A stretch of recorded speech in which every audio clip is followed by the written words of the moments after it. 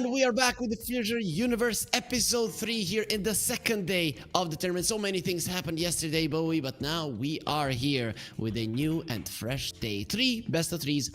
Unfortunately, on this day, we only have the one stream.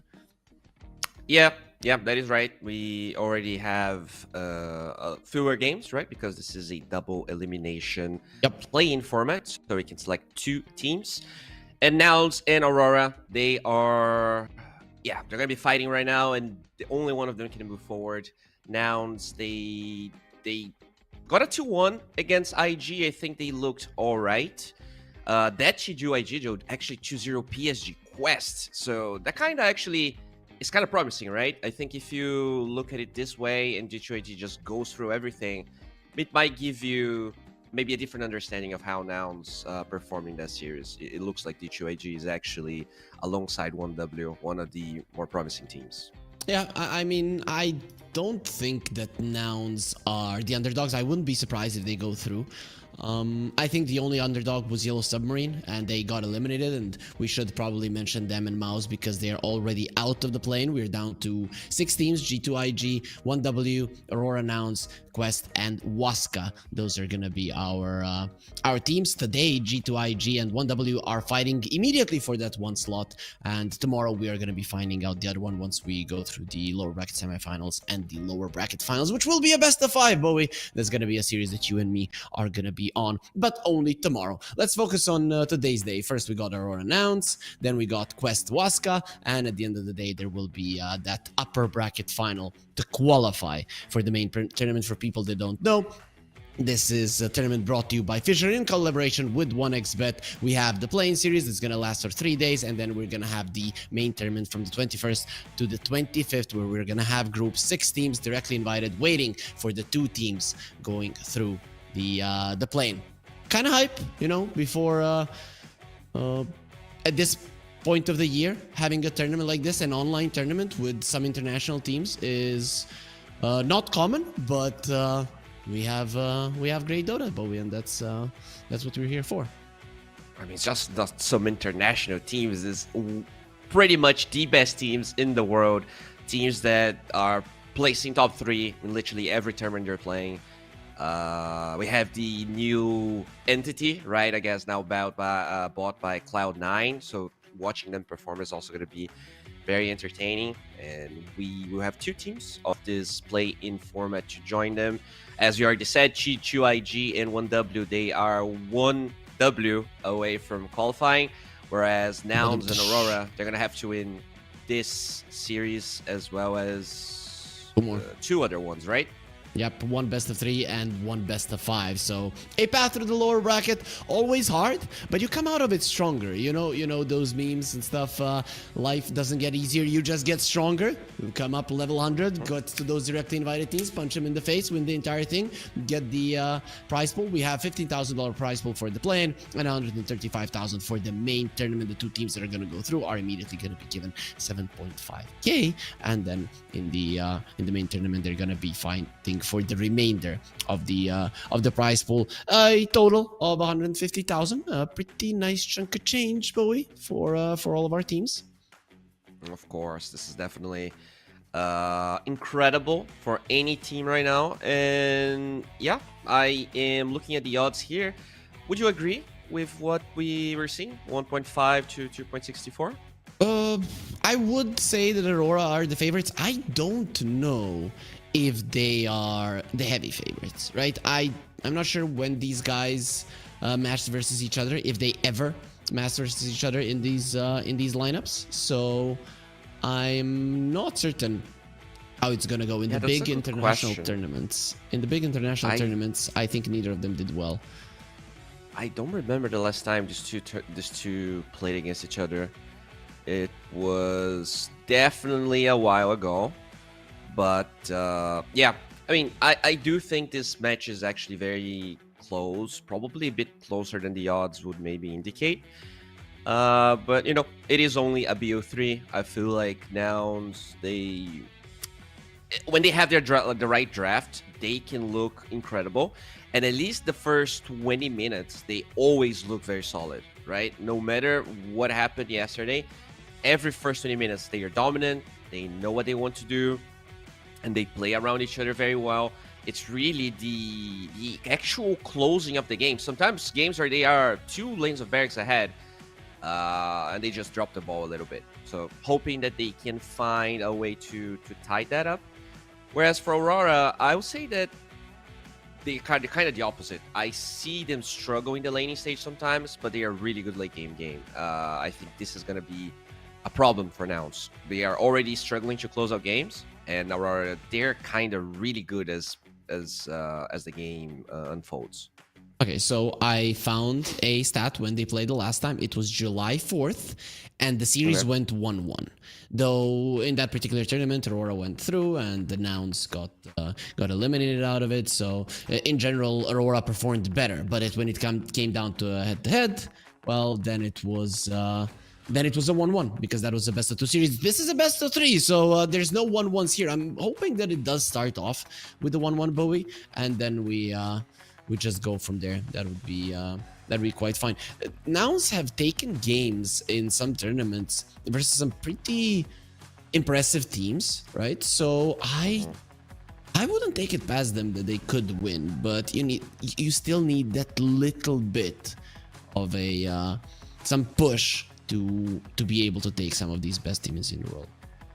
Yeah, I fully agree. Like, taking a game out of big teams, is good. It shows that you're probably on the right track, but closing out series, closing out games, I think consistently is something hasn't really been doing. But, if you want to consistently get really good content, know exactly when the games are going to start and what FISSURE is up to, you should probably subscribe to the Twitch and YouTube channels of FISSURE. They have lots of fresh content for you.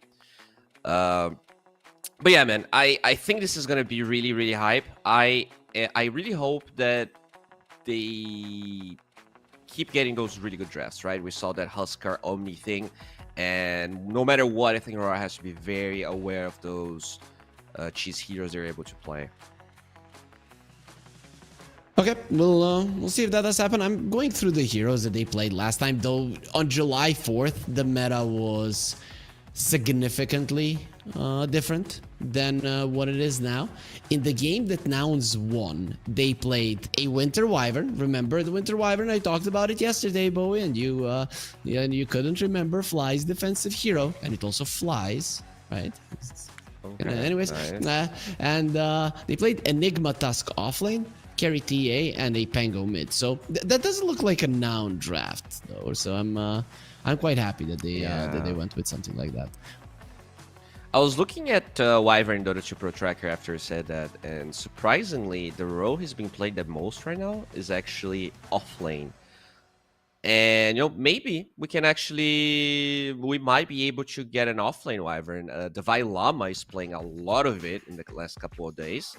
Maybe one of these players actually got some inspiration from it. There's one Toby game. Obviously, Toby not playing any of the teams that are in the tournament. But, that's always, like, if you see someone winning pubs, you might try something out. We saw the offlane Tiny with Pipe. I'm sure one of these inventive teams here from the tournament might be trying to get some inspiration from them. Yep, maybe they do. I mean, this is how the meta is usually developed in pubs. People try something out. People start winning with the hero. Then you are gonna try and find counters for the particular hero, and that's where the meta changes. Sometimes even one hero that is being played in pubs that is gonna get banned out in every single competitive game is just gonna change the meta completely. People even forget about what was stronger before because they're all thinking how to counter that hero. Then they get used to a certain type of gameplay, and it is actually insane how much creatures of habit we are, Bowie. Yeah, definitely true. Speaking of habits, I have a habit of checking Dota 2 Pro Tracker's players, and we kind of talked about Fly yesterday and the Omni Knight that was actually surprisingly decent in the lane, but he has a lot of heroes that he's been playing that we didn't really get to see. Tinker obviously is being banned a lot, but the Nature's Prophet, it was kind of the talk of the town when the patch dropped. We didn't really saw a single Nature's Prophet game yet in this tournament, not at least from the ones we cast. So I'm expecting maybe something like that. He actually has some Naga 5 games. Like, he has some really inventive stuff. And considering this is possible to be their last series, I hope they go all out and maybe try to confuse Aurora a little bit. So Aurora did play a Nature's Prophet. As far as I'm seeing, it's either mid or off lane. Let me check. It was going at the same time on the second stream while we were casting, and it was a mid Nature's Prophet. So Laurenhoff did play it. So that's what we have seen in terms of Nature's Prophet thus far. In the tournament, MOUZ has played a Nature's Prophet as well. And now which role? Of course, we are going to check. It was a position 4. So Narman played it. Really okay, Aurora has 5 pubs of mid NP here. Very interesting. Yep, very, very interesting. There are some issues at the moment, so that's why... Oh, okay. Okay. So everything is gonna be fine. We should be getting ourselves into the draft fairly soon. As soon as the teams are ready. We're still 3 minutes away from the timing, but the production did want us to get in so that with our dashing good looks, you know, Hollywood star faces, we would attract the audience here, even the ones that are not that much into Dota, and they're gonna stay for the Dota action. That's what we want. Of course they will. Looking at how the patch dropped and the meta has developed here, is there maybe a hero you thought we were going to be seeing a lot that just did not show up whatsoever? I think when the patches started dropping, that Death Prophet was like the talk of the town. And I remember you at that point saying, it might not be as good as people are making it out to be. And I really like that approach because I'm also always somewhat skeptical. I like your explanations as well, that you might be able to ignore the Death Prophet in those situations, that she will not be fast enough, she will not be close enough to actually do the damage, and that is what we are seeing. But the hero that kind of replaced that also has damage mitigation, or not really mitigation, but delayed damage done to him is the Kunkka, and that guy has been impressing me. Yesterday was even casting a game, I think, or seeing a game with Kunkka and the Aghanim Scepter, so I got to see the boats pop those cannonballs. Boom, boom, boom. I did you win? Really. I think one game he won, the second one he didn't, from ones I saw. Because I agree with you. I think this Kunkka is pretty cool, and it's mostly a South American thing, because I've been casting a South American tournament and it's showing up so much, right? Whenever I think I've seen it mid, I've seen it off lane, but here, at least the games that we cast, it was not a hero that was really contested whatsoever. No, but I think the hero is actually pretty decent.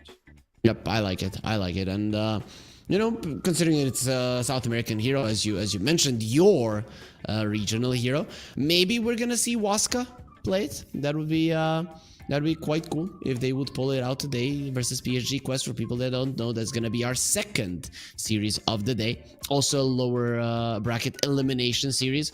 The brutality of the lower bracket, Bowie, that's what we like to see. Oh yeah, it's definitely very hard, but all of these teams, they know what they're signing up to. It is a very brutal game, not a lot of winners, and you just got to be the best here to play with the best, which is the 6 teams waiting for in the next stage of this tournament. I'm looking at the last games here for Waska. They did not seem to be... They played one Kunkka game. They did play one, so yeah, maybe we actually get to see them play that. Yep, I've seen it mid, I've seen it off lane, so it would be nice if we would go that route, but we don't have to think about what people will pick, what they would like to pick. We can focus on what they are going to do next, because Aurora and MOUZ eSports, this series has officially started. The first game of this best-of-3 series is underway with the draft. No surprises in the bans, really. Lina has really gained popularity. Is that because of the melee supports being popular, or is the hero itself really, really strong? I think the hero itself is just really, really strong. There were a couple of changes in 737, 737B that I think really favor Lina. The new talisman change also allowed Lina to be a really good carry, right? Because in the past, Lina was more of a like there was the carry Lina phase for a while, and then it became only mid pretty much. And I think with the way that the new facet works and no talismans works, I think it kind of made this hero very strong. But on top of that, yes, there are a lot of melee plus fives that are popular, and it is an aura patch, right? So Lina doesn't feel as squishy anymore, and you have this Lina that has Pipe and Crimson Guard and Greaves to work with, and the hero seems very solid in those positions. Yesterday when Nouns played versus G2IG, they would pick the Enchantress twice in the first phase, and both of the times it got responded with the Nyx Assassin. When I saw the bans, I thought, ban Nyx, pick Enchantress, but they banned the Enchantress and pick a Shadow Demon, which is another hero that Fly really does like to play. Yeah, he does play it, and Lelis played in game 2, the one they won, right? He had the Blink Dagger, Yes. He got a lot of really good saves. You also get the healing on a Husker, which was the mid hero they played at the time. I liked it a lot. I'm trying to see if Lelis plays it in pubs at all, and I don't see it, so that's quite interesting. And the response is a Primal Beast into a Shadow Demon? Okay, these guys know something I don't, Bowie. Please try to explain why pick a Primal Beast into the biggest or maybe the second biggest counter. I cannot decide between the Shadow Demon and the Clockwork.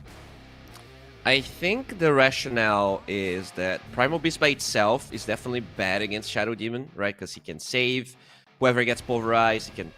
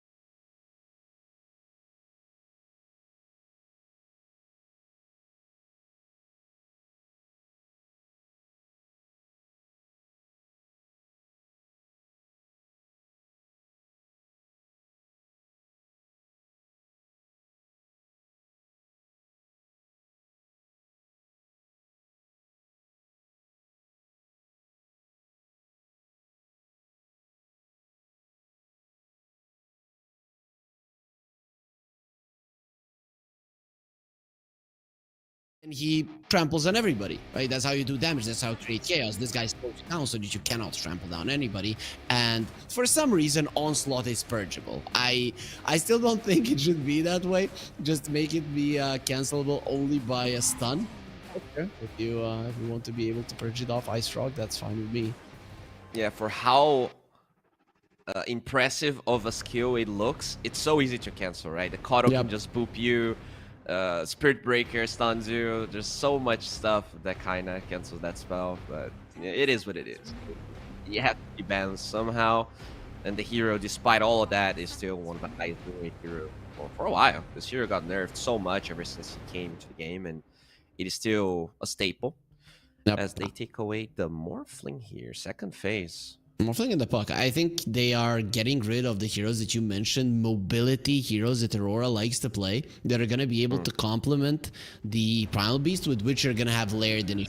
One guy jumps in, use Disruption. Oh, now we know where you are. Then you jump on the Shadow Demon. Then if you have another save, it doesn't matter. We have a third one that's definitely going to be breaking apart your formation and destroying you. So I think that's what Nouns are trying to prevent Aurora from doing. Yeah, it's interesting. This Morphling also maybe indicates they're going Ember. Maybe indicates they want to play Huskar. The Puck not necessarily all them play Huskar and destroy a Puck in the lane. But they will go for a Jakiro here for Aurora. Interestingly enough, Nouns, I think, kind of stayed away from the Sven support. There's a couple of European teams that really favor Sven. But Nouns, they didn't... At least from the games that we cast, they actually did not care about that at all. No, not really. So whenever I see a Jakiro, it just screams Rubik to my face. So I think Something like a Rubik and a Beastmaster would be a good response right now. And speaking of a Rubik, he's right next to us here with an Arcana. If you guys want your Rubik to look as awesome as this guy, 1x give with the exclamation mark before it in the chat to find out how to enter this amazing giveaway that our sponsors have ready for all of you lovely people following us. They are using a lot of reserve time here, trying to figure it out. They had the chance to pick Rubik several times in the other series as well with a Jakiro on the enemy side, and they did not take the bait. Nouns doesn't seem to like that hero too much, and they're gonna go for Yuma's Wind Ranger. I'm assuming sure he can flex to literally every position, but in general, Gunner doesn't play it. And Lelis plays it. You know, that's an interesting thing, and Copy does as well. I just don't see the value of, especially now that the innate doesn't give move speed to everyone, or I guess it was the facet. I don't see the value of position of support Wind Ranger. I think it's very unreliable. Like, what would he actually give you in a game like this? I'm trying to see. So Lelis, in a game that he played 14 hours ago, so yesterday, he won. He went Arcane Boots, he went Pavis Solar Crest, Shard, and then just some items like Lotus or Blinken's Blink. I guess those were needed for the game. There's the Ember. I look at the damage of Aurora. I feel like a support Wind Ranger, it was just going to be destroyed if she doesn't have BKB. To me, this is a game where you have to play core Wind Ranger to already withstand the damage of two heroes, and you know there's still going to be probably more counters.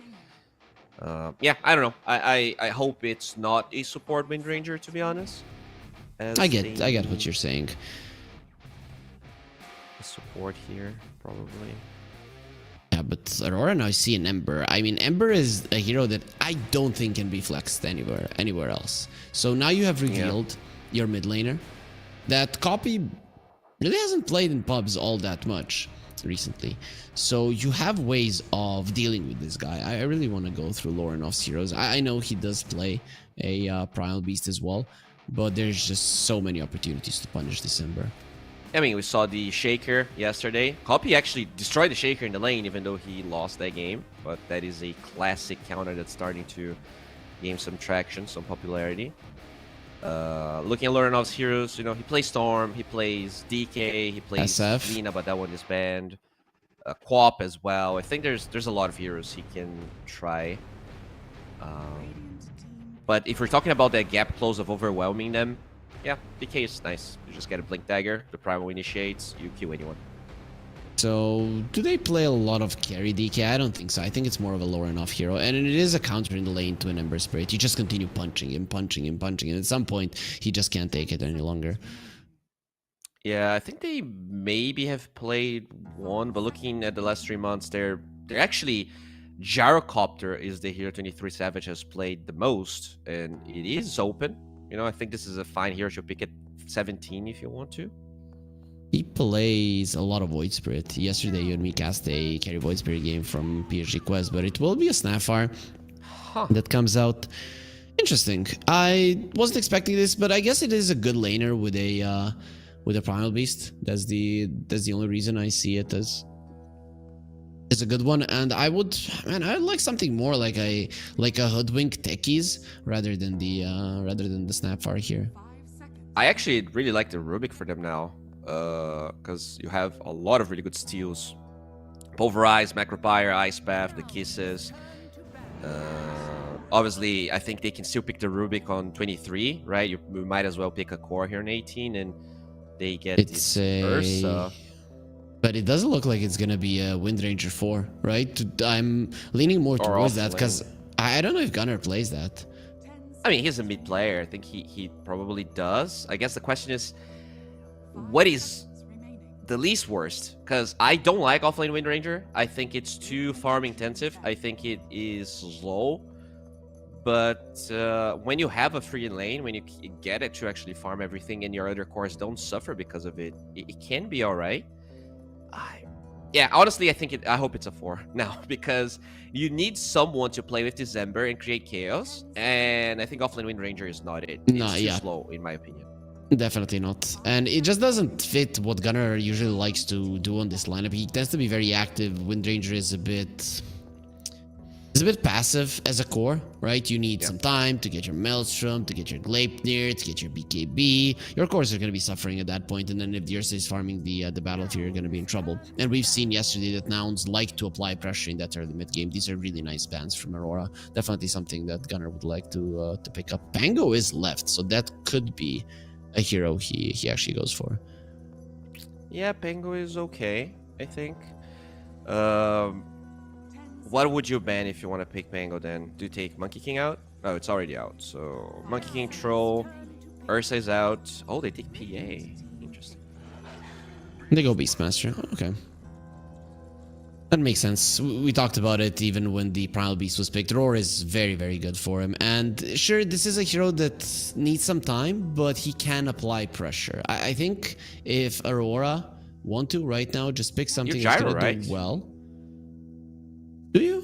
How does it? I mean, yeah, with the it just kills the boar, it kills the hawk. It's 23 Savage most played here in the last 3 months. I think it looks kind of straightforward to me.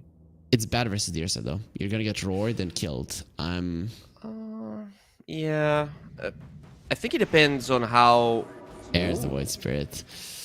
Okay, so we're gonna see some Battle Fury Void Spirit again. All right, this is gonna be very hype. Yeah, this Battle Fury Void Spirit, it started with PSG, right? They played 2 games with TA2000, and now we get to see even more. This is hype. I still though like the draft of Nouns a little bit more. I think this Ursa is a really good pick. I think the lane's gonna be great for him, and they have the control necessary, change into Roar to kill the Void. I feel like in a lot of the other Void Spirit games we watch, he was not only had a perfect laning stage, but there was not enough catch. And I would say now they don't have perfect catch, but they have pretty decent one this time. Yeah, I would say so as well. I think you have ways to surprise the Void Spirit. In the game that we watched, they didn't have that. It was pretty much a free Void Spirit game. And let's say even if you would have a Beastmaster, they couldn't get the roar off because he just wouldn't stop dancing around. In this game, with a Sleight of Fist Chains, it's one of the best spells to go up against him. So I guess your second item will be Manta, and at that point you're going to be fine. But I'm just afraid what's going to happen before that. I know. I really like how Nouns are drafting in general. Their drafts for me have been top notch. Yeah, I think they definitely drafted well in all of the series they played. I mean, this is only 2 series because of the Yellow Submarine forfeit, but still, I like it a lot. Aurora though, maybe taking some risks here with this Void Spirit. We'll see if the 23 Savage Void Spirit is gonna look just as good as TA2000, because TA was looking fire. Like, he absolutely destroyed. And, you know, this is not a normal carry hero. Not a hero that I think 23 Savage has played that much competitive, right? Does he even have a single one? Let me check. Yeah, but it's 23 Savage, right? This guy has been at the top of his region forever. I don't know if anybody can... I mean, people tend to sometimes say bad stuff about him, but I think that's just memeing. The guy is an incredible player, and I think this is the type of hero that he can pull off. Weird skill-based farming hero, right? It screams 23 Savage, basically. Well, he played 1 game in 2023 against Execration, and he lost. I think that was when, you know, Void Spirit was a bit more popular. He was a carry for a brief period of time. Yeah, we'll see if he can actually keep it up, if he can play at the highest level. This is definitely a new technology here teams are using.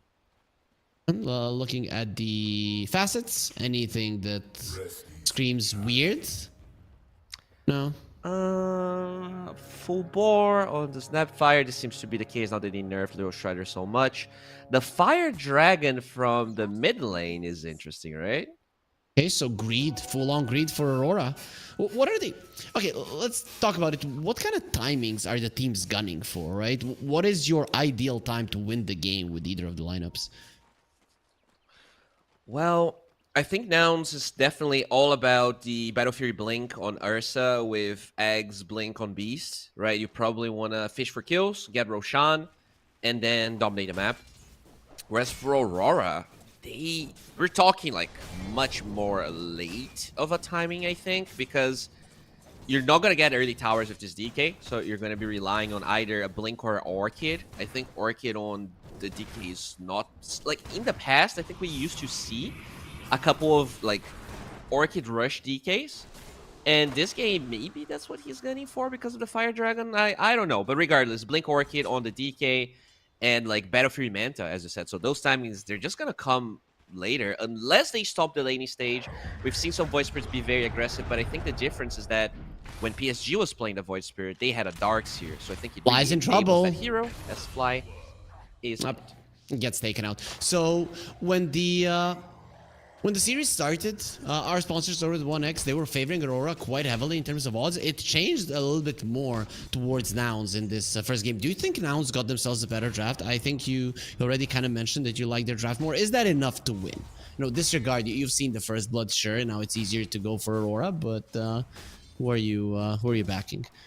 I definitely prefer their draft. The thing is, I feel like Aurora is really good when it comes to late game, and even if Nouns has a good laning stage, even if they get the Aegises, their draft actually pushes very slow, right? I believe this game, unless something really weird happens, is gonna be like 35, 40 plus, and we saw the types of mistakes that they make at those stages. And I think that actually does benefit Aurora in the sense that those late timings are not going to be punished as much if they had like Morphling or something a little bit more, I guess, siege oriented. Makes a lot of sense. That makes a lot of sense. Gunner is in a little bit of trouble, and a little bit more trouble than he would like to be in. Gets taken out easily. Ollie on his Jakiro, slowing him down long enough for him and the Void Spirit to do the damage necessary. Aurora starting off really well when it comes to kills, but in terms of CS, that isn't really the case. Nouns, like always, when it comes to CSing, they're doing a good job. These guys have really learned their laning phase. Yeah, they have been laning quite well. Copy really impressed us yesterday. We'll see if he can keep it up, because this is another matchup where, you know, they get this early Ember for him, and he is against a lot of scary heroes. If you get Dragon Tail, like, you're dead, right? There's gonna be a native Remnant with the Void Spirit showing up, or this Primal Beast out of nowhere. It is quite scary to be an Ember this game. It's quite scary to be anybody in this game. I'm looking at the game, and I'm thinking both of the teams have an immense amount of damage. Good thing for Nouns, they do have a save from the Shadow Demon, so that can change the fights quite significantly. Fly's positioning in these fights for me is going to be key, and it kind of always is when you have these protective position 5s. One thing that I like, you know, this was kind of an early Ursa pick, Ursa on 18. You know, I think the hero is decent, but sometimes I think it's a better 23 or 24. Is that none of the cores on Aurora really want to build U Scepter, right? When you look at Void Spirit carry, like, sure, he can buy it, but it's not what you want. Same for the Primal Beast, same for the DK. And, you know, supports in general don't really get the gold for U Scepter. This item is in a weird spot right now. And we see a lot of 5s just getting Greaves and Mac, and I think for the Snapfire probably wants something else. So it is going to be a game where Yuma is going to have a good time. What is he doing? This is very dangerous, especially when the Shadow Demon stacks you, but he'll be okay. Yeah, gotta cut the wave. It gets too scary at this stage, but Fly's good genius protection there from Fly. Oh, brought in one creep, and Japs can't get close. Ooh, He uses the blood grenade on the wave, maybe on Fly. Does use the disruption. Yuma will be coming onto the high ground once that ends. Very nice spell usage coming out from Nouns, and some of these creeps are going to be pulled by Q. Doesn't really matter. You've got yourself a kill, and finally, you got yourself on the board. That Primal Beast is really suffering. Yeah, it's sad. But no, at the end of the day, he actually gets to drag the creeps and flies out of resources. So it does allow this Primal Beast to at least get some farm. This lane just becomes Void Spirit is in trouble. 23 Savage. Needs help. Had the one charge, is not going to be enough for him to survive. Gunner underneath the tower will be taking a massive amount of damage. He cannot remove the aggro, but he still does have 2 piggies that are very mad that their master got killed by a dragon, which Lelis will take out of the sky, getting himself a double kill. That is a beautiful start to the position 4 Wind Rage that you were not a fan of, but it is looking great. Q. Those Fury swipes, they really start to sting at some point. And Ursa is coming forward. He does have 3 hits. Needs to be very careful of the tower shots that won't be connected on him. Pretty speedy though, and Yuma with the phase boots is not a target. Such a good play from Yuma. He knew the aggro was perfect. He goes in. He knows he's not going to be punished. He actually forces a TP and doesn't lose. Savage is now alone. Bottom TP. He does need help.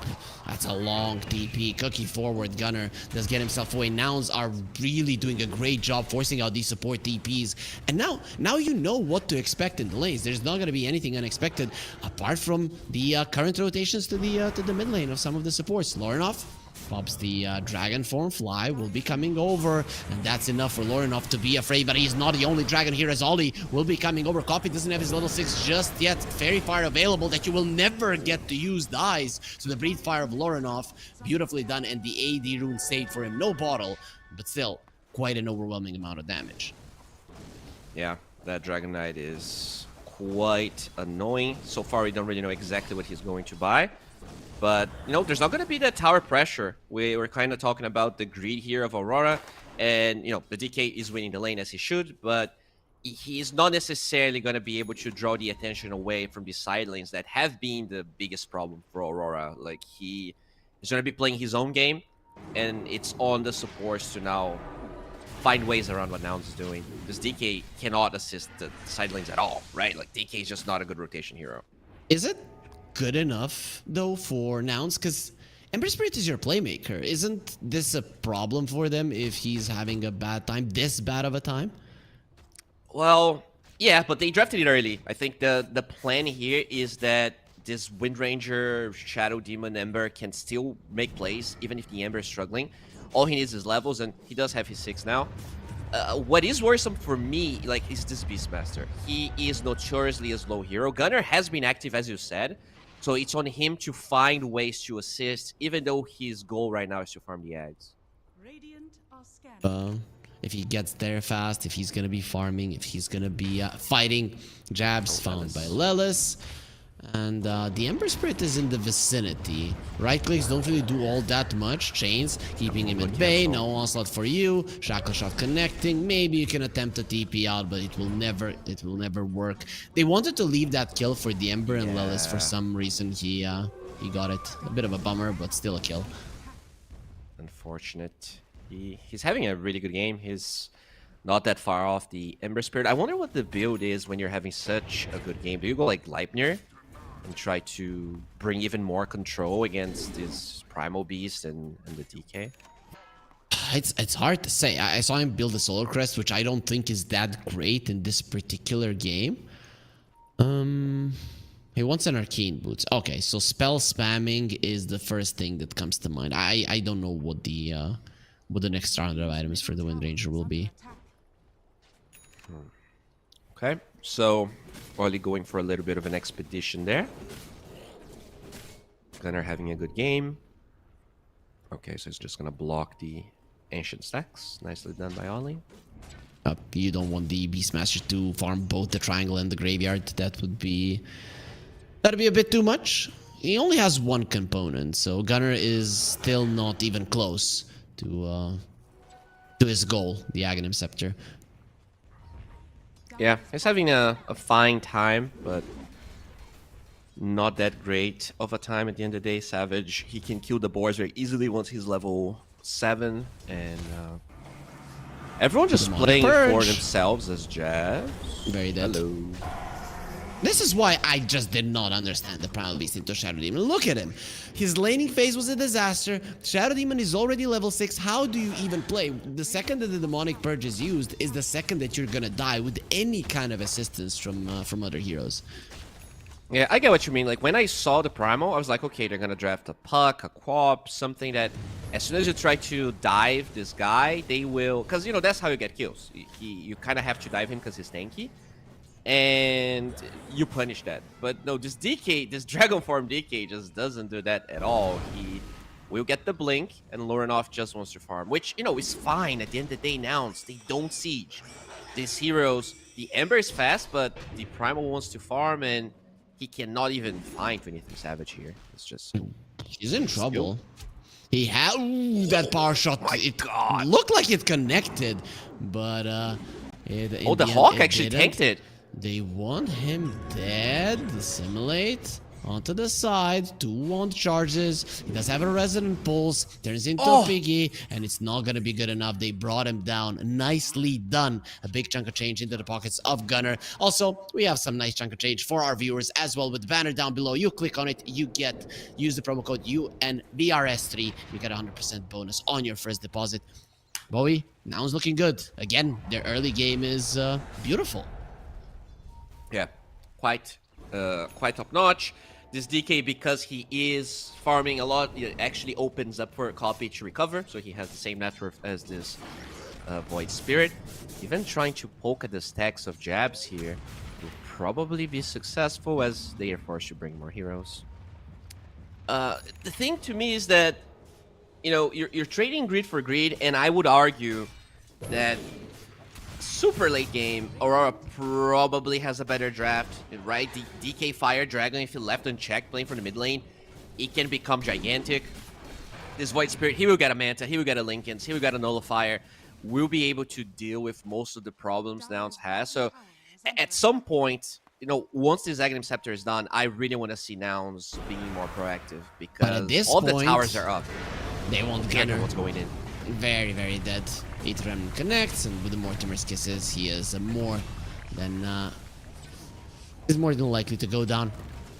Actually, some of those Mortimer's Kisses missed, so I thought it was gonna die earlier. Ollie on the other side of the map is being hunted down. A couple more hits from Copy should take him out. 10-1 charges into tier 2, and Copy does not want to continue the chase. Bottom lane Aurora, reveal of the Blink Dagger, they get a kill, they get a tower. That bottom tier 1 is very important for now. I'm surprised that they're not putting more resources into defending it. Yeah, they actually lose the stacks as well. That is very costly here. Can even punish Lornoff so far? Nope. Does not seem to be the case. Way too fast, as Lelis also gets killed here.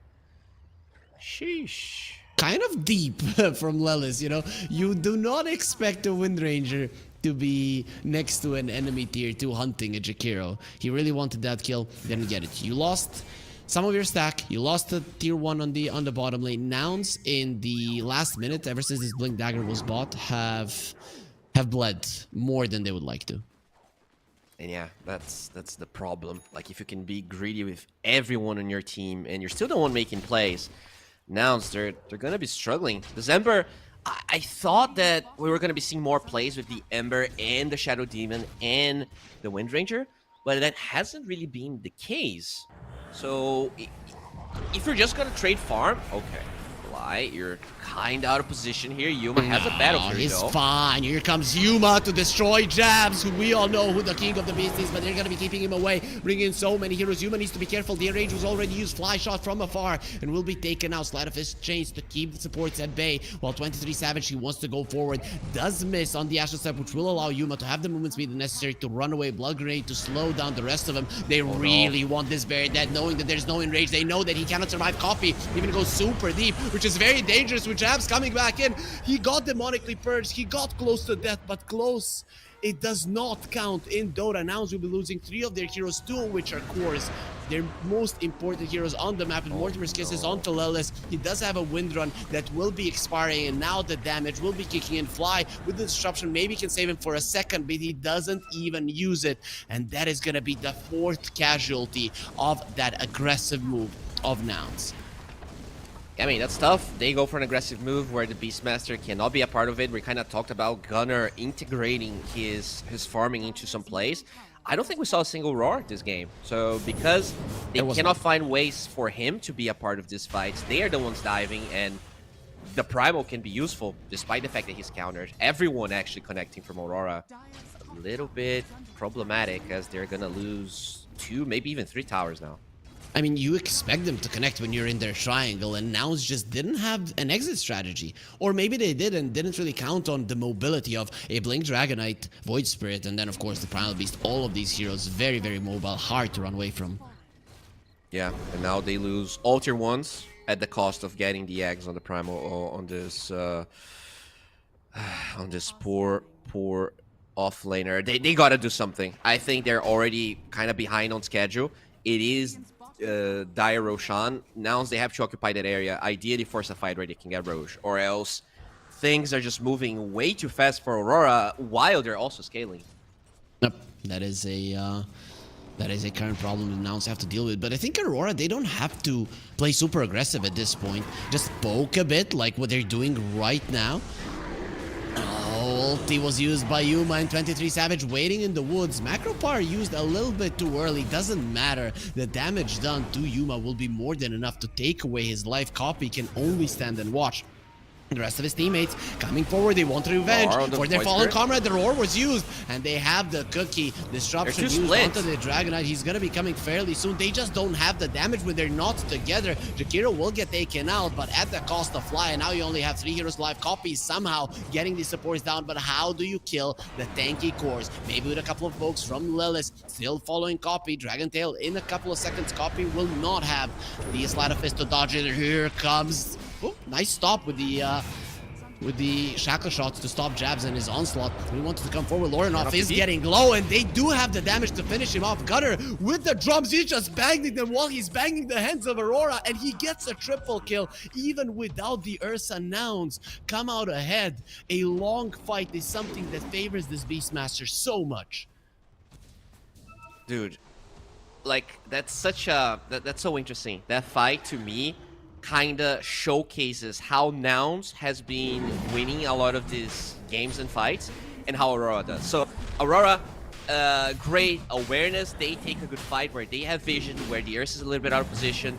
Nouns, they were supposed to lose that fight. The way they somehow turned that around is all about individual plays. That shackle shot you mentioned, canceling the onslaught of the Primal Beast, and then Aurora is out of resources, trying to kill a Beastmaster, one of the tankiest heroes once he has eggs. And out of like individual plays, Nouns was able to turn that around, but I think strategically, map-wise, Aurora has been playing much better. But, you know, it's great that not only Nouns is able to take this, they're also trying to force Roshan at the same time. They really needed this. You know, you talk about the fight here at the start, that it was split and that Nouns didn't have the damage, but we also forgot that Nouns have so much sustain and they are hard to kill. This shackle shot here saved the life of Copy, and really it made it everything. Yep. And this is where everybody starts dying. And Pt.3 Savage, at that point you're just trying to do as much damage as you can before you die, but you're already kind of accepted your fate, as that will be an Aghanim Scepter and the Blink on the Beastmaster. He just finished his Aghanim Scepter, came to that fight, gets a triple kill, and the Blink Dagger is ready. This is so big. Yeah, it really is. They pretty much flipped the script here. Now ACQ. they're the ones slightly ahead. Oh, blind jump here. God damn, Gunner. Okay. Yep. That, and the ward immediately expires after they got him. That is the ward that Lelis placed back when he was chasing the Jakiro. That was, it feels like an ages ago. Yeah, you're right. I remember. And now that is pretty much a BKB on Yuma, so he's not going for that fast Blink Dagger. He decides he wants to be able to stand his ground, which is definitely necessary. Way too much crowd control on Aurora. Every hero has a stun, right? Every hero has a stun. Most of them are AoE. Void Spirit needs that Manta. And I think Aurora needs to try to slow this game down now, but after that fight on the top lane, the one that they didn't think they were going to lose this much, they don't get to choose how this game develops in the next at least 5-6 minutes, and that is a problem. I mean, I kind of disagree, because yes, I think they want to slow down the game, but what is Nouns actually doing, right? They're going to be poking towers, but they do that so slowly that I think Aurora can actually get the net worth advantage by just splitting up the map and avoiding where Nouns is. I'm looking at Nouns, and what I see are 5 hunters. That's the thing. And they're gonna hunt. That's what they do. Let's see if they can find someone. The Ursa, not that good at hunting yet because he doesn't have that blink, but Aurora, all you gotta do is dance. Just keep dancing. If someone falls, you let them fall, and you split the map, and Ollie seems to be that first casualty. And we see a very early shard on the Wind Ranger. I like it. Really, it's hard to look at which items you need, but seems like he's going to be contributing a bit to the aura department, and then a little bit of control with the Gale Force. Yeah, the Shard is really good against the Primal. Like, he is absolutely countered this game. This Primal Beast is just such a sad hero this time. Yeah, he's sad. You know, at least he's sad, but our viewers should be happy. And if they want to be even happier, they should subscribe to our YouTube and Twitch channels just to be able to know when we are live. You know, even though I'm casting, I always get happy when I get that notification that Fissure Dota ENG is live, as there will be an attempt to steal on the Tormentor. Wisdom Rune in 10 seconds. Do now stay. It is dangerous to be there. They're very low. Nouns will be able to break the smoke with Copy.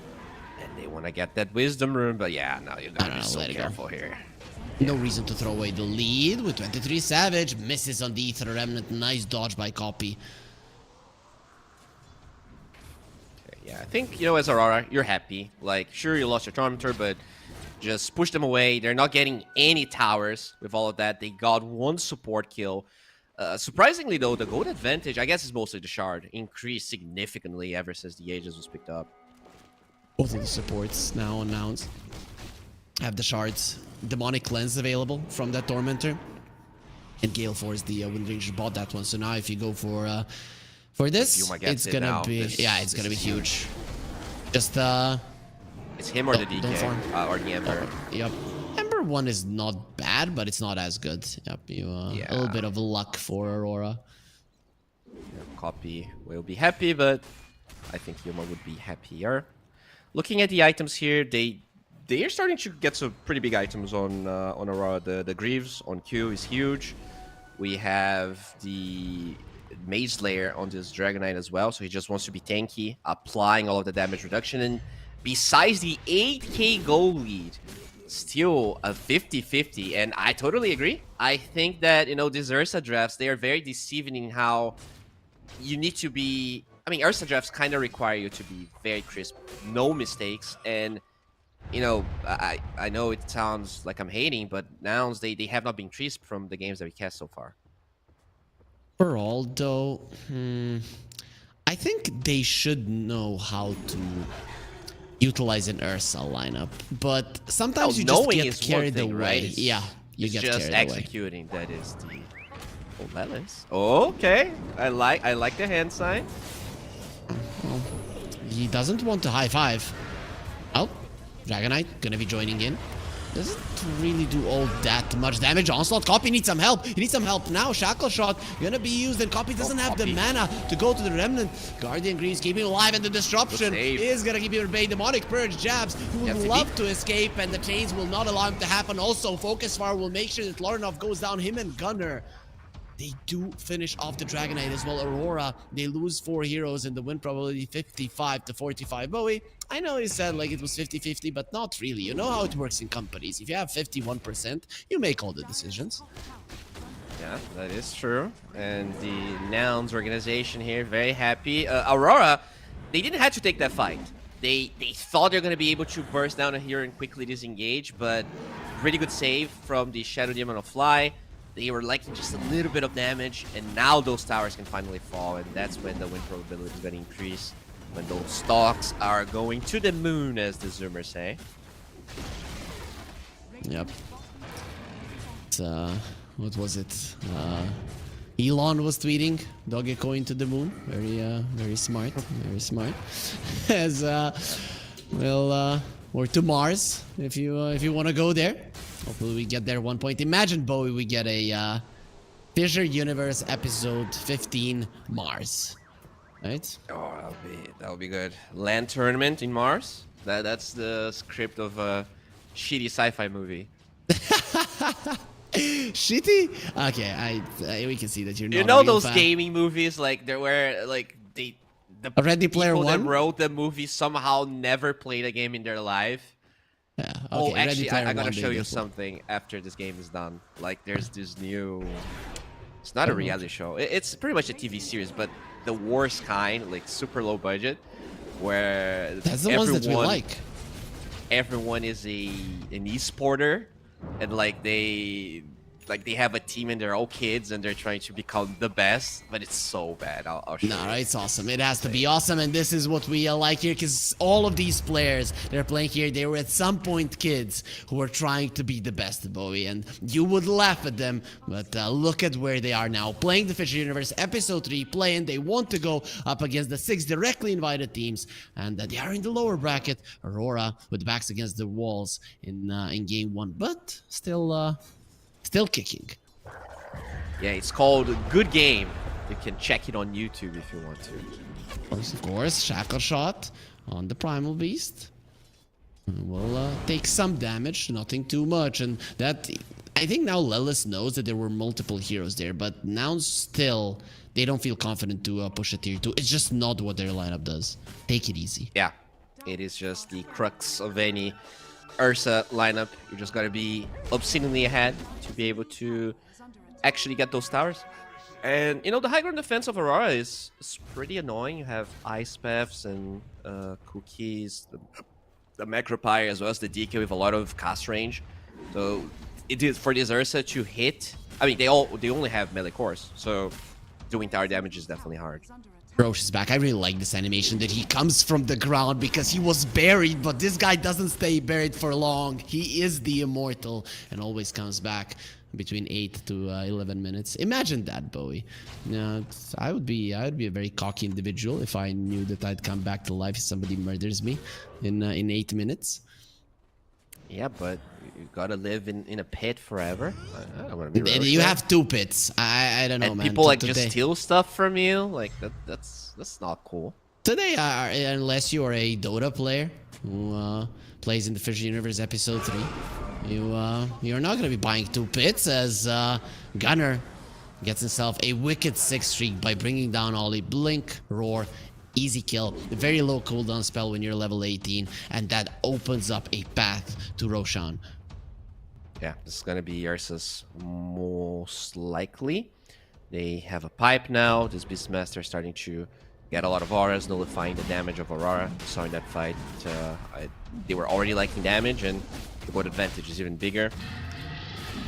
Okay, so Nouns, once again, with pretty much every game that we cast from them, they always get in this position, right? Where they're in full control of the game. They always get Roshans. The problem is, can they execute? We'll see. This game has been, pretty positive from them, but they still gotta finish it. 23 Savage is ahead of the Ursa. He really has been getting a massive amount of farm, going for the Orchid. So this has been his build, the Battle Fury Manta Orchid, for most of the games that I watched the Void Spirit play. But I'm not getting those "I'm crushing you" vibes that we got yesterday when we were casting TA2000. Yeah, definitely felt like TA2000 was a bit ahead of the curve. Of course, like he had heroes to enable him, and PSG had better games in general. But yeah, we'll see if this Archid's gonna pan out. I'm assuming there's already Greaves for the Wind Ranger, so it's only the Shadow Demon you're actually reliably killing here with the Orchid. And he's gonna be super far behind. Really, there's no way Fly gets caught first. But create chaos with the Primal Beast. Fly reveals himself. Yeah. Bam! That's when 23 Savage strikes. I think that's the play, actually. You make sure you have buyback on the Primal. You show his booty. You allow the other heroes to actually get vision of the important targets. And then with a buyback plus a lot of wasted spells on Nouns, you actually take a good fight. Okay, that's a tier 2 gone. The last tier 2 in the mid lane is also being targeted. Jabs. He's Go to very Jabs. mad and gets the first hit bash. Jabs has a Blade Mail, Onslaught available, Pulverize as well. Doesn't look like he's gonna live, but the rest of the Nouns team, they need to back out. That's gonna be a nice second BKB down the drain. Copy's trying to do as much damage as he can. Dropping low on Ollie. Cookie, not gonna be doing anything. BKB pop from Copy in a perfect position. Shackle Shot, not going to be there. Creep spawning just a second later. Power Shot, however, and the Sleight of Fist, more than enough damage. Dodges on the Ether Remnant, gets forced back by the neutral item, but it's not enough with an Ember Spirit. The mobility is insane. He has that shard that he got from the Tormentor, and he's using it with the extra remnants. He's getting Ursa, he's back! You thought I wasn't here, and you might have more network, but you are not stronger than a bear. That is gonna be a dead Void Spirit, while Jabs is being targeted. A Beastmaster versus a Primal Beast. Well, he will tame you, my friend. You are not getting out of this one alive, especially with Lelis connecting. Jabs has been trying to dodge to live for a very long period of time. He will try to intimidate his opponents with some roars, with some pulverizes, but ultimately his life will be taken by Lelis and his focus fire, which now, with 4 heroes dead, allows MOUZ to go forward. And they gave up so much there, Aurora, but we are also going to be giving away some Arcanas to all of our viewers. 1x give with the exclamation mark in the chat allows you to know what you need to do to be able to participate in this one. This looks so promising for Aurora initially, right? You have this incredibly farmed hero with Aegis chasing down a Primal Beast on another side of the map. But Aurora, unfortunately, they're too far behind. They suddenly, a 6 versus 5 becomes a 4 versus 4. But they still get trashed. So Nouns just way too far ahead. I think the play was cute from Jabs. I think that's probably the best, another way that he could have tried to be useful. But they were not able to really take that fight. I think this Void Spirit still not exactly where he wants to be. And the Arcade, you know, we were kind of talking about it. I'm not sure that was the right item, as you said. Looking back, maybe there was something better he could have built. I don't know, Lincoln's is the other item that he's going for, and I think he needs it, but to be honest, if you want to get back into this game, you have to have a way to kill your opponents. Without the Orchid, that's not there. I think it was a necessary risk that just didn't work out. Yeah, but the thing you can only kill, the only hero you can actually kill is the one you said he cannot catch, right? And you have to, but you have to try. Like, what is your other approach? I mean, now their approach is just a desperation smoke. I think their approach now is actually to wait his Aegis out. Now you bait Nouns, and you force a fight where the Aegis expires. Gonna drop that banner. They still have a glyph. Just by time. Like, they're not gonna push fast. Oh. Silence on the Ursa has the BKB. Gale Force pushing them away. Atos, Shackle Shot next to a tree. Enraged from the other side. That Ice Path really isn't going to stay for a long period of time. Roar gets used on the Dragonite, and Copy goes in. Looking towards Q. You're going to be doing all that much damage. Yuma still alive. Taking a lot of damage. For 10 seconds. He probably would like to lose his life, but for now, he gets out. Jabs thinking about onslaughting forward. Will be doing exactly that. Atos keeping him at bay. In 2 seconds, there's going to be no more Aegis, but Yersa gets back up to full. Gunnar might be the first target. And not the easiest target for sure. Copy going to the base. He didn't leave a remnant, so he's going to be rejoining full HP, full mana. The Gale Force keeping them to bay. Loredov, he will be able to get forced after the high ground. And another high ground. Yuma just cannot follow him. Also, Cookie fed to him, and that puts him in a position where he will be found by Gunnar. Already losing 2 of your heroes. But you don't have the damage necessary on the other side.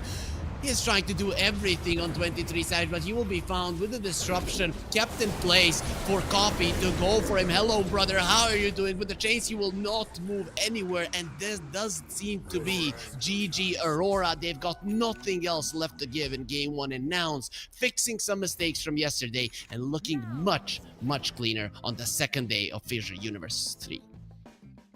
Yeah, pretty solid game. I think that Aurora, at the end of the day, they tried the same thing that G2IG did, right? Very focused on the late game, very focused on their own timings, which sometimes can actually work. But as you said, that Primal Beast was so absolutely countered. Like, it could not find a purpose this game. It couldn't initiate. It wasn't tanky enough to posture. They didn't really have any saves within their heroes. The DK just didn't scale as much as I thought he would. He had to stop for a Mage Layer because he was dying some of the fights and just didn't do enough damage. And I guess the Void Spirit suffered because of it, because no one could open up the fight for him to find the heroes he needed, and the fights looked so awkward. Yep, so awkward for Aurora, but so easy for Nouns. Long fights for a Beastmaster, Ember, and an Ursa.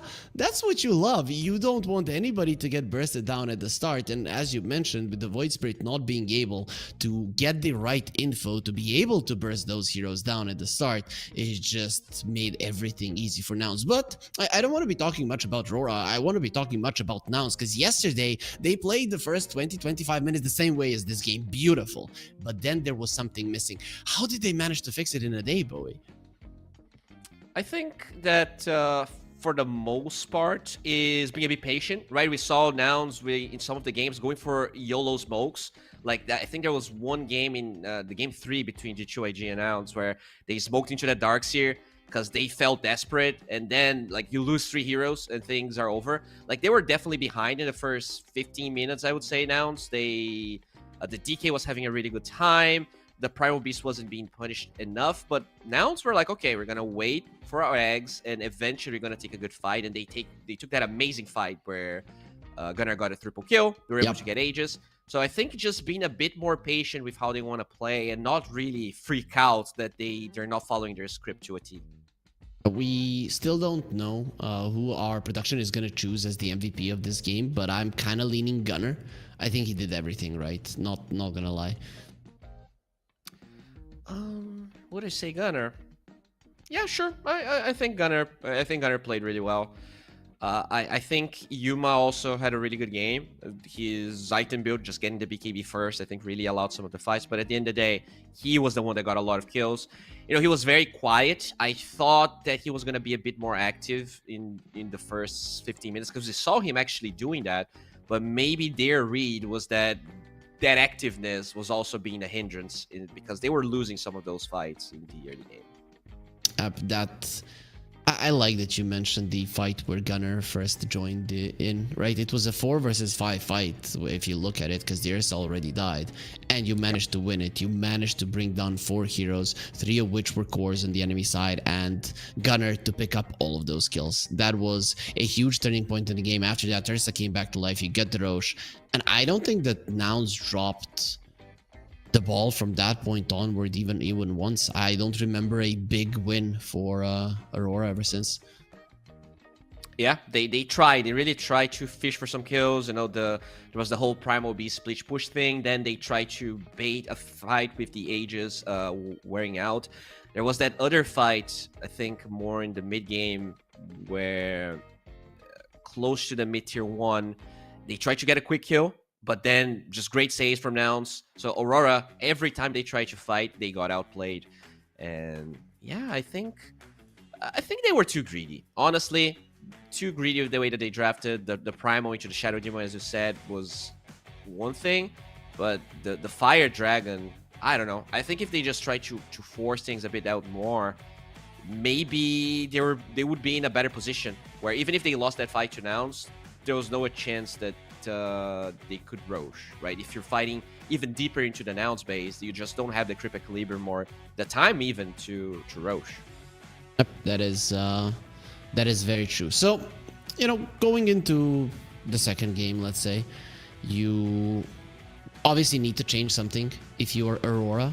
What is the first thing that you're thinking about? Apart from don't pick a Primal Beast into its biggest counter immediately. I don't even think that's the biggest problem. Maybe... It's a solid problem. Yeah, it's a solid problem. Maybe...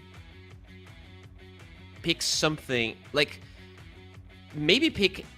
I think they were too on the fence with this DK, right? Because it's supposed to counter the mid lane, but then you go for the Fire Dragon, which counters the Ember a little bit less. And you also don't force towers. So I think you either go for actual full greed with something greedier than the DK, or you actually pick something that destroys the Ember more. I think they just tried to do both things. They wanted to counter the lanes, but also be greedy, and they ended up getting none. Yep, I get what you mean. That's true. Is it just the draft? Are we gonna be focusing on just the draft, or were there problems with their execution? Was there a way that you wanted them to play that they didn't utilize? Should they have slowed down the game? Should they have sped up the game? Some wars that weren't placed? Anything that you noticed that really would have made their Wait, game easier? looking at the items here, did Jakiro have an armlet? Is that correct?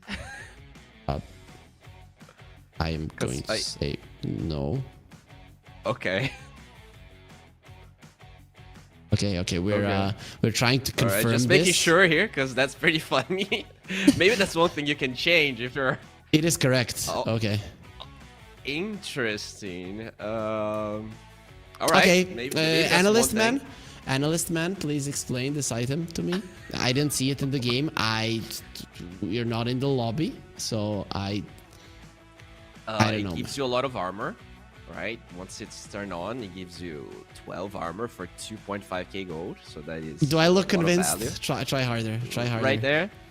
It is also a way for you to de-stress, because you can turn it on and off. And I think, you know, those... It's more stress. No. It allows you to... The ADHD players, they need stimulus. And if you're not fighting, you can get bored. So if you're just turning it on and off, I think it helps with anxiety. So maybe that's what they were going for there. Dude, I don't know. I'm surprised I didn't notice he had the armlet in any of the fights. A couple of years ago, it was a long time ago actually. I was playing a Dota. My friend introduced me to another friend, and we were playing Dota. And I constantly hear like, there's the MVP, and I'm like, why are you hitting your keyboard that much? And he says, I'm not hitting my keyboard. I have just amazing APM. And they hear like, I have amazing APM if I'd be smashing my keyboard with my head. But please do something useful, right? So you can still constantly spam a button that you have nothing bound on. True. I mean, a lot of players do that. I think it's like, have you seen those old videos from like Dandy getting warmed up for a game, and he's just like mashing those buttons like crazy. Sometimes it doesn't even like give you any advantage. It's just you feel like you're actually more warmed up, I guess, if you're pressing buttons non-stop.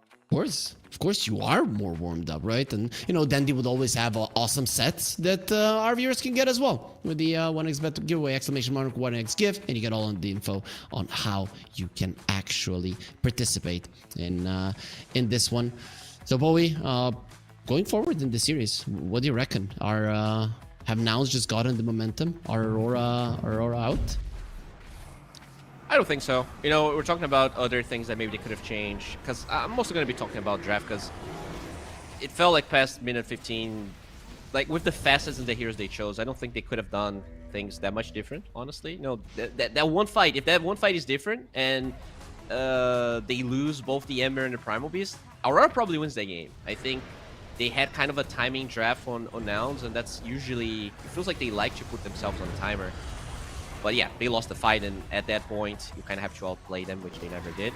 I think the Snapfire pick was a bit odd, right? Because you're enabling this Primal Beast that is a creep. Like, there's no enabling this guy anymore. He's absolutely countered. And I don't think Snapfire is strong enough of a hero. Everyone that was picking Snapfire pre-737B stopped picking it. And yeah, I don't know. I think they could have picked better heroes for their position 4 than maybe they could have done before. I just didn't feel the effect of the Snapfire. Yeah, Snapfire, Primal Beast, the double off lane of Aurora just never did much in this game. Let's put it that way. A couple of Mortimer's Kisses, and even those almost didn't land properly and get the kills. So I've only seen one timing of Aurora work in this game, and that was once Lorinov bought his Blink Dagger. And I still don't see why he went for the Fire Dragon. That for me is also weird approach coming out from him. No reason. He wasn't even farming all that much. Maybe he stole one stack with it. That's the extent of it.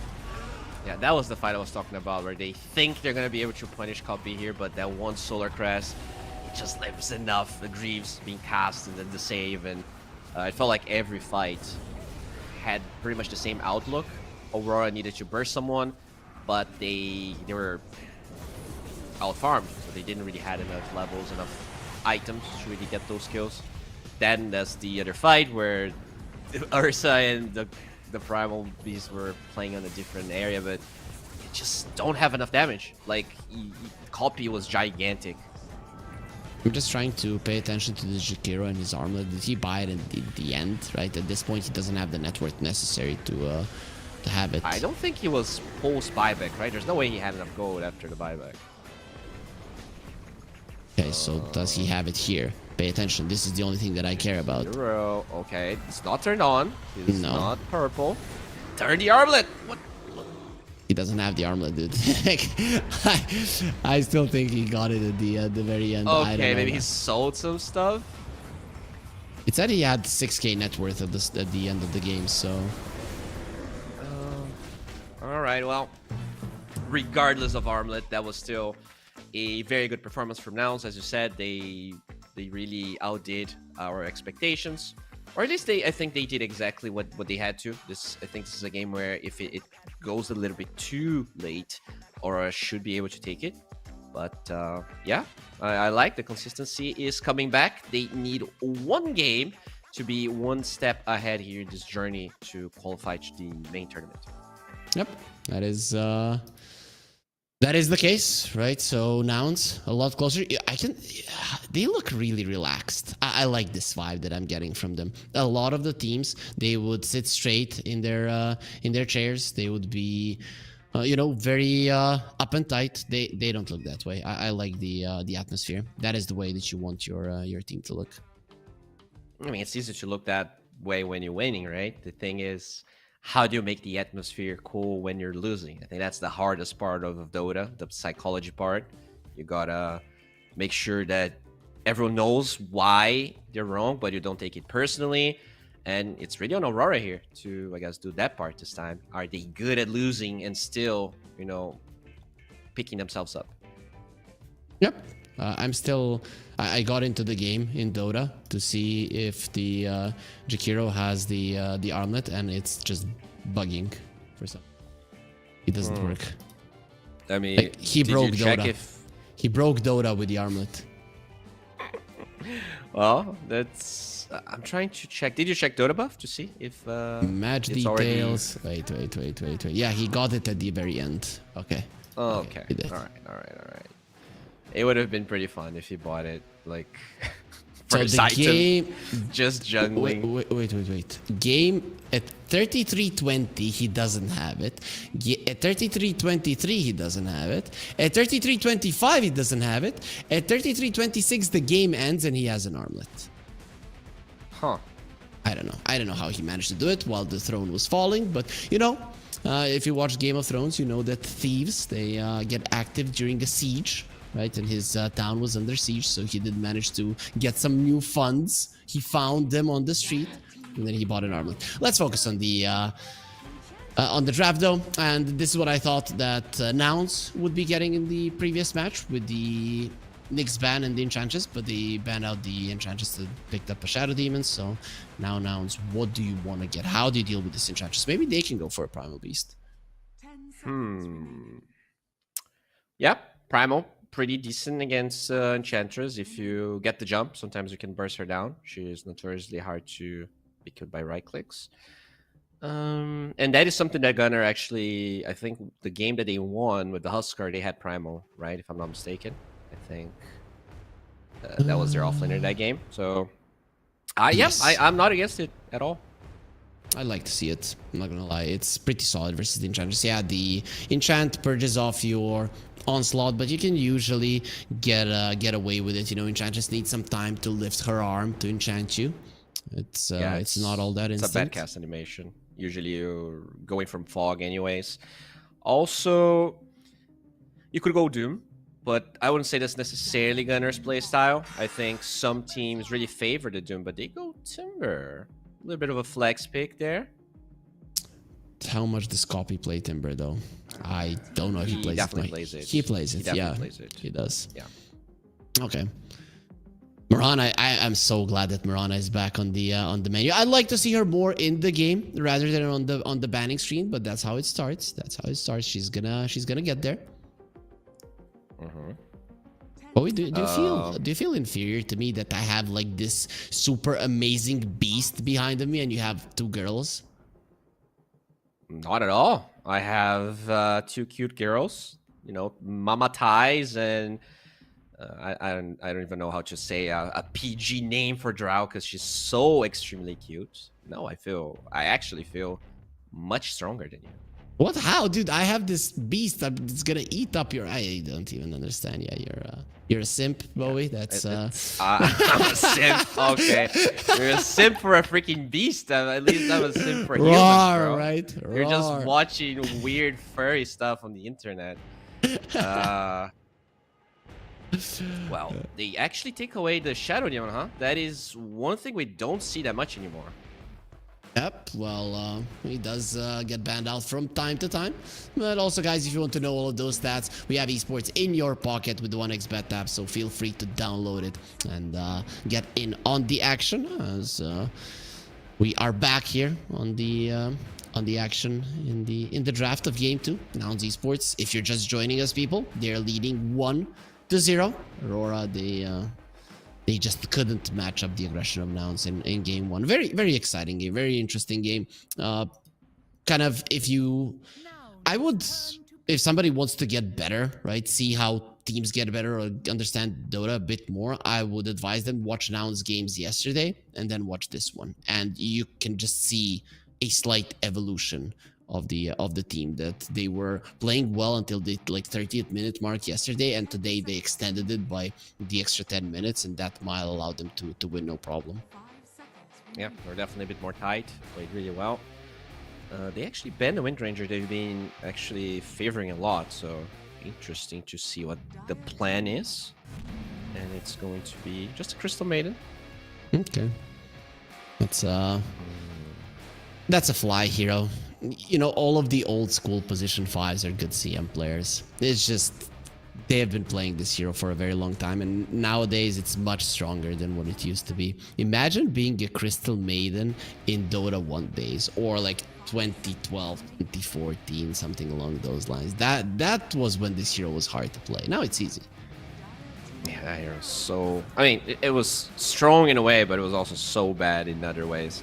As they will actually get that Rubik we were talking about. I'm surprised that they picked this Rubik.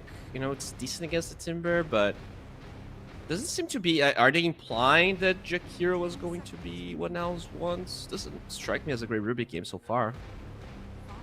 I guess Chakram is solid and Frostbite is solid, right? It's not a bad Rubik game by any means. Maybe, you know how I look at it, the Pango is already relatively tanky. With a Rubik, you reduce the attack damage of the enemies, and then the Pango can survive almost anything. Can he survive a Alchemist CM lane? That is another question entirely. Not easy. Yeah, looks like it's going to be a Rubik Pango lane. Aurora, who plays Pango more? Is it Jabs or... It's Jabs. Because there are teams that actually still play a lot of mid Pango. I see Lauren playing 1 game in pubs, Jabs 0. Bro, pubs. Who cares about pubs? I'm here for the actual drafts. I'm here for the... Pubs. So Pango play... Yeah, you're actually right. Both of them actually don't play a lot of Pango. They're pretty down the list. Is it Pt.3 so Savage Pango? Oh my god, he's just playing Universal Hero mid laners as carries now? I hope that's not the case, because... Doesn't look good. I don't know. I think he's more of a traditional type carry. T2000, he definitely impressed with the Void Spirit. I'm not saying that 23 Savage played bad, but I don't see 23 Savage as that inventive of a player. I think 22 Savage is definitely more experimental, as they finally get a standard carry here for them. What is now eSports preparing for with this Clockwork? Is it just a counter to the Pango? Is it just to annoy the Rolling Thunder, or they want Primal? Right? If Pango is mid, you're fine with playing mid Timber, and you can pick Primal and just cut the wave against the Ursa. But you can also just play Primal mid, and this clock probably makes it quite good for you. I'm thinking now when I see an Ursa Enchantress, I'm thinking Enigma. That might be something that Aurora need to ban out, or even a Even a Visage comes to mind as a possibility. Both are heroes which Gunnar can play. Oh, you mean Enigma for Aurora? Or Nouns. Into Rubik? I don't know about that one. Who cares? Who cares, man? You crush this this Ursa in the lane.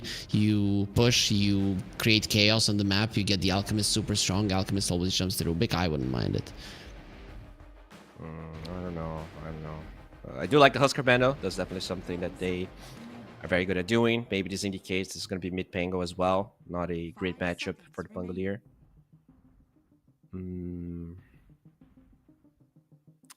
Or maybe they want an Ember. Would you want an Ember here? It's not a bad Ember game. It's not a bad Puck game. Any of these mobile heroes are actually quite solid because now esports don't really have a reliable lockdown.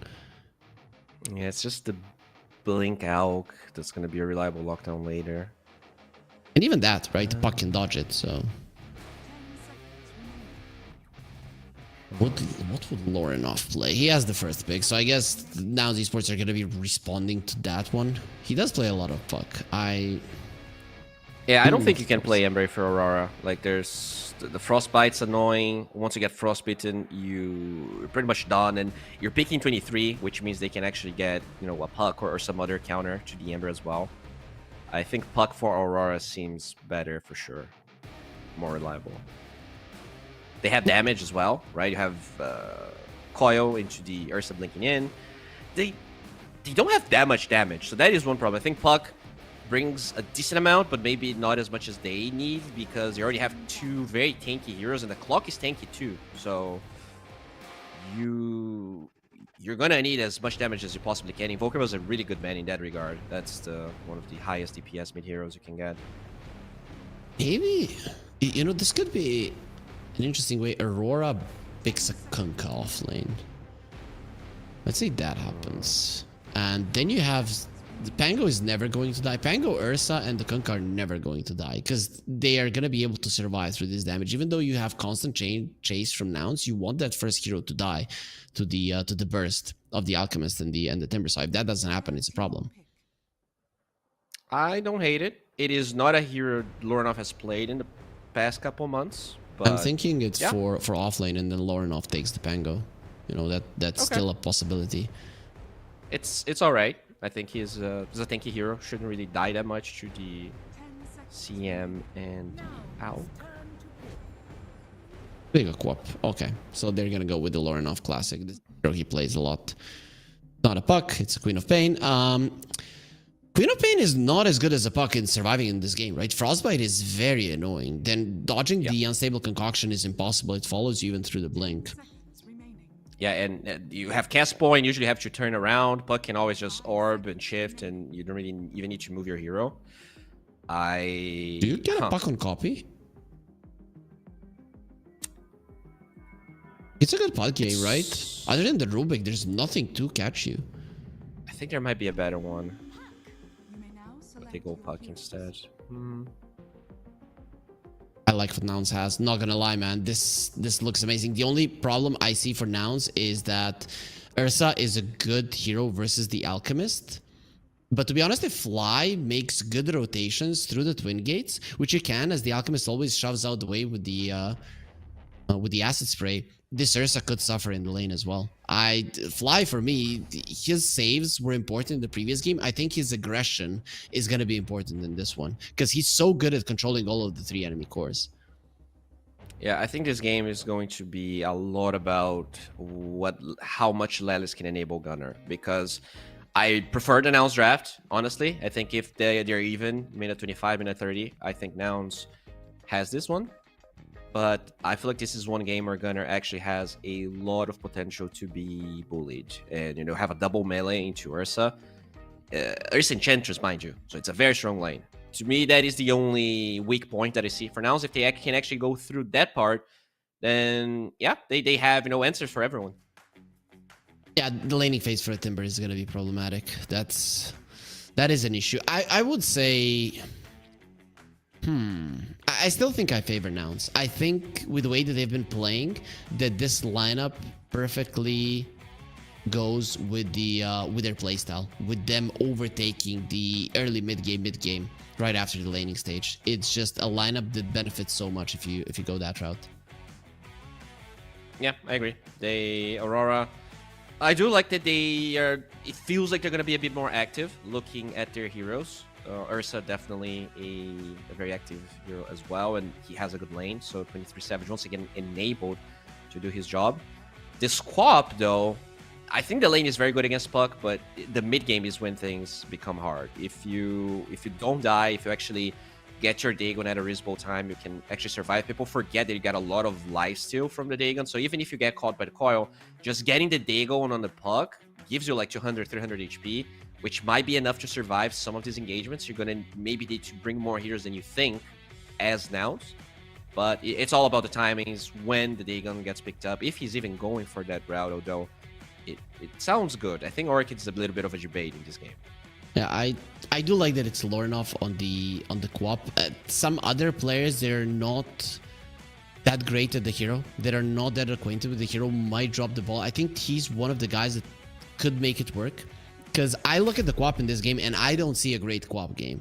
But Lornoff, he's so confident in the hero that I could see him coming out ahead. You can win the lane versus the Puck. You max out the Scream. You don't get the Shadow Strike. You farm. You get your first round of items, as you mentioned. Dagon, maybe Mage Slayer, but probably Dagon.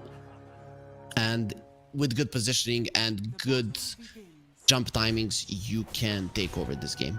He, for me, is going to be the main hero for Aurora. Sure, 23 Savage with Ursa will be needing to deal with the Alchemist later on, but they do get the first blood. Queen of Pain maybe would have liked that one. Not going to be happening. Odds in this map do favor Aurora, so I do think that the drafts are closer than what we have seen in the previous game. Yeah, I definitely think that's the case. We'll see how the lanes are gonna shape up, because there's already a first blood here for Aurora, so definitely good for them. That is a perfect one, though. DOTA Plus is going to be favoring Nouns. They do look pretty solid, and this top lane, also a big point of contention. Something that could make or break the game for Aurora. 23 Savage, he understands just how much pressure you have to apply to the Timbersaw. If Timbersaw gets ahead in this lane, it's going to be a problem. Maybe even skip all of the reactive armor and just go straight into the damage. That is how you play versus the Ursa lane. You try to pressure, you try to do the damage to him. If you're not capable of doing so, you will get pushed out of the lane so much that the Ursa will have the freest lane of his life. We talked about the mid lane between the Puck and the Quap, and we'll see how well Copy can do versus Lornoff. And one of his signature heroes, if not the signature, I guess Coddle would be his the hero that he has played the most when he played for Level Up here in my home country. He did play that hero quite a lot, but Quap has been something that he has played for the past year with a lot of success. Maybe for the past few months, not really a year. Quap hasn't been popular for that long. He's Gunner. Yeah. The hero definitely had its phase right before the whole facet thing. I think the Ags was really what made this hero good, but that's been maybe like 2 years already. I remember Thompson playing this pretty long time ago, and now with this new facet, I actually really like what they did with Quap. To me, that is one of the facets and innates that make a lot of sense with the hero. Yep, they go in with what the hero wants to do. Blink away. This is dangerous. Copy is full HP. Queen of Pain in trouble. Good. Copy has dominated a lot of these matchups. Like I know that Quap should actually have the advantage in the matchup, but he's been very solid in terms of just pressuring players, getting kills. He's not a mid player that a lot of people talk about because is Quap dead? Yeah. If he dies, it's a problem. It's a huge problem. Here comes the orb. You're going for the kill. He got him. No way. Copy is crushing this lane. I wouldn't say that it is a favorable matchup for the Queen of Pain, but she should farm better than the Puck. That's how I see the matchup. You cannot push him out of the lane. You cannot pressure him, but you have better animation and better spells to secure creeps.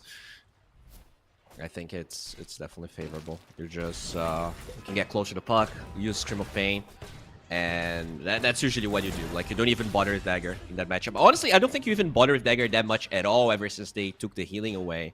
The spell has been really bad in the laning stage ever since that happened. Quap got demolished in the lane though. right? It's doubling in terms of CS.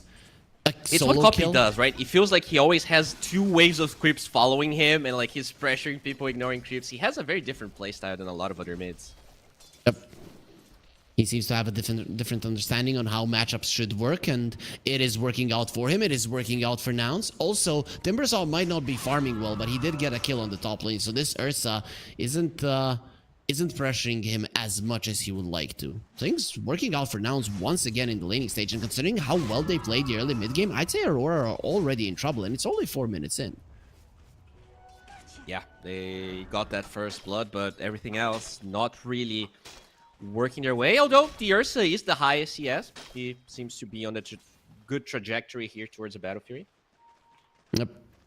And Ursa is a hero that can win this game. Good versus the Alchemist. Long fight is something that the Alchemist wants. Ursa sometimes wants it even more. You get all of those Furious vibes. I've seen so many Alchemists just get destroyed. Yeah, that is correct. Lelis, not sure what he's up to there, but does look like things have stabilized a little bit. The Pop definitely struggling, as we said, but I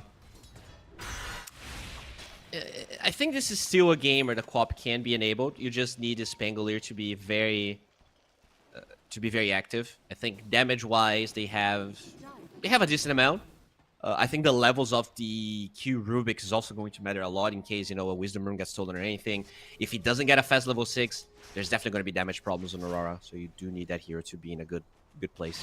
Puck is level 6. Lorinov needs to be very, very careful. He does have raindrops with 1 rotation from a support, 1 rotation from a CM, and he's going to be very much dead. And this is what we were talking about. CM is not going to be rotating towards the mid lane. He's going to be rotating towards the Ursa. They got 23 Savage with the Blood Ring. He turns around to fight. He knows that his life is gone. Rubik will be rotating. Maybe they can bring down Gunner. Not that easy. We'll go with the Timber Chain onto the side. A couple more hits will take his life, but you need to get those hits in. Timber Chain to the side. They don't see him. He actually went for the other facet, not the Twisted Chakram, but the Splinter one. So every time a tree dies, it does slow down enemies.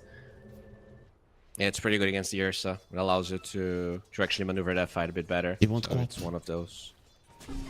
Yeah. That's the misses on the silence, though. Very good awareness from Lorinov. Beautiful, right? He understood that Nouns, they want to be fast at this point. Speaking of being fast, it will be opening a position for them to go for the Alchemist. Yuma is just a genius. Ooh. Yeah, I mean, Jabs actually ignore him. Maybe if he gave vision, there would be cast range for Q to stop that TP. But he wanted creeps. It is the carry way, Bowie. You should know. You're a carry player. Or player, whatever. Okay. We're all the same to you? Doesn't matter. You just want farm. That's how you see it? Do you want farm, Bowie? Yes. Okay, I rest my case. I'm ask any core player, like, do you want farm? The answer will be the same. Well, I mean, I think you should probably be more angry if I don't want farm, because then you're gonna be I've never said I'm angry. My cores have no farm. I warded everything, and they have no farm. Please report Huskar. Yeah, I mean, I write for poor Huskar anyways if I see it, so that's doesn't have to do anything with the farm. The Puck did attempt to steal the Wisdom Rune, but there were heroes from Aurora there ready to foil his plans. Level 3 on Q is very low. This is not ideal, right? There's so many good steals here. Stealing Coil by itself could be huge for Aurora. They're gonna have to find ways here to enable. They're going for the Ursa. He's fine. Okay, if you say so. 23 Savage doesn't seem too annoyed, but pushed out of the lane in a lane that she should be dominating. He's only 200 gold ahead of Gunner, so at the time being, this Timbersaw is going to be quite happy with how the lane is going. Copy's still conservative with his coil, but he is applying pressure to the co-op, and he has more than 1,000 gold over the over his laning counterpart. You really need to secure a rune here for the squad. Moves in, and Lorinov got it. Nicely done. Is Copy in trouble? Turns around. Lorinov, you might have the regen rune. No, hasn't popped it yet. Copy will get out. Jabs, Rolling Thunder. They finish this. Sorry, Fly. They just left him for dead. Poor guy. All right, that's nice. They were in the same page, knowing that, you know, Jazz was going to react in case they try to force this too much. And ideally want more than a Crystal Maiden kill, but considering how bad of a start the co-op had, you know, you get the region for yourself, you're going to get some farm. Yeah, and you need it. You're like 1.3k gold behind this Puck, mid at 8. This is a pretty severe outmatch. This Gunner should be fine. It's okay. It's fine. Ursa going for the Battle Fury. No surprises there. Of course, Alchemist for the Radiance. Both of them should have decent timings on their quote-unquote farming items. See how fast they're able to finish them off. Some great timings for an Alchemist, 11-12 minutes. Some solid ones for the Ursa, 13-14. Would be something that they're gunning for. Found some stacked arenas here for Nouns. Probably going to be punished. Guys, I know they have stacks. They have stacks. I'm going to give them even more gold because of that. And his Mr. Mustachio is going to be using some seed shots, being annoying, and for now running away. So at least he doesn't give even more gold to his enemies. Yuma continuing to farm completely untouched on the Alchemist. This is a problem. This is such a fast Radiance if he keeps it up. He's going to get Relic, Mina 9, probably Radiance, Mina 11. This is pretty much as good as he gets here. As now... The problem I see for Aurora is that if you don't use Rolling Thunder for a kill on a core, who are you killing, right? Like, how do you kill anyone if Jabs is not there? I don't know, man. I really did not like this Rubik pick. I'm not sure what's up with Q's hero pool. But, you know, if you're not having an amazing Rubik game, I don't understand how Aurora is supposed to kind of increase the pace of the game. Not sure, but I know how our viewers can get in on the action with the banner down below and the promo code UNVRS3. Nah, not even close. I don't know why you're panicking, Bowie. Like, he had 30 HP. 20. It came down to 20, but sure. So good that you can see the future, right? Exactly. I have like 500 Oracle games, maybe even more. So I've learned the ways. Okay. Yuma halfway towards the Talisman of Evasion. Looks like Aurora interested in punishing this, but Lorenov's already out. I mean, I don't know. I don't really like Aurora's chances so far. They cannot force plays, and their heroes don't scale more than the ones announced. This is the first game where it feels like Nouns are not putting themselves on a timer. It's really on Aurora to be aggressive, and their laning stage was too mediocre. Easy, boys. No towers have fallen just yet. Nouns can still make mistakes. Aurora can still make some unexpected cool plays. Zolly is surviving. You know, this is a cool play when there's a billion wisps saving his life. Well, not for long. Stolen orb. Copy goes to the side, and here comes the Alchemist. Onto the high ground, the Rubik goes. Unstable Concoction will follow him forever. Minus armor there. We'll have another orb to get to the lower ground. Lelis already died on the other side of the map, and Q dodges that last right click. He's not going to be dodging the last right click of the Puck, who follows him forever. Rolling Thunder being used. Copy standing his ground, waits for the water owner. Will just be outplaying his opponent's Lorenov. He can't let this go. Has the Sonic Wave, wants to get the kill. Puck dropping low, and he does get it. Pt.3 Savage, this will leave him all alone on the top lane. No enrage, but also no more catch on Nouns. That will be ending in a fight that does favor Aurora. See, Bowie? They've still got it. Well, as you say that, they're gonna bleed 2 kills in the top side here. Quap TP, but no Sonic Wave. She used that to kill the Puck. Well, I don't think you can do that much. Lelis hookshot Lorenov being very low on mana. He has an AD rune, and Yuma doesn't care. He has an unstable concoction that will follow you. Let's see if they're gonna have enough bursts with the chakra. More than enough to finish him off. Yuma gets the last smack to make sure Lorenov is dead. Aurora, they tried to save their Ursa, but save the buddy syndrome has cost them so much more than just their carry. Oh my god, Nouns playing so active, but this time, you know, they can take this late if they want to. This is a really good showing for them. I mean, 2-0ing Aurora here is definitely more than I thought was going to happen. I thought that, you know, any of these teams could take it, but I was sure it's going to be a 2-1. Maybe I'm too early to say this, as they're going to punish Aurora again. Yuma wanting to get the kill. I mean, when you're an alchemist, you're just a greedy son of a gun. I mean, poor Crystal Maiden, she can't really get all that much gold, does all the damage, does all the work, sets up, and you just want to get one right click for the bell. I mean, Alchemist is a provider, right? All Crystal Maiden needs to do is make sure that the Alchemist is happy. As Yuma, is he overextending here? Doesn't look like that at all. So Shabs is like, I'm gonna Rolling Thunder, and I don't think Nouns cares a bit if he presses that spell. I'm gonna do it. But they did get the Frostbite stolen, right? So that is a big spell for Q to have. Now Aurora, they need to utilize this. Considering they didn't use the Rolling Thunder, they still have their big team fight spell. Dude, there's a blink on Yuma, minute 13. This is some quick timings. Now Coil kills anyone, right? I think even the Ursa can die with a really good, Coil into silence and the Alk with the blink.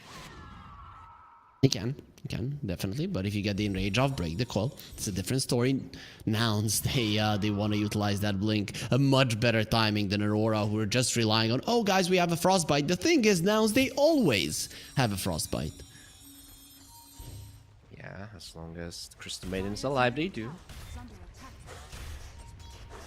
Want to kill Fly.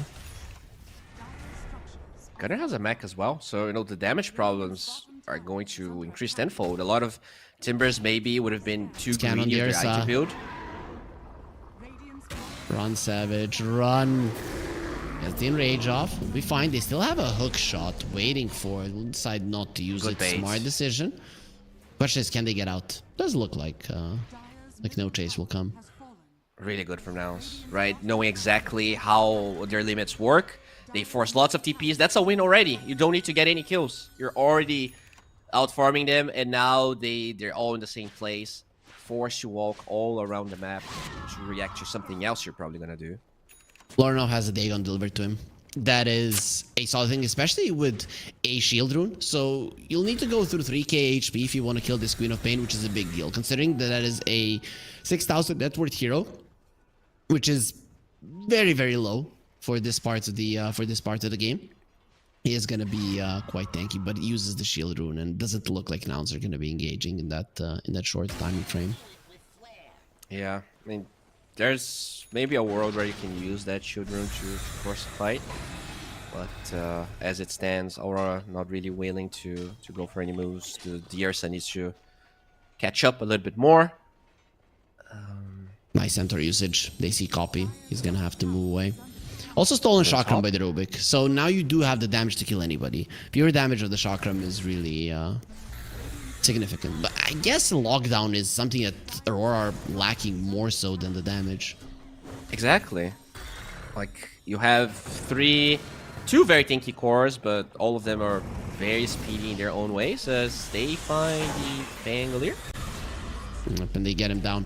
Just half a second before the Rolling Thunder goes off. Also, Copy will be finding the Enchantress, has the coil, which will be broken, but with Fly coming from the side, he's not going to allow Ollie to move all that much. Here comes Yuma. His attack speed is more than enough to get a couple of hits, but of course, you do finish him off with the magic damage of Fly and the puck. Yep, tasty deer soup here for Nouns. They're going to be feasting. As the Ursa does have a Blink Dagger, so they have the damage now. The damage and the gap close with this Blink. Who's the... I guess maybe you can kill Gunner. You just gotta play your cards right. You still have very limited lockdown. You need the Rolling Thunder. He's out, breaks the smoke. 26 Savage blinks forward. Unless... there comes the Rubik Chakram. Gunner is in trouble, man. Doesn't lose his life. Dagon in the end finishes him off. Q gets the kill with the Chakram, and that opens up a possibility for Roche. The best possible play for Aurora, and Gunner being in a perfect spot for Aurora to punish him. Okay, I really like this. They instantly go for a play with the Blink Dagger. They're coming, but already fast enough because this is an Ursa lineup. I guess you can still maybe punish even if the Aegis goes to 23 Savage, and which we will. Going in. She doesn't get it. Oh my god, so close. That would have been a catastrophe if he managed to steal it, but Aurora, they get the Aegis, they get out. We'll be fine. Look at the positioning of Nouns. They're waiting on vision for the Queen of Pain. Lorinov will just walk into his own death. Hello, Queen of Pain. What are you doing while we are bringing the pain to you? We'll be taken out. What a cool move from Nouns. Great positioning, great understanding where they're going to be catching some stragglers. Yeah, very quick pronouns. They don't really leave these Aegis unpunished. Although, I still feel like Aurora, like this is more than I thought they were going to be able to accomplish in the next couple of minutes. So they're still okay with this, unless 23 Savage falls. Maiden coming forward. I don't think you're getting him. Gets the blink to the high ground, and the Ursa will be fine. But you have an Aegis, and all of the lanes are going to be shoved out. You've lost your Queen of Pain. It's just not an ideal way to spend your first minute of the Aegis. Yeah, of course. But you know, you still got the Aegis, which I think is the main point here. Aurora, even denying that from Nouns is already a big thing for them. It will buy some farming time, even if it's just the Ursa. But 23 Savage still quite far away from that Blink Dagger. And that doesn't give you the Basher, right? Doesn't give you the control that they need to. I wonder if you actually don't try to get a Basher instead and try to force this Aegis fight with a Basher instead of BKB. He bought an Ogre Axe, so I think that Okay. that idea is out of his mind. Smoke. Going for a smoke without a timing, necessarily. And tower is still standing. This is a problem for Aurora. They haven't taken a single tower. No, we're seeing some issues with their lineup. Sure, you can have some overwhelming potential damage with the Queen of Pain, but considering she didn't have that good of a game, didn't get too many kills, the towers didn't fall, you have nowhere to run, you have nowhere to hunt. And thus, you get nothing out of this Aegis. Yeah, it's just desperation smoke. I think if you're farming, maybe you're alright. And, you know, at least when you smoke like this, you also prevent a smoke from hitting an important core of yours. But, yeah, not ideal. Not ideal at all. You're not farming and you're also not getting kills. Gunner will try to escape, which is not going to be allowed for now. Stolen Chakram by the Rubik. Very short Timber Chain. Okay. He's going to be bringing extra. That's the clock to save Gunner's life. He's going to have a Timber Chain in a second. A couple more hits are going to be finishing him Blinking off. too. And Lornov blinks forward. So he'll be taken out. Very cute performances there from Aurora, getting awesome kills. And guys, if you want to see more awesome kills, subscribe to our Twitch and YouTube channels so that you know when we are live. There's still so many more days left until the end of this tournament. Aurora definitely wanting to make this more entertaining for the viewers. Trying their hardest here to close this game. And, I mean, still an uphill climb. But, you know, one thing we, I guess, didn't talk too much about is that Ursa into Alk is favorable for the Ursa, right? The evasion is a problem initially, but you can always get an MKB at some point, a Blowthorn at some point as a copy. It's alright. I think he was gunning for stealing the Wisdom Rune, but in the end, he will be found. Ursa cannot really hunt down a puck. You mentioned once you get the Basher, Abyssal Blade, yes. But before that, not gonna happen. Are we gonna expect maybe a Lincoln's on the puck or a Yule's just to be able to deal with the Ursa? So far, it feels like he's playing from ahead. He just wants to be a little bit greedy with his item boot, which I don't have a problem with. I think once there's already a BKB, I don't see the value of the Scepter, basically. I don't think it's that good. All he Maybe gets is ultra a late. shard. Yeah, when you want to get a Wind Waker, it does make a difference. But you're right. Maybe a Timbersaw wouldn't mind getting it. He's going for the Ags, just being very tanky. And yeah, the armor is amazing against the Ursa. Even if you dispel the active, you don't really dispel the armor that he gets. I still think if you're the Ursa now, you go for Basher into Nullifar. You change your build when you see what the Timbersaw is buying, and then you just focus him down everything single time. It's just gonna be 4,000 gold down the drain. I'd really prefer Yules on the Timber. I honestly don't even think the Timber is the hero he should be worrying about. I feel like you probably Basher for sure, next item on the Ursa, and I think you actually try to kill the Alk. I think you have. If the Rolling Thunder hits the Alk, you have the burst. You can kill him. Yes, very true. Very true with all of your heroes. Through the BKB, I'm not sure, right? Because then the Queen of Paint won't be able to contribute all that much. But maybe. I think you do. Like if he doesn't BKB the first Rolling Thunder, you blink scream OT. Yep.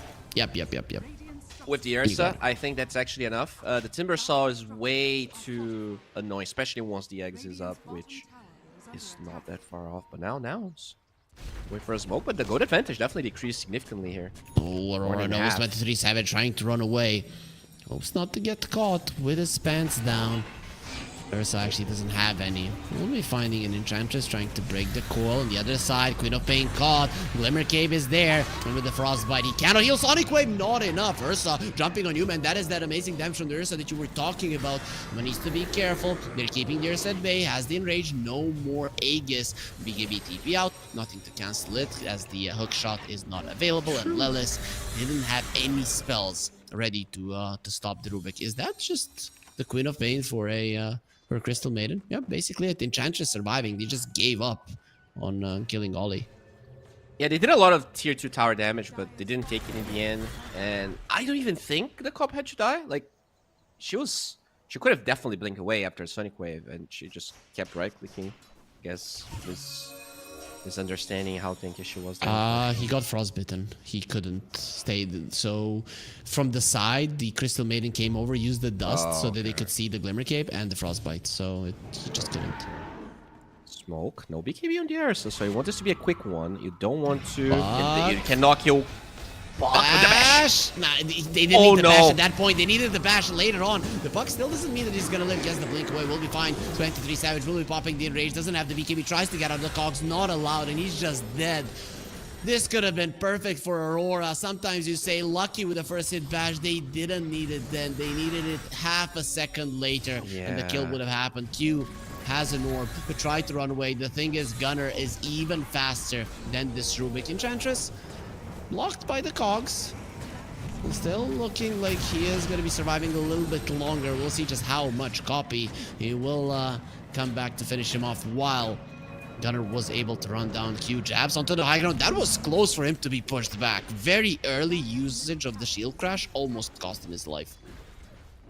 Yeah, I mean, it goes both ways, right? You're like, okay, you need this bash at this particular time, but you know that bash is unreliable. The puck was not the hero they wanted to find, but unfortunately, because they're behind, because they don't have that much vision around the map, that's the one they found, and that's what happens when you go for just low percentage plays. They can work, but often they don't. Oh, Jabs. No, TP out. Jabs is gonna be found. Copy in the vicinity. Has the coil if they need it, and it doesn't look like the case. Fango with the Yules will try his best to survive for a longer period of time, but he does get taken out. Yuma now also having the Bloodthorn. He just needs the courier to deliver the Hyperstone, and that is gonna be an Alchemist doing amazing amounts of damage, almost level 20. So we can expect that base attack time to be reduced. Oh yeah. Sheesh, this is... I mean, there were 4k gold behind at 1 minute and a half ago, and now it's a 12k gold lead just because of that one play. Yeah, next Roshan is really gonna dictate everything. Can Aurora even fight for it? It is on their side. I wonder how the buybacks are looking, because this might be a case of we are willing to even throw buybacks for this, just so that we deny it from nouns and the Ursa picks it up. Clockwork is the only one that has the buyback at this point, but we don't know how close they are. Hopefully production will give us that info fairly soon. So we are approaching the actually we are there for the tier 3 neutrals.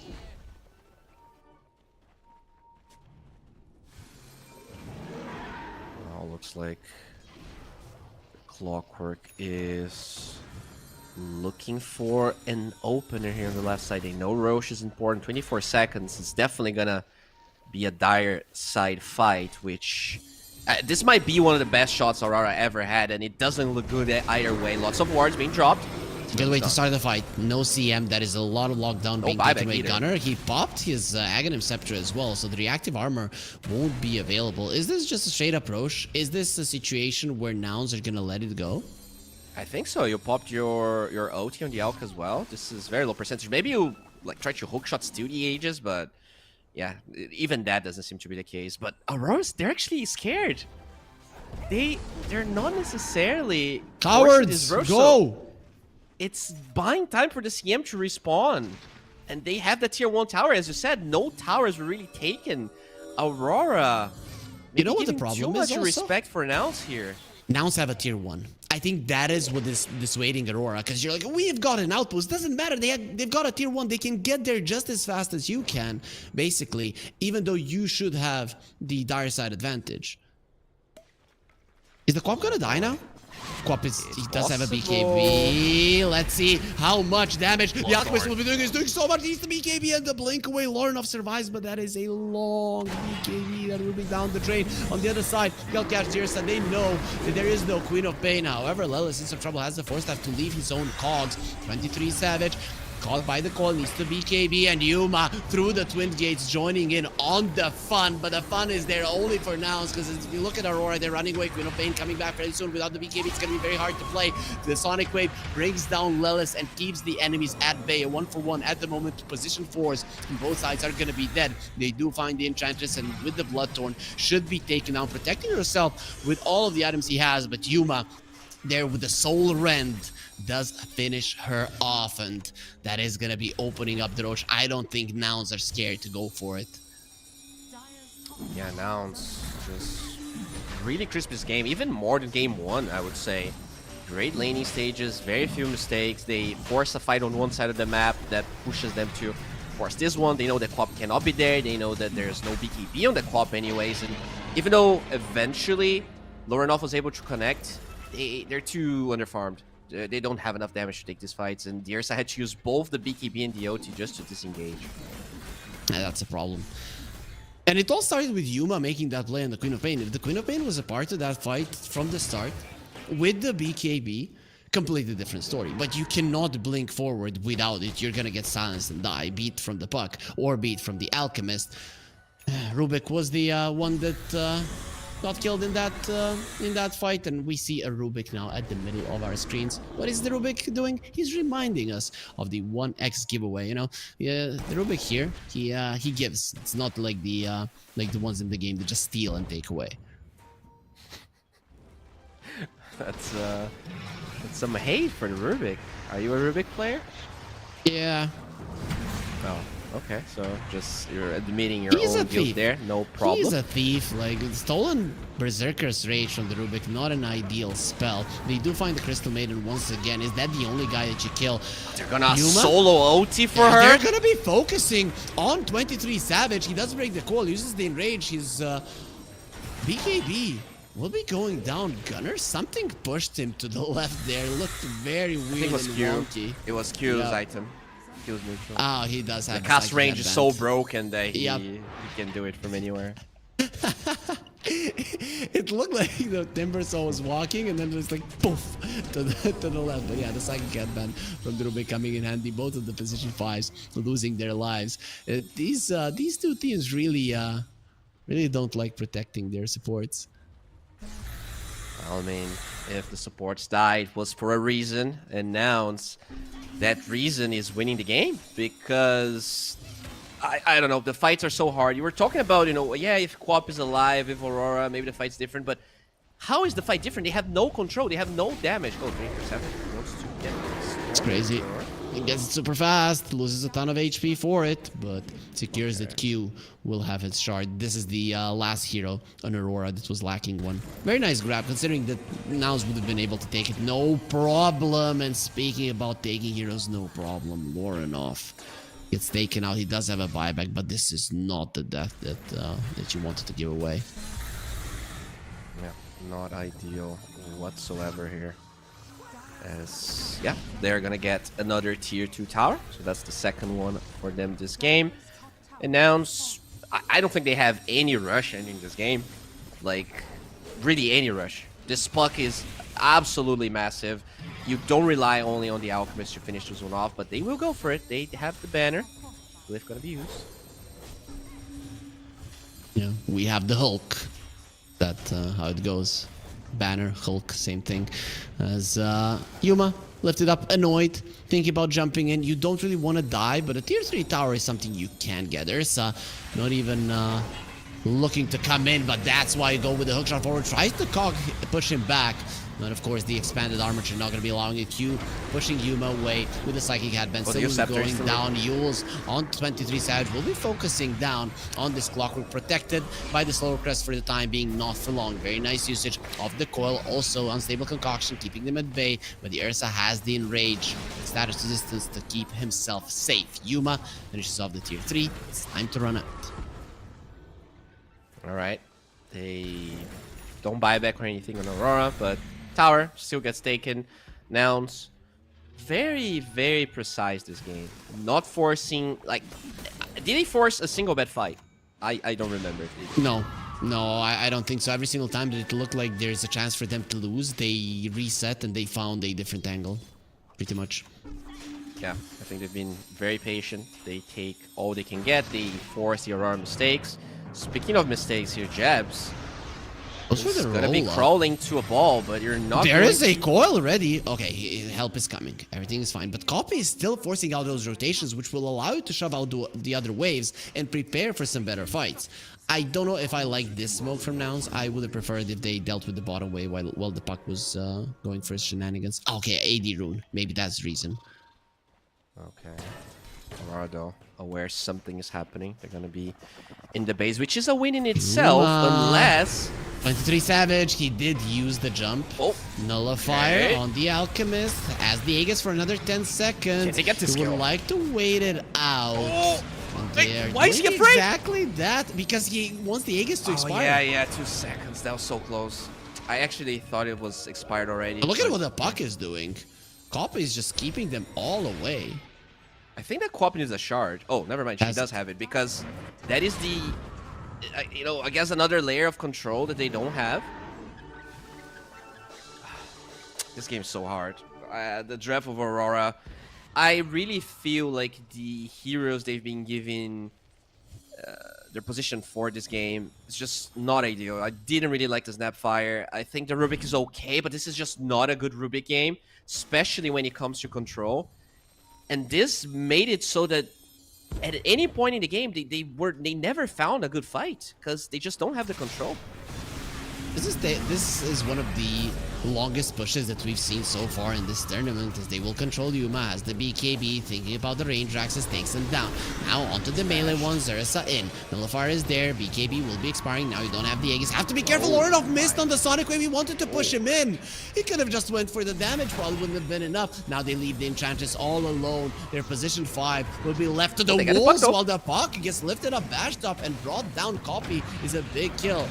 Having the reactive armor on Timbersaw, no Nullifier at the moment. They would love to purge it off, but it will be expiring and exploding while Jabs creating chaos. No ulti on the Alchemist. You have to be careful for the time being. Gunner nullified, but Ursa fueled up. Still has the BKB in rage in a couple of seconds. Should be okay to continue the chase. Gets the bash at the perfect moment, and then another one. Unstable Concoction onto the totem. Nullifier will connect. They want this Timbersaw dead. His mobility will allow him to escape for now.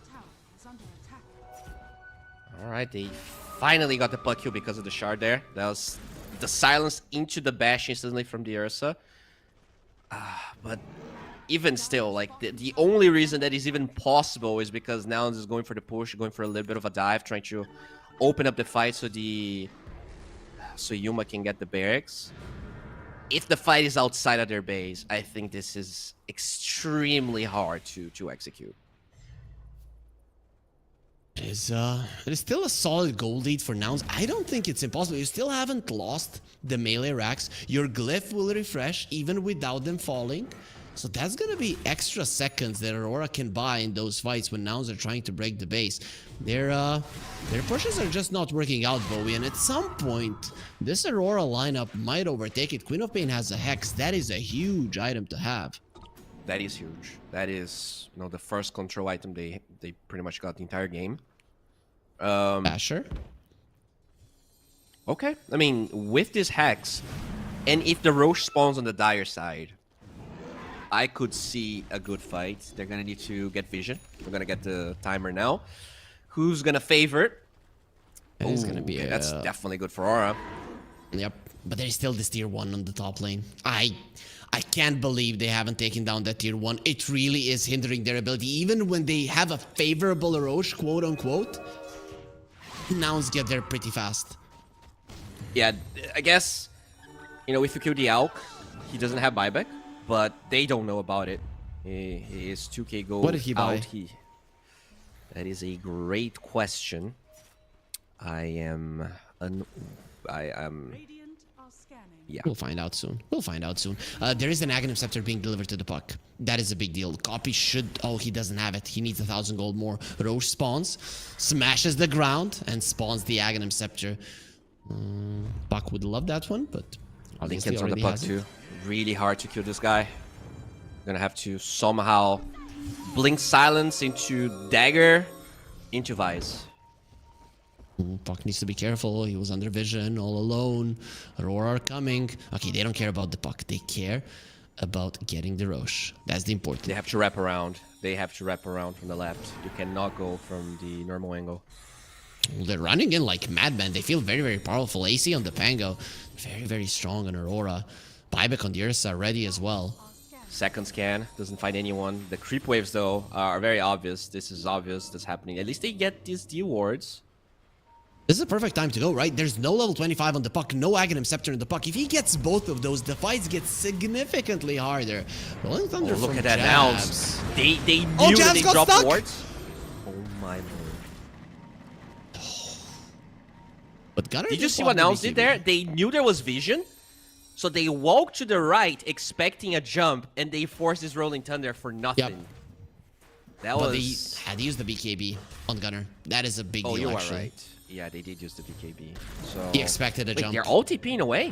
10 Is seconds. this a free Roche? 10 seconds. He travels. You can't kill him. Nice cancel on the TP for Lelis. I mean, you knew that there was vision. They need to run. And now Aurora knows this. They're bringing in 5 of their heroes whilst there's only 3 heroes on Nouns. Thinking of going onto the Pango. The silence is there. He needs help. He needs help now, but the Bloodthorn will take his life. No buyback. What a play for Nouns. But it will be an Alchemist in trouble. Turned into a little piggy. No buy either. And it's Christmas for Aurora. A much bigger hero dropping down. Fly left. All on his own. Puck doing the best he can to keep them at bay, but even he might be in trouble. The nullifier break link is there's the back lifter from the Rubik, and the puck will not be put in the ground, not just yet. Gunner keeping them at bay. He's doing a decent amount of damage. Puck silenced up by the Sonic Boom. There's the hook shot, not enough to save his life. You've lost your heroes. Why don't you have a single buyback in the most important part of the game? What did they spend their gold on? Puck on the Aghanim Scepter, as that's gonna be a Timber Saw caught, surrounded by 3 enemy heroes and taken out, allowing Aurora to just walk into the pit and turn the game on its head. I cannot believe this is happening. Nouns finds a hero with no buyback. Aurora has to single-handedly TP everyone. But I guess the big problem was that cancel on the Timbersaw TP, right? He had to go all the way by his own. So Nouns felt like they were getting the numbers advantage, but they were wrong. The Timber had to cross the entire map by himself.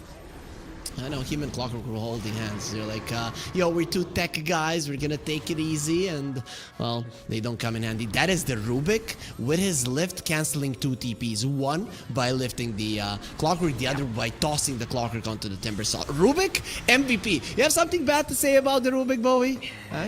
Well, if your support, you know, if it takes 38 minutes for your support to get online, you know, sometimes that's a problem, but I mean, it is not about the hero, it's about Q. He was on the right place at the right time with the right items. A lot of cast range there at the Aetherlands as well. Canceling that TP, using that ward that was planted by them. And finally, Aurora, they reap all of the benefits. They get these Aegis, this Auk, feeling a little bit out of steam, right? He was just instantly killed by the Vice plus this Ursa, and he's out of slots to even do anything about it. The puck has an Aghanim Scepter though, Bowie. I think that is a big thing. He has level 25. He has Ags. I think you focus down the Queen of Pain. That might be the smartest move, just to use the Ags on her and kill her. Yeah, I mean, it's definitely not a bad idea. But his Auk, that is the problem with Auk. He picks very early, and he is like the guy that was the prom what's the name of the person that's like the prom, not the prom queen, The prom king. Is it king? I don't know if Yeah. it is, but you know, Yeah, he's the pretty guy that played soccer and then he has a mediocre life at Soccer. 30 years of age. Soccer. Yes, soccer. Do they say Actual. soccer in your country as well? Well, we Like- speak another language, so we don't say In soccer, Bra- but in you know what I Brazil. mean. In The Brazil. right sport, not the wrong one. In Brazil, man, the home. I mean, okay, not the home, but the best country when it comes to football. And you say soccer, I think all the Well, I'm football not fans are gonna casting be hating. to Brazilians. I'm casting to the best people on earth, the Twitch chatters. Stop. He does have the Aegis. The question is, can he get himself away? Gets the Abyssal Blade onto the Alchemist. Copy coming forward, just making sure that he cannot blink out. That is a dead Ursa. Does have a BKB. No ulti. I don't think now's want to continue the fight. Jabs, Rolling Thunder, finds the Timber Saw, Nullifier Hex. This Ursa will demolish him. Again, no buyback. Well, it's an Ursa lineup, so the speed that they can take towers is very slow. If, you know, at best you get a tier 3 tower, I don't think you can get more out of that. And even then, you don't know if the Timber has buyback or not. Dude, nouns are listening too much to those finance gurus on TikTok and YouTube shorts. They're like, invest your money. Don't have more than X saved up. This is what happens when you don't save up money when you need it. Then you cannot buy back into the game. They are already in so much trouble because they haven't had a single buyback on their core since minute 35. I cannot believe it. Do not listen to Harry. Max out your credit cards, buy all of the scam coins. You will be rich, just like nouns. But yeah, right now, things are not looking good. But did you see the? Do you know that meme? A good investor is just one investment away from becoming a millionaire, but they stop at the wrong time. You just cannot stop. Do not give up. Yeah, get your passive incomes. Don't go and work. Don't go play Dota for hours on end. Like, of course, do play Dota, guys. It's the best game in the world. It's exactly what you should be doing. But also, save up for those buybacks. A 4K gold lead, 45 minutes in the game means nothing. It might even mean that Aurora are ahead, considering that they're not the lineup with a guy who literally turns everything into gold. Yeah, I mean, what do you even use the gold for now? I guess you can buy a moon shard, you can buy eggs for yourself, but okay, is there any eggs worth giving looking at, either Clock or CM? Clockwork. CM is not half bad either, right? If you have BKB, it's amazing. Well, considering that they're not saving for buyback, I mean, you can buy some BKBs. Yeah, and refresher on the scope is huge as well. Getting the second side of Vice could be the difference maker. Maybe you can even kill this Puck as he buys back. I'm not sure if he has gold for it, but I'm assuming at this stage, yeah, you do need those buybacks. This script has flipped entirely. It felt like nouns were on top of the world. And, did they even make mistakes? I don't think, maybe that one dive from the Puck, right, when Copy got killed. That was a little bit of a dive, but I do feel like their draft No struggles. big mistakes. Yeah, no big mistakes for sure. It was mostly Aurora forcing mistakes, and maybe now they could have been a bit faster in how they took control of the game. You know what I think? Maybe. It's hard to say. In hindsight, it's easy to say hindsight, let's say, but that they forced the top lane push. I don't think it was necessary. I think at that point they itemized to kill with the Bloodthorn on the Alchemist, and they decided that they wanted to poke at the high ground. I don't think it was necessary. I think there were more things to get on the map, more deep places to ward, get a gem, deward everything, and just wait. Be hunters. Be like, if I see them, I'm gonna rip them apart. That's the type of gameplay that I thought that they were going to go for. I agree. I definitely agree. I think that, they used the banner, they used the Aegis, they got the tower. You don't have to force anything past that. Or if you're going to, you don't dive the base, right? You make them come to you, and then you force BKBs. There's definitely stuff that you can do, but they were a little bit too deep there. And now Aurora, just 1 inch given to them became this monumental. Still gold event win probability on the side of MOUZ, which is surprising to me. I definitely already think this is a 50-50, maybe even advantageous towards Aurora. It's not easy for Aurora to go high ground. I think that's why Ursa lineups are not favored in the late game because of so many potential risks that this hero holds. And I can understand it, right? This is not a straightforward game for Aurora. They need to be very focused for the majority of it. One mistake, one forced push, something along those lines can very easily lose you the game. Yeah, and it's also, there's a lot of split push from now, so even the lanes that are already open, you have to be very careful about those. So we see a lot of lines Banner being drawn on has the bottom 25. side. Look at that Timber chain. He's just traveling the world. Now if you cancel his TP, he's making it in time. Sure. I don't know. The 25 on Timber is so trash now. Like, do you remember the double track run? That was like incredible. One of the best 25s in the game. Dude, this Timber chain, he's so fast. Like, look at how he moves. It is. His can use. Ursa coming forward, uses the Nullifier. Gets bashed up. He needs his Aghanim Scepter. Sonic Wave. The Queen of Pain onto the high ground. Has a refresher, but he's already dead. That's what the Aghanim Scepter of the puck gives you. Hookshot. Ursa being controlled. Buyback from the Queen. He still has her ulti and the cheese that she didn't use. Puck gonna be annoying. Pt.3 Savage getting nullified. This is a problem for the Ursa. He cannot use the overpower being kept in place. That Lotus Orb a little bit too early. And now with the Bloodthorn, he gets turned into a Piggy. This time around, this Piggy will fall, not the Alchemist. Looking towards Ollie as well, who will be the third casualty. Aurora, they are saving money for rainy day, so we'll be able to bring back all three heroes that died. And the Timbersaw, with his amazing movement, will try to get away from Pt.3 Savage. No Force Staff will be allowed through the Nullifier Fly. Glimmer Cape TP out, no vision at the moment. The cores of Aurora are just full slotted, nowhere to put the detection. That's unfortunate. Roshan respawn timer not helping Aurora either. This Timbersaw is going to be up once the Rosh spawns, and it's going to be a Radiant Roshan. It's such a costly fight for Aurora. It was kind of forced as well, right? They didn't have any vision. It was a nighttime fight. And MOUZ MOUZ knew exactly what was coming. Yeah, they knew. Quite Aghanim Scepter unfortunate here. Ooh. Okay, so what is the ideal double spell that he can get? Coil Chakra, maybe? Concoction, Frostbite. Coil is the one. Or is it the Coil one? You don't great. have the talent. You don't have the talent. They can still break it with BKB. Your right clicks really aren't that high. Yet, but he's gonna buy a Rapier. Exactly. This is what we want to see. Roche spawns in 4. It's gonna be the 4th Roche. You gotta Pressure cheese. Just check it. Just check it. We have 2 Roches on the screen. Oh my It's god! coming. And The now creep is coming. node.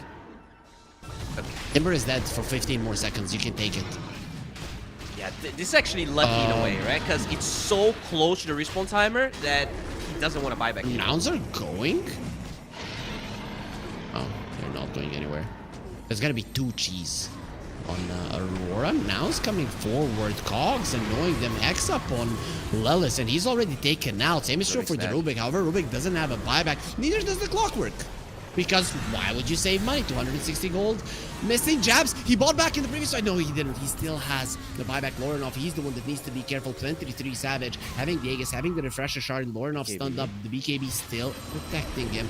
Ursa, Frostbitten, Lotus Orb. They don't care about it. Getting him super low copy. So freakishly strong. The Ursa is being annoyed. Look at how they're guiding him, surrounded by 2 enemy heroes, 2 enemy cores, and they will take away the Aegis. He needs help. He needs help now. Timbersaw coming from the other side. He TP'd onto the outpost behind. He will be turned into a Piggy. Ursa wants him dead. He needs the Timber chain away. Nullifier will make sure that his Aghanim Scepter isn't really that strong. And Ursa does get the kill. Now there will be a coil being used. Ursa, he didn't have the enrage ready when it was used. Now trying to go for the Alchemist. Yuma is pretty speedy. Turns around on Ollie. He's doing his best to do as much damage to his enchantress, but he is untouchable. As the puck will be caught. Finally, you're not going to be dancing around any longer. Turned into a piggy. You're no longer a dragon.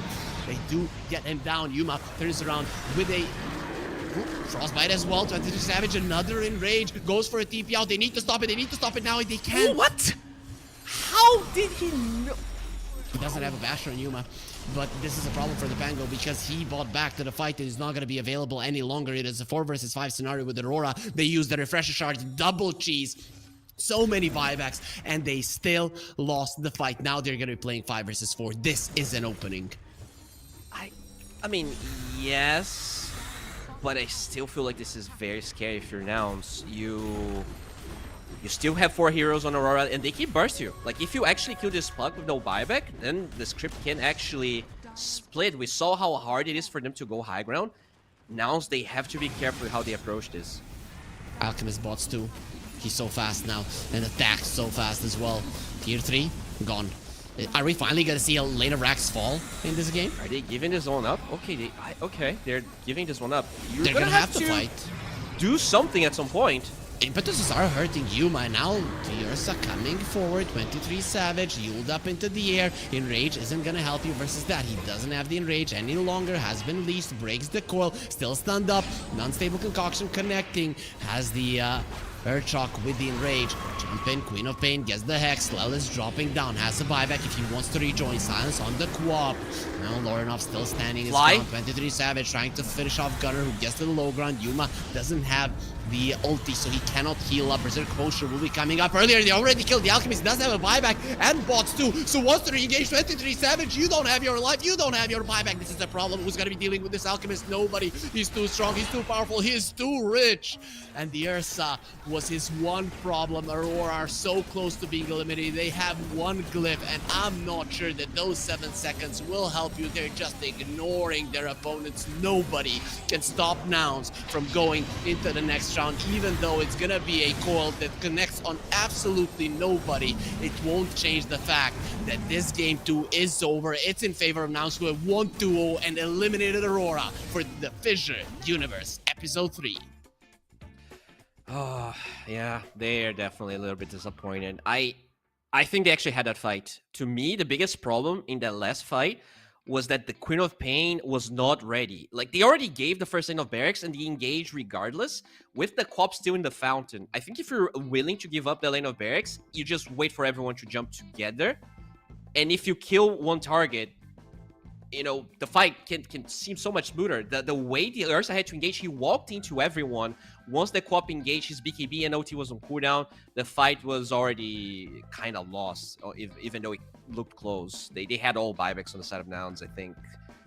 Yeah, unfortunate. It was a very close game, but, you know, the good part is Nouns, they were able, you know, despite the hiccups, to come back into this game. They're looking much stronger.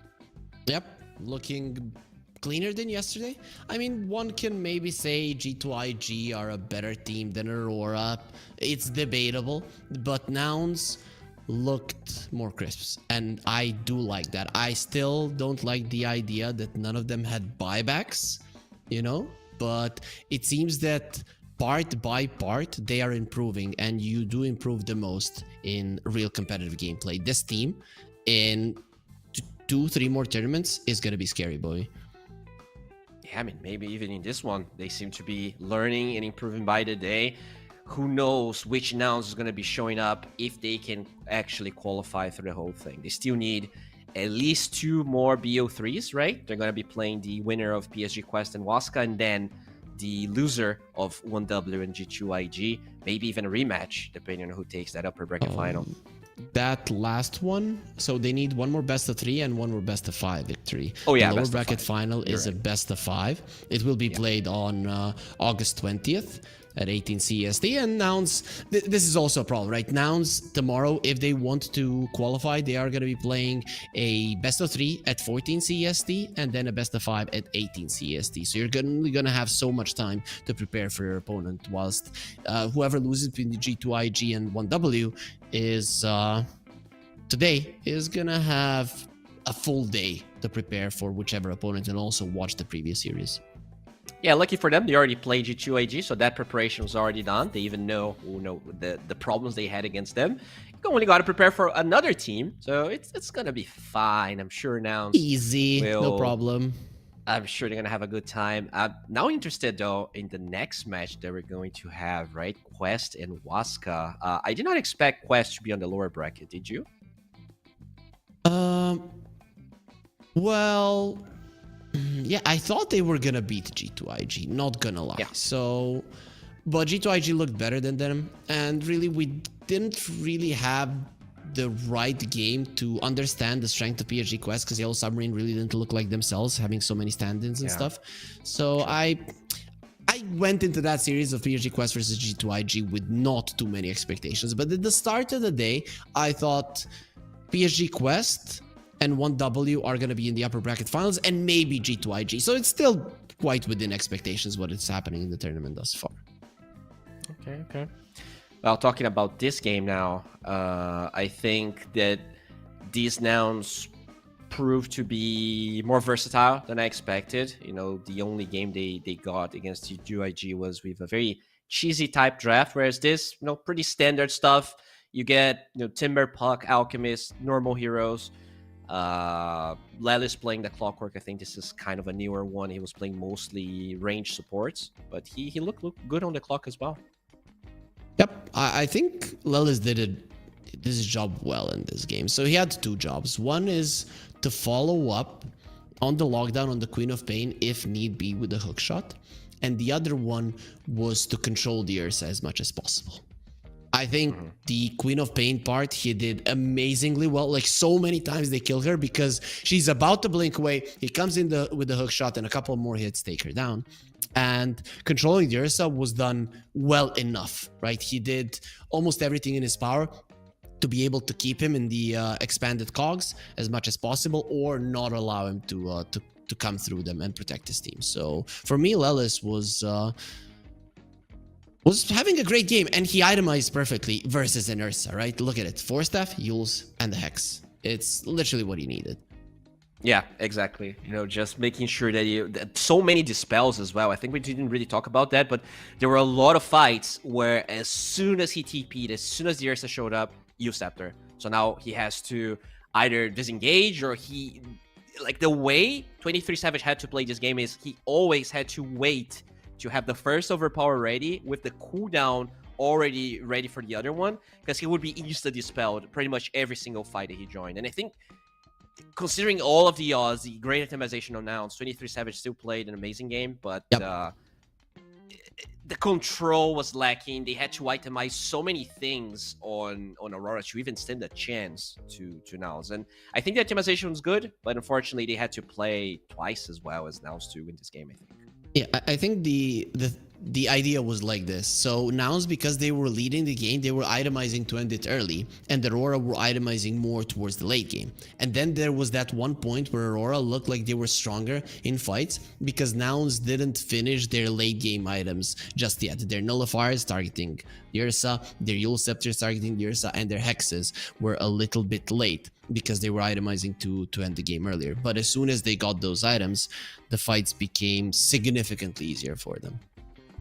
Yeah, definitely. I think that it's a good way to explain what happened. And there we go. We have our MVP. Yuma didn't really die a lot, got a lot of kills. I disagree, dude. Stuff, right? Copy crushed the lane. Copy crushed the game. Copy was the god in that one. Yuma did his job. I'm not taking anything away from him, but from my side, that puck was top notch. Well, he did do that one weird play in the base that put them back into this game. I think if Copy didn't die that one time, I would give him the MVP. I think Yuma was very consistent as well. But yeah, both of them played well. In general, the entirety of Nouns, I think, played really well. The Timbersaw got shut down in the lane, but was able to recover.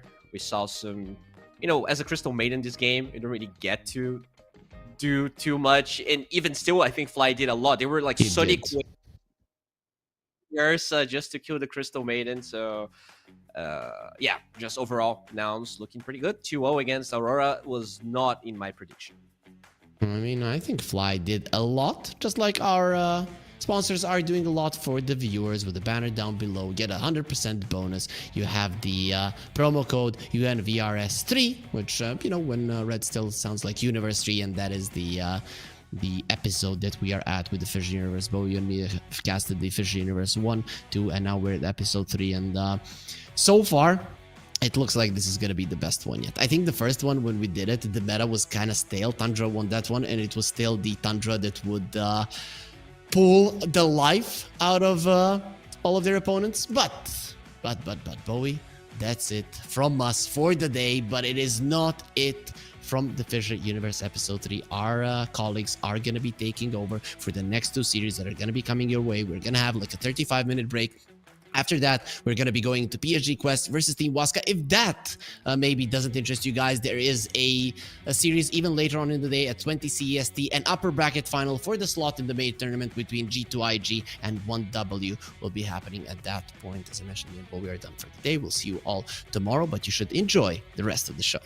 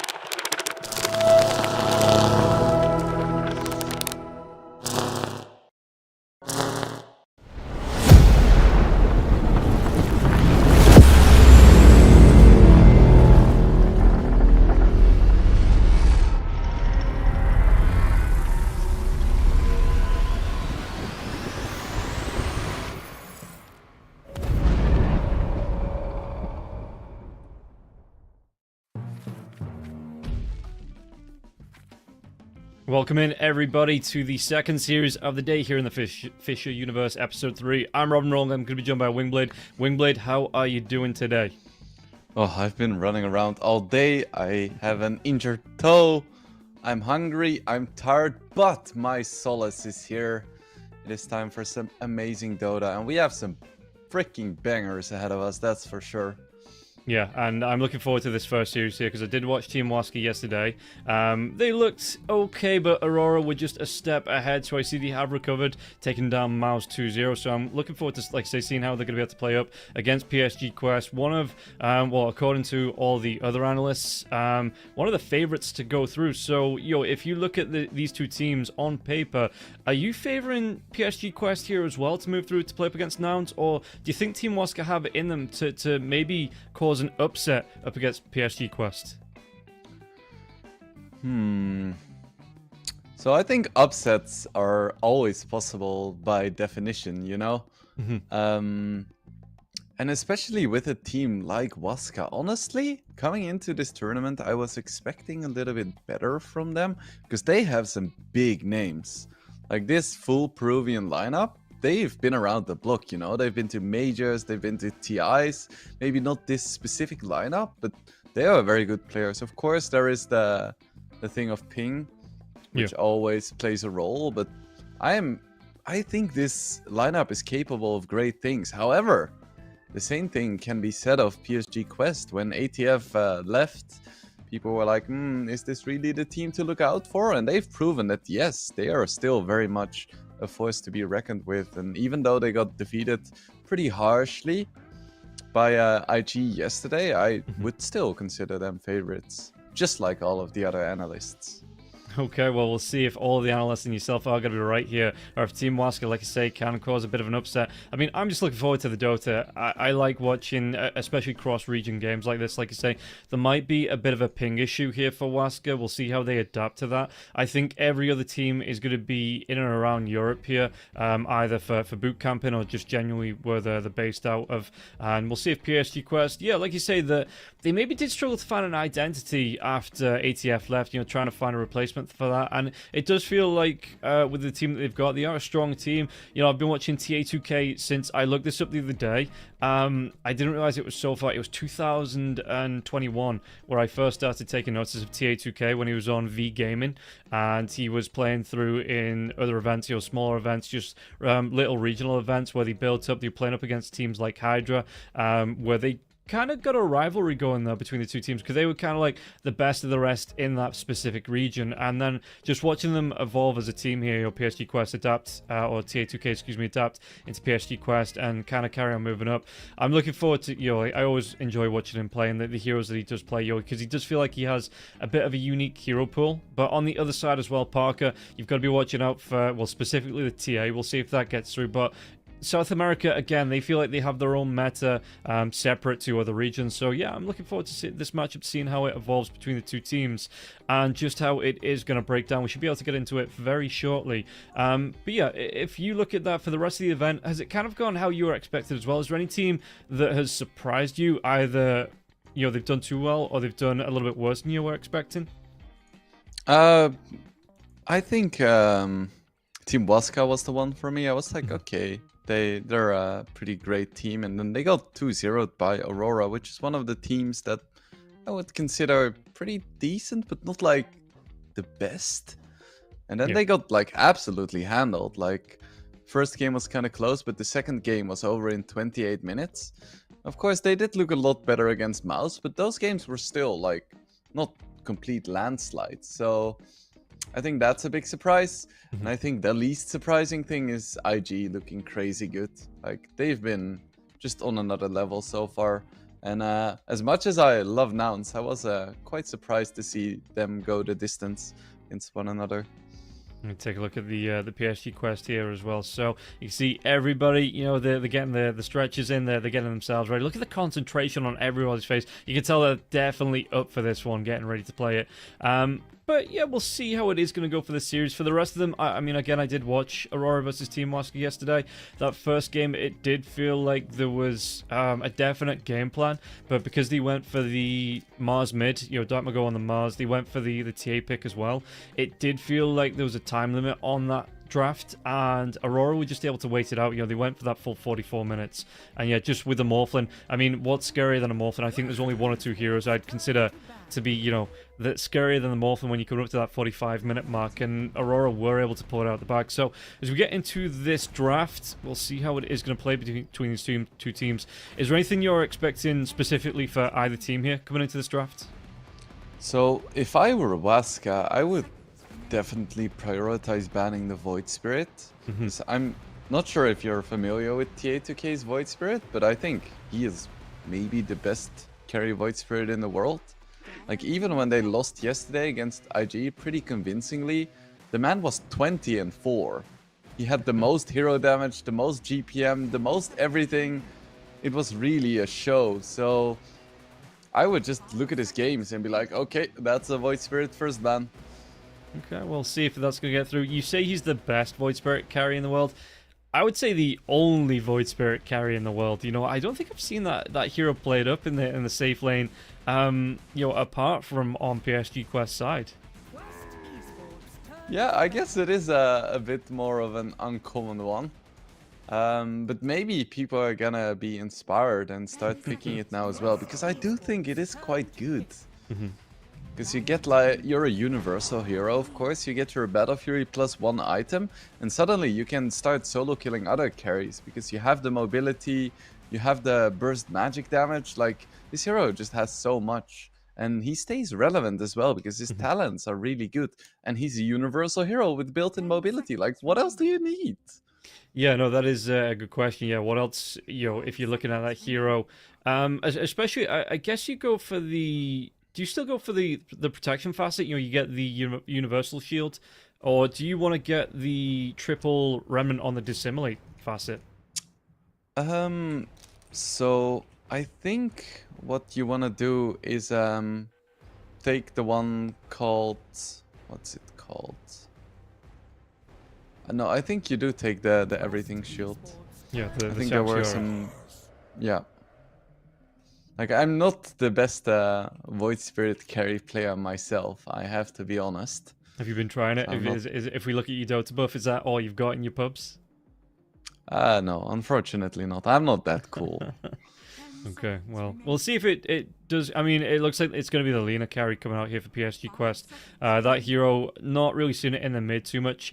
On the other side, for Waska, they do go back for the MOUZ, quickly running through the bans. Jakiro, as well as the Primal Beast Tiny and the Enigma being taken away here from PSG Quest. Tinker, thank God, as well as the Omni Knight, Nagasiren, and the Nature's Prophet here for the side of Team Waska. So yeah, I did see, I mean, both games, it was that MOUZ mid. We'll see if that's when we want to go back for here, Waska, if they're going to shift it to that off lane. The TA being banned out by PSG Quest, so they know Parker, he's probably, again, one of the top 3 TA carry players in the world. So yeah, they just completely removed that one from this draft.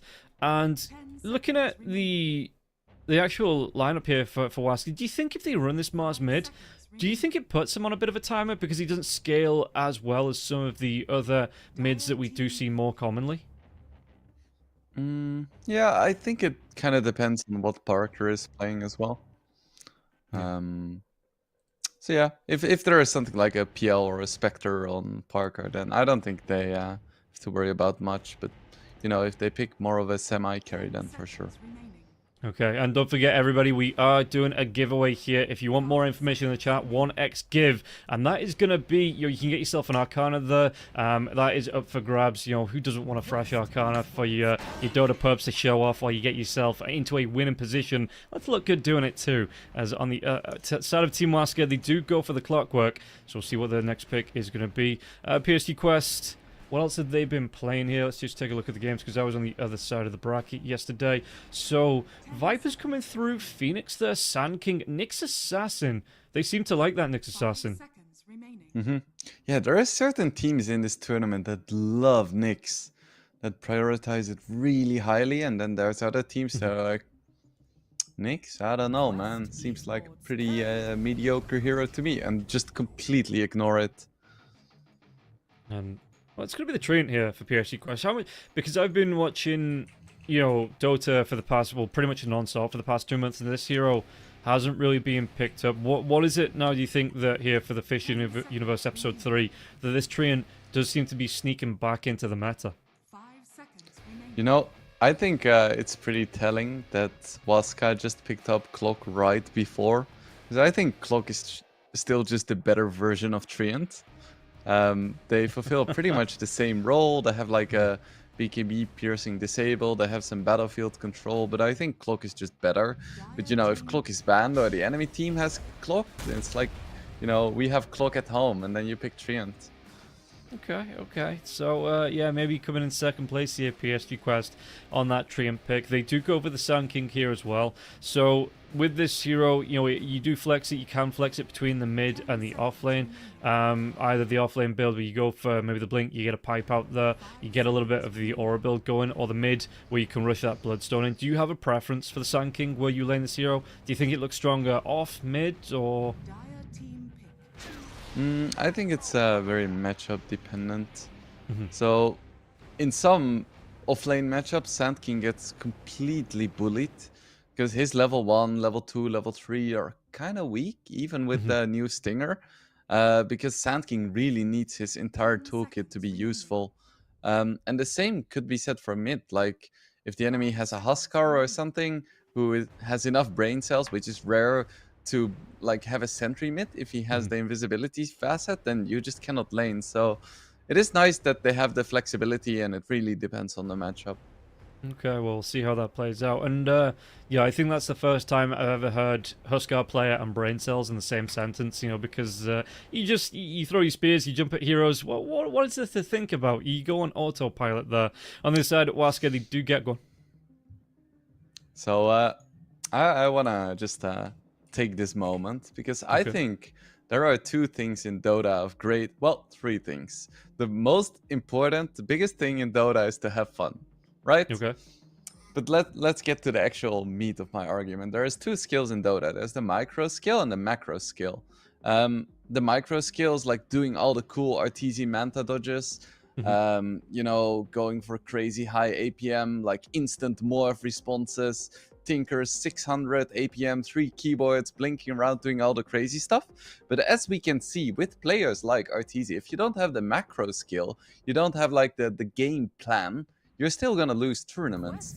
And I feel like Huskar is a very clear example of a hero that barely needs any micro skill whatsoever, but that just amplifies the importance of your macro game skill. Because if you make the wrong decisions, you can't play your way out of it. You know, you have armlet toggling and that's it. You can't manta dodge anything. You can't use like your mobility spells. You have to commit for your decisions. So you really need to understand the game in order to play this hero effectively. So yes, I play a bit of Huskar sometimes. I'm not sure if you noticed. That's what about, yeah, exactly what I was going to ask. Just to, yeah, okay, we clarified. Huskar is the biggest brain hero, everybody. If you play him, you have the IQ to be able to watch Rick and Morty and really be able to understand and appreciate the comedy genius and you know, play that Huskar. You must have the top knowledge as a Dota player. Okay, yeah, Wingblade, I respect that. Okay.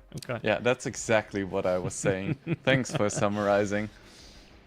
But yeah, we see a gyro picked up by Team Waska, and that is a potentially very scary matchup for a gyrocopter. So I'm starting to think that it might be a good idea for him to go mid, perhaps. Okay, yeah. Up against the Death Prophet though, does the Death Prophet not just? Oh, okay, yeah, maybe the MOUZ. No, right. With the Death Prophet, you're gonna put the MOUZ offlane, right? Surely. I think so. I think that is likely. They could still do some crazy shenanigans with like DP +1 offlane, or I don't know. They have some flexibility as well, but I think as a Sand King, you're gonna be happier against either Death Prophet or Mars than you would be against Clock Gyro. Sacred has played 1 game of Mars and 6 games of Death Prophet in the last 8 days. So it looks like this actually might be, if they stick to this trend, it might still be Dark Mago, because Dark Mago, again, prefers that MOUZ mid. This might actually be the Death Prophet in the offlane with that +1, like you say. And we don't know what the +1 is going to be just yet. We've got the Gyrocopter, potentially there's a carry with the Clockwork in the lane. It's a classic combo. Oh, you're back. You're back. Yeah, your voice. Call's just dipping out, in and out. Hopefully that clears up just a little bit. But yeah, so yeah, the Death Prophet in the offlane with the +1, which might be the next and the final pick here for Waska, and the Clockwork as well as that Gyrocopter in the safe lane here. Doom does come through. There is a kind of a decent counter to the Death Prophet with that. The ultimate can't get any life back from its Spirit Siphon. Can't cast silences. No exorcisms. So I don't mind this here, but maybe think it's going to be the Gyro 4 here from the side of PSG Quest, because they do ban out the Terrorblade. Yeah, that is interesting. I wonder why they banned it here. Are they really that scared of a TB? I guess they're gonna want to use the Doom for the Death Prophet most likely. So that is an interesting ban. Has Parker been playing much Terrorblade lately? I don't think he has, right? I mean, of course he plays all of the classic carry heroes and then some, but I don't remember him playing a lot of TB recently. 97 matches in the last 8 days here for Parker, and Terrorblade, he's played 1 match. So 13 matches on the Gyrocopter with a 38.5% win rate in his pubs. So he is trying to make that hero happen. As the Snapfire does come through. But yeah, just the second support here, I guess, for PSG Quest, because we've already picked up all 3 cores. Yeah, that is interesting. I wonder which facet he's gonna go for. The Ricochet facet was nerfed historically hard with both just the general ability as well as the facet itself. So I think full bore could be interesting with the heroes that they have, because you have Treant to set up with the shard, you have Sand King stun, could be cool. And yeah, there we have the Nyx. Okay, and if you look at the 2 lineups here, again, are you favouring either one? Is the one that you think should be taking this game fairly easily, or is it going to be a bit more of a scrappy match here between these 2 teams? I think it could be a scrappy one, honestly, because these lineups are just so different. We have the big Gyro carry up against Alina. They want to play like completely different styles. And I think we have, I guess the mid heroes are quite similar. Both Mars and Sand King kind of want to do the same thing. So maybe the styles are closer than you would think. I don't know. I feel like it might just be a very close one. Okay, well, we'll see how it's going to go in the series as, like I say, both teams getting ready here. You can see, making those final preparations, making sure it all counts. As I always love it when we get the players on the webcam, because they're just like all completely in their own zone. And yeah, just being able to see that kind of fresh preparation coming through, how the players respond. Even got a coffee in the, I think it was maybe like a lemonade, something like that coming out for the side of Waska. So yeah, it's important to make sure you're hydrated when you're playing your games. Don't go on a 10-game spree without getting some water in there. Make sure you do get some just some fluids down you while you're playing your Dota. Otherwise, you do end up in a worse mental position than if you'd have lost 10 games in a row anyway. So, getting into this one, I do believe it is going to be PSG coming through in terms of the odds as the favourites as well. So Waska, they've got a little bit to live up to. We'll see if they are going to be able to do that one off PSG Quest. Will be able to move themselves through, and this is lower bracket runs here. There is no second chances for these teams anymore. If you go down, you are out without a chance to qualify, and there is still 2 slots because we've got the upper bracket finals, I think, coming up to, I think that's the second series today, right?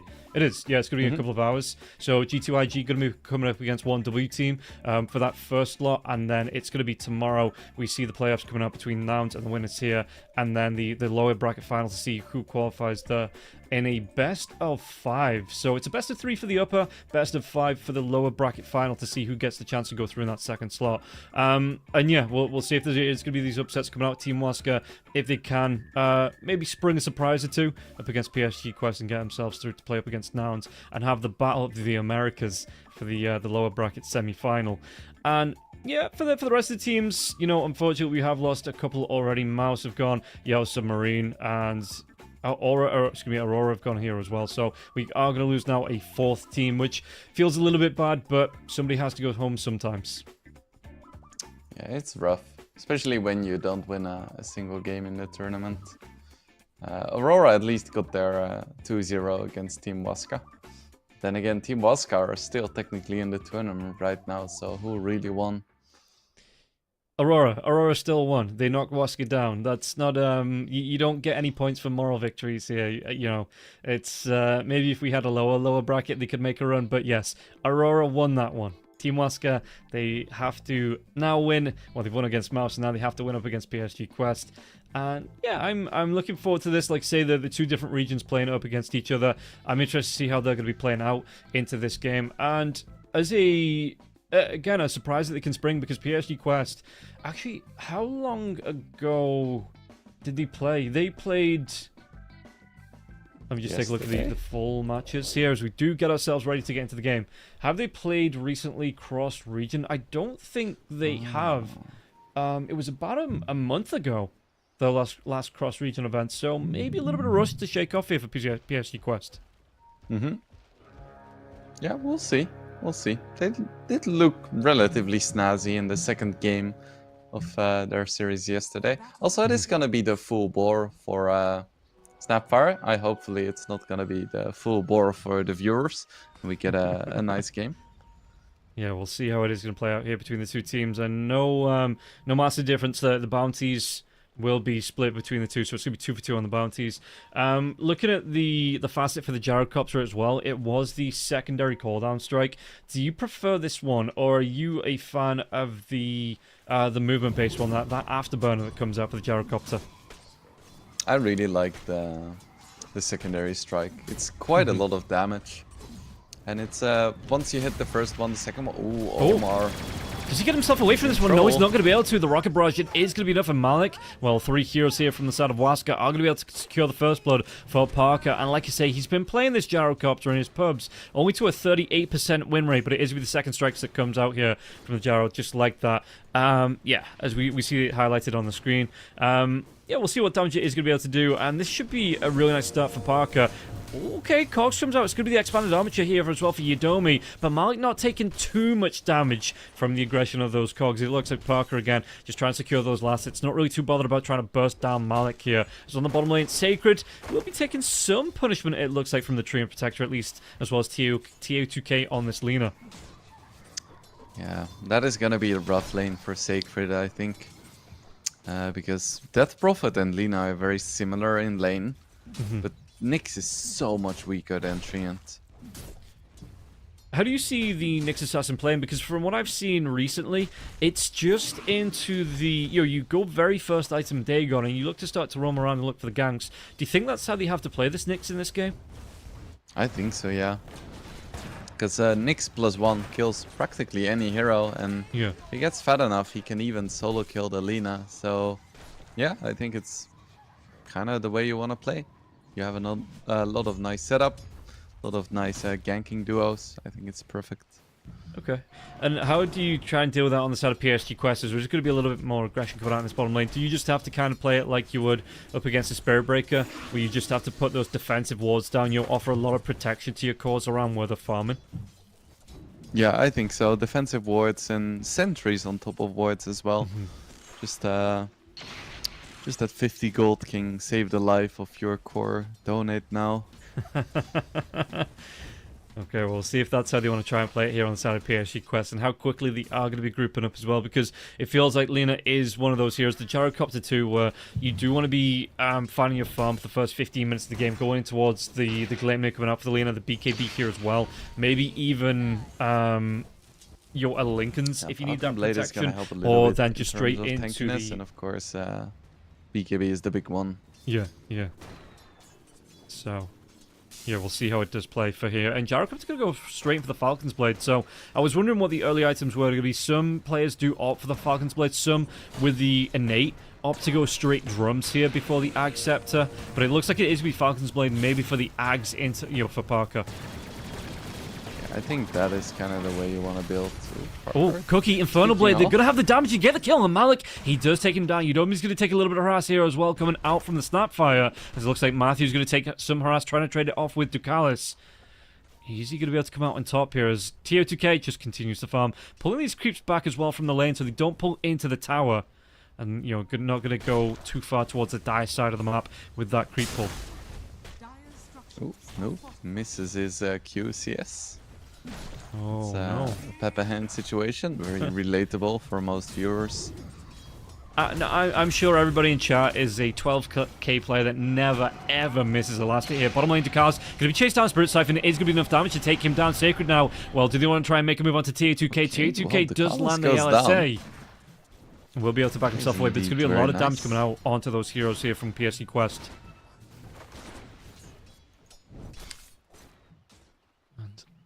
I think if production could switch our voices away from Discord, that would be quite nice, because I feel like this is gonna be a trend. Oh, are we just losing voice? Yeah. Okay. We'll find a server to jump into, see if that makes something. As mid lane, Noob. Oh, a little bit of damage going out to Sacred. Sacred couldn't get himself away. There's going to be the TP away here for Sacred just immediately. Gets himself away. Power Strike in the mid lane onto Darkmago. Darkmago's going to take some damage from this, but backs himself out.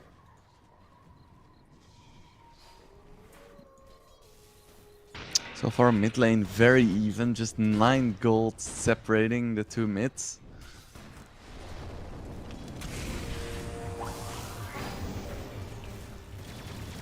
Yeah, Udomi. So the Scorcher coming out here, trying to run Udomi down. The damage it is going to be here for Malik. He gets it with the Harpy Lightning. That Chain Lightning is doing so much work in this game. Just... Oh, mid lane. Spear comes out. Darkmago. Sanking underneath the tower. Goes Rebuke is going to be used here. Noob can get himself away from this one. The chase down to Carlos is going to offer him a little bit of protection. Darkmago's low here too. But Nixus has him with the Impale. They're going to have to get on top of Noob. Noob can get himself away. The spear. It was enough damage. Darkmago is going to be able to claim the kill. Noob will fall. Udomi even rotates in to get the bottle refresh for Darkmago. Oh, Darkmago from downtown gets the spear. Nice rotation by Matthew. Yeah, and Ducalis going to be chased down by Matthew. Matthew, though, not going to be doing too much after picking up the bounty rune. So, do you think one of themselves and Udomi just trying to pick up the bounty runes on the other side here as well?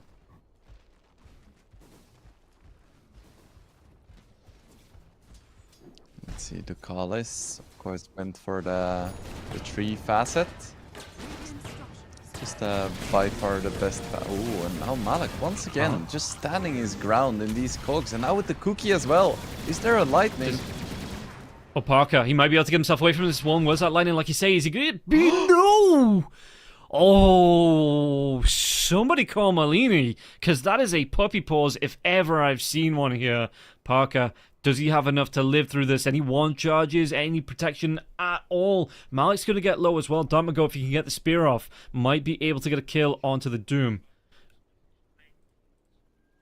And don't forget, everybody, 1xBet is going to be sponsoring FISSURE Universe Episode 3. So if you want to get involved, you can head over to the 1xBet app or the 1xBet website. Omar will be able to get the kill onto Parker. Malik should still go down with the spear onto the side wall, and he should be able to get the kill onto Omar. Omar trying to run himself away. There is going to be the epicenter coming through from that Sand King into the Burrow Strike, but it looks like Darkmago, he has the protection from the shield, and it looks like Noob, can he get himself out? Any reveal inside the Sandstorm? There's no sentry down, and it looks like Noob might just be able to get himself away. Sacred did live there as well. Not sure where the aggression fully came from. Looks like it was a treant moving into the dire side of the jungle.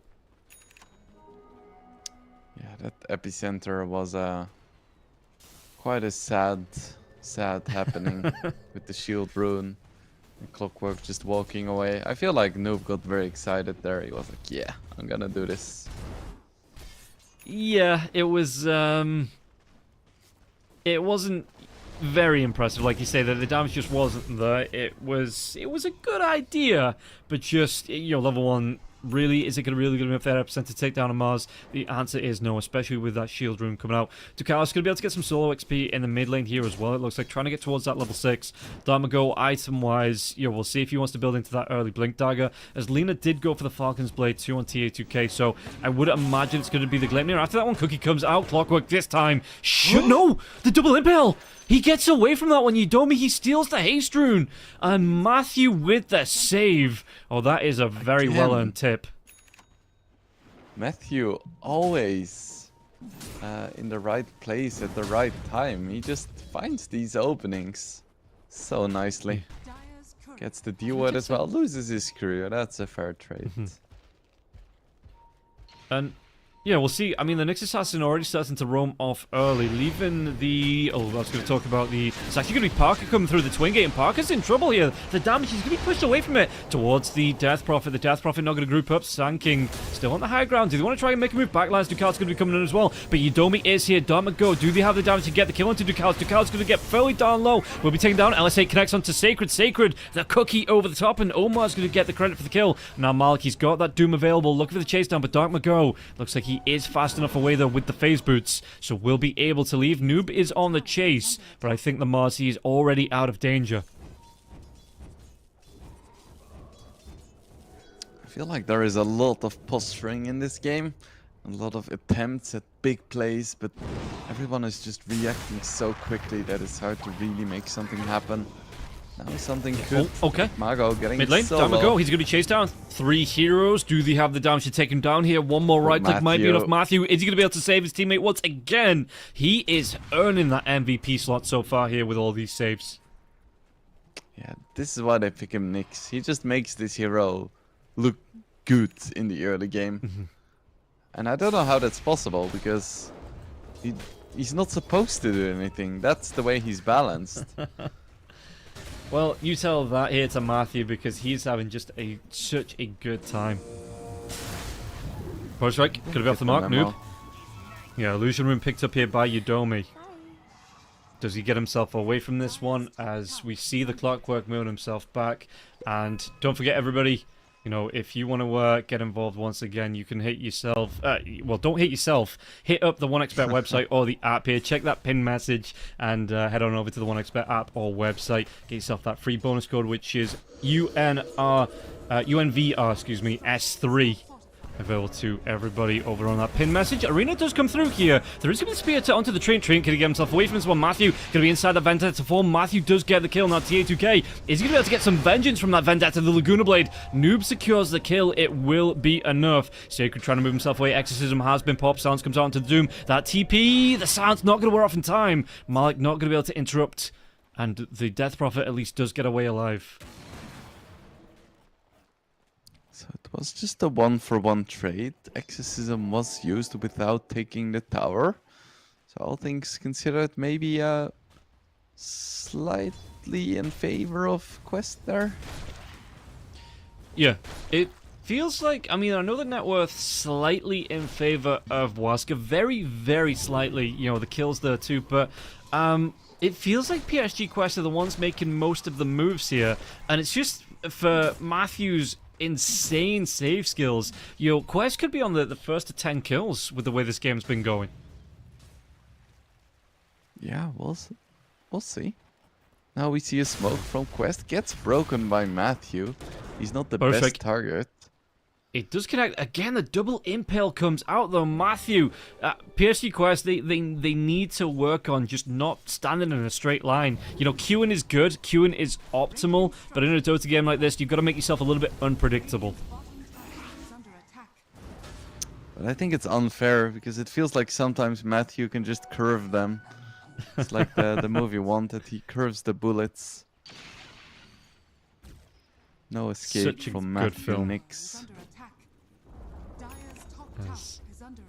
Okay, Gyrocopter Going straight in towards that Ag Scepter after the Falcon's Blade, that's what I was expecting. Then I assume back to the Chrysalis. If you look at this in terms of the map control of the Scratch Chat, just a second, there might be the rotation in for the next Assassin here, as Matthew does get on top. He's going to try and make a move over to the Malik. Vendetta, Cookie though away from Omar Malik. There's still going to be the hookshot coming in from the Clockwork. Cogs will be down, Impale once again, the cooldown will be used. Doom comes out onto Matthew. Matthew shouldn't be able to get himself away from this one, but the Doom will fall first, and Matthew should dick out after. It is enough to get the kill from the grave here from Malik. Yeah, it's a nice attempt there by Malik, and he does get the kill. So good presence of mind. Still, it definitely favors Waska. Radiant's top tower is under attack. And if you're looking at this, I know, again, 1k net worth lead here, 2 kills up for the side of Waska, but who's really benefiting from the way this game's playing at the moment? Because you look at this, you got Noob farming up in the triangle, looking towards, I assume that's going to be the Blink Dagger. He's only 300 gold away from it. Is this where you think PSG Quest need to start to group up as 3 and 4 and look for those definite picks? I think so. They definitely want to make sure that they fight the Gyro before he gets that Aghanims, Crystallis, BKB, Satanic. Like, at that point, you're facing a raid boss. Right now, he's just a dude in some kind of improvised helicopter thing. He's gonna be a raid boss. TA2K is going to be caught out there. Noob does TP and going to be able to get the Burrow Strike into the Sandstorm coming out. Matthew, though, what's he going to be able to do? Try and get himself away from this one. There's going to be the spike. Was that perfectly timed on the spike Carapace? I think it might have been Matthew. He should still go down. Omar gets the kill, but that's not the trade-off you want. Omar getting the kill into Matthew for TA2K. Really not worth it for the side of PSG Quest. In the mid lane. Malik trying to get himself out here. Again, the cooldown will be used. The hookshot, it connects point blank. Malik, he's going to go down. Sacred gets the credit for the kill. Can he carry on going to Ducalis? Ducalis trying to back himself away to the high ground here. Udomi is low, but not killed off. And Ducalis surely doesn't want to make a move into 2 or 3 heroes on his own. Just backs himself away safe. And Waska looking good these past few minutes. And this is before Nyx even gets the Dagon. They're just outmaneuvering Quest right now.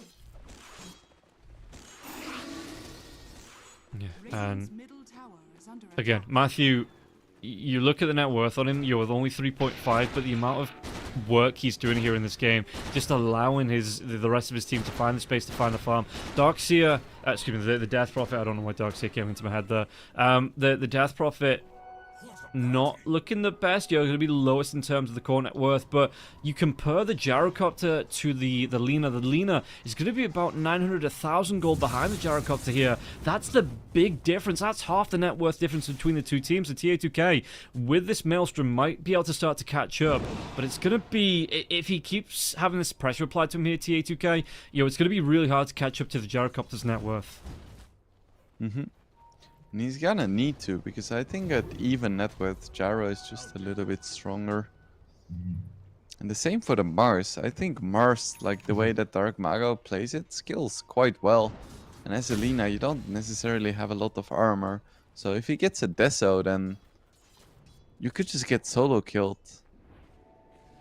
Yeah, and Damago is going to be going towards the BKB first. It looks like Nyx, how far away? He's got the second level of the Dagon queued up as well. We'll see if he wants to go into that, or if it's just going to be the level 1 and maybe just double clicked on the recipe. It's Matthew making another rotation in this Vendetta form into the Radiant Triangle, but he's going to see 3-4 heroes, just 3 of them for now. TA2K is the furthest one behind. Matthew, does he want to carry on going? He's going to see the couriers too. So maybe just follow the couriers. Ducalis coming forward here. Omar backing up TA2K. The dust reveal comes out, and Matthew, does he go down yet? The LSA is going to connect TA2K. He gets that kill. He tracked for so long. Oh, the multi-kiss is going to rain down as well. Udomi, he drops the cogs, but is this going to be his doom? Trying to get himself away into those neutral creeps, trying to dodge out in any gap he can. The hookshot, it won't connect to anything. The Burrow Strike, they get another kill. Noob will get the credit for that one. Udomi will fall.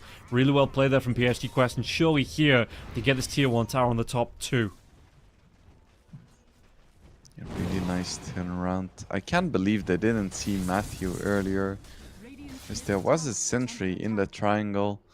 He stayed just out of vision every single time. Not sure if that was Spidey senses or just luck, but he does finally end up falling.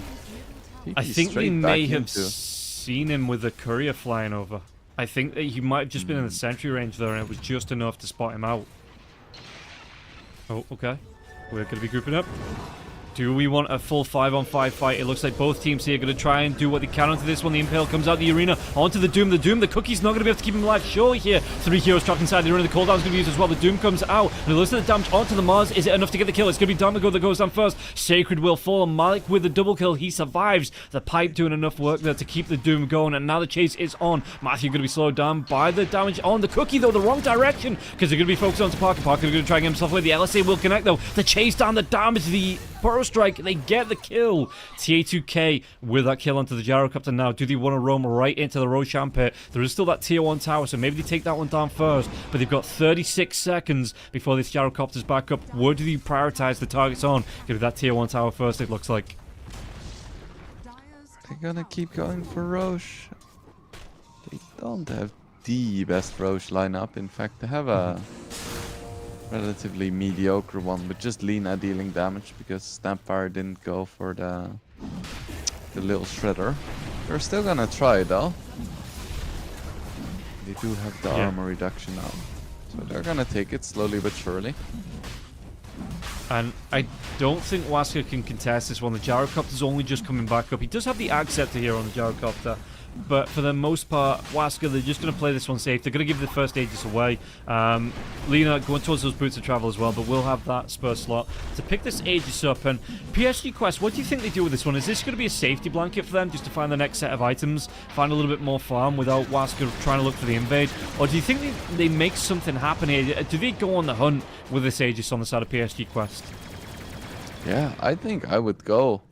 You have a Pipe, you have a Blink on Sand King, you have the Gleipnir on Lina. It's go time because no one on the side of Waska has a BKB just yet. And we saw just the impact of the Pipe last fight. It's like even Lina can survive being jumped. Yeah, that Doom did get caught out early. I thought he was dead for sure, but like I say, the protection coming through from the Pipe, just to sustain the hero had there in that fight was enough. They turned it around. They got the Doom off onto the Death Prophet. The Mars fell first, so we'll see here, Quest. If they do want to try and make something happen, we have 2 heroes. Going to be the Doom as well as the Treant in the dire jungle moving through as well. But it looks like he just meets up with his teammates here. Damago gets that Blink away behind the tier 1. Do we want to try and defend this on the side of it? Looks like they might do on the side of Wasker. As the Laguna Blade comes out again, this Mars, he might just be dead once again. They do. They get the kill. And Matthew backs himself away. They won't be able to defend this tier 1 tower. Win probability now heavily favoring Quest. And Ducalis is going to be hunted out here by Matthew. Don't forget, everybody, if you are enjoying the event, as Matthew is going to be enjoying this kill. Cooldown coming through as well. They get the Sun onto the Treant Protector. Does he go down? He will. Parker gets the credit here. Yeah, if you're enjoying this one, we'll come back to it. It says Death Prophet is going to be caught out, so tier 2K. Immediate revenge. The multi-kisses are going to rain down. Tier 2 tower. It is going to get low, and surely this time they're going to let me get to my read. As, again, if you're enjoying the FISSURE Universe Ep.3, there's going to be more to come this year and moving forward in 2025 as well. So if you do want to be paying attention, if you do want to be taking in all the FISSURE Dota, don't forget to follow along on the Twitch and the YouTube page to make sure you are aware whenever we go live. Yeah, sounds good. I'm definitely gonna do that. I would have hoped you'd be following along already, Wingblade, you know, with you being involved in it. I'll follow again. I just unfollow just so I can follow again. Just to make sure.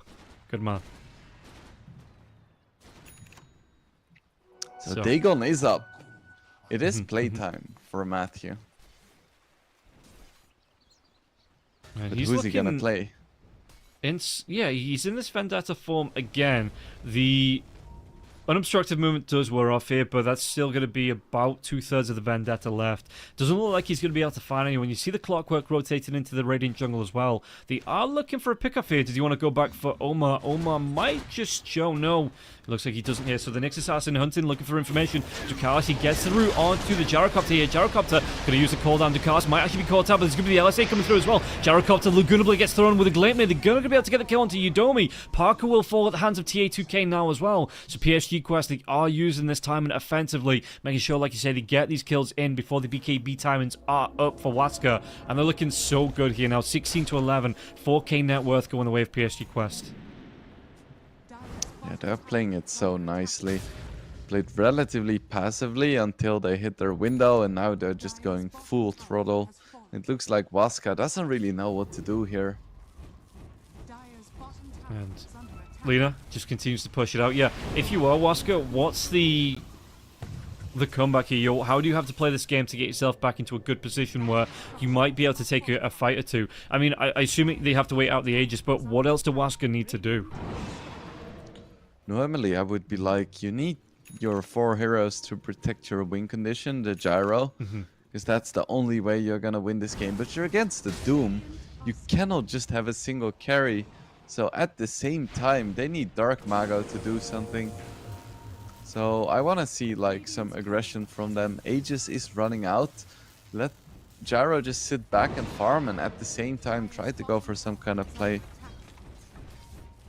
Okay, well, we'll see if Waska want to try and make a move here. You can see that they're going to be on the opposite side of the map from PSG Quest. PSG Quest not going to be able to use this Aegis for too long if they want to push high ground here after taking the tier 2 tower. We've got the Clockwork with the backpack as well. Maybe looking for a hook shot in Noob, though. You want to try and go to Sacred. The Spirit Siphon's going to come out. Glenmore, though, with Electron, Epicenter, Silence. Do they have the damage to go through? Sacred's going to try and go for the TP. Where's that Burrow Strike? It will come through. It's connecting before the TP completes, and now Sacred, he is going to fall. Noob gets the credit for the kill. Just well played here from the side of Quest to be able to time this one right, and Udomi, is he going to be able to get himself away again? The jetpack does come through. Rocket Flare will be here, but Noob, he's looking for that Burrow Strike. He wants to try and get himself that Iron Man.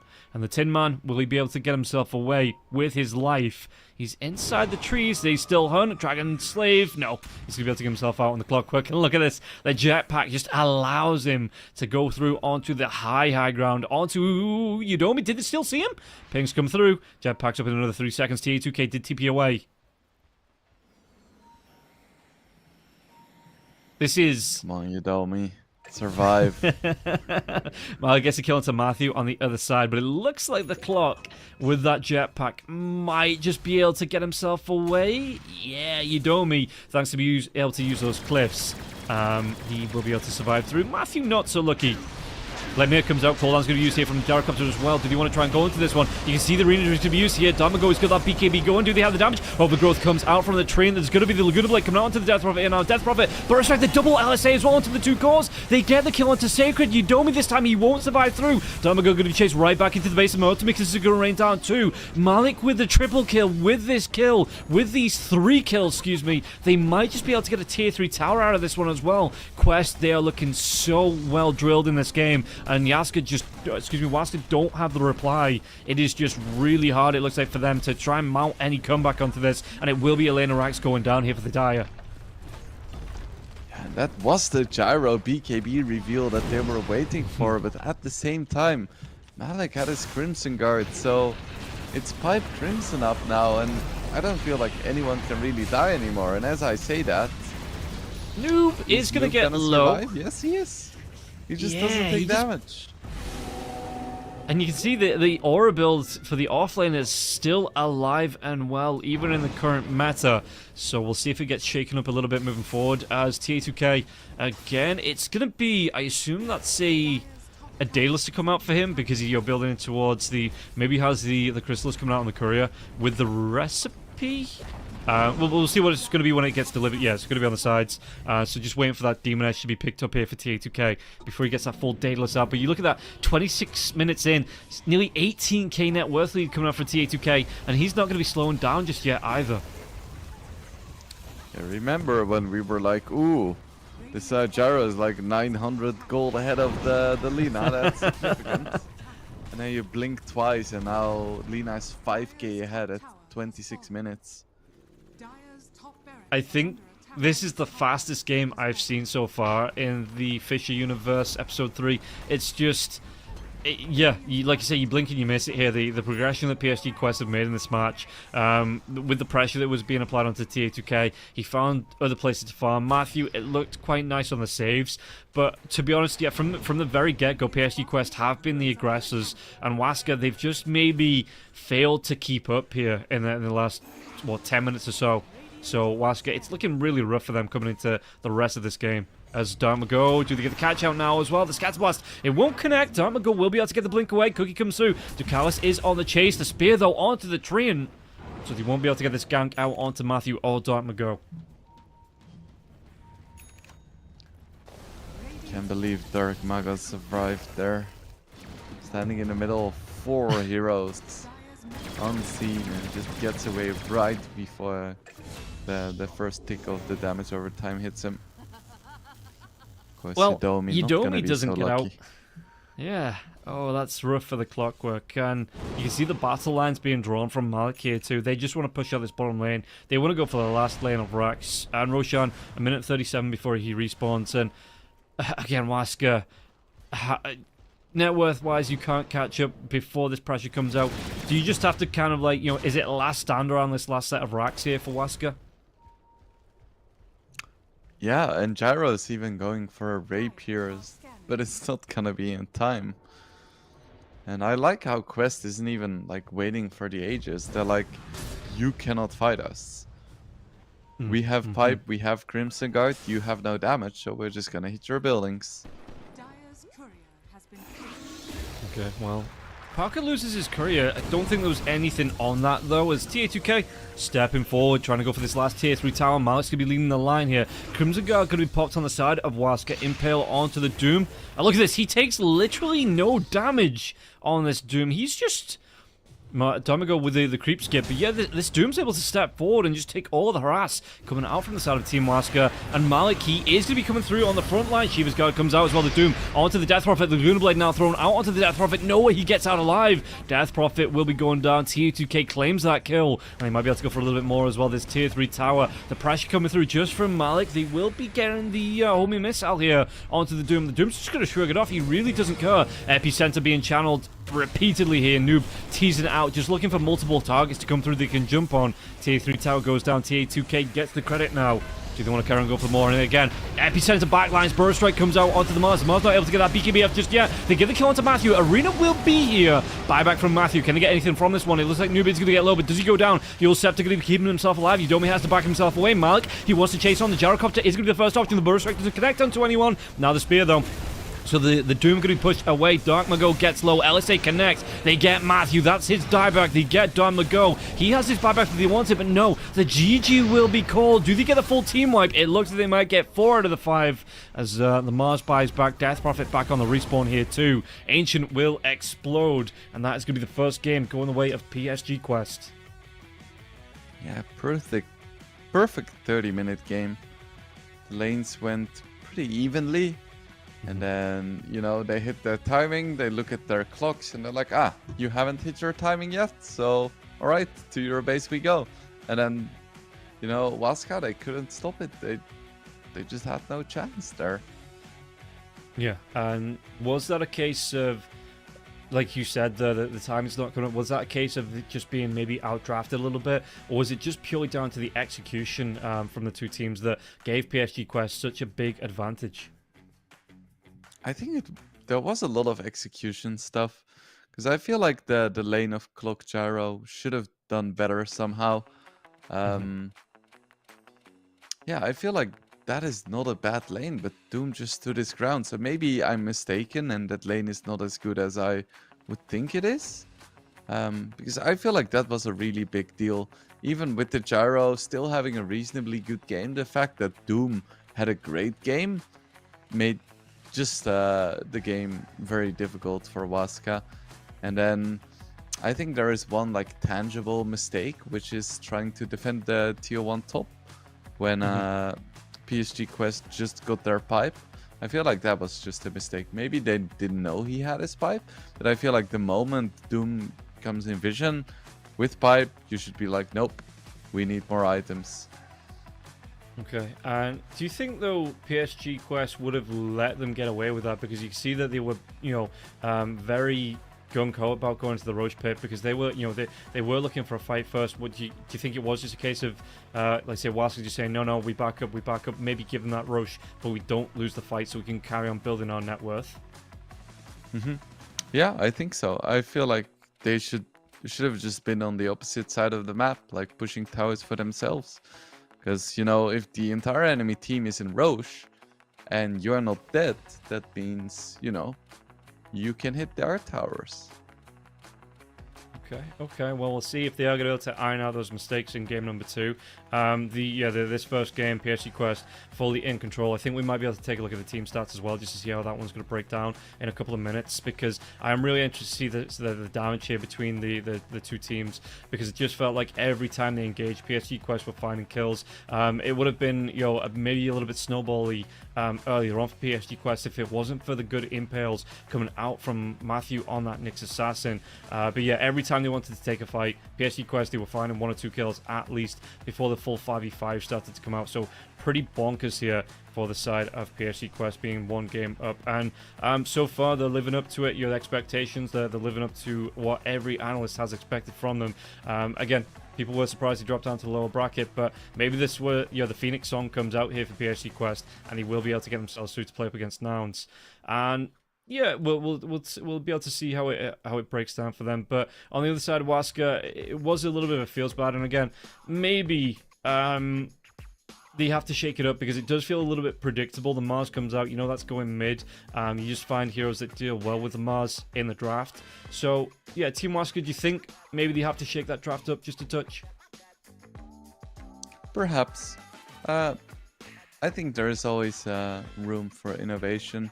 I don't think I really hate the Mars that much in the previous game. I feel like it did very well in the mid lane, and in theory, if you're even, it's also very good against Lina. But of course, it didn't end up paying off in that way. Maybe the problem was more the top lane with the gyro plus clock, because even the off lane bottom didn't do that poorly. Yeah, I mean, looking at the difference between the two offlaners, 17k damage and 7k damage, I would expect, you know, Death Prophet to be one of the highest damage dealers in the game, with the Exorcism coming out, Spirit Siphons, as well as the Crypt Swarms. And yeah, MVP going to be going to Malik in that offlane on the Doom, because it just felt like every time he joined the fight, he did more than enough to get the win here for PSG Quest. And yeah, the Death Prophet on the offlane, maybe the difference between the two teams, just really couldn't get that ball rolling.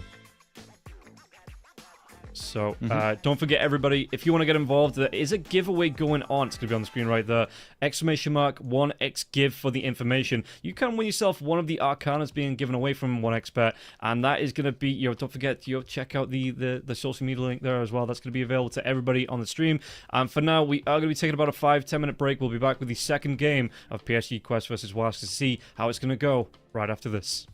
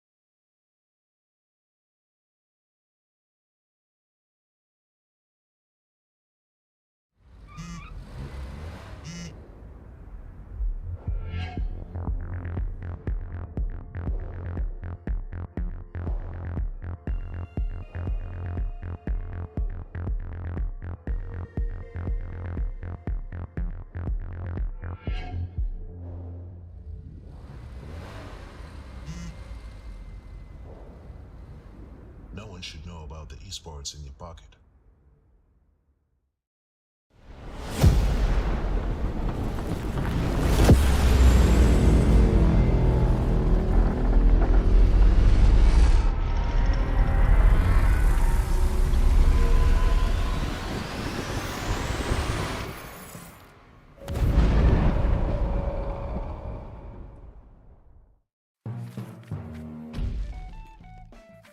Welcome back in, everybody, to the FISSURE Universe Episode 3. If you're enjoying what you're watching, don't forget to follow along on the YouTube, on the Twitch channel, as we get ready to get ourselves into the second game here of the second series of the day between PSG Quest and Waska. So, Wingblade, that first game, it looked a little bit rough for Waska. How do they need to get themselves back into it now? How do they reset as we get ourselves right back into this draft? Well, this is a good start, banning the Lina and the Doom. It's like, yeah. I think they want to avoid a repeat of game number 1, and now it's gonna be literally impossible to be a repeat of game number 1. Isn't that nice? Yeah, that is actually quite nice. I like to see it, when things get changed up, because, it means we get to see new heroes, fingers crossed, that aren't the Tinker. That is ban out. Yeah, that is always nice to see. I wonder if we're gonna see more Pt.3 shenanigans, or if he's gonna keep it relatively based like the Lina. Yeah, we'll see as the Sand King will be coming through here. And don't forget, everybody, if you want to find the stats for this match, if you want to be seeing what esports is going on, what's going to be available to you there as well, you can head over to the 1xBet mobile app. Download that now. It's in the banner below the description, and it means you can take esports with you wherever you go as we get back into this draft. The Marcin being banned out, a little bit of a shame for me. I'm loving that the heroes made a bit of a resurgence. Primal Beast, though, this is going to be a big pickup. I assume this is going to be Malik's hero, though Noob not afraid to play this Primal Beast here either. Yeah, love to see it. And Waska actually takes away Noob's Sand King. I wasn't super impressed with the way he played it last game, but Waska's like, okay, we'll just take it before you can. Yeah, there was some early... I mean, the Boris Strikes that came out a little bit later on were incredibly impressive, but yeah, I think it was kind of summed up with that early epicenter. He tried to make the dive in, couldn't really have that big of an impact from that, and it was, when it joined up with the rest of his team, like you say, it started to get a little bit better, as the Nyx Assassin will be banned out by Waska, so not wanting to give that one away. So, what else do you want to take away here, Waska? What is a good hero? They've already taken that Lina. Like I say, do they want to try and maybe take away that Void Spirit from PSG Quest? 5 seconds remaining. I would. Not sure if they're gonna. There's some other heroes in the pool that are quite good as well. Like Jakiro still in. Enge is definitely an option. Malik plays a little bit of Mars himself. He's a Mars enjoyer. Of course, Tiny. There's good options still. Let's see. It's gonna be Naga. They ban Naga. Even though they have a Sand King. It's interesting. Yeah, I know TA2K likes the hero, the Naga Sarno. I've been watching him for a few years. It has been a staple of his hero pool, but not going to be getting through this time. I am looking through the PSG Quest matches. Both games against Yellow Submarines, they got the Void Spirit. They got it in game number 2 versus G2IG as well. So that is really... It is a threat. They did pick up Jakiro up against G2IG as well. They played a Meepo. Is Meepo back in the... I thought Meepo wasn't in the game. Meepo is a medium back. He isn't fully back, but he's medium back. Like, people are picking up the pack rat now. And with some item shenanigans. You know, he's got his moments now. And we do indeed see Jakiro. You see, not everything I say is complete bullshit, like the rant about Huskar. Well, I mean, that's why we have you along, so I can, I get to waffle and make no sense, and then you come along and make sense. So, we even each other out. And yeah, Jakiro, really good support. Do you expect, is this just a 5 only, the Jakiro? I think so. With the changes to his attacks, he's kind of been relegated to the support role for just forever. Because last hitting, with like the 2 small hits is just awful. Tried it a few games, but every single time the first attack hits, any good player is just gonna attack their or time their attack in the middle. So you're just gonna be setting up your own creeps to be denied. It's the worst. Okay. As Waska, they do go in for the Shadow Demon. Really good pick up against the Primal Beast. You counter out with the Disruption, with the Purge coming through as well. So you can stop that onslaught. The Disruption stops the Pulverize from being super effective. Can always save your own teammate from that.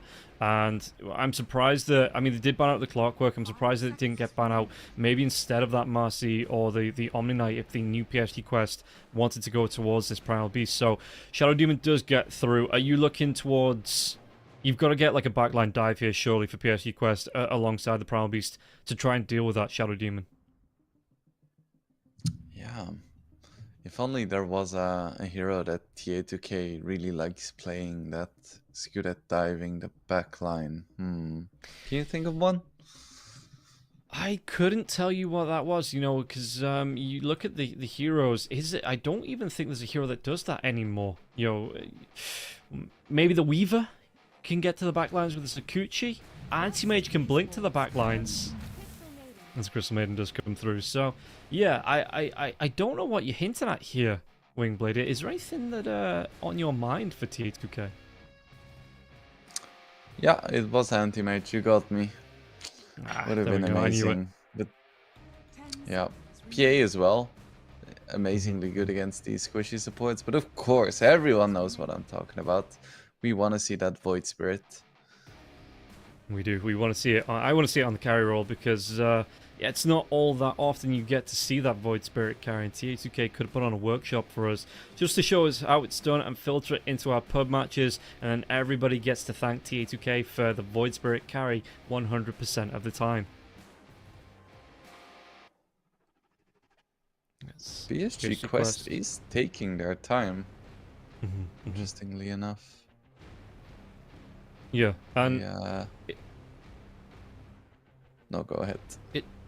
I'm just saying, it is going to be 2 squishy supports here. So if there is, you know, that backline dive hero to come out as well as the Primal Beast, because Crystal Maiden's still pretty good against the Primal Beast anyway with the Frostbite onto the Primal Beast. If you can time it right, there it is. Yeah, it does come through, and Wingblade is vindicated. He is on the money. And again, yeah, the 2 squishy supports, TA2K might be able to make quick work of those 2 before the fight really kicks off. And Waska has to know this was coming. Like, it's one of TA2K's signature heroes at this moment. They didn't ban it. They picked 2 squishy supports. I want to believe they have a plan against this, but I'm curious to see what it's going to be. Yeah, we'll have to see what it's going to be for the picks. Is there anything in the game history for Waska? You know, any heroes that you're seeing? Any good answers to this Void Spirit, as the Rubik will be the next pick here for the side of PSG quest? Well, what IG did was pick a support sniper against it, and that worked quite well. They picked it twice in their series last game, or yesterday. So maybe, you know, put like Crystal Maiden mid and get yourself a support sniper. Yeah, easy. I'm sure that'll work. I mean, who doesn't like to see the, I'm going to assume, position 4 sniper? That pops up from time to time. Boboka. Yeah. This gyro is interesting. I feel like it didn't really do that much last game. But now he has a range support. Maybe it's gonna do better. I hope it's gonna do better. I don't think it's an amazing matchup against Void Spirit, but it could be worse. Yeah, I just wonder if this Crystal Maiden's going to be at risk here from the telekinesis into the trample combo coming out from the potential offlane for PSG quest. If Malik does want to play this Primal Beast here and not noob, you know, like I say, it is a range. It's a very squishy hero, and telekinesis into Fade Bolt might just be enough to really put the hurt onto the Crystal Maiden in the safe lane and just stop the Gyrocopter from being able to come up and farm. Yeah, I'm not a huge fan of this pick. I feel like they needed something stronger. Because Gyro, you know, if he's not ahead, he really isn't that strong, because his Rocket Barrage deals like no damage when you're next to creeps. And when you're trading or going for a kill in lane, I tend to be creeps. And then Flak Cannon also doesn't do that much because you're a hero with like 45 base damage and you really need your items, and then you have Rocket left. But if you like try to max Rocket, then something is seriously wrong with you, or you're playing position 4, which I guess is a little bit of both. Hey, I play position 4 Gyrocopter because it means I can go carry when the game goes late. That's, you know, if you want to do that, you should just pick Sniper like Boboka and then join IG. Yeah, go for well, was it first item Acceptor or something like that? Because that's every time I see a support sniper, that's the item picks that I see coming out for quote unquote support snipers. First game, he went for the support items like Force and stuff. Second game, he went Maelstrom into Crystallis. And then he bought like a Mjolnir, Dragonlance, and then a Daedalus, and then a Ghost Scepter. And it was amazing. Yeah, so that is exactly like one of my position 4 sniper pubs. Okay. Well, not my, but whenever I see the position 4 sniper picked in my pubs, that seems to be the item that they, the item list they want to go for. That support item build that we see all the time. Yep. But I think it's unlikely this game. Instead, we're gonna see a Pango and Mars ban for PSG Quest, and Waska are gonna take out Morphling and Centaur. A lot of hate for offlaners in this final stage of the draft.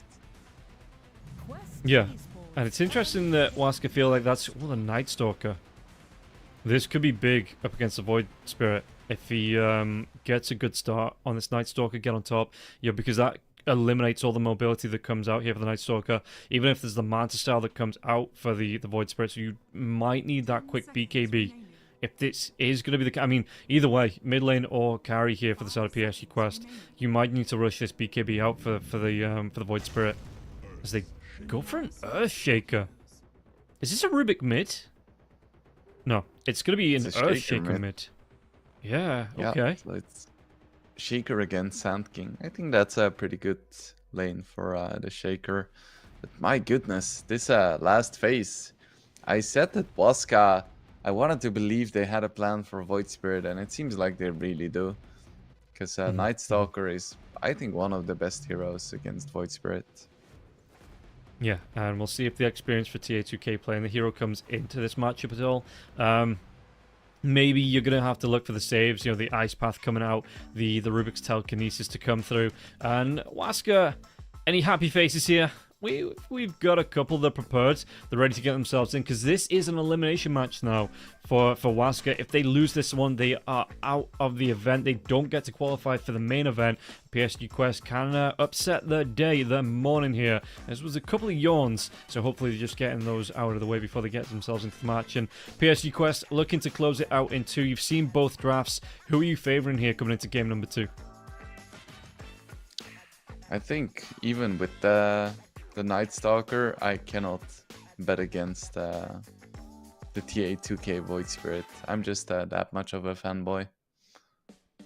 Okay. And yeah, if you want to be doing a little bit better there yourselves, everybody at home, the odds are on the screen in the top, the bottom left corner there. So, they will be showing up, and I think it's going to be PSG Quest coming in as the favourites. And yeah, we'll get the live match odds when we get into it as well. But yeah, it looks like PSG Quest, they are in the driving seat. They've got the momentum in their favour, and they're going to be coming through into the second game full of confidence. We'll see if it's going to be enough to pay off here between the two teams, or if Team Waska can pull it back, force it to a game number 3, and maybe cause an upset here to go up and face Nouns in the War of the Americas. And we'll see how that one's gonna go, because again, it might be Waska playing on ping, but they're used to playing on ping. They were born in the ping, they live in the ping, and that might play to their advantage. It's like, again, I always come back to it, it's like Goku with the training weights, those like kilo, the 1,000 kilo weights or whatever that he's still going around with, and or Rock Lee when he takes him off and he finally moves so damn quick, as we do get ourselves into the second game. PSG Quest versus Waska. Let's see how it's going to play out. So let's see, any surprising facets? Doesn't quite look like it. No, and No, Night it Stalker seems, is going to be going for pretty standard. the Night Ring. How much do you like this, flipping this one around? The odds are on the screen, guys, so yeah, if you want to get involved, 1xBet is the website to go to. Odds on the screen here for you this match. But yeah, Night Rain comes out for the Night Stalker, and we've got the Slugger for the Earthshaker. How much do you like this flip on the nighttime, daytime cycle with the Night Stalker? Well, I used to think it was really strong. I feel like it is quite popular as well. And of course, your night becomes a little bit longer, but apparently his other facet has like a almost 2% higher win rate. So I haven't played around with that one too much, but apparently Blinding Void is quite strong. Okay. It's... the win probability actually leaning towards, from the very start, towards Team Waska here, just by 5% or 10% overall. But they've got that bonus 5% in their favor. We'll see how it is going to play out. Noob, again, on that Earthshaker, so he is going to have the Slugger. And I think they changed it so it's whatever spell Earthshaker uses, if you get a kill with a spell, you are going to send that unit flying to do more damage on the path. And I've played it before. It is really nice to have, just be able to get that bonus damage off, especially in the lane. When you are 2 melee heroes, you can just send this bonus damage straight down the line. And I'm interested to see how this mid lane is going to play out between the two. Yeah, it's like the cooler brother of Psyblades. Yeah, you use the hero instead of your telekinetic force to do the damage, and you send a creep flying. And like I say, I do like it here. As we look at the off lane, Pt.3, Ducalis, Jakiro coming out here. Yeah, Damago with the Sandstorm coming through. In terms of last hits, Sand King is just a little bit ahead, but there's still three creeps for the Earthshaker to be on Ducalis. Could be in a little bit of trouble now as well. Pt.3 going to try and do what he can with the Resin Pulse. Ducalis going to get low though. The Furry Fire not going to be able to keep him alive. Sacred will get that first blood. Maybe setting the tone for the lane and the game here, Sacred, on that Night Stalker. Yeah, it's a Teos all this time. A hero hits level 2, then another hero is out of position because he didn't expect the level 2, and then we have first blood. As Noob just continues to come in. He does have an Observer down. I wonder if he has, sentries flying into him, maybe coming in on the turret sometime, or he wants to buy that one. Because I do believe it's the Invis Sand King facet. That's the Sand Shroud, I believe it's called. Yeah. Dire's middle tower is under attack. And how are we looking Aiming high. asset-wise?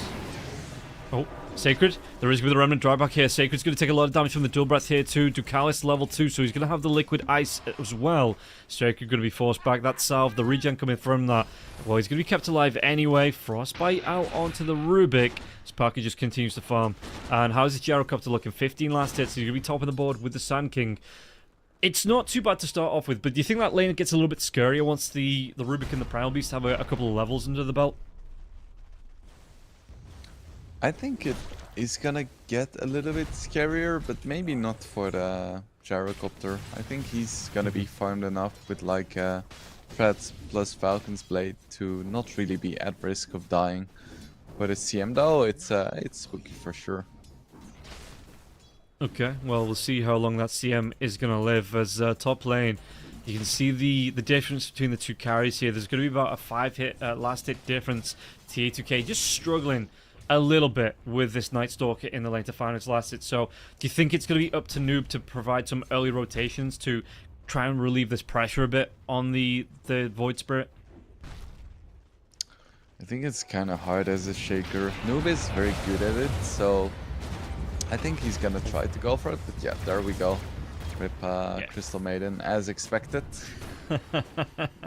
As Parker trying to get himself away. A lot of harass still coming out from Omar here, but it's... The Night Stalker should be able to get himself back to the tier 1 tower. Sacred, Dual Breath, Liquid Ice coming his way. Sacred going to take a lot of pressure from the Jakiro. Even the Resonant Pulse going to be used there as well. Noob looking to farm this lane out. The Sand King in the jungle as well. Yeah, the Slugger facet, you do build that up with the Enchant Totem, and it's just, it is so strong. Is it going to be strong enough to take the advantage in this game? We'll have to wait and find out, but it is, for me, the better facet for the Earthshaker. The Earthshaker just being able to put that pressure on the Tectonic builder. It's not that great. I think it's cool in some games. Like especially as a support where you don't really expect to get that many kills with spells early. I think having like a screen filling aftershock is pretty neat. Yeah, that's fair. Maybe, like you say, that when you aren't expected to get those out. Speaking about, I mean, net worth-wise, he is going to be the top of the net worth, but the Night Stalker not too far behind. Sacred is just having no pressure applied to him at all in this off lane. He's taking some damage, but he's regenerating up. He's got that Lotus Flower there as well. And yeah, Sacred, now it is daytime. We'll see if Quest are going to be able to flip that script. Yeah, it's the classic offlaner double bracer build. He's like, I'm just gonna chill in my lane. Good luck forcing me out. Gonna race up to 1,000 health as quickly as possible, and then you can't kill me because I'm too tanky. As Malik, Frostbite does come through. Crystal Nova's gonna be used as well. He doesn't want to dive the tier 1 tower, so Yudomi will be able to force Malik back just a little bit, it looks like. Oh, Т2K, they got the kill. They immediately, daytime comes, and the Night Stalker goes away. Do you want to get more from this one? Ducala's going to rotate into the rune space. Where does the rune spawn? Looks like it's going to spawn Spot'em and Noob. He has to protect him from both the supports here, so he will be able to move himself down to that bottom rune spot, pick it up. Not sure what it is just yet. Could be the Invis rune here for Noob, so maybe a rotation in his near future. And this is exactly why people pick Jakiro 5. It's just such a strong hero early in the game. Dual Breath has to be one of the best like pre-10-minute spells. Yeah, and they picked up the Rubik themselves, which means it couldn't have been counterpicked because Rubik, really nice counterpick to Jakiro. You steal the Ice Path, and it means that because the Jakiro from the build that I've want to see, you want to build up into the Dual Breath and the Liquid Ice, but you want that point in the Ice Path here as well. And it makes it really awkward to do once that Rubik's on the field. As Т2K making a move towards the Wisdom Rune. Remnant, they get a catch. There's going to be the disruption here as well. Matthew will still be able to pick it up. Т2K though, can they get the kill into Matthew? Matthew's going to get low from this one. Noob's going to be... Oh, it's going to be not Noob. Getting mixed up from the last game here. Is Т2K going to try and get himself away from this one? Do they have the damage? They don't. He will be able to get that TP back to the base. Doesn't pick up the Wisdom Rune from that. And at least Matthew will be able to get out with his life as well. So Sad King did TP, which could mean that bottom lane is potentially vulnerable, so we're gonna have to keep an eye on that one. For now, everything is safe. Yeah, and Matthew is in the mid lane here trying to get some solo XP. That purge is going to be massive. Invis rune, it's pop from Noob. They want to go into the Night Stalker once again. The lane is pushed in here. Can they get the jump onto Sacred? Sacred, he's playing around, but it looks like the Echo Slam. They're going to commit everything to get this kill on Sacred. Well, with the Liquid Ice, the Dual Breath coming out here, Sacred should go down. He will, and Noob gets it. Look at him launch that body. The Night Stalker goes flying, and not in the good way.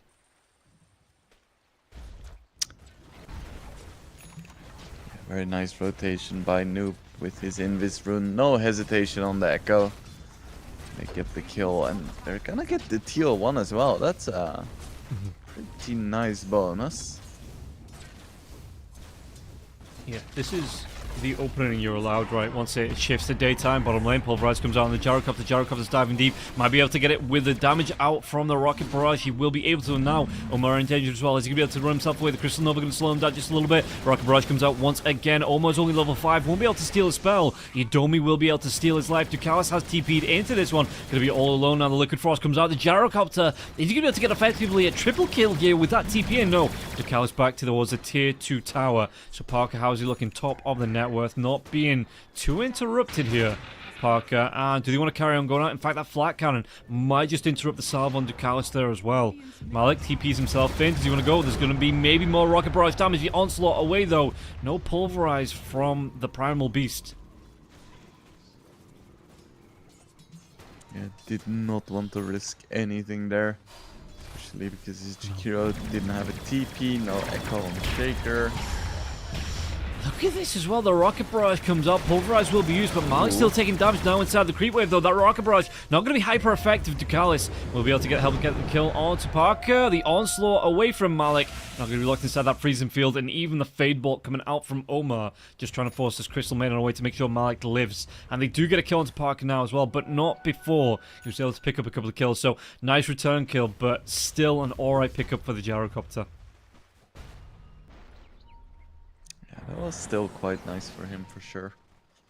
I wonder what kind of shenanigans he's gonna pull with his innate, being able to disassemble stuff.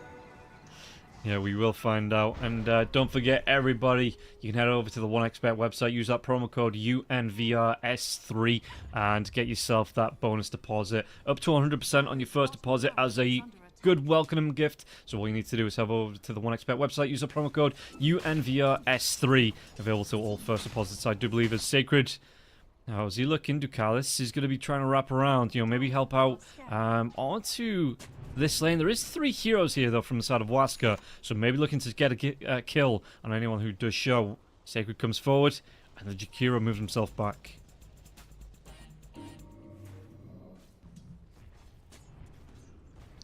Yeah. Т2K is still pretty farmed. Like, it's not the most farmed I've seen, but at 11 minutes, 5k net worth isn't too shabby. Do you think it's going to be like last game where we saw the Lina, trying to get that farm out, trying to get some big items before you get involved? Or Т2K, do you just try and hit the rotations with your teammate as soon as possible? I think you definitely need a Battle Fury Manta before you can really do anything, unless someone is truly out of position. Most games it's just a farm block. Ooh, that's a blink. The blink in. Echo Slam comes out now as well, but they do have the disruption on the Gyrocopter. Gyrocopter, while Т2K could get involved here. He's popping that Resonant Pulse, trying to go into Yudomi. Yudomi, though, he gets a Frostbite out. It looks like Telekinesis onto Sacred, trying to do what he can. Darmago's going to try and challenge the Epicenter now as well. 3 heroes if he can catch up. Dual Breath comes out, slowing Darmago down. Malik trying to run himself away. The Pulverize, it doesn't matter. Darmago gets the kill. They take down Ducalis now as well. Remnant onto Sacred, but Sacred, he wants to carry on going. He's got the damage coming through. He's got the Crippling Fear. Had the damage to get the kill onto Omar. They lose 4 Т2K. The sole survivor coming out on Waska will be able to get the first tier 1 tower on the board. Yeah, that really wasn't the blink reveal they were hoping for on Quest. Once again, no hesitation on the Echo from Noob. But this time he should have hesitated. There wasn't enough vision. There were no creeps nearby. Which was fine in the situation when he had the Invis, because Night Stalker was already really low, but Gyro was full HP, and Gyro isn't exactly a squishy hero either. No. And it looked like that Echo Slam literally was just on the Gyrocopter. It looked like it did no damage to the Gyro. He just kind of shrugged it off here. Sacred looking for the farm. Smoke rotation coming out once again from Waska. 4 heroes smoked up here. Who are they going to be able to find? The Primal Beast is in the jungle. Is this going to be a good jump out? Can they maybe scare the Primal Beast just a little bit? He's going to show on the lane now onto those creeps. Yeah, First Strike comes into the Sandstorm, and now the Rocket Barrage damage. They immediately get the kill onto Malik. He just straight up disappears. Not even a second thought there for Malik. Didn't have time to react. Dire's bottom tower is under attack. Yeah, it's a nice freebie. Tower is under attack. Okay. So, it feels like the shoe's on the other foot here in terms of game number 2 with the momentum going. What do PSG Quest need to do 13 minutes in? How do they try and drag it back a little bit in their favor? I think they just need to wait for Т2K to be ready. Yeah. Or they need some First Strike. insane echoes. It's going to miss. That Echo Slam does come off this time. It's not going to be able to even to get the kill onto the Shadow Demon here. Noob will fall once again. Matthew takes his life, gets a credit for it, and Parker just goes back towards this tier 1 tower. They might be able to take this tier 1 tower down in the mid lane. Just waiting for the creep wave to push in. Parker, yeah, fortification is going to be used so they can keep this pressure on. And I don't know, PSG Quest, it's just, there's a lack of response coming out here from their side. Dire's middle tower has Yeah, I feel like we haven't really seen the Rubik do anything, and Malik is just sitting in his lane and dying, and I feel like the only one trying to do something right now is Noob, but he desperately needs his team. Yeah, and the Echo Slams haven't really been too unforgiving for the side of Waska. Do you like the current state of the Earthshaker? You know, do you think the Echo Slams are doing enough damage? Is it just a case of he's not catching them out in the right positions, or is the Earthshaker just a little bit too weak, do you think, in this particular game? Radiant's middle tower. I think it just depends on the momentum in this situation. Yeah. Because every single echo he got, except for the one in the jungle, was like a one-man solo echo. And yeah, then it's not gonna deal a lot of damage. Then I would rather have Epicenter, even though that's like one of the worst spells in the game. It's better than a single target echo slam, that's for sure. It's under attack. Yeah, no, it is. You do the damage no matter how many heroes you are hitting. The Void Spirit coming up to 15.5 minutes, only just got that Battle Fury now. That's, I mean, I don't see many Void Spirits go for the carry position, but that feels like a slow time on the Battle Fury for the Void. I don't actually think it's that bad. It's just that both the Sand King and the Gyro are really farmed. If I had 7k net worth on a Void Spirit at 15.5 minutes, I would be relatively content. Okay, but do you not have to compare that to what you would have if you went for something like a Sven or a Luna or, you know, the Ursula or either? Is it just a case of, okay, you can feel fairly comfortable with the farm of the Void? Yeah, I think so. It's unfair because those heroes all have big farming passives. Void Spirit doesn't really have anything like that. He has some activatable spells. It's not the same. Burst Strike's still going to come in here. Earthshaker Noob is going to try and get himself later. The Echo Slam will be used, and it's going to be a good storm. Burst Strike here onto two heroes. Pulverize comes out, and they might be able to get the kill into the Sand King. Do they get more onto this one? Т2K dives the back line, gets the kill into Yudomi now, but the Crippling Fear, it is here from Sacred, trying to get the chase down now. Night Stalker, can he get himself away from this one? The Remnant, it won't connect. Sacred going to use that flying movement to get himself over the cliff. And that was a good return for the side of PSG Quest. You know, that was a fight that I was expecting to see. As the Earthshaker does need to back himself away. Sacred might have been hunting here, but thinks better of charging too far ahead into the fog. Yeah, I was like, oh no, not another solo echo, but it worked really nicely this time. Because it seems like the Waska team wasn't really ready for an actual fight. It's more of a pick-off, I guess, opportunity. Radiant's Yeah, bottom tower maybe is not under respecting the PSG Quest heroes being missing off the map and what that could mean for the engagement as Malik.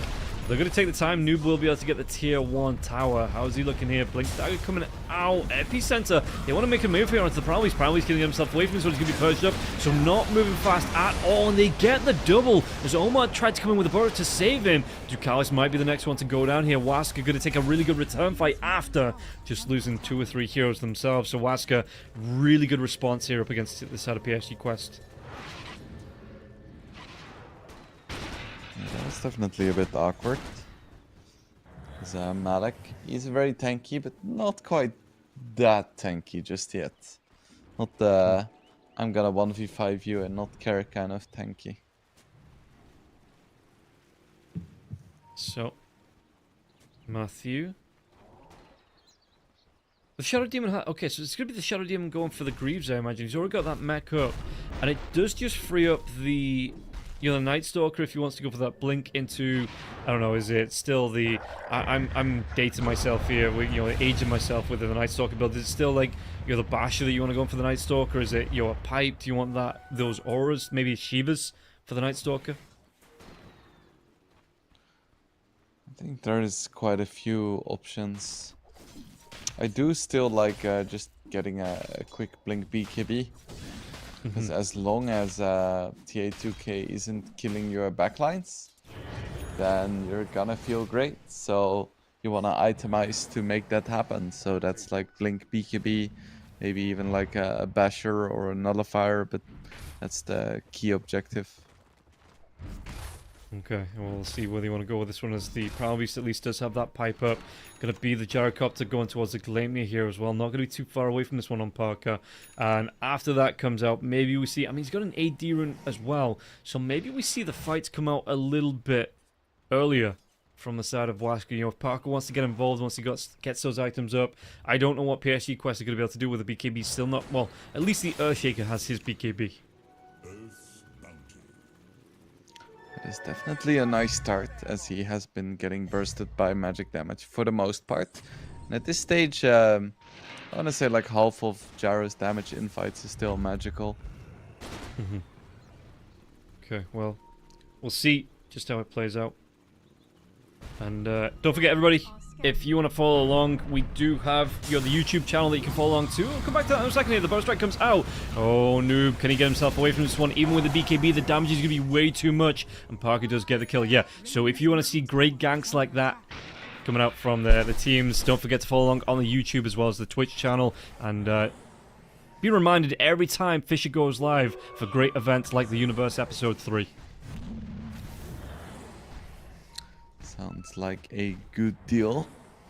Sacred has his pipe going for Blink BKB next, so he does want to catch Pt.3. He just wants a taste of that pipe first.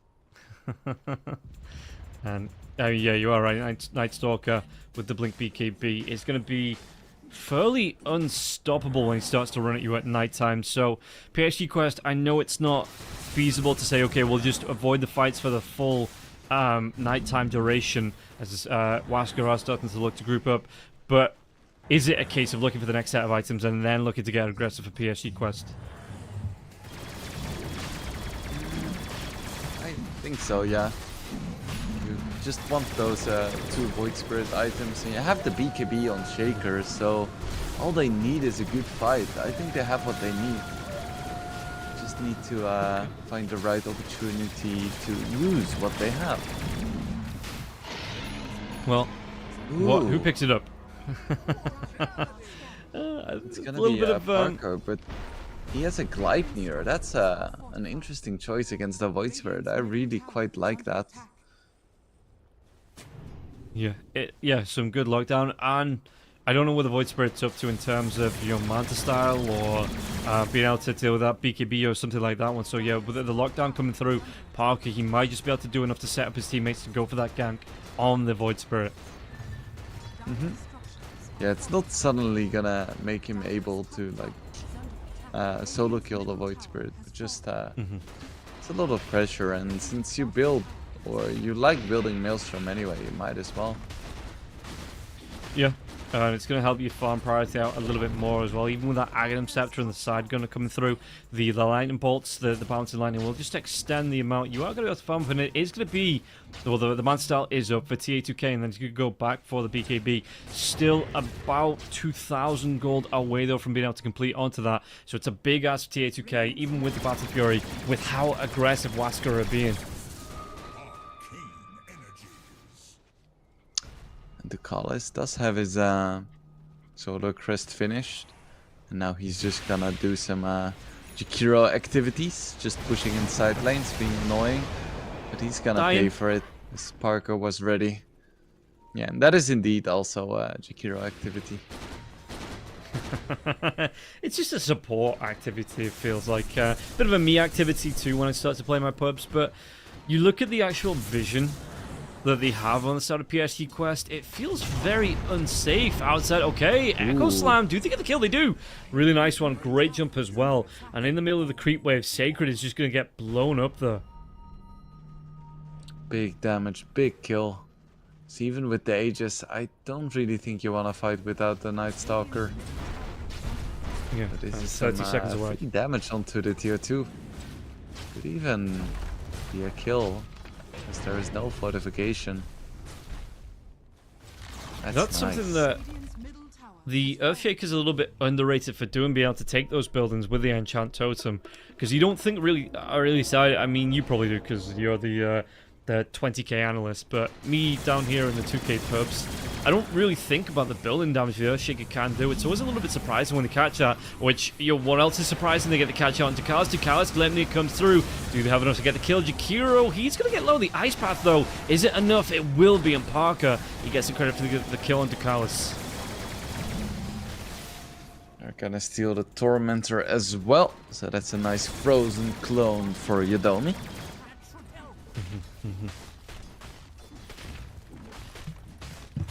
So, is this another... It's going to be traded off tier 2 tower now as well after that kill. You know, the Tormentor, PSG Quest, 5k behind.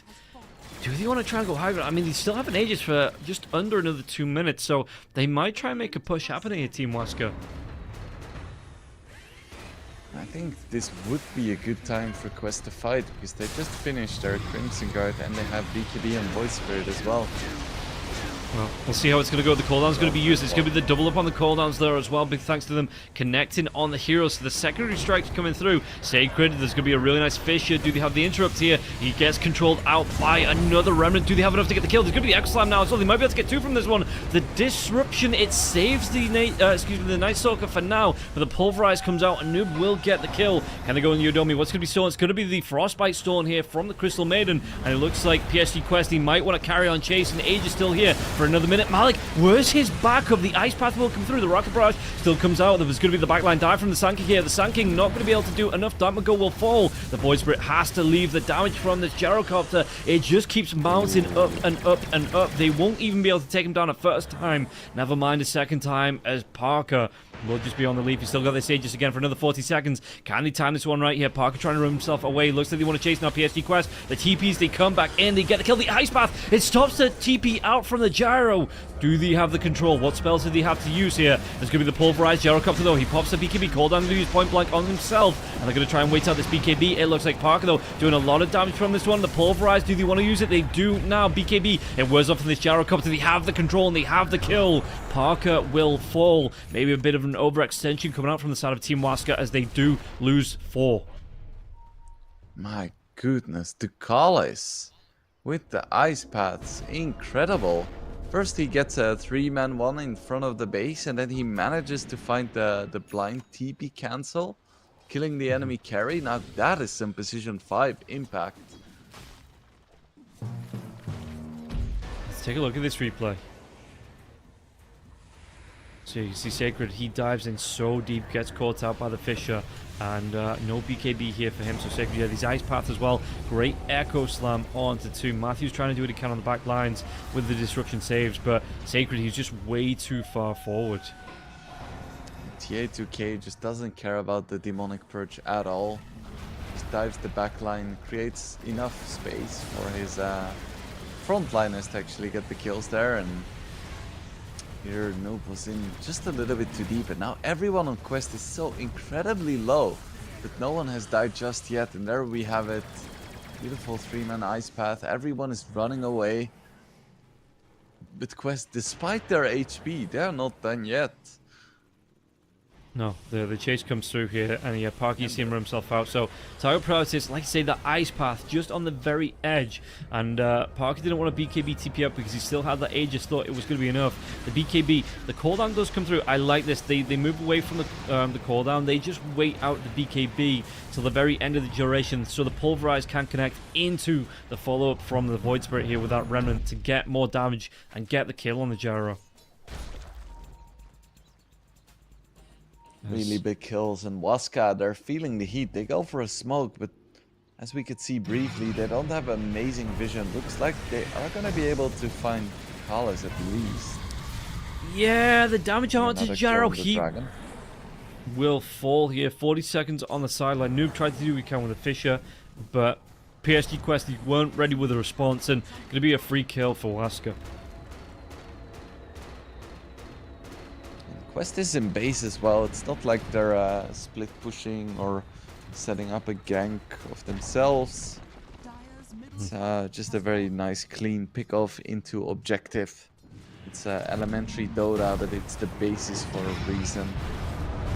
Well, speaking about those pickoffs, Yudomi will be the next one to fall. 45 seconds on the sideline here now for the Crystal Maiden. Does have the buyback available, so not going to be fully out of the game if he doesn't want to be, but probably just waits out the 45 seconds. Not a long respawn time here for the Crystal Maiden. Oh, dive comes in though, Sacred. He's got that crippling fear going on to the Void Spirit now. Do they want to try and go? The Fissure into that Remnant drawback. Sacred might just be going down. Again, the Ice Path. It will connect. They took the Radiant Outpost, which allows the TP in from Ducalis. And yeah, Waska just, I don't know, not reclaiming these objectives around the map. They're going to lose 2 heroes for this. Parker trying to find the farm. Do they want to try and make a move over though on the side of PSG Quest? They might be able to get the catch out, and Parker just has to go back towards his base, his high ground, his safe space. Yeah, and look at this. Pt.3 now on top of the net worth, and he hasn't died yet. No, he came so close in that fight. I mean, a lot of them came so close. I think both Malik, Pt.3, and maybe Ducalis were one flat cannon away, but it went out one charge early on the flat cannon, because if they had another, just one more charge on that flat cannon, 3 heroes would have died on PSG Quest, and this game would be completely different. Ta2k able to get the Dissimulate away from that Gaimin that came out from Parker now. Homing Missile shouldn't be enough to put him in danger. And don't forget, everybody, there is a giveaway going on. If you use that exclamation mark 1x give with the fight going on here. We'll see if Sacred gets himself out of this one. Backline dive coming in is give the disruption through, though. Maybe saving his life. Malik. No, the Pulverize gets cancelled off almost immediately. Cooldown will be used. You can see the damage coming through onto the Primal Beast. Primal Beast will fall. BKB out now from Parker. Dual Breath gets used, but again, that BKB is up. Omar's going to try and do what he can on the Rubik now as well. Omar forced after way. Backlines. Can they get a kill onto Jakiro? Jakiro will be the next one to go down. It looks like 3 heroes dead on the side of PSG Quest. They give 3 heroes away, and just like PSG Quest giving away kills, 1xbet are giving away skins. Arcanas are available on that giveaway, so use the exclamation mark 1x give to find more information in the chat. Really nice fight there by Waska. Earthshaker wasn't close enough to try and counter initiate there, and that should be a road. No Primal Beast for 20 seconds. Nobody's really moving here, and PSG Quest, they cannot even take a tier 2 in return. So, very nice moves by Waska. Yeah. What really went wrong for PSG Quest in that last fight? You know, what was the big mistake they made that ended up turning the tide for Waska? Yeah, I think they just underestimated how many Waska heroes there would be. So they were like, okay, we're just gonna go for like a little kill, pulverize, whatever. Then it turned out to be 5 heroes ready to team fight, and Quest got more than what they bargained for. Okay, well, we'll see how they're going to fight around this Aegis again. It's going to be nighttime now for the next 3 minutes, and the Gyrocopter 4.5 minutes on that Aegis. PSG Quest, how are they going to weather this storm coming out? Gyrocopter, Daedalus is up now for him too, so he is going to be outputting a lot of damage. Has the side gunner too. And with an Aegis, shouldn't really be in, I said this last time, shouldn't be in too much risk, but did end up losing that Aegis as well as his life in that Aegis fight. So we'll see if PSG Quest are going to be able to make something similar happen as Ta2k. Just trying to push this lane out in the mid lane. And probably the most mobile hero on the side of PSG Quest, so feels like it is his duty here to put the pressure out on the map up against Team Waska. And that's exactly what Ta2k likes to do. He has a Silver Edge, he has his Void Spirit, he can get away with an awful lot. And that's exactly what he's gonna try, and so far he has been. Okay, and now on the side of Waska, can they make a move towards this tier 3? They tried recently and it went wrong. So maybe second time's the charm here for the side of Waska. With this Aegis now, TP's going to come back. Ice Path to get the lockdown onto Gyrocopter. Gyrocopter going to be dropping that Roshan Banner now as well. You can see the damage come through the Fissure. It's not going to stop the Gyrocopter attacking the tower, but it will stop the rest of Team Waska coming up. Uproar does get used, but Parker backs himself away. Roshan Banner is still there now. Homing Missile coming through onto Malik. Malik has to back himself. No, there's going to be the blink in. Shivas comes through. The cooldown gets used here, but the BKB out for Malik. Malik is going to be able to get the interrupt. Trample. It's going to be a little bit of damage to come through, but he actually actually change his targets here. Sacred, he gets that crippling fear off. The charge comes through. The onslaught now pulverized on the Gyrocopter, stopping those right clicks from coming through. Yodomi, he's going to be able to get the frostbite onto TA2K. TA2K, he pops that BKB, and Yodomi's going to get really down low. The Fissure keeps the lockdown onto the Crystal Maiden. Buyback comes through from the Jakiro. Primal Beast, he gets taken down. No buyback available here for Malik, so Malik is going to be gone. BKBs are going to be wearing off. Ice Path won't connect onto anyone. Epicenter, it comes out from the Sand King. Burrow Strike stolen from Omar, connects onto the Night Stalker. Night Stalker left it up with the telekinesis. Backline dive though. TA2K has to back himself away. They've lost Omar once again. Crippling fear onto TA2K, but the Fissure, it might just be enough to get him back to his fountain. The Jakiro might not be so lucky. And Ducalis again, he has bought back. That's a dieback on the Gyrocopter. Waska taking over this game. Will they just try and end it right here, right now? Go towards those tier 4 towers with 3 heroes being dead on the side of Quest. Or do they want to try and go for Megas? It looks like they're going to go back for the second tier 3 tower of the game. As the dive comes in, Sand King could be in trouble. The pickup here, but the BKB comes up. Great double Burrow Strike now as well. Sandstorm, it's going to be here for the Sand King, keeping him protected. Do they have the damage to get the kill? Onto the Earthshaker as well as the Void Spirit. Void Spirit, that crippling fear, doing so much work, and now he's going to be able to get the Astral Step away here, TA2K. But the Burrow Strike, it still connects. Do they have the damage to take him down? They do. Mega kill spree for Parker. This is probably going to be game number 2, going the way of Waska. What a big fight, and only the Sand King has buyback, which means there's not gonna be a Void Spirit for 75 seconds. That's enough to kill the base twice over. Yeah, and that Aegis is still here for the Gyrocopter too, so not really at risk here, Parker, as they do look to take away Megas, but surely they're going to know with no buyback happening on the Void Spirit just yet. Disruption comes through. They're going to try and make another dive happen here. The Sand King going to be able to come in. The Sandstorm Burrow Strike comes out. Omar, he is dead again. 50 seconds on the sideline here. When the Primal Beast and the Jakiro back up for at least another 25 seconds. And yeah, I think this will be Megas and Waska. They probably don't leave here. They still have this Aegis for another 49 seconds. Just going to go straight to the tier 4s. Yeah, they carry on going on to this one. Malik going to try and do what he can. He pops that Crimson Guard, trying to buy some time. No fortification, though, on the side of PSG Quest. And it looks like Waska, they're just going to stand their ground here, wait this one out, and just go straight for these tier 4 towers. So, Sacred even going to be able to get off the nighttime. Sacred with the flying movement as well. Parker just getting what I can off with the side gunner as well as these right clicks. Flat cannon will be used, and Malik will be forced all the way back. Look at the attack speed as well for Parker. Claiming a lockdown onto the Earthshaker. Earthshaker's going to try and do what he can with the Fissure. Maybe the last stand coming out. PSG Quest, that Aegis got 13 seconds left. They want to carry on going to this one. Marky dived himself in. Backline, so look at this one. Sacred with that flying movement. He's going to be in the middle of the Ancient, trying to do what he can. Telekinesis comes through. Malik going to get low once again. Pipe will be used. Pulverize comes out, but Malik, it doesn't really matter. BKBs are going to be popped. There's going to be another big Burrow Strike out as Quest move themselves back into the fountain. Parker, he's just saying, come at me if you dare here. Yeah, come at me, bro. What are you really going to do? And they get a kill onto TA2K once again. TA2K still no buyback. Parker, he's looking to end the game right here, right now. Ice Path comes out. Telekinesis, the Echo Slam does connect. Do they have enough to try and force this game into another pushback here? Waska trying to move themselves out, but Noob gets super low from this one. The Pulverize gets used on Parker once again, but Parker with a flat cannon, he's going to be able to get kills left, right, and center. Parker, he just wants to end this game. The Gaimin comes out, so you want to try and farm up a couple of kills before the game ends. They do break the Ancient and take game number 2 in their favor, and you can see the relief on some of the players' face here on the side of Team Waska. What a game. After game number 1, I was like, you know, PSG Quest, they look pretty good. This should be a quick one, but no. Waska come back with a vengeance. Just looked really solid throughout, and first game was 30 minutes exactly. This one was like just a little bit longer. Yeah, they it feels like they listened to our advice, and you know, they were ready for game number 2. Yeah, and it felt like compared to the Gyrocopter, the Void Spirit route never really got off the mark. You know, Sacred did a really good job with these Crippling Fear dive-ins. You just be able to get the disruptions off and be the big meat shield here that just started the aggression out. You can see him in this one. The Crippling Fear comes out twice, controls out onto the Jakiro, controls out onto TA2K on that Void Spirit too, and it was just enough follow-up here from Waska that they were able to go for pickoffs after pickoff. So a little bit of a shaky position on the initial fight when they tried to go higher ground, but this second high ground push, they did more than enough to try and end that game and, you know, take it to a 1-1.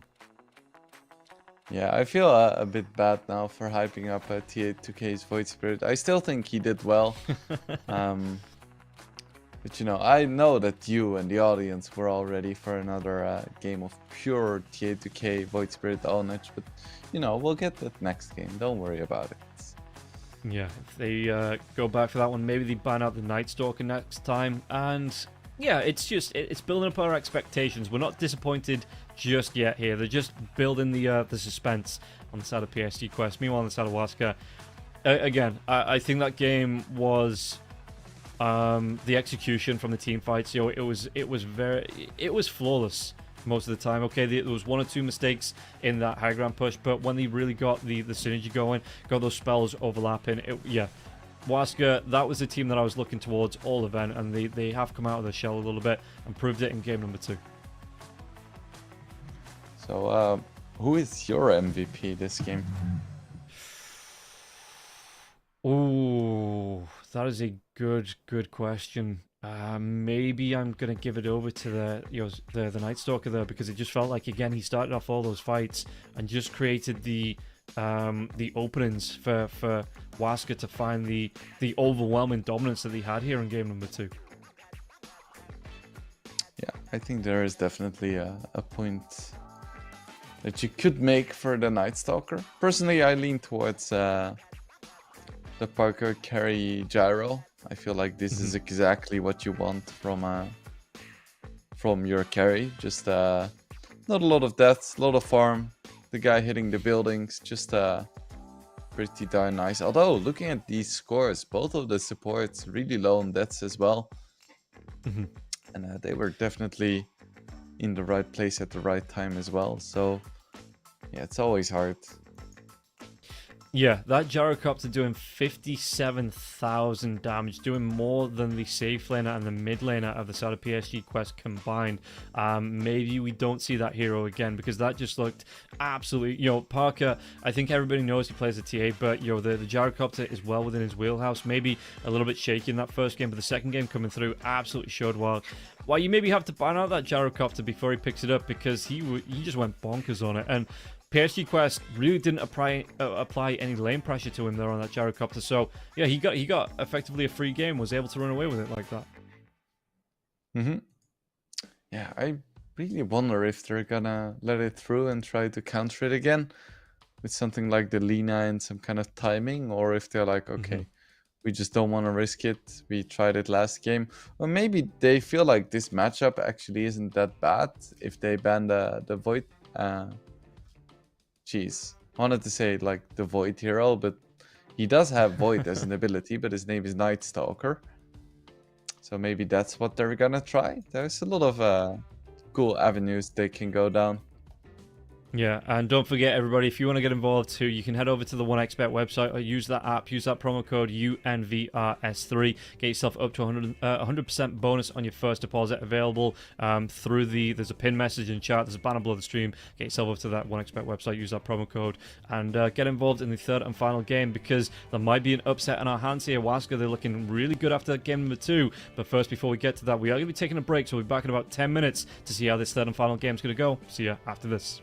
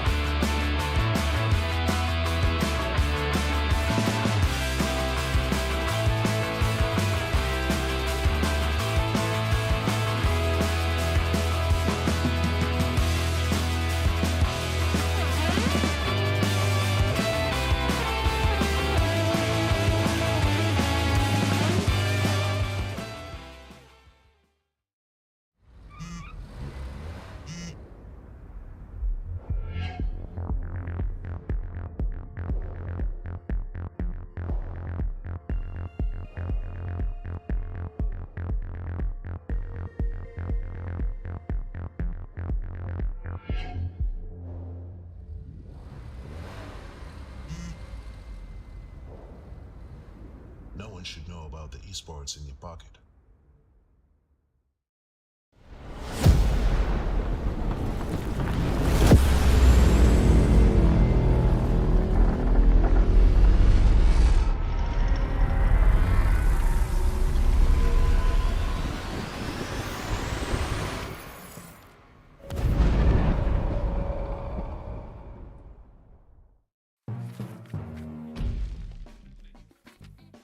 Welcome back in, everybody, to the third and final game here between PSG Quest and Team Waska in the FISSURE Universe Episode 3. And don't forget, if you like what you see, you can follow along on both YouTube and Twitch to make sure you never miss any of the action here in the FISSURE events. It's looking like Waska, they have pulled it back, so Wingblade, do you think PSG Quest, it was a bit down to the performance there, or did they just get outdrafted with that Night Stalker pickup against the Т.3 Void Spirit?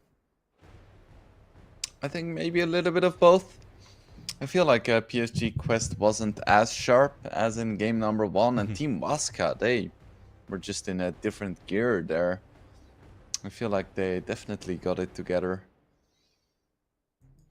Okay, well, let's see how this one's going to go ban-wise. We are going to see the ban on the Sand King, so not a third and final here for him. Lena's going to be taken away, so will the Doom. We still see the ban on the Tinker, which, again, puts a smile on my face, as the Omni Knight as well as the Tiny will be taken away again. What are we looking at then, opening-wise? Do you just maybe take away that Gyrocopter from the side? I mean, it's going to be Team Waska's ban, so not going to be able to hear the side of PSG Quest opting for that Sand King over the Gyro ban. Radiant team pick. Quest Yeah, I think that's fair. I don't think Gyro is that strong. Instant first pick Shadow Demon though, so that blocks out the chance of a Primal Beast probably. So, yeah, we've seen before just how much work the Shadow Demon can do. Yeah, I mean, we saw it in the last match as well. The interrupts coming through, the Crystal Maiden there helping out as well. But that Primal really felt like it got no momentum behind it. It just wasn't able to do what it needed to do in the match. So, yeah, probably going to be something a little bit different here, PSG Quest. Is there anything you like as an opening here for them? Because Jakiro is still available. Yeah, Jakiro would be very nice. And then I guess you do have to ban out Rubik next. So we'll see. Yeah, I They're mean, taking their time. Goodness. You really are about this Also- first pick as well. And yeah, that Rubik combination didn't work with them with the Jakiro in the last game, so maybe they do want to ban it out here. I think it's interesting how DK has been thoroughly ignored. So he is right up there in terms of popular heroes, but these teams are like, meh. That Dragon Boy ain't for me. Instead, we see Nature's Prophet from PSG Quest. So I still want someone to explain to me at some point why you first face a hero like this when no one's gonna ban it anyway. Maybe Yeah. it's because they don't want to give away anything else, but then you risk the heroes getting banned. I'm not sure. Yeah, I did see it the past probably week and a half. The Nature's Prophet was on the first phase bans, but it seems like at least here in the FISSURE universe, no one really prioritizes the ban on the Nature's Prophet. So yeah, maybe like you say, the PSG Quest may be worried it gets banned out, as the Nagasaran will be the ban. But in reality, no one really opts to ban out the Nature's Prophet. And do you expect this to be, because I've only seen it mid lane, no supports, as we are going to be able to see where that one's going to go. And don't forget, everybody, if you do want to get involved, you can get involved with the skin giveaway going on. Just use that !1xgive. Get yourself looking pretty in all your pubs with that Arcana giveaway. Just make sure you get involved. !1xgive is available to everybody in chat. Do not forget to get that one in. eSports turn to ban. Yeah, so in terms of position for Prophet, I'm really not quite sure what his best place is now. Like at the start of this this small letter patch, we saw quite a bit of Prophet, like 4 or 5, with the Ironwood Treant and Soda Crest and just that kind of style. But now I guess Core Prophet is getting a bit more traction as well, so I'm not really sure what the best way is to play this hero just yet. It is one of my favorite heroes. I think he's a pretty characteristic hero that makes Dota Dota, so I'm happy that he's in a spot where he can be picked again after a few years of him being absent. But you know, that's what Nature's Prophet does. He just goes to the forest, you don't see him for a while, and then he comes back a new man. Yeah, and I've seen him combine out with the clockwork for the way that his ultimate works now, where it bounces onto everybody in vision. There's no limit on the bounces anymore. So I have been seeing it picked up with a clock, where you get the rocket flare out to get the extra vision. You'll make sure those extra bounces come through. It is going to be the end here from PSG Quest, so looking towards getting a very aggressive. It looks like position, maybe position 5. You know, can be split between the position 4 and the position 5. And what do you think's the best facet? Because I've seen a big discussion between the healing, you know, the kind of panic healing, the panic button healing, I guess, and the spellbound for the extra damage. So, which one are you preferring here for the Enchantress? So I think the overprotective wisps are just a little bit better. Like in terms of win rate, that's what it says. Cast range of enchant just and like the higher attack range as well just feels a little bit selfish.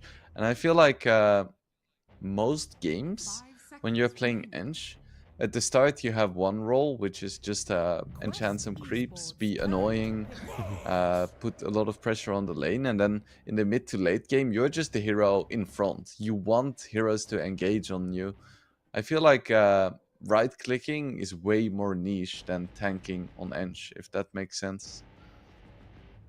Yeah, I have seen a couple of games where the Enchantress just goes for, like, say, the overwhelming heals. You pick up the Holy Locket, you get yourself a Greaves, and I've seen an Enchantress survive a 3v1 gank on the Enchantress and just walk away with full health because you pop your active nature attendants and you just prance away like nobody's, you know, really putting pressure. And you can go back for the Hurricane Pike build. You know, you can build up into the impetus and still deal that damage, but for the most part, those healing wisps do seem to be the way to go here. As I wonder if PSG Quest want to run this as the 4, maybe potentially in the off lane, pick up something that, you know, does maybe need a little bit of help surviving, but will be able to apply the pressure in that off lane. So once again, Waska, they go back to the MOUZ. It didn't work out great for them in game number 1, but they're back for more. They're like, okay, we can still do this. It is still a comfort hero. And now we're just gonna give it another shot. And PSG Quest is like, oh, game 1 nostalgia, let's go. We'll pick up the Snapfire. Yeah, just briefly gonna touch on that MOUZ mid again. Coming up against what potentially could be the Nature's Prophet mid. It used to be that the MOUZ won that purely because you can use the God's Rebuke, you know, take down those treants, as we are going to see the Void Spirit again here, maybe for TA2K. Do you think the MOUZ still wins this matchup against the Nature's Prophet if the Nature's Prophet goes for the Ironwood treant and, you know, just has that one big treant to maybe try and bully the MOUZ out of the lane? I think it is a bit more even, but I think MOUZ still is going to have no problem with getting those CS. As long as he gets to a spot where he's like, where if he does well in the first few waves, I feel like he's gonna be fine. Because then he gets his bottle, he's gonna have plenty of mana to use his spells, and he's not gonna be able to kill the treants, but he's still gonna be able to get his creeps. And yeah, we do see a repeat of the carry matchup. So once again, TA2K on his Void Spirit, and once again, Parker on his Gyrocopter. And we'll see this time PSG Quest, if they want to remove that Night Stalker that was just an absolute menace in that last game once he got that ball rolling. I know daytime, the first daytime, even the second daytime to an extent, didn't really have that impact, but once he got through into the position where he wasn't really ever being killed off, he was, you know, diving forward, getting those the critical silences off with the Crippling Fear, being able to lock down TA2K around those BKBs. So they ban out the Pangolier. Surely you have to ban that Night Stalker once again, even if you feel... do you think they've answered it with anything in the lineup so far? Radiant team back. Not really. They don't ban it. No. Oh my goodness. What do they have planned? I guess Ench and Snapfire can just build a quick Force Staff, and that would help somewhat. And I feel like they're once again gonna be able to bully the Night Stalker in lane, so maybe that's what they're counting on. Having supports that build Force Staffs and having an even stronger lane. So maybe they want Waska to pick the Night Stalker.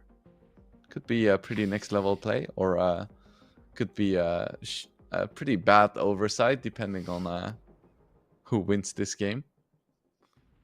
Yeah, and I mean, it's going to be both teams, it looks like, going towards offlaners. Like you say, I wouldn't be surprised to see the Night Stalker once again. Underlords is going to be banned out. They take away the Pango and the Enigma on the side of PSG Quest. So what is left here? The Doom's been banned out. Tiny Sand King gone. Primal Beast is gone as well. We are narrowing the pool of offlaners down.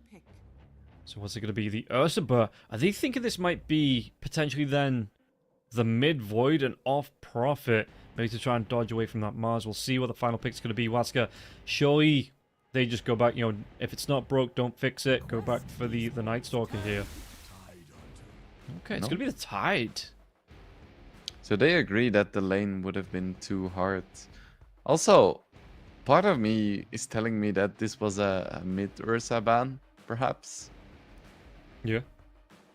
Or I guess with the Tide pick, I guess the Ursa ban makes more sense, but I feel like it wouldn't be completely out of PSG's playbook to put an Ursa mid against the Mars and just have a great old time there. Okay. See? Because they pick weird stuff anyway. So it is going to be Malik here on the Dawnbreaker coming out. Noob in the mid lane up against Dark Mago on that MOUZ with the Nature's Prophet. Matthew back on the Shadow Demon here. Yudomi Crystal Maiden Sacred on that Tide Hunter. And you look at this lane up against the Void Spirit. Do you think this Tide is going to have a good time? You know, because what damage can you really do here in this safe lane combination up against a Tide that might try and force him out of lane? I think Chain Lightning is what you can do. So if Ench gets some good creeps, then Tide is gonna struggle. Like no amount of shells gonna protect you from the neutral creep shenanigans that Ench brings to the table. I wonder what facet he goes for as well, whether he wants to go for the Krill Eater or whether he feels comfortable going in for the Kraken Swell. You know, if he thinks he maybe gets some early kills out to be able to get the extra block damage out from the Anchor Smash kill. I don't know what you call it because they're under, I guess, under the effect of the Anchor Smash when they die. Yeah, I probably lean towards Kraken Swell. Yeah, I think most games it's a Kraken Swell all the way. Because Tide is already really strong late, and having like a huge Anchor Smash AoE and like a ton of strength isn't really gonna change the fact that you just like completely handicapped your laning stage. Okay, well, let's see how it is going to play as we get ourselves into the third and final game. And this is for all the marbles here. There are no second chances. There is no lower bracket. This is it. You win or you, well, you don't quite die, as the saying goes, but you win or you are eliminated. The facet is going to be the Kraken Swell. Anything else we should be looking out for? Gleaming Hammer here for the Dawnbreaker, but everything else looks like it is on point. So, let's see here. So, as the smokes move through, just to get the wards down. It is the overprotective Wisps, and it's gonna be Gleaming Hammer for Dawnbreaker. So, despite being offlane, still wants to be aggressive instead of just reactive. Speaking about getting aggressive here, they might be able to get themselves on top of the Dawnbreaker. Dawnbreaker, can he get himself away to the hammer? Malik does. He gets himself down to the low ground, so they reveal where Waska are. It was a good I mean, good idea. Execution was lacking just a little bit. Any other hero might have been dead there, but with that Celestial Hammer out for the Dawnbreaker, was able to get himself away. And don't forget, everybody, the odds were just on screen. If you want to get involved, head over to the 1xBet website or the app and get yourself on to this final game. Predict the outcome, and let's see if you are going to be right as we get the giant treant coming out. That giant, like, snapping plant, or whatever is the dragon plant, I guess it is. As Dartmago looking for his own body blocks. They're going to be able to get themselves on top of Sacred. Sacred taking a lot of damage from this one, but TA2K trying to back himself away. Blood Grenade was thrown out. Disruption onto the Enchantress. Ench, what did she go for? Level 1. Is TA2K going to try and go for the TP away? Looks like they're just going to leave here. And Harass coming out from both sides, but no kills to start this game off in the mid lane. Let's see how Dartmago is going to try and do up against this absolutely massive treant here. Already taking a lot of Harass. I have seen the MOUZ in a matchup against the Nature's Prophet in the mid lane. Go for an early point in the Bulwark. Just try and protect yourself from the harass that can come out from this treant. Yeah, I can see why. That is a big boy. He is gonna have his bottle soon, so I think he'll be okay.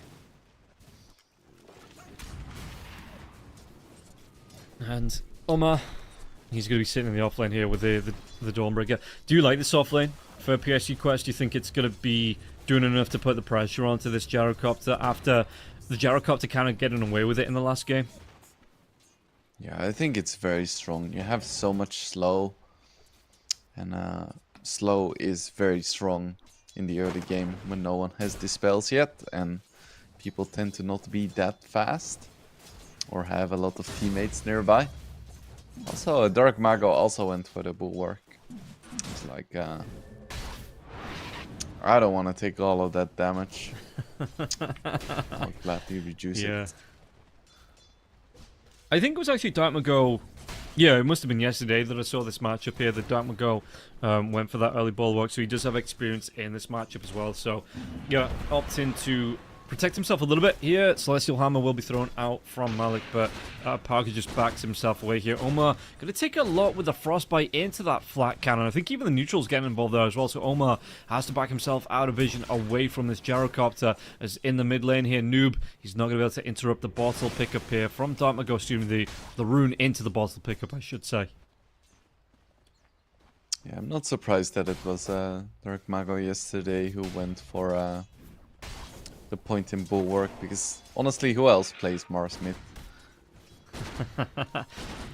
Not a whole lot of people, to be honest, and I don't think anyone here on these the FISSURE Universe 3 play-ins. Sacred, there is the Remnant drive back here from TA2K, trying to do the damage onto Sacred. Sacred trying to back himself away from this one. Has that 1 point into the Kraken Shell. And nothing into the Anchor Smash just yet, so not thinking there's going to be early kills, but still confident he could get a couple of kills on the board with that Anchor Smash. And Tidehunter is struggling so far. With all of his mana removed by the Ench creep. And in terms of a straight CS battle, he isn't gonna win against Void Spirit without mana. No, and Spear coming out in the mid lane. Noob taking some harass, but yeah, Dartmago here with the Bulwark. So you're trying to position this treant right to get full offensive damage here off onto Dartmago. He's going to be behind him as well. Top lane, TA2K going to be left alone for a little bit. Can he get himself back from this one? Do they want to try and go? He still has that Remnant if he needs to pull a big distraction.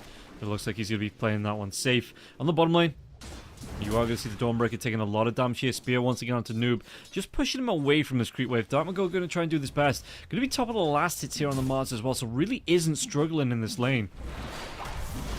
Oh, did he get the kill? There's going to be the cookie coming out. Malik, he might be able to, will be able to pick up First Blood. It might cost him his life, but he's going to be more than happy with that. Getting the kill onto Udomi. He would have preferred the kill onto Parker, but First Blood is First Blood, and he's going to be more than happy to get that kill.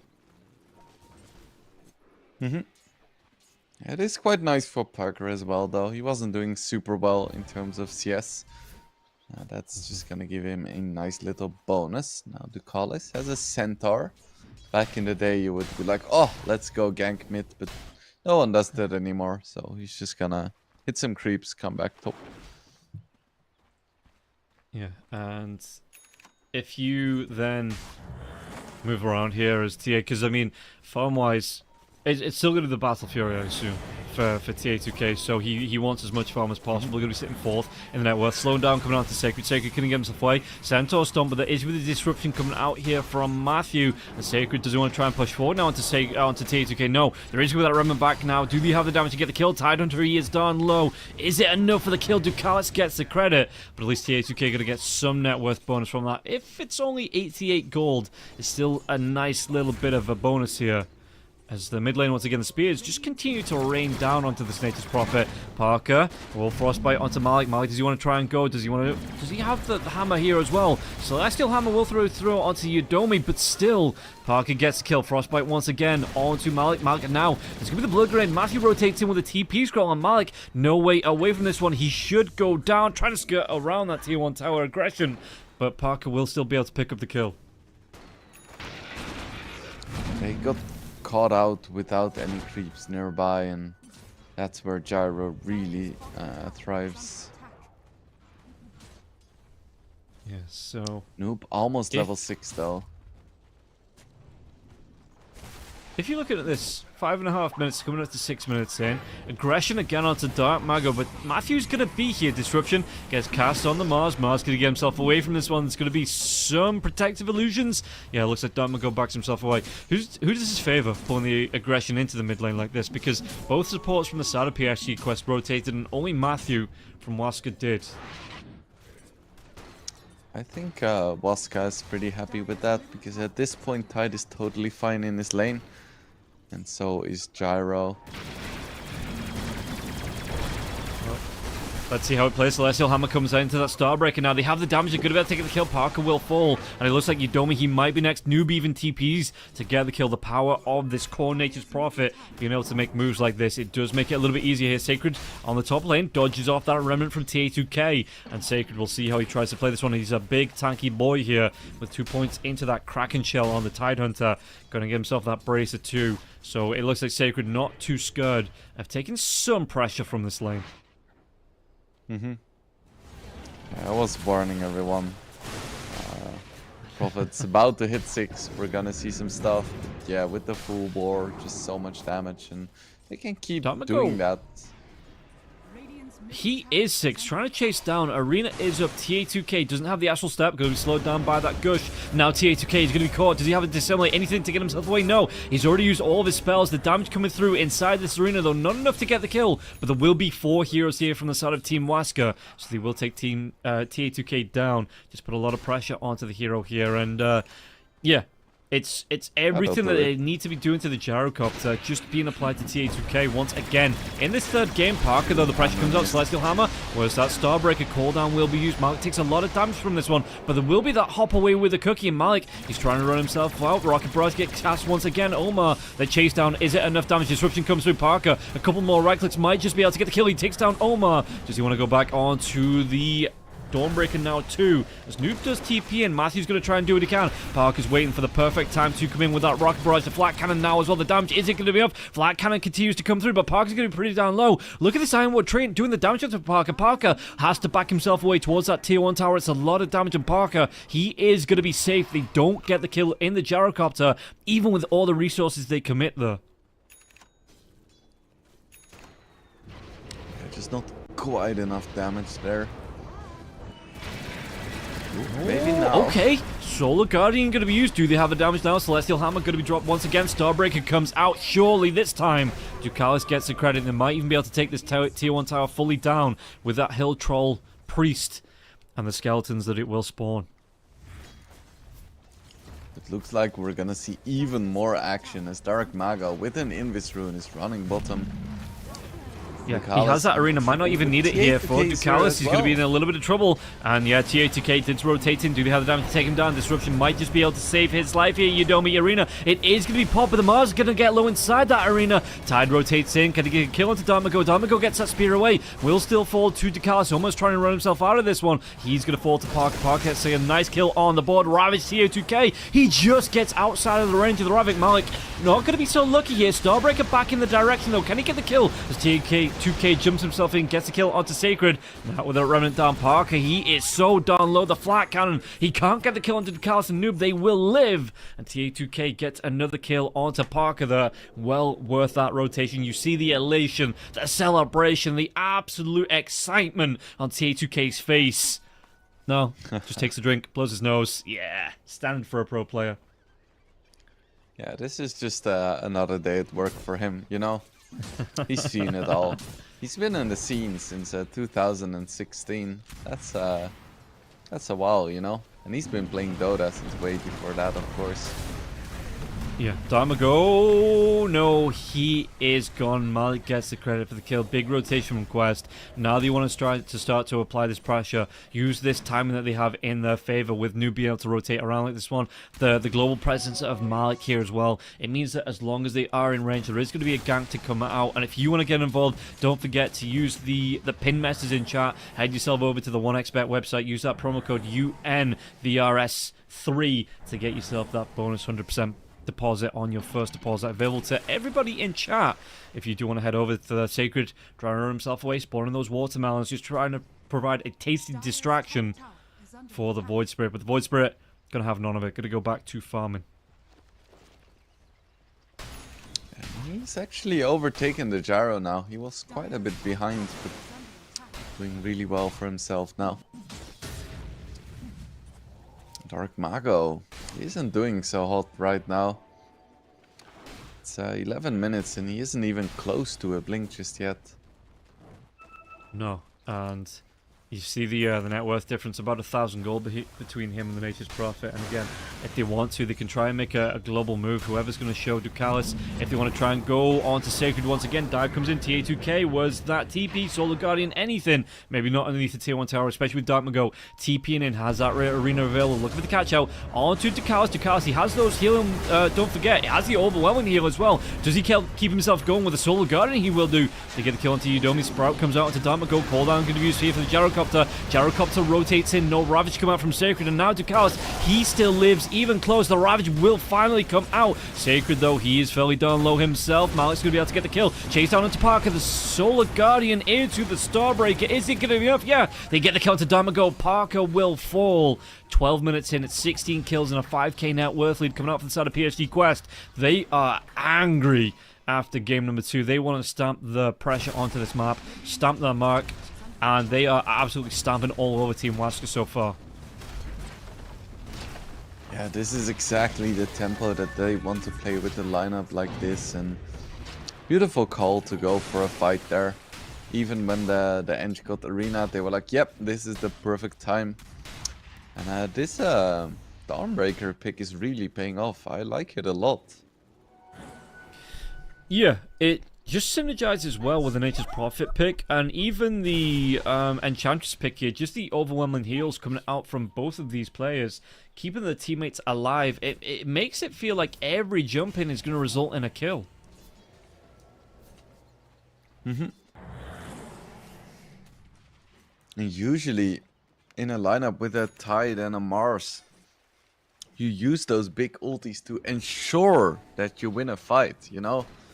It's like, oh, this spell has like a 3-minute cooldown, so when I do use it, it's gonna be huge. But against this quest lineup, with everyone being so mobile and so tanky, it really doesn't work that way.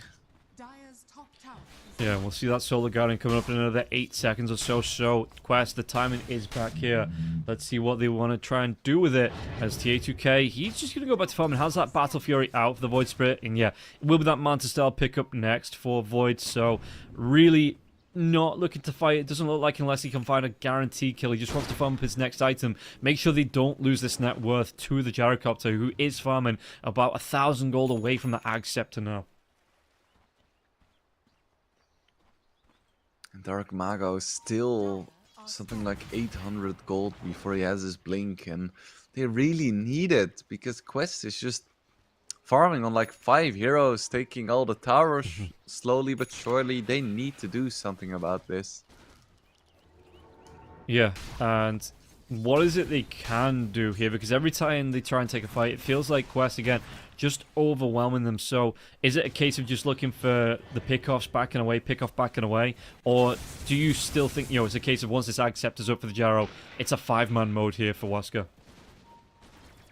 I think you need pickoffs, but how do you do that against such global presence? Look at jump the one range of hero, a full you get ball. 3 in return. And Yudomi, he's away. Yeah, that range, it's just, it's disgusting that comes out here from the Snapfire. And again, like you said, I'm surprised this hero isn't being seen more and more. Because it was being seen pre-patch, I think. And it's only got a little bit stronger, it feels like, here too. As Dawnbreaker, don't go in there. Do not go in there.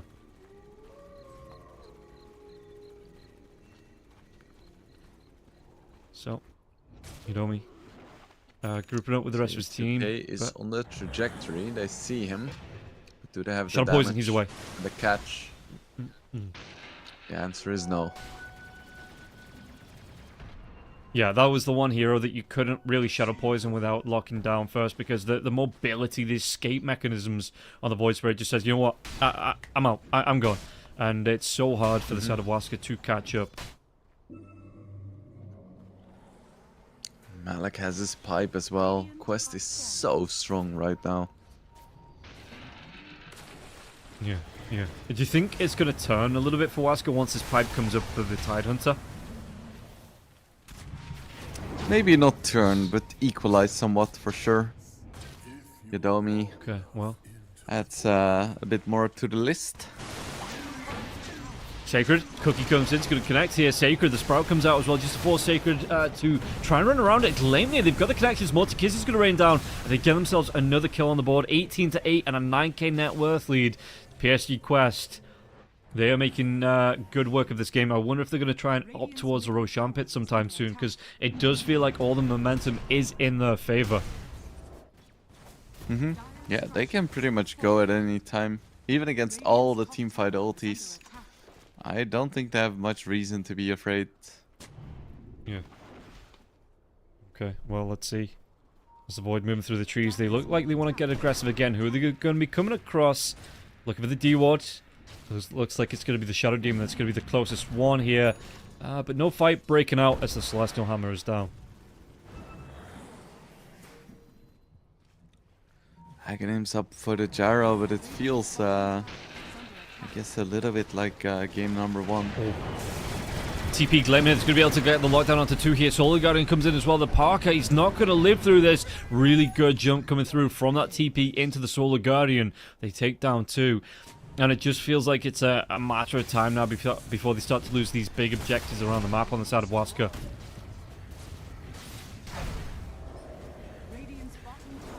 Tide still Even fighting to get his Crimson Guard, and Dawnbreaker almost has fighting to get a pipe, and Dawnbreaker almost has a Crimson Guard. So, let's see what they can do with this as Sacred. Oh, no, my dude. This is not where you want to be, though. Is there anywhere where you do want to be? Slowed down, full bot comes out. Sacred trying to do what he can with the Axe Smash, but the damage is going to be overwhelming, even with the 4 points into the Kraken Shell. He's going to live for a little bit longer here. Gush comes out, but the damage, it should, and it will be enough. Malik gets the credit for the kill. So it took a little bit longer than we thought it would do, with the Tidehunter will finally fall.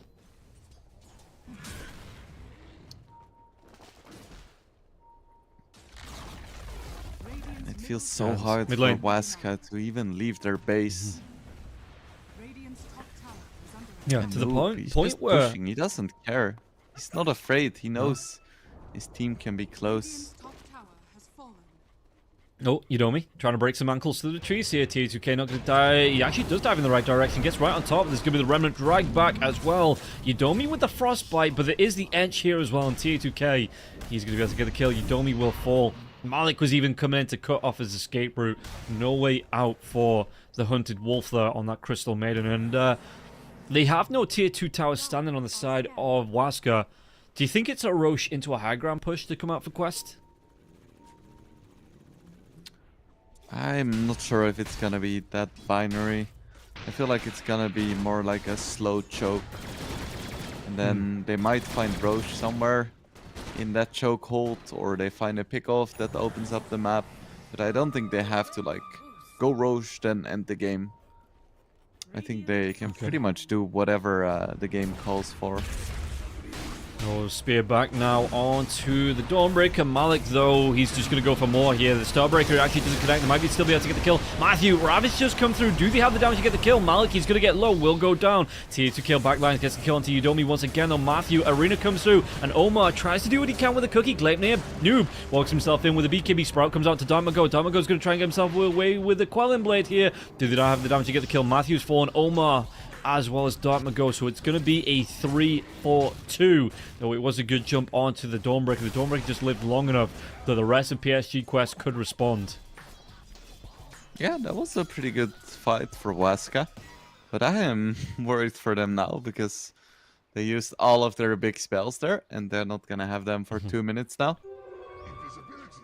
Yeah, and don't forget everybody, if you want to follow along with all the FISSURE Universe action, not just episode 3, but whatever's to come in the future, you can follow the channel here on Twitch and YouTube, and make sure you are alerted to every time we go live with more Dota action. And speaking of action, Sacred going to drive back into the Remnant. Do they have enough damage to get the kill here? It's going to be a lot onto Sacred, but he might just be able to walk himself away to the high ground. Ducal's coming in. Is he going to live? He's popping every protection he's got. Pipe comes out. He's got the one charges as well. If you want to try and turn it around, the spear comes out. They might finally be able to. They will be able to get the kill. Ducalis will fall. So a great no-you coming out from the side of Team Waska.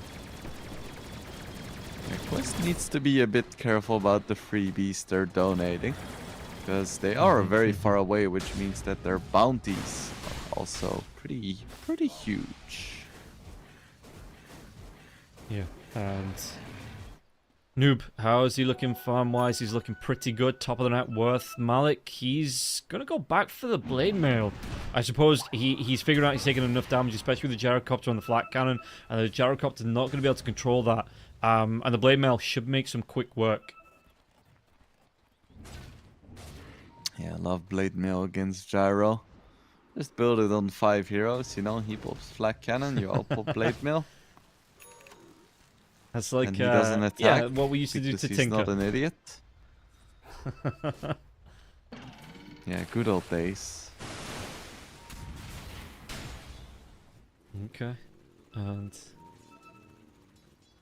Gyrocopter, they are smoked up here. 4 heroes on the side of Team Waska, maybe trying to make a move, but I think they might just see where they are. Pt.3 is actually going to make a dive in onto the MOUZ. The MOUZ, though, they don't have any follow-up. He wasn't caught in the Remnant. And the homing missile, okay, Sprout comes in, but it looks like Noob not going to be coming across anybody. Did they get the TP away? You told me the Sprout will be here, but the TP completes. Yeah, they didn't get there in time. And the Sprout actually maybe just blocks him a little bit from getting on top of that Crystal Maiden.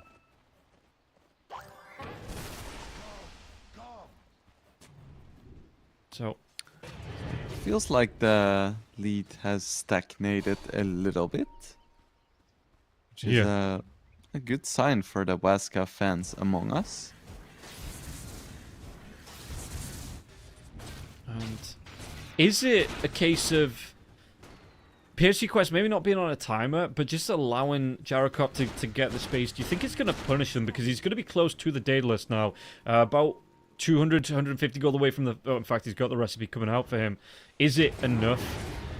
Do you think? Dive onto the Shadow Demon. He's going to go down. They do actually see Parker. Parker's going to use that call down. Soul Guardian comes through as well. Do they have the body lock? Do they have the control? It looks like they do. They get the kill. Parker, well, did he lose it? He didn't lose his courier, so he's still got the recipe for the Daedalus for when he does respawn. I am a bit worried. He's not building BKB, which I guess makes sense in some way, because it isn't useful against every single hero on Quest. But still, he's just dying so fast in a single stun. Okay, Oh, no. and MOUZ. Do they have the damage to take Darmago down? Darmago's going to try and get himself away. Again, that Bulwark's going to be doing something. Even the neutrals getting involved, but they won't get the kill. TA2K gets the credit. And he is going to be down for 37 seconds. What can PSG Quest get with this opening? I don't think that much. They're just going back to farming. Like, yep. Got him. Very nice. But we're just gonna leave. And I think that was that a Vlad's being built up on the CM? I think it Certainly was. Okay. What So year is not the it? CM build I'm used to seeing. Yeah, are we going back to 2014?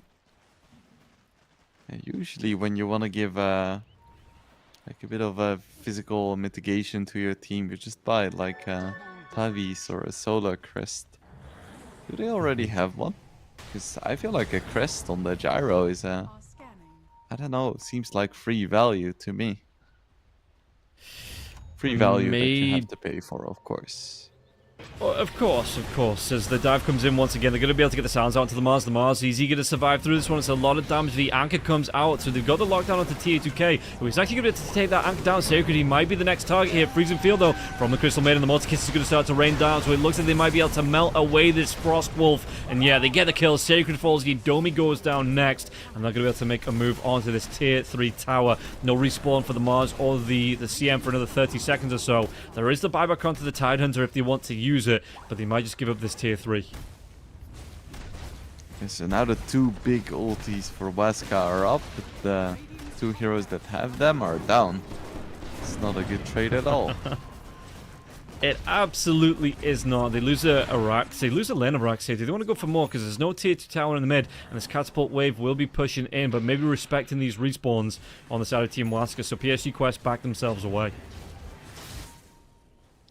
So this is kind of what I meant about going with the flow of the game. Yes, they could have gone for Roche and tried to force a 5v5 high ground push, but because of their global mobility, they can just wait for the right moment, and they found some pickoffs. If they just killed the Tide, I feel like they would have gone Roche, because they also killed the Mars and then a support on top. That meant that they could just go for Rax and then go for Roche.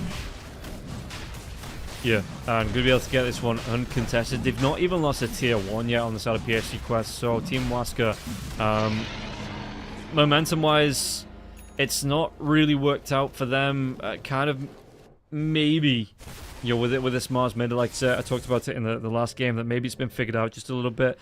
And yeah, you are lacking then that kind of mid lane damage that you get for something like the Queen of Pain that comes out, or the Storm Spirit with a chase down. As looks like they may be able to get on top of the MOUZ again. What's a TA2K? Yeah, steps up, gets the damage, or yeah. I don't know, dude. I don't know if this MOUZ mid is the pick.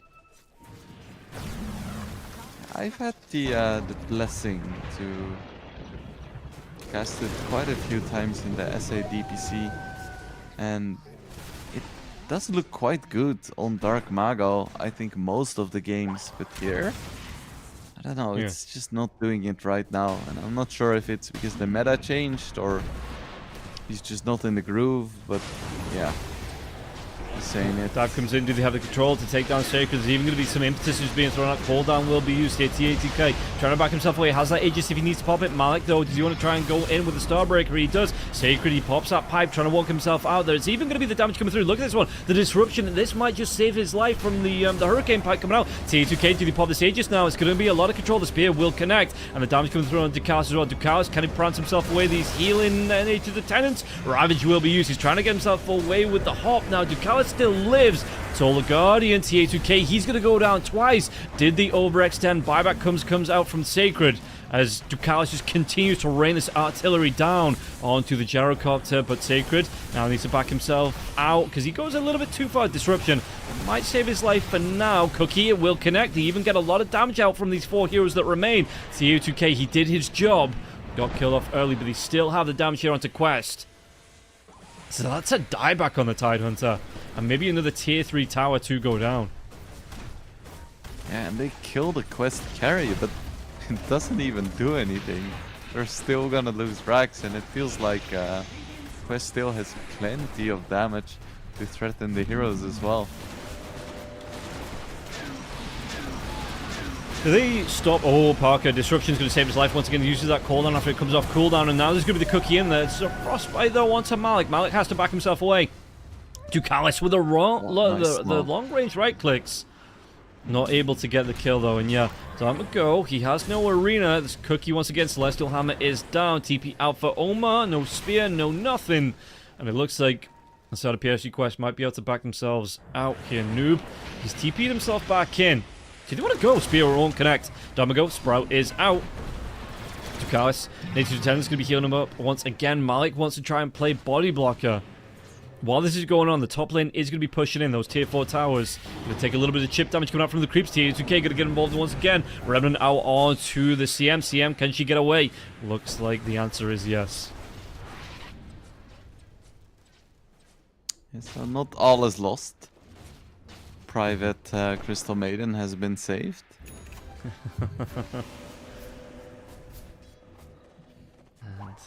If you look at this game, though, 23k net worth, 36 kills, over 12. This looks like it's going to go in Quest's favor. And you know what can go in your favor? If you use exclamation mark 1x give in chat to get more information about the Arcana being given away here by 1xbet. And again, you have to be in it to win it. So don't forget to use that exclamation mark 1x give to find out how you can get that Arcana. And PSG Quest still hunting for more, it looks like, in this game. 36 kills, though, and a 23k net worth lead. How do Waska? How do they get themselves back into it? Can they get themselves back into it? I think they can. The downside of Quest being so far ahead is that when they die, they give a lot of money. So if there is ever like one big team fight where they get a 5-man Ravage into 5-man Calldown, into 5-man Freezing Field, into 5-man Arena and Spear, then yes, they could have a chance. But I don't think that is very likely to happen. Rob, I'll be frank. Can I still be Rob? You can still be Rob. Okay, for that's a lot of in bounties. Wayne's World. Yeah, it is. It's a decent amount of gold here. Brings him up to 27k net worth lead for Quest with all this is going on. And yeah, there's going to be... Oh, pause coming out. This is maybe a bit of a breather here. You know, I'm not claiming it's a puppy pause for Ducalis, but you know, maybe a couple of issues. And don't forget, everybody, this series, this event, and FISSURE Universe 3 is brought to you by 1xbet, the proud sponsors of the tournament. And without them, you know, we wouldn't be here. So big shout out to 1xbet as we do carry on getting involved in the game. Quest, yeah, is it a case of playing it carefully, or do they just go, try and get the mega creeps out, do you think? Have they finally hit their timings and wanted to close this game out now, or do you respect the Waska just a little bit more? I think because of the risk involved with playing against teamfight ultis, you don't really want to go without a plan. You probably could, in fairness. I think if they started hitting high grounds and forced a fight, they would probably win it. But when you are leading by 26k, you don't want to go for probably. You want to go for definitely. Okay, well, we'll see if they definitely want to push in here onto the tier 3 tower. Flat cannon going to be used once again by Parker. Sprout comes out. Was the Ironwood Tree to do some damage onto the tower now as well. Sacred, he gets the gush out. Ducalis has the passive heals coming through anyway. And maybe a bit of a wraparound coming through because T2K is looking towards this mid lane. That melee racks, it's only on about a third of its health, but won't be able to finish the job.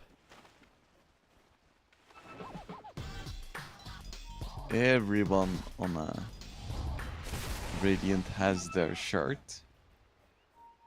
I wonder if it's bugged or if Quest has none yet. That would be kind of funny. Yeah, I don't think they have any. Yeah, okay, well. Didn't I mean, they even were take too a busy winning the game Tormentor. to go back for a Tormentor. yeah. They're like, who needs shard? Shard makes you lose the game, apparently. I mean, they'd have to slow the momentum to go back and take the Tormentor. I don't think they've left the Radiant side of the map in the last 15 minutes or so. So yeah, they've fully been on board here as this Rax, it is so close to going down. And I think they're just going to send those Treants in, those Ironwood Treants, to finish the job on the melee Rax. Yeah, might as well. Also, Omar also has a Vlad's. I think we're approaching a new meta once again. Where we have Rubik Max and Snapfire Vlads. Where everybody just gets a Vlads. Five Vlads for everybody. If you're not going Vlads, what are you doing with your life?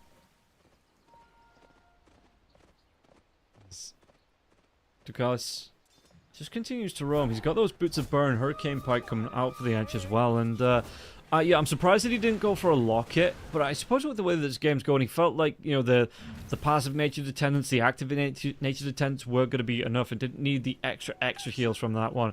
Didn't go Greaves either on the Ench. So, seems to be working out, though. You can see that with the game state here, 32k net worth lead here. That would be a big throw if Quest were to throw away this lead. It'd probably be, I don't know, one of the biggest throws of the year.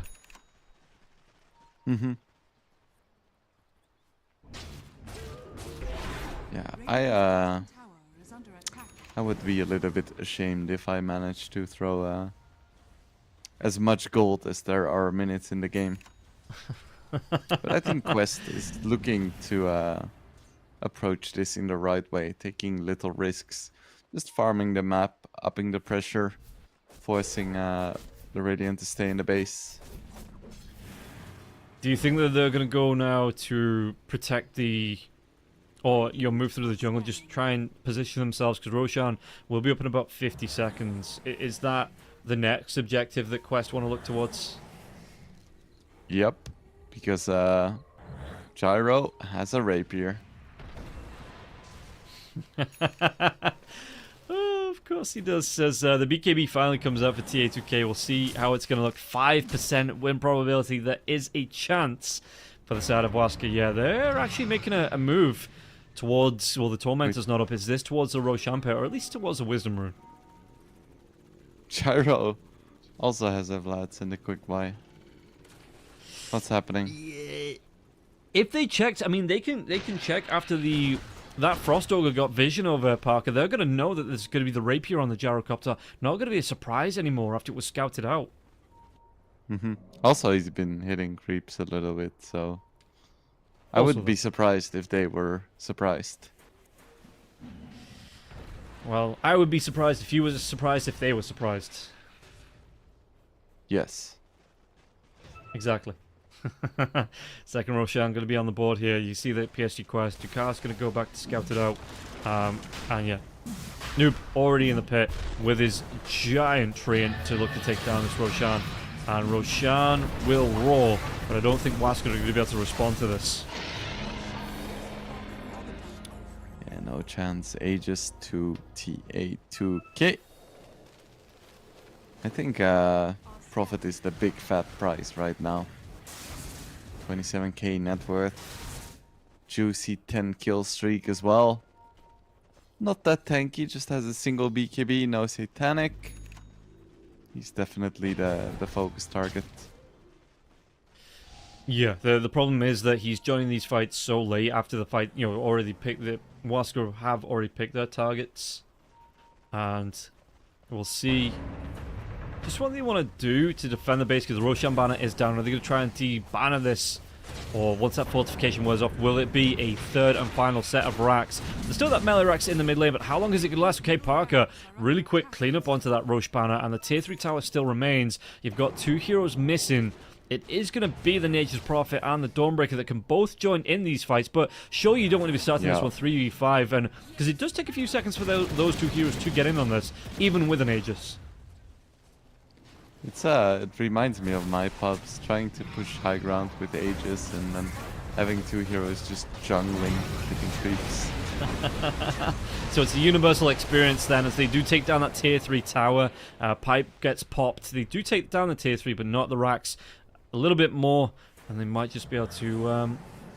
yeah, because, I mean, the Dawnbreaker is still farming item-wise. Maybe for the buyback, because not too far away from this buyback. 72 gold. I can understand why she isn't joining this just yet while she's farming up.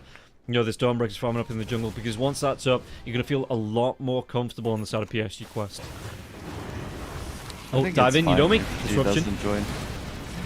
Might save his life a little bit. TA2K, do they pop the Aegis Solar Guardian? It's not going to be able to keep him alive, and now the Ravage out, and they might be able to get the kill onto the Snapfire. Snapfire will go down, Respawn comes through. TA2K going to try and get involved with this one, but the Rapier is doing it. Look at the damage coming out onto this one. Now Ducalis, even with those passive, the active heals, he is still going to be burnt down. Parker, well, Matthew gets the credit for the kill, but how much damage did Parker do in that fight? I'm sure it's going to be the highest of everybody here, but okay, a little bit too far. Sacred, that ain't safe there, mate. You can't park there, as he will die there. Oh my goodness. I feel like if Quest gets Mega Creeps, it isn't even gonna change anything. Because Gyro is still gonna have his Rapier, and Quest is still not gonna wanna fight them, like in a straight up fight, because of all of the team fight ultis. So, I feel like we should just buckle down and get ready for like 30 minutes of slow sieging. Maybe Parker's at least having fun with it. You can see, you know, the smile on his face, having a bit of a laugh there as well. So, yeah, G2, IG, 1W team, just hang on a little bit longer, guys. We're in for the long haul. We're gonna go for the longest match of the event, of the year, of Dota history. You know, maybe hit the 300-minute mark. I'm sure everyone would love that. Yeah, let's go.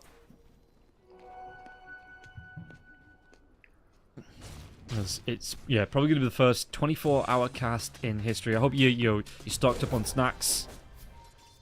And as we get ready to, I mean, okay, Noob, we'll go back for the Satanic. You were talking about this. He only has the BKB to feel comfortable, so maybe swaps it out for his boots when he gets the gold for the Satanic. Quest smoked up. Do they move through the mid lane here to try and find a guy? Parker just comes out. Oh, he's gonna be so far forward. The damage though. There's no route. Parker will be able to back himself away. Has that BKB. Spear's going to come back as well. Ducalis, he gets too far forward. He gets pushed even further. They get another kill on the board, though. It's going to be the Mega Creeps, though. So maybe not going to quite be that 24-hour game that I was speaking about. BKB backlines, TA2K, what's he going to be able to do? And this one jumps onto the Shadow Demon. Do they have the damage to get the kill? Solar Guardian comes out now as well. Parker, he's popped that BKB. He's looking for the damage. Cooldown will be used here as Malik will fall from that Solar Guardian. Do they have the damage? The arena comes out. Malik going to try and do what he can with the Starbreaker. Gyrocopter walks himself into the arena with a Rocket Barrage, with the right-click damage coming through. They get the kill onto Omar, and it looks like Malik might just be next. So even with the Mega Creeps coming out for PSG Quest, there's still a glimmer, a sliver, a slight hope coming out for the side of Team Waska. Mega Creeps don't do anything. Like, Gyro might have to shoot twice now with his flak cannons to kill them. The only thing that this changes is like the position of the sieging. It's not gonna be on the low ground, it's gonna be like partially on the high ground as well, close to the base. But yeah, honestly, I'm not sure what I would do in quest situation now, because all of their important heroes are 6-slotted. So yeah, what are you gonna do? Get like 8-slotted and then try to take a fight? So everyone is like mega rich, and then you look at this Tide Hunter running around with his food stamps. It's just Gyro against 5 right now, and Quest, they just need like 2 or 3 hexes and they're gonna be good. Yeah, and I don't know though, because if he's got the BKB going, I wonder if anyone buys a Lotus to help him out here as well, because like you say, maybe the weight of the game rests on this Gyrocopter. As Dartmago moves himself forward, gets that Wisdom Rune uncontested once again. Bottom lane, they're going to try and make a move. TA2K, he's in, out, he's shaking it all about. Won't be able to get the kill into the Tidehunter, though. Tidehunter backs himself away as Parker comes forward once again. It's gonna be an MKB, so maybe even gonna get rid of do you get rid of the Dragonlance or the boots here for the Gyrocopter? I think probably the boots. When you get to this really late stage, having a burst movement is quite nice, and sustained movement isn't that great, so you just want your team to ferry you around with 4 staffs. Carry me as I carry you to victory. Ducalis, he did get the well with the help of the Snapfire, but Ducalis, he's at the point now where he feels comfortable just going for those Tormentors. As the 2 supports, not even a core involved, stealing another Tormentor away from the side of Waska. So there's going to be 2 shots now. Oh, dive comes in once again. The Mars going to be dragged back by that remnant of TA2K, but no real follow-up comes. I, for one, am shocked. But yeah, Quest is just gonna wait for Roche and then wait their options. Of course, you don't want to go like super late game. Oh yeah. Dive they're comes just in now. gonna go. Т3 is going to be able to get the kill. No, the Aeondis pops here, and Matthew won't go down just yet. Do they have the damage to follow this one up? Matthew, he actually will do. Yudomi's got it as well. Yudomi at least has that buyback. Arena will be here. They trap 2 inside of it. Can they get the kill? Ducalis is going to get low. Freezing field. Yudomi gets a kill on Ducalis. They want to try and get the pressure out onto the cores, though, as Parker still looks for these right clicks. The flat cannons coming through. They get a kill onto Omar, and now it looks like it might be Malik, the next one to go down. The flat cannons, but the damage. Look at this Ironwood Treant doing the damage out onto with the right clicks as well from Noob onto the Ancient Fortification once again. Noob, he's got that Satanic going, he's got the BKB. Well, the BKB was off now. Do they have the control? They're trying to push back TA2K. TA2K, though, he's so mobile. Noob, do they have enough? The Rampage comes out. They take down everybody in the Ancient. It's got like 50 health left. One more right click, it would have been enough to end the game right here and now. You can't leave this. If the buyback comes through from the Nature's Prophet, TP comes in. 20,000 damage on the gyrocopter. That game, it was centimeters, not inches from ending. That is insane. Everyone's standing so close to this Ancient right here. And Quest, they don't want to buy back. They don't want to risk it all to try and take it. They're like, okay, breathe. Fortification is going to be on cooldown for a long while. Just reset, kill, and then try to go again. They could have instantly bought back, like TP'd in, sold everything for BOTs because the throne just needed like 1 or 2 hits. But they just don't want to take the risk. No. I mean, why would you? You've still got tier 2 towers. You've still got a tier 1 tower on the side of PSG Quest. You can slow roll this as much as you want.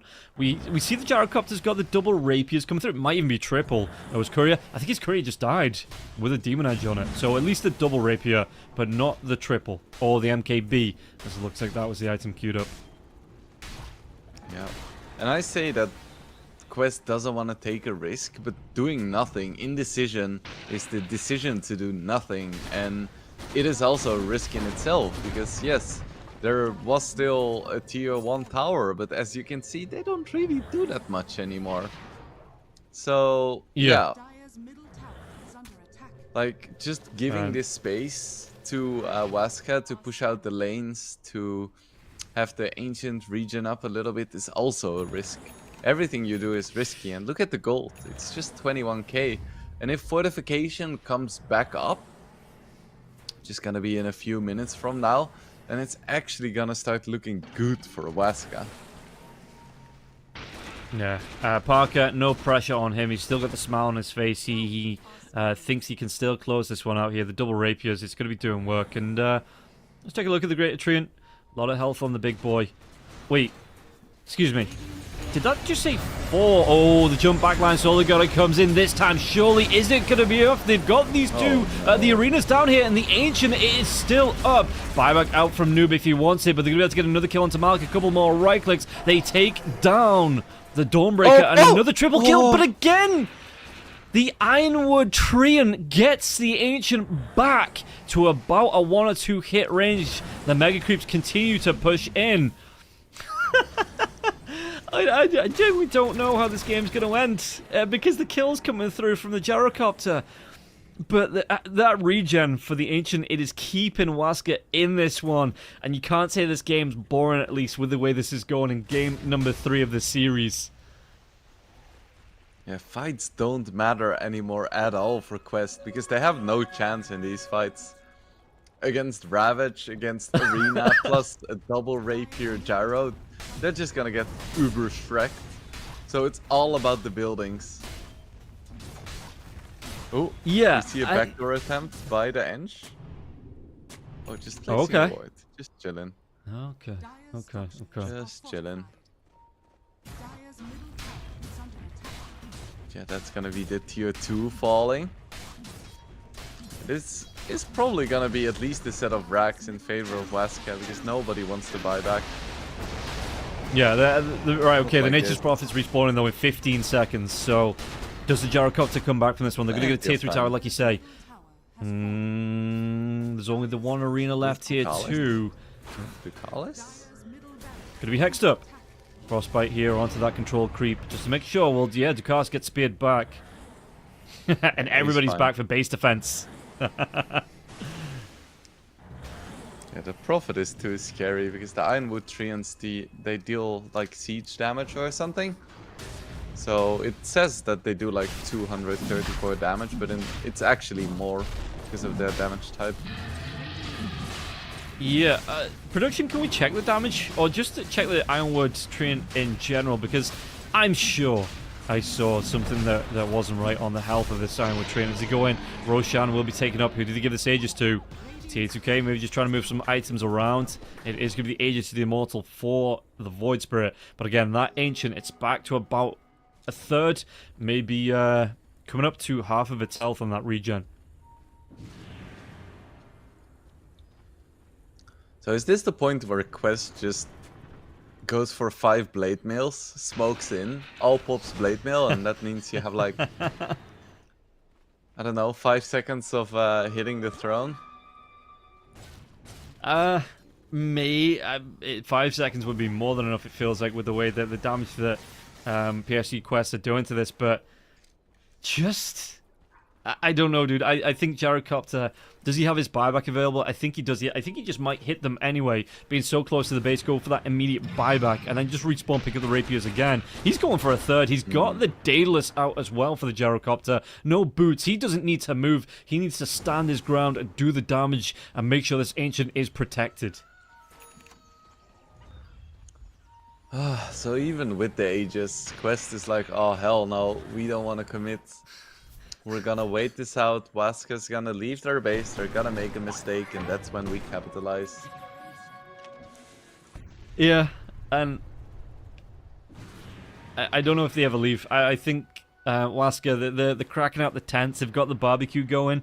They're camping here. You know, they've drove along. They found the perfect site, and they're just happy to stay here forever and camp it out. And it's gonna be up to PSG Quest to come in and, I mean, end this game. I don't know, dude. One more fight. So you take a look at the buybacks on the side of PSG Quest. 3 of them are up. Is that enough if another fight breaks out to maybe come back and end this game? Could be, could be. I am honestly beyond like trying to make predictions here. It's late game Dota. Anything can happen. 51 minutes.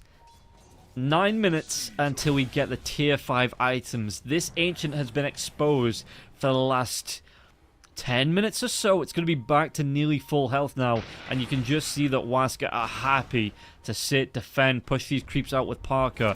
Refresher coming up here as well for I think that was the Tide. I know the MOUZ has it. Was it? No, it was just the MOUZ and the Refresher. And maybe somebody buys a Hand of Midas so they can get those guaranteed tier 5 tokens when they come out.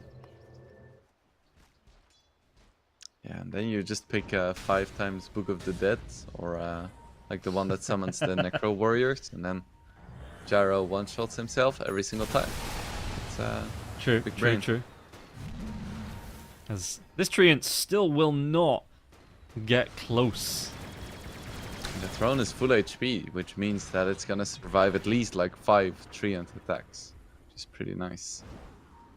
Yeah, it is nearly all the way up there. And I know there's a bit of a delay. People thinking that there's no lifesteal on the Gyrocopter. There is a Vlad's. So as long as the Crystal Maiden is alive, the Gyrocopter will have some sustain in these fights.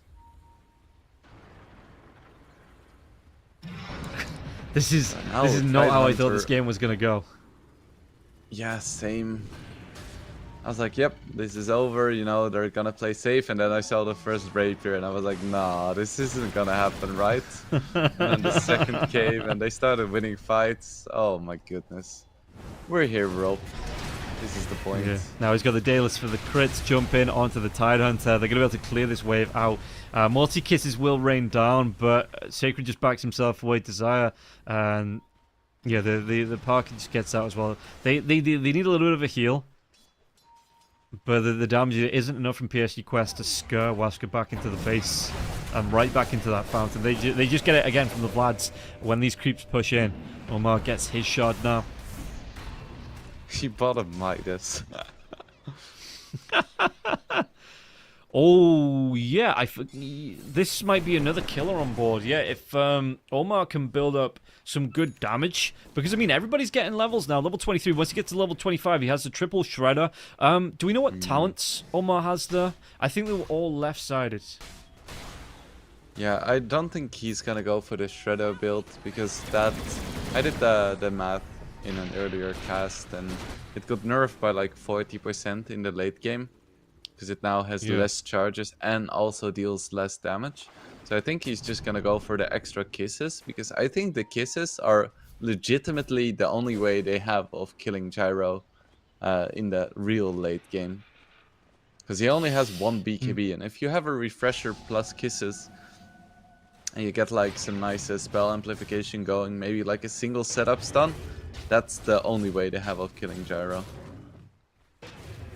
Okay, well, we'll see if it is going to be enough. And yeah, I suppose, I mean, this game might go long enough that he hits the level 30 here on the Snapfire, and we see both sides of that. Yeah, that would be cool. Of course, if it goes really, really late game, like 2 hours, then it's still going to be worth it to have like some damage items on the Snapfire, because then you can just go for one Swift Blink, one Deso, or one Stygian Deso, and then like 4 Rapiers, smoke, blink in, one-shot the throne. That's an option. This Treant just keeps getting sent to its death over and over and over again. Yo, you think Sisyphus had it bad pushing the boulder uphill? It's this Treant just carries on trying to go towards it. I suppose he's pulling the creep wave in at least, but yeah, it's got 4,000. No way, that's real. 4,000. No, I refuse to believe it has 4,000 health on this Treant. It's true. I mean, it's the like 3 times Treant HP and damage talent that's doing a lot of the work here. Well, at least you have... I mean, they are still getting cleaned up in 2 or 3 shots by this gyrocopter, so... Yeah, classic. 5 minutes away. Do we see the tier 5s? I mean, it's a good sign that all the Wasker players seem to have smiles on their face. You know, they're not panicking. There's no... yeah, like say disruption. It feels like coming through from the side of Wasker. They're happy. They know how they want to play this one. They know what they have to do to try and get the win. And it is just a lot of playing the high ground, defending the base. And at this point, Quest back up to a 35k net worth lead, but I don't really know how much the money's going to make a difference here. 14,000 gold on the gyrocopter. So if he needs to, he can buy 2 rapiers and have them in reserve. Yep. This is a mega stacked Void Spirit build as well. He has the Aghanims, which is actually quite nice against the backline supports. Just being able to go in, try and focus someone, and have everyone around him be silenced is very nice. Of course, he still dies in 3 hits, so it's not great. Yeah, oh yeah.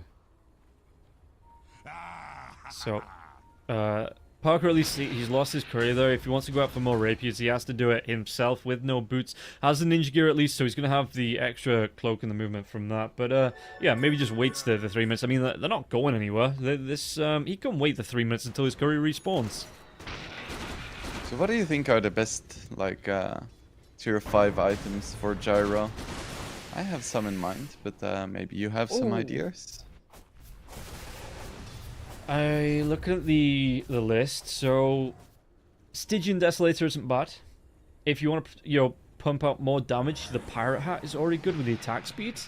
If you are getting rid of your boots, Force Boots, never a bad thing. The 30 health regen as well might not hurt too much. So yeah, I mean, ooh, double damage. Good picks.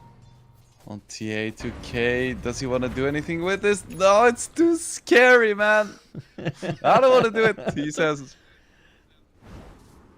Yeah, so what's your list for the gyrocopter here? The tier 5s, what are you prioritizing here for the gyro?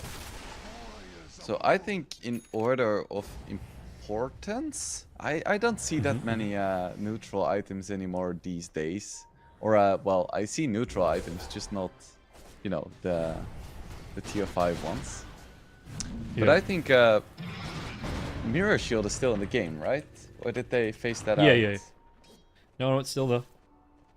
So I think that one is probably the best, because the way you would lose is by getting hexed and then losing your first life, and then the enemy just waiting a bit and then just killing you again. I think that's the most important one. Then there is force boots, because, well, having some mobility in late game fights and just the built-in force is quite nice. Dive sounds. Indus comes out for Matthew, though. They still have some control from that Remnant. It looks like TA2K, the homing missile comes through, pops that Manta style. Going to be cleaned up by the illusions. Very exciting. So yeah, that is the two big ones. And then if you don't get either of those, I would say Giant's Ring is probably the best, because it also gives mobility and some tankiness as well. So I don't think Pirate Hat is that important, or Stygian Desolator, because, you know, look at the man. He doesn't need more damage. You can It's always all have about more being damage. able to actually deal that insane damage. Gyrocopter has 17. Oh, well, they're going to have to clean up. But look at the gold, man. 17,000 gold. He's... buy the Moonshard. Buy a couple of reserve rapiers and get yourself the Moonshard too. He bought a Midas. We'll see. I mean, I suppose if anyone's going to go out, you know, to look for, more people maybe want the Midas, just make sure you secure those tier 5s. I feel like TA2K should be getting rapiers too. In earnest. Ooh, they know tier 5 items are coming up. They could have tried to take a fight there. This is gonna be a big win though. Oh, they dive from the find tier the 2K. What's gyro. he going to be able to do? They're going to be able to get the Nullifier out. Gyrocopter's still trying to back himself out, though. Cooldown will be used. It's a lot of damage coming through, like I say, from those Mortar Kisses. Arena doesn't trap anyone inside. He's going to have the refresh on the MOUZ. Everybody gets rooted that was envisioned here of that Wrath of Nature. Yeah, like I say, it was brave to come out there for the neutrals. And Quest, they knew exactly where Waska wanted to play this one, so they try and cut them off. Just give them a warning shot here from the side of Quest. And yeah, Waska going to be more and more aware that things can go bad if they try and push out like that without the protection. So, Void Spirit got an Apex, which is, I guess, kind of funny. Gives a 25 all attribute, so it's like, you got a worse Skadi. It sounds good for a universal hero, but it's really not that great compared to something like a Giant's Ring. Or a Mirror Shield as well. Again. Pirate Hat for Eng is really nice. Because, well, she has all the tankiness she could need, and she has pure damage on her hits. So that is quite nice. What else are we gonna see? Hex on Eng. I feel like Ducalis is one of the scariest heroes, even though he's almost at the bottom of the net worth.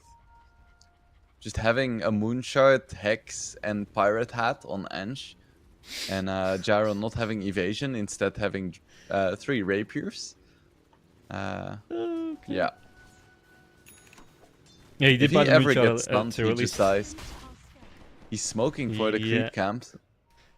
Hello. Oh. I don't know if that's on purpose or, yeah, production is saying, you know what, it's been too long, we need to take a break too. Yeah, oh, yeah, there we go. Takes that big ol' sip. That's what we were waiting for. We Were you watching may have Birmingham? missed, like, some crucial tier 5 items, but, you know, it was worth it. Yeah, that was a big thing. Like, it was really, you know, obviously the crowd participation in Birmingham, watching it every time the drink came through, the cheers. It was really fun to get to see live. As Stygian Desolator out for the Nature's Prophet.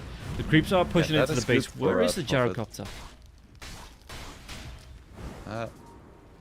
It's just smoke. He was just backed up at least. But yeah, for Gyro, I don't think he needs anything close to damage, but for Quest, they want to go all-out damage. They want to have, like, the throne dead in 2 seconds if possible. And Stygian Deso is the way Jump to in. go. Tides away. And jump out. Yeah. So, Sacred just continues to try and keep these crew. Yeah, like you say, maybe if they got the rapier out onto the Void Spirit, he could. He's going to jump in now as well. Gets a silence onto Tiny. Tiny going to be dragged back into that Radiant, to the Remnant. as the Rose Ancient is banner exposed. Look at this, the Hex Gyro's comes out. dead. Do they have the kill? He's dead. He buys back though. He has to wait for these multi-cases. He pops a BKB. He picks up all of his rapiers now. The damage isn't going to be up from this Gyrocopter. Once again, they have the protection. Look at this flat cannon coming through. And Ducalis, he's going to take some damage as well. The BKB out for the MOUZ. MOUZ, has he got another arena? He does. The protection, but he forced out the buyback from the Gyrocopter, from the Tidehunter. That is big. It opens up the window here for Quest. Yeah, and it's all just the supports dealing the damage for Quest now, funnily enough. Snapfire and Eng are the highest damage heroes and the biggest threats to a Gyro. Isn't it amazing how that just flips late in the game? Oh, absolutely like your cool fantastic. TA2K Void Spirit with like infinite net worth and Noob, they don't do shit against Gyro anymore. But Snapfire and Eng, they're real threats. Parker, he just lost his career once again to, with the... Ooh, no I think he was going for a him. Satanic there, maybe. Yeah. Oh, he has to be so careful. If he gets hexed once, he's dead. Unless there is a save from a Shadow Demon, but there is so much damage that you need to respond insanely quickly. Yeah, I mean, yeah, the save Prophet. has to be here now. No buyback on the Gyrocopter, no BKB protection either. So, Gyrocopter, Parker, yeah, still down for the next 39 seconds. And Quest, they feel like they've got all the time in the world to wait this game out. 64 minutes in, they say. We've not needed to rush this one out. Again, they still have tier 2s and the tier 1s in the bottom lane, tier 2 towers in the top lane. Okay, the racks are exposed mid, but it's up to Waska to find these kills before they can go into the racks and Sacred. Could be in trouble again. He's going to dive in and he's going to try and get himself away. Disruption out from the Shadow Demon. These multi-kisses rain down. He looks like TO2K. Solar Gunning's going to be used as well. They get the route out onto the Gyrocopter. Gyrocopter though with right-click damage. Is it going to be enough? BKB up for Ducalis. Ducalis going to try and step in. And it looks like Parker has to go back to the fountain while the damage is going to come through from other sources. Look at this. The right-click from Nature's Prophet. And no one can get close to this Nature's Prophet. Freezing Field is out from Udon. The BKB comes out. The dive in from the Gyrocopter. Gyrocopter with the right-click damage. Is it going to be enough? Gyrocopter is getting really down low. He's dead. 3 rapiers on the deck. GG gets called. It took 65 minutes, but eventually PSG Quest will end this game. And just the relief they must feel here. Well, it's all smiles still around for Waska. They know they held on to an exposed Ancient for about 20 minutes there, but in the end, they just couldn't get out of their base. So at least they had a good time, and yeah, hopefully they enjoyed themselves, but that will be it for their journey here in the Fissure play-ins. They are out, and PSG Quest will be moving through into the lower bracket semi-finals. Yeah, what a game. What a game. I feel like the ending was set in stone since like 10 or 15 minutes, but then every single time we were like, or is it?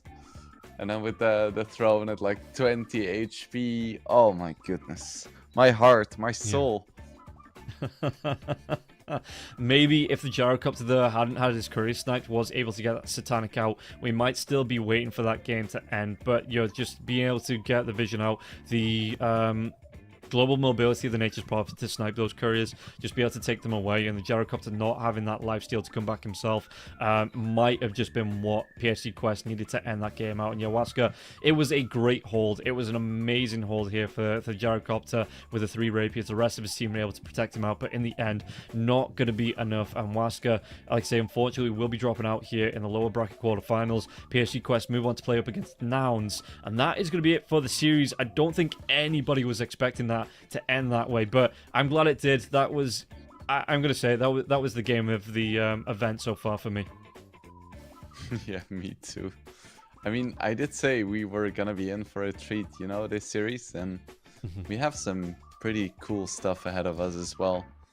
So yeah, I'm quite pleased. It took quite a long time, longer than we were expecting after seeing like a 30k gold lead at 30 minutes, but it was worth the wait. It was absolutely worth just the final 20 minutes of that match. And that's not going to be all. We do have G2 IG versus 1W team to come up as well. So we still have one more series. We'll see if that's going to go the distance here too. But looking back at this, I think Team Waska, again, they can hold their heads high with how they played this series. PSG Quest, obviously going to be happy to move through. But Waska, I know they got dropped by Boom, but they're sticking together as a team. They're trying to make this one work. And there's going to have plenty of games ahead of them here as well. Not just here, but in other FISSURE events, I assume. You know, I'd invite them back. They looked really good, and there's going to be more events for them coming up. They want to stick it out. They want to make it work at least for the rest of the year. A big break now, because I don't think they made it through 2TI, right? I'm not mistaken on this. They're not going to be one of the participants, yeah.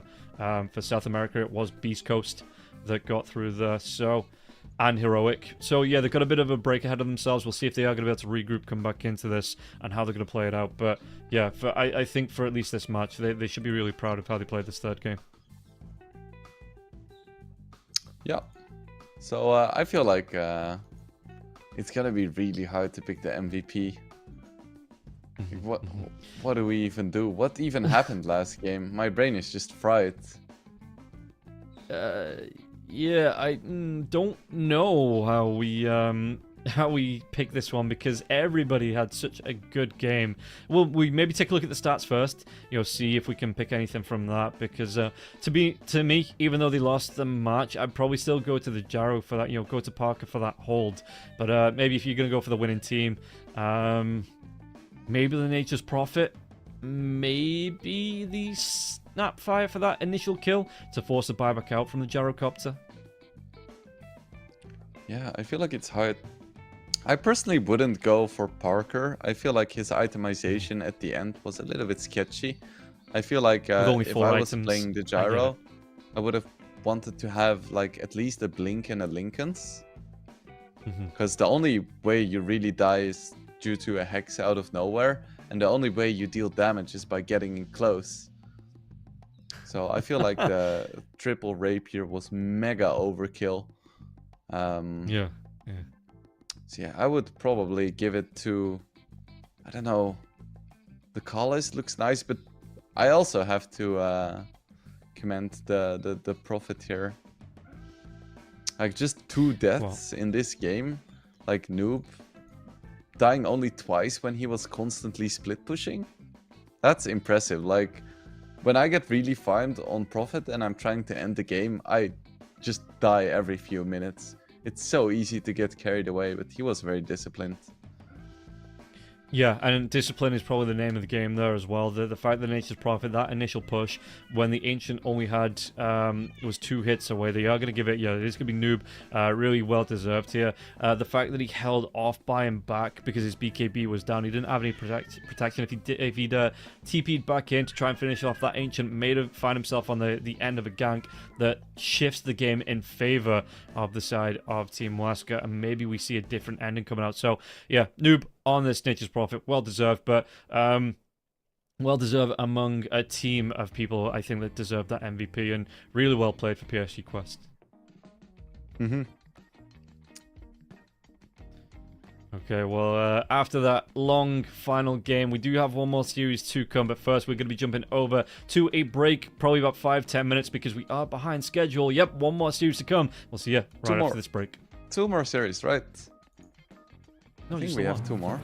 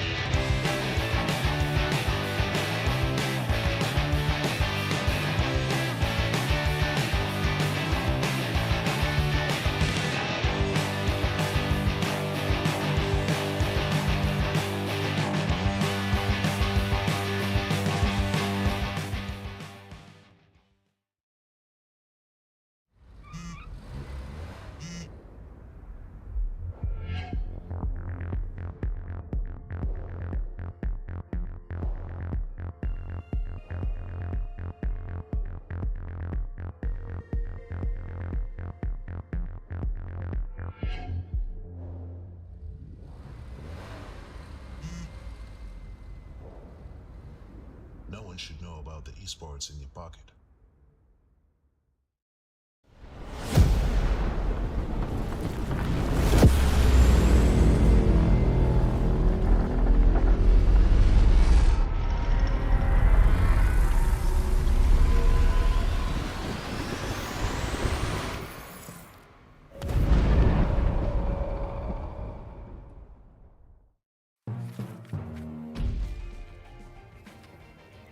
Welcome back in, everybody, to the FISSURE Universe Episode 3. And if you're liking what you're seeing after that long series, and last one, don't forget to follow along on Twitch and YouTube to see whenever we go live here with more Dota action. Wingblade, I hope you're not tired after that last series, because we do still have one more series to go here. G2IG versus the 1W team. And have you had something to eat in that short break that we had? You built your energy back up, got your eyes ready to see what is going to be coming here between these two teams? Man, I am hyped as hell. Like, going to bed last night, I was like, yeah, I cannot wait to watch 1W against IG. It's gonna be a match of the Titans.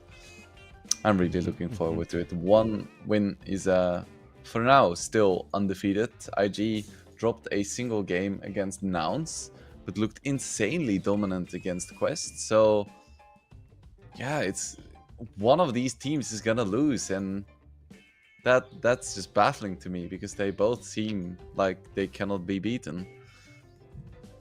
No, and we may be getting a little preview here of what's going to be coming up for TI in about 2-3 weeks time, because G2IG and 1W team both going to be over. The 1W team maybe a bit of a surprise to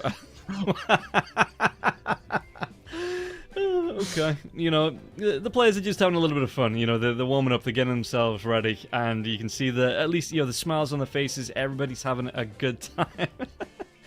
Sure, if that's how you want to warm yourself up, that's how you want to warm yourself up.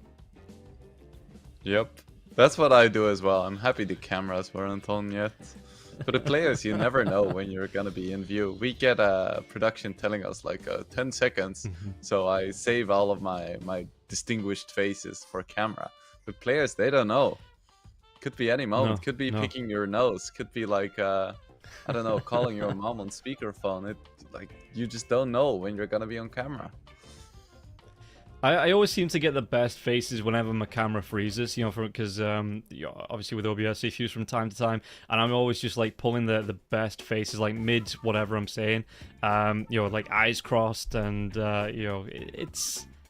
it's one of those things that happens. It's how production works from time to time. But yeah, at least the players are having fun with it. But yeah, like I was saying, 1W maybe surprised a few people getting themselves through to the TI qualifiers. Going to be happening again about 2-3 weeks time when we step up to that, because they weren't expected to get through Eastern Europe. If you take a look at the teams in Eastern Europe, there was Virtus Pro, Na'Vi, Yellow Submarine, Liga, Nightpulse, Namiga, 9 Pandas, One Move, Kamichata, DMS, Sibe.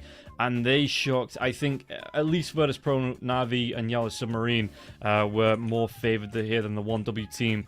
And they were able to pull it off. The run coming through.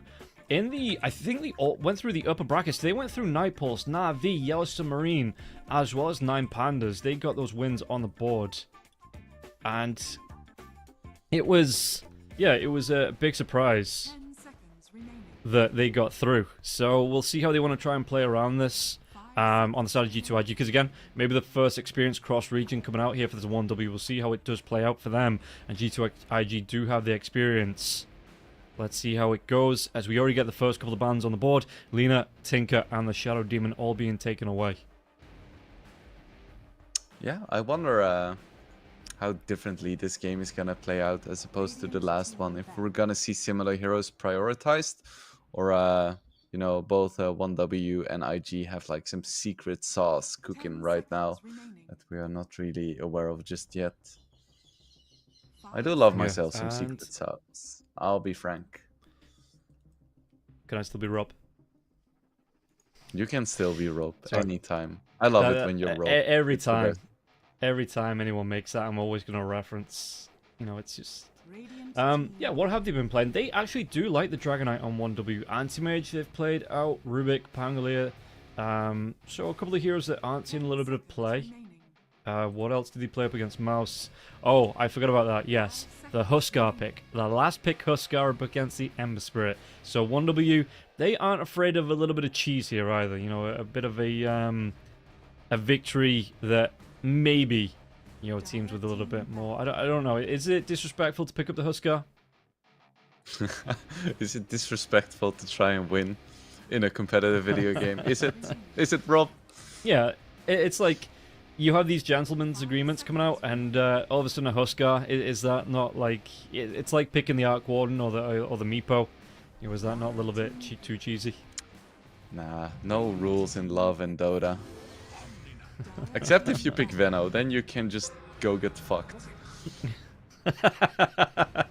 Oh, the Venomancers. Yes, have you been seeing a lot of these jungle Venomancers with the Plague Carrier coming through? Luckily not too many, but there was a, like, I think they've slightly nerfed it now. There was a moment where like the debuff stacked so weirdly, and you had this carry Veno that would just jump on you with like 8 wards and you would just explode, just like my will to play Dota. Yeah, and don't forget, everybody, if you want to get involved as well, there is a skin giveaway going on. There's going to be Arcanas up for grabs. To get involved in that, use that !1xgive in chat to get the info on how you can win yourself one of those exclusive Arcanas being given away by 1xbet. And, you know, you want to be looking nice in your pubs, and that is going to be one of the ways to do it. Go in looking all nice and shiny. As, yeah, we see the Rumik, the Omni Knight pick. Why is the Omni Knight back in the meta? What makes this hero so strong? You know, why are teams going back to the Omni Knight pick now? Yeah, that's a good question. I haven't really figured it out myself. Like, I was gone for like 3 days, and now everyone is first picking Omni Knight as a position 5, and it's actually working. Like, I've been trying to piece it together, and I think he, of course, fulfills the similar role to, like, Clockwork and Treant in lane, where he's just like a big tanky dude that's standing in front of people, protecting his carry, and then he can literally protect his carry as well, because Repel's a really strong skill. It's like, hey, you want a BKB? I'll give you a BKB, and of course he has the heal as well. There's physical immunity. Like, in theory, he has a lot of really great tools, but I feel like that's been the case with Omni Knight for a long time. Like, he's one of those heroes that on paper looks amazing, and then in practice doesn't always pay off. And now for some reason the meta has shifted somewhat. Maybe it's all about the matchups or something, or just some like small subtle buffs over the years. But he's back, and I think I'll join everyone in trying to piece together why exactly that is. Yeah, I suppose it helps that his Aghanim Shard is good in the first time since probably Shard's release. So you're having after the 3-second delay, you get Second Purification coming out, 75% effectiveness there. And if you pair that with the Healing Hammer, so you get a heal for all the damage you do on the Omni Knight. I mean, okay, we're focused on the Omni Knight here, but we're getting a really fast draft. Monkey King going to be banned up, Morphin taken away. Let's go. We get the Mirana ban. Sniper. Now, we were talking position 4. Is this going to be another position 4 sniper? I'm counting on it. Like, Baboka Sniper, that's some good premium Dota right there. Hopefully it's not going to be popping up more and more in my pubs. I thought I was rid of this hero as well, purely because it's not that popular. But, okay, it's going to be coming through, and we'll see how it is going to play. Do you not think, with the Primal Beast, is it not at risk somewhat? Is there not a dive capability coming through from that Primal, or will the Sniper outlast Oh, there it? certainly is. That's why they pick it as a 4, because it's like, you have to focus our Sniper, because otherwise he's just gonna be, you know, peeping like Sniper does. But if you do jump the Sniper, then all the cores are still there doing their thing. So it's, Baboka plays it like a carry, and then he's like, damned if you do, damned if you don't. So it's just a really fun way of approaching the game, where it's like, we're just gonna pick so many threats that you're gonna have to pick and choose, and we're gonna count on like the remaining threats just cleaning up. Okay, well, let's see how it does go. I mean, I caught about, yeah, a Dragonite. I was talking about this, 1W, they seem like the team that like to go for the DK. Can be played in all 3 core roles, carry, off lane, mid lane. If you see it in the mid, the Corrosive Dragon comes out. I think in the off, I saw a rarity the other day. A genuine rare pick. The Dragonite I saw went for the Frost Dragon facet. And I don't exaggerate, this isn't a figuratively literally, this is a literally. I've literally never seen anyone pick that up in pro play. I've seen it once now, and it was atrocious. Really? I've seen it a few times. I'm a Frost Dragon apologist, actually.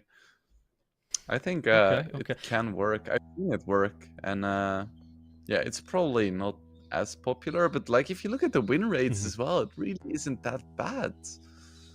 Which, whatever. Yeah. He's not gonna pick it this game. We had nothing to say yesterday. Pick up the red dragon in the mid lane because he's a greedy little boy.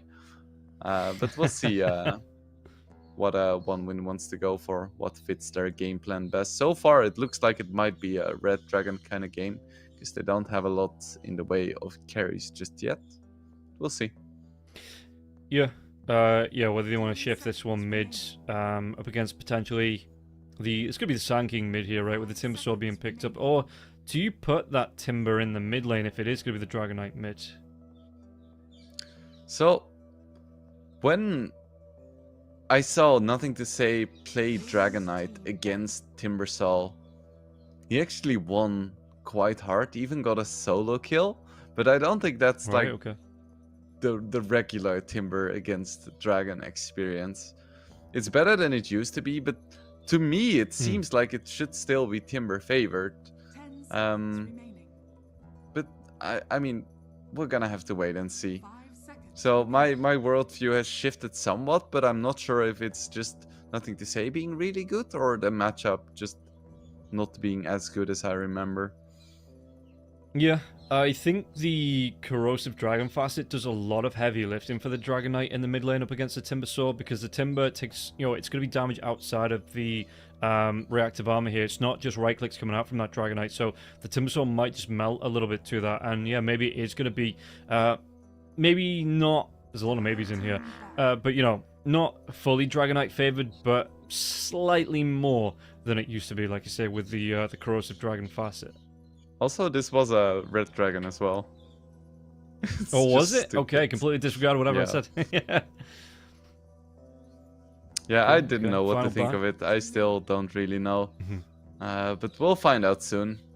1win team banning out DOTA and Razor, which makes me believe that they want to go for something like a troll.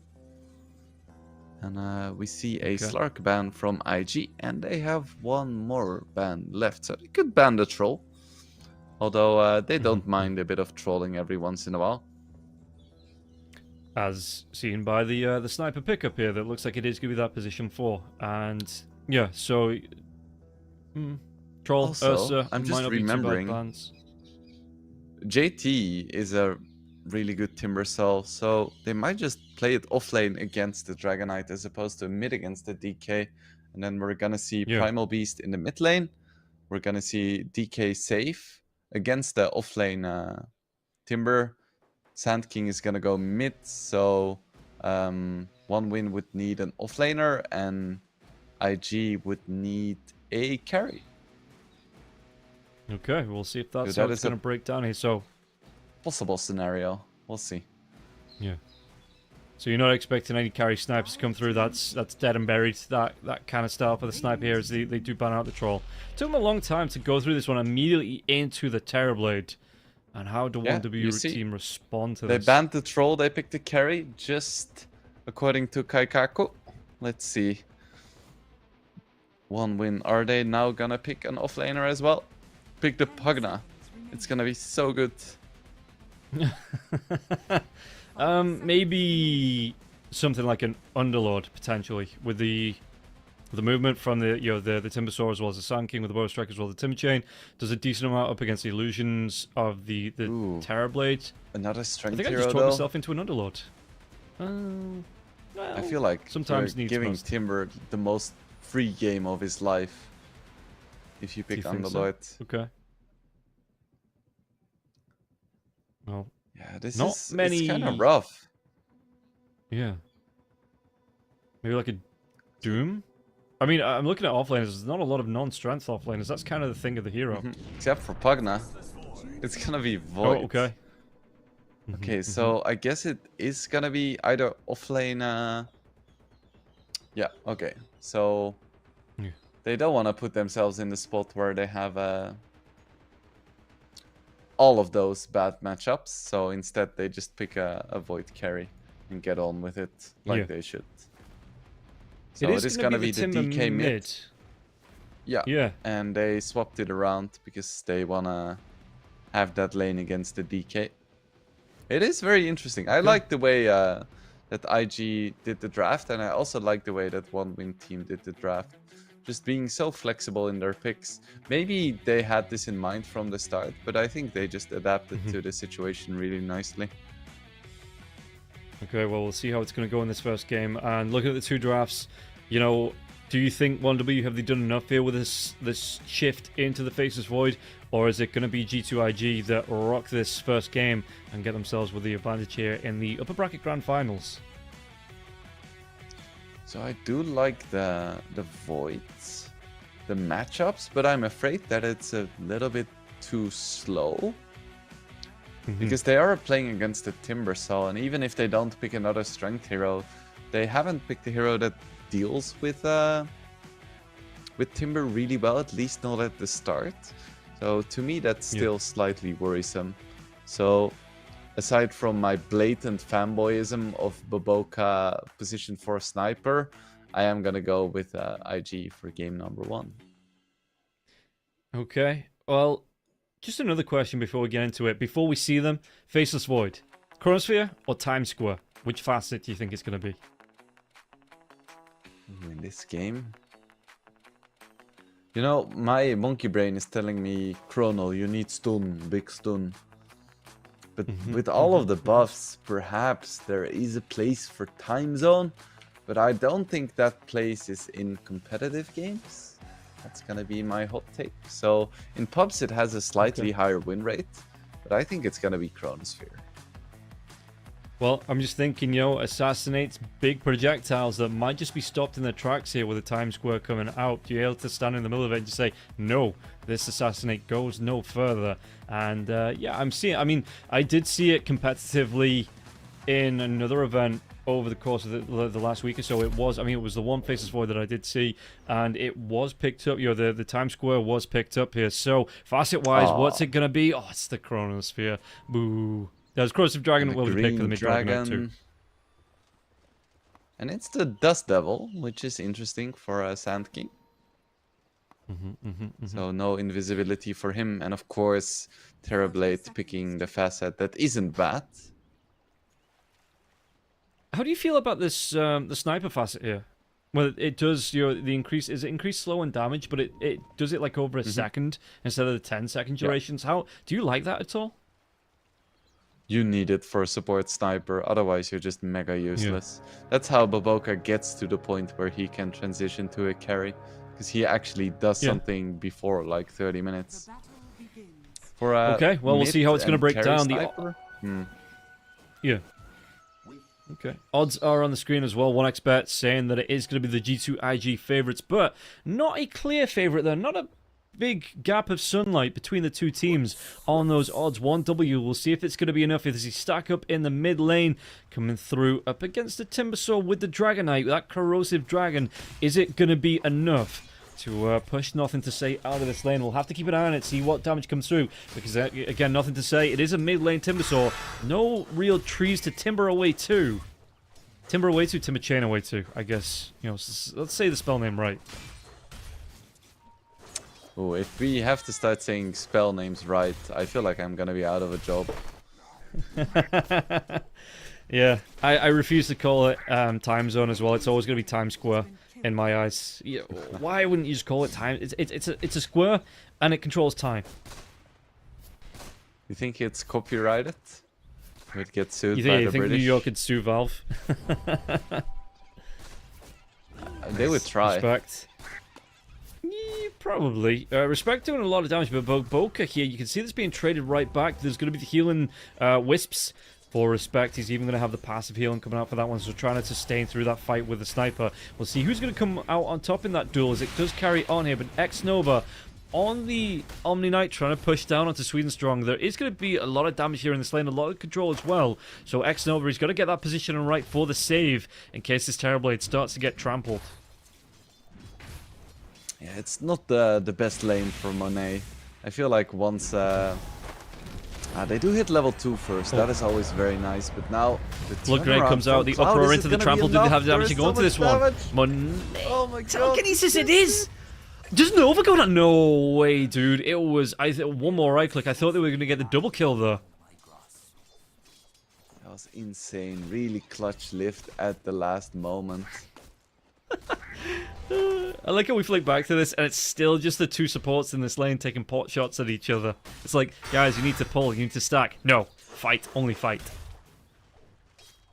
Yeah, I love that Immortal as well for Sniper. The stupid little ducks. So tilting. Yeah, who doesn't want to hear whack every time he takes a shot? Oh, that was a good impression. Thanks, I've been working on it. Yeah, I can imagine. I have nothing else to do apart from, you know, imitate sniper noises, I guess. We all do it sometimes. There's nothing to be ashamed of. Now, Metamorphosis is down. Oh. First strike, respect. Has he got enough heals onto this one? There is going to be Shrapnel coming through, and it will be Baboka. Does enough damage to get the kill, so those overwhelming wisps not going to be enough to keep Respect alive. And Baboka will get the credit for the kill as he starts his march towards that fourth core as the sniper. And actually, position 4 Sniper is so good against Void. Because usually Void is really good against Sniper. Because you're just gonna chrono him every fight and burst him down. But Sniper is also good against Void, because if Void chronos someone, you just shoot him. You like pop Mask of Madness and shoot him. And because Void isn't gonna chrono you, it just completely flips the matchup. So we'll see if it Purification comes out to Monet. That way.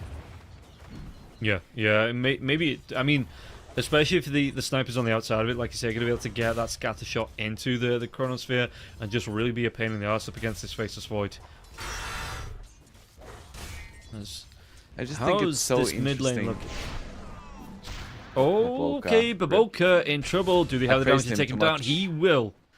Yeah, the Caster's Curse just immediate dropped. Yep. The moment I'm like, yeah, he's playing pretty well, he just dies instantly. Potentially in real life too. I hope not.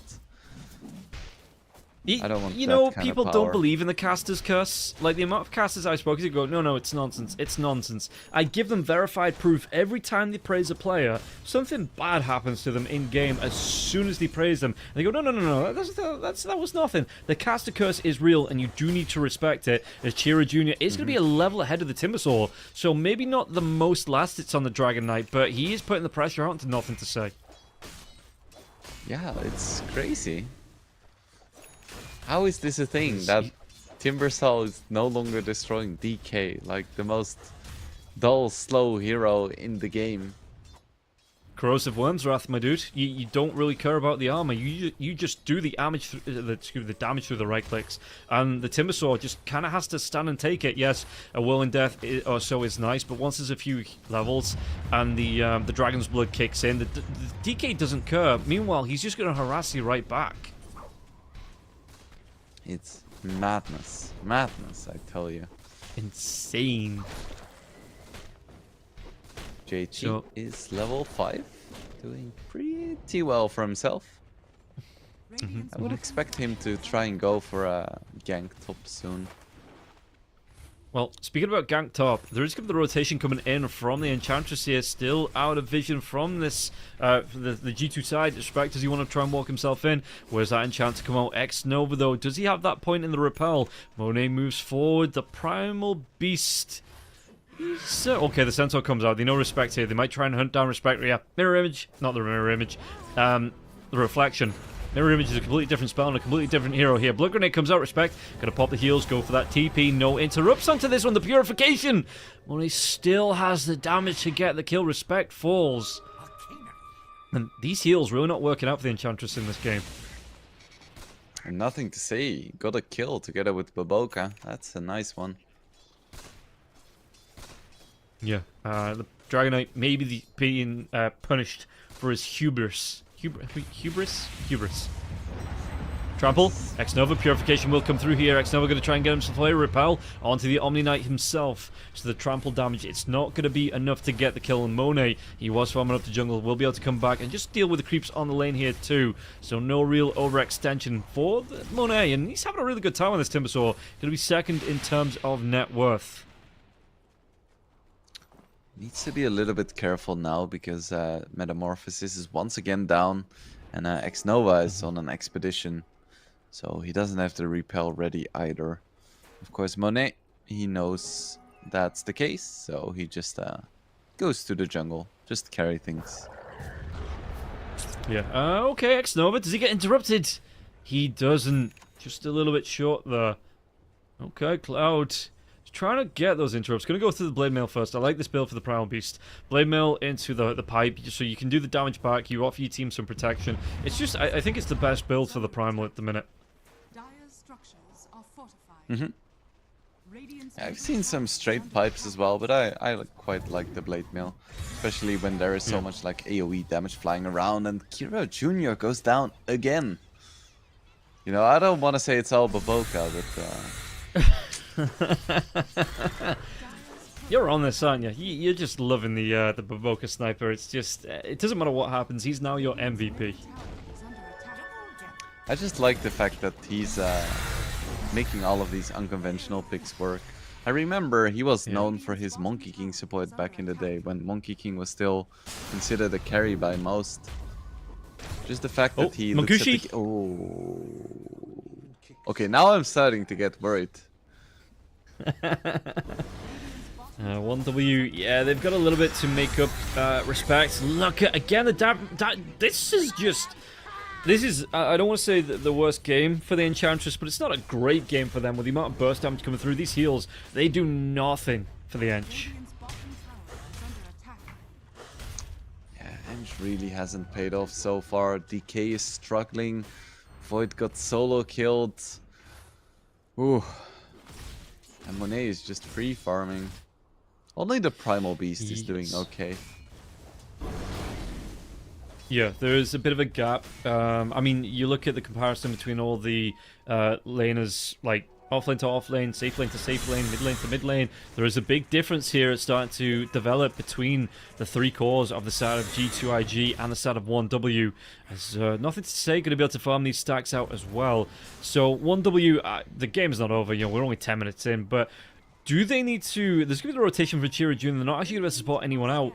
Do they need to make more rotations like this for 1W? Trying to find the rotations, try and find the kills onto G2IG, try and bring this net worth back in their favor. So my question is how one win is gonna kill anything with this lineup. Like DK doesn't really deal that much damage. Primal Beast, before he gets a BKB, also isn't gonna be able to deal that much damage when there are stuns on the enemy lineup. So...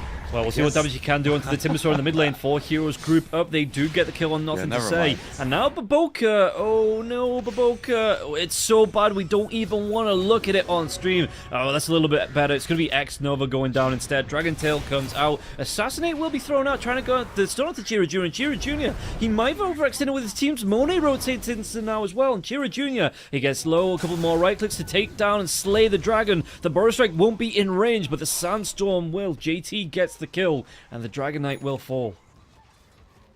Yeah, I love how I say one win doesn't have the damage to kill anyone right now, and they instantly kill the tankiest hero on IG. And I guess the one nice thing that one win has going for them right now is that I think Sweden Strong stole Shrapnel, which is just insanely strong on Rubik, because it's already insanely strong on Sniper. Yeah, it looks like Chronosphere comes in. It's going to be on to 3 heroes here. Do they have the damage to take him down, though? Monet's going to get low, but the Chronosphere, it's not enough. And now Monet's going to be able to get some heals. The Sun does there too, but he will still go down in the end. Cloud Strong will go down in return. Respect, trying to run himself away from this one. He's got the army of heals chasing along with him. X-Nova wants to get right next to, was the Assassinate going? I hear it. I don't see it. Looks like it was cancelled off there from the sniper. And don't forget, everybody, if you want to get involved too, you can use that promo code that is pinned in chat at the top of chat there. It's okay. Respect going to be chased down here. The Assassinate comes through. Respect. Just gonna pop the heals. I don't know if that's enough to keep him alive though. As the chase comes through, Nothing to Say does get the kill. And yeah, don't forget the promo code is going to be UNVRS3. Get yourself up to 100% bonus on your first deposit.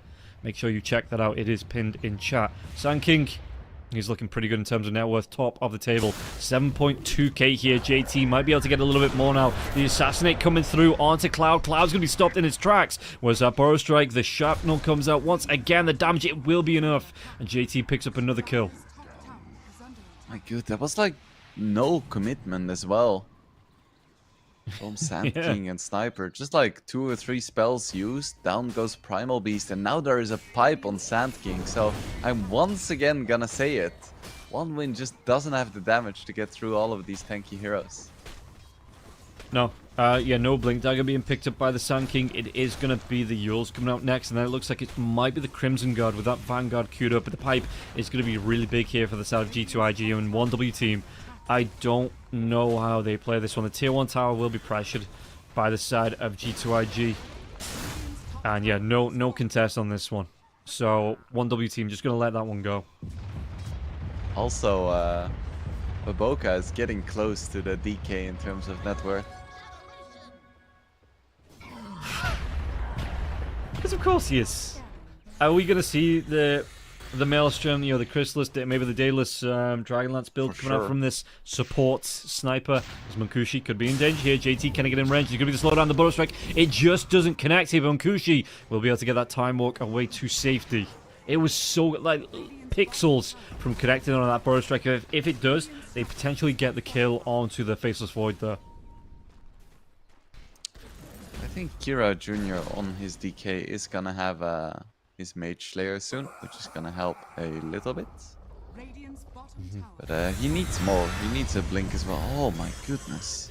Oh my goodness. One more thing. Not quite. Just wasn't enough. is under attack. Okay. Kira using his DK form just to farm. No chance of getting any tier 1s. And that's always a bit sad when you do pick a Corrosive Dragon. Because if you just want to farm, there is a completely different facet for that one. Yeah. It's called picking Sniper. That's what you do when you want to farm. I would have said the Fire Dragon facet with a cleave built in. Speaking about farming out, Nothing to Say. Gonna farm up Respect once again. Respect, he's just really not having a good time. Now Cloud could be in trouble as well. Gonna be slowed down. Timber comes in. Cloud, Assassinate. He's just trying to use this as, you know, to try and bait out the onslaught to get that stun point blank onto the Primal Beast. But the Primal Beast not gonna fall for it. He just walks himself away with those phase boots. Okay, never mind. Blade Mail will be popped, but Cloud will be away safe. Mankushi, bottom lane. Monet is just no fear. Walks right up in Mankushi. Mankushi gonna be forced away from this creep wave. Burrow Strike to get the kill. Primal Beast, the Blade Mail will be on cooldown now. The Opera comes out. Nothing to Say, still gets the kill though. Can they go for more? Sweet and Strong? Nah, it doesn't look like it. And Monet, he's just like standing there taunting Munkushi to go for the chrono. Menacingly. He's like, yeah, you know, I'm tanky Yeah. enough. I have Sunder. I think I can outplay you. Just good luck. Try and chrono me. And what are we looking at here? Timbersaw going to go to the Blink Dagger after the Eternal Shroud. We don't see that picked up too much anymore. Is it still, like, you're really good on the Timbersaw, I guess? That's why he wants to go for it? I think Pipe is the more favored item right now, especially on offlaners. Because it just makes you win every single fight the moment you get it. But well, because yeah, they I suppose already with the have a Sand King. Pipe, Yeah. it's like Eternal Shroud is still good because there is a lot of magic damage on one win. Radiant's bottom tower is Okay. Well, Tier 2 tower being pressured in 16 minutes into this game here. G2IG 7k net worth lead, 15 kills to 5. 1W team. They need to book up their ideas if they want to get back into it. Terrorblade already has that Manta style. Looks like the Skadi is next. Chira Jr. JT's close. Going to channel that Epicenter now. Does he want to try and go into Chira Jr.? Was that Burrow Strike? It doesn't connect onto Chira Jr. Chira Jr. with a TP away. Yule Scepter comes out though. They are... well. Just the BMs, dude. Yeah, JT is very swaggy, very BM-y. He always drops neutrals as well in the enemy base. When it's like he has a tier 4 neutral, he'll just drop his tier 3 neutral in the enemy base. Well, he's putting on a show, at least, I guess. Is what's going to be stolen? It's going to be... Do they want to try and go to Machane away here from Nothing to Say? No chase out from 1W team either. Respect trying to do what he can with the illusions from the Terrorblade to de-push this mid lane. But yeah, you look at the net worth, it's 9k in favor of G2IG. 1W team are not even close to taking down a tier 1 tower. In fact, Sweden Strong, the Assassinate's going to come through from the sniper now as well. Nothing to Say, he's diving tier 3 towers to get the damage off here. Sweden Strong, he's not going to have any stolen spells now. They get the kill onto Sweden Strong, and Nothing to Say, just going to be able to cut this wave as well. X-Nova didn't even want to use any spells there. Also, we have an Omni position 5 going for Arcane Boots into mech. I feel like we're like in 2006 or something. Yeah, sure. Why not? I mean, the rest of the team's farming up. He may as well go for the Greaves as well. JT with the chase down onto Cloud. Does he want to go? Yule Scepter maybe, potentially. No. Cloud going to be able to get that onslaught away to safety. So maybe they change targets here because Respect was showing. And yeah, I know you are right. Probably going to be the Greaves coming out for that Omni Knight is the first or second big item after the mech, I guess. Chira Jr. He's taking a lot of damage from this one. He's not dead. Not dead. Not dead. Yeah, with the Mage Slayer, you both have a lot of armor as well as magic resist. So the Timber is still very scary because of all of the pure damage and stats removed, but Sniper isn't that scary, at least for now. He does have his Iron Talon. He's farming up a Storm. God damn, dude. If I see any Sniper Pause for... I'm not even going to lie. I'm seeing Sniper Pause falls anyway. This makes no difference with Baboka picking this up. It's going to make absolutely no difference to the pubs. Yep. But interestingly enough, I feel like going full carry as a position 4 is less bad than going for like Aghanim's and Kanda and stuff. Because then you're just a walking shitty spell. But as a carry you can actually like farm, push, fight, as opposed to just spamming Assassinate and hoping you can like kill off a 400 HP Rubik. Yeah, and that's kind of the thing, right? Like I say, that even like in that support role, if you are farming up that first item Ags, it takes so long to get towards it. Like genuinely takes an age to get to that Ags as a sniper support, and the use of it it drops off way too quick. So going for the Maelstrom, being able to farm that semi-core role or fourth core role for the sniper, as G2IG looking very greedy in their lineup, but they are making it work. Burrow Strike, what's going to be stolen? It's going to be the Burrow Strike. Yule Scepter out now. Rubik going to be able to Burrow Strike himself away to safety, but not going to be able to save his tier 2 tower. Manta is up for Monet. This isn't the most farmed TB I've ever seen, but that is mostly because everyone on IG is just sharing farm and being really farmed right now. Yeah, and like, there is don't just forget so everybody. much gold in this lineup. I mean, yeah, 11k at 17, 17 kills, 20 minutes, and yeah, don't forget everybody. Not only the play-ins coming up, but we do have a main event to come through as well over the next week. So this isn't going to be the end of it. Once these qualifiers are done, there's some main event to come. So subscribe to the YouTube channel, subscribe to the Twitch channel. Make sure you are aware of every time we go live, because there's going to be plenty more top-tier Dota to come. I mean, you look at the teams in the main event. As nothing to say, just going to farm up, but yeah, Team Spirit, BetBoom, Gaimin Gladiators, Team Falcons, Tundra, and Cloud9. This is a top-tier event coming out. All these teams here. The last big event as well, it feels like, before TI. But no, they're going to be able to take away this Tormentor, so yeah, make sure you are following along to see whenever we go live. It's a nice Tormentor.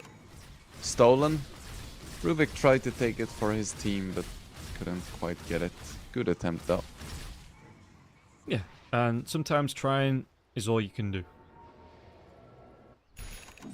Yeah, So- he's trying to uphold the pride of Sweden, you know. Look at this sniper. He's above 2 core heroes on the side of 1W team. 9,000. He's 500 gold behind the carry. The carry Faceless Void. This sniper is just. I mean, G2IG all over running away with this game. And how do you get yourself back into it on the side of 1W team? I don't know, man. I think they're lacking a lot of damage. And they don't have a hero that can defend megas easily. Yeah. I do want to briefly mention that I think the sniper net worth is a little bit misleading. Because he did get the free shard from the Tormentor. Yeah. I mean, it still adds to his net worth. It's still very useful as an item. So even if he got it for free, you know, it's just how the game's played now. So let's see G2IG. We've just gone from the longest game. I think from the event itself, we might be seeing one of the shorter ones coming out. Sweden Strong here going to be dove, as it looks like G2IG. They want to go straight into this tier 3 tower with the Aegis, with that Metamorphosis coming out from the TB as well. 1W team, do they have it in the bag to try and defend this high ground? Chronosphere's up, you have your onslaught into the Pulverize as well from the Primal Beast Dragon form, if they want to go for this one. But Monet, he has that Aegis, so do they have the control up against this Terrorblade? I'm not sure if they do. Because there are so many heroes on the backline for IG that you need to focus as well. Because if you don't get the Omni Knight in Chrono, your Chrono does nothing. Dragon Tail comes out here. Chirijuda trying to do what he can. They're going to be able to catch 3 inside the Chronosphere. Sniper will go down. Can he pop this Aegis now as well? The Burst Strike though onto the Primal Beast. The Primal Beast, it looks like he's going to fall. Monet gets the Sunder off Munkushi. You can't time walk down off there, mate. Monet's going to try and chase down onto Respect. Do they have the damage to get the kill? The Dragon Tail does come through. It looks like they're going to be able to take down JT. But do they want to go for more hero? One hero dead. The buyback comes out from the Omni Knight, but the chase is on 1W team. He's running over extension coming out here from the side of G2IG. Baboka. He's going to go down. Yeah, that is a dieback here for the sniper too. So let's see, can they get any more from this 1W team? Have they just bought themselves a bit of time? Because there's still an 8k net worth lead for the side of G2IG.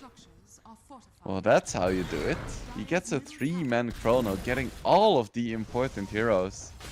Munkushi, delivering when it counts. And yeah, just Aegis is going to expire, so they didn't even, well, they didn't pop that, but taking down 3 heroes. Was it 4 with it? It was 4 with the dieback, right? I guess you'd say. So now 1W team. That was huge. They're back. Yeah.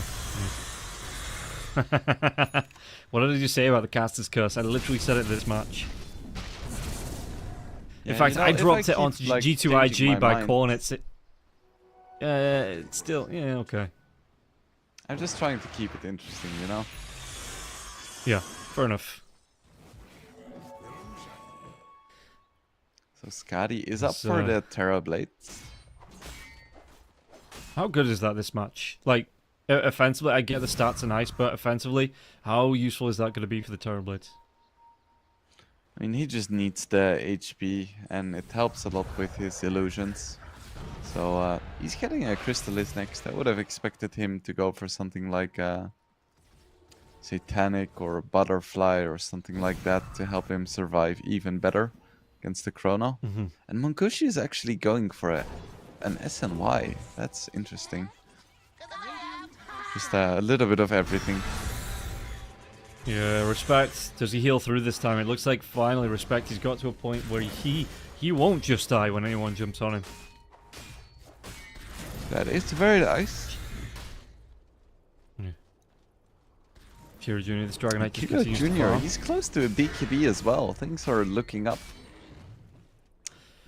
Is that going to be enough to maybe be comfortable to take another fight here for the side of 1W team? Are they now in a position where it's not just a complete run over by G2IG?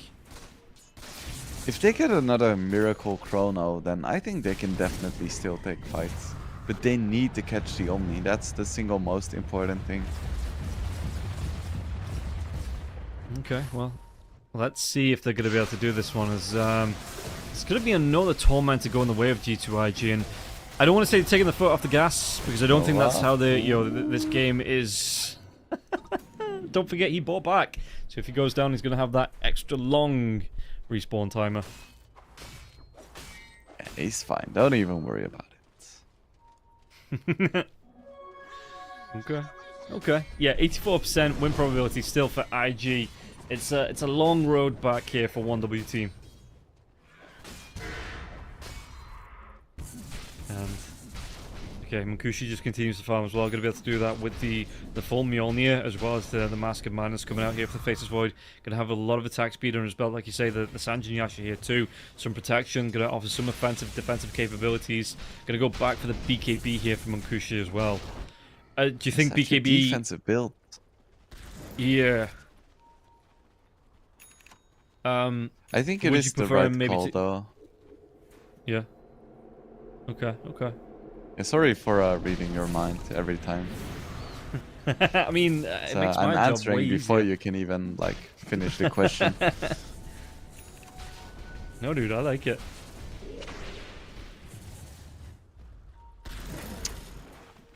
Nothing to say. Has his Shiva's up. Next is gonna be I don't know what's gonna be next. Could be anything. I would like to see a Hex.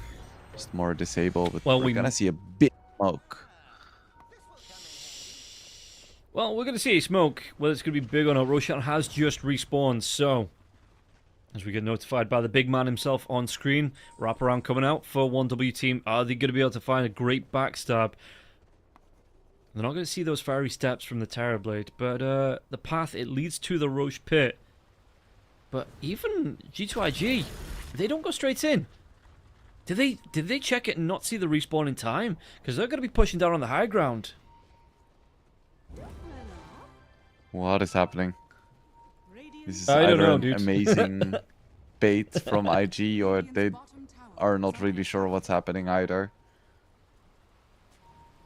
Well, But G2IG if going to OneWin double tries back to on commit themselves for the here. Roche, that is gonna be a huge mistake, I think. The illusion, do they want to try and enchant it? It's going to be, well, one of the Terrorblade illusions are out already. So the illusion takes over the job of going on to Roshan. Another Terrorblade illusion will move in.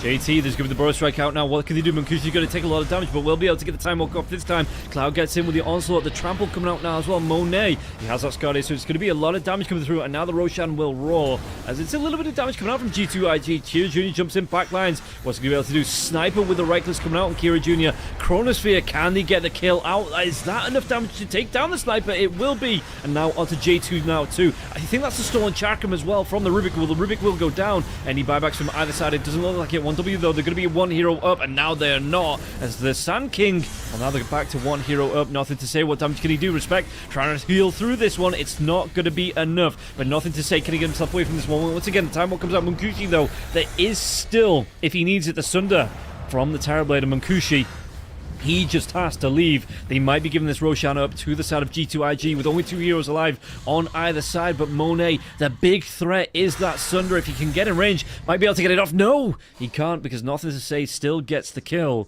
Does the Terrorblade want to walk into the pit here, finish the job? Yeah, big What a fight there. here for the side of... Yeah. So incredibly split. Everyone was just like running around dancing, trying to get into the right position, using their spells right. Ultimately, it ended pretty well, actually, for one win. Just getting the chrono onto 2 heroes with the Omni being preoccupied somewhere else. It had to be good communication from their team. As we can see, the jump kind of failed. So then they had to reset, which was really awkward because Monet was taking a lot of damage from Respect. Just look at the Omni Knight being focused. That is a big deal. Kira Jr. and Cloud, they were they had their priorities straight, and as a result Munkushi got a good chrono. But then they were kind of out of steam, and the scariest heroes for IG were still alive. So at this point I feel like they should have just all like tried to TP out instead of chasing JT. Or at least like try to disengage. Yeah. Yeah, because Munkushi could have time walked himself away though, got himself out of danger. Continues inside the Roshan pit. There is the Crimson Guard to come through. Gets that time walk out. Tries to go for the TP and will be able to get himself away. So he leaves Cloud to die, and Cloud just not able to leave there. And we're gonna be coming right back into a fight. It looks like Dragon Tail, and they're gonna be able to get the stun. The Aegis is out for Monet. He did take that Roshan, and now the Burrow Strike connects onto the Dragon Knight. We are looking at a BKB on Kira Jr. Do they want to go for more? They're gonna be back behind that barrier, and G2IG won't be able to chase. But the pressure it can still mount from these Terrorblade illusions onto the tier 4s. Yeah, and they used the BKB, but in return they got the Tormentor for themselves, so that's worth it. Yeah. Don't forget, everybody, you can get involved in the giveaway here. Exclamation mark 1xgive in the chat. And there are going to be Arcanas given away by 1xbet. So if you want to get involved for more information, use that exclamation mark 1xgive in the chat and be in for the chance to win yourself the Arcana. You can look as good as the Terrorblade coming through from Monet in this game.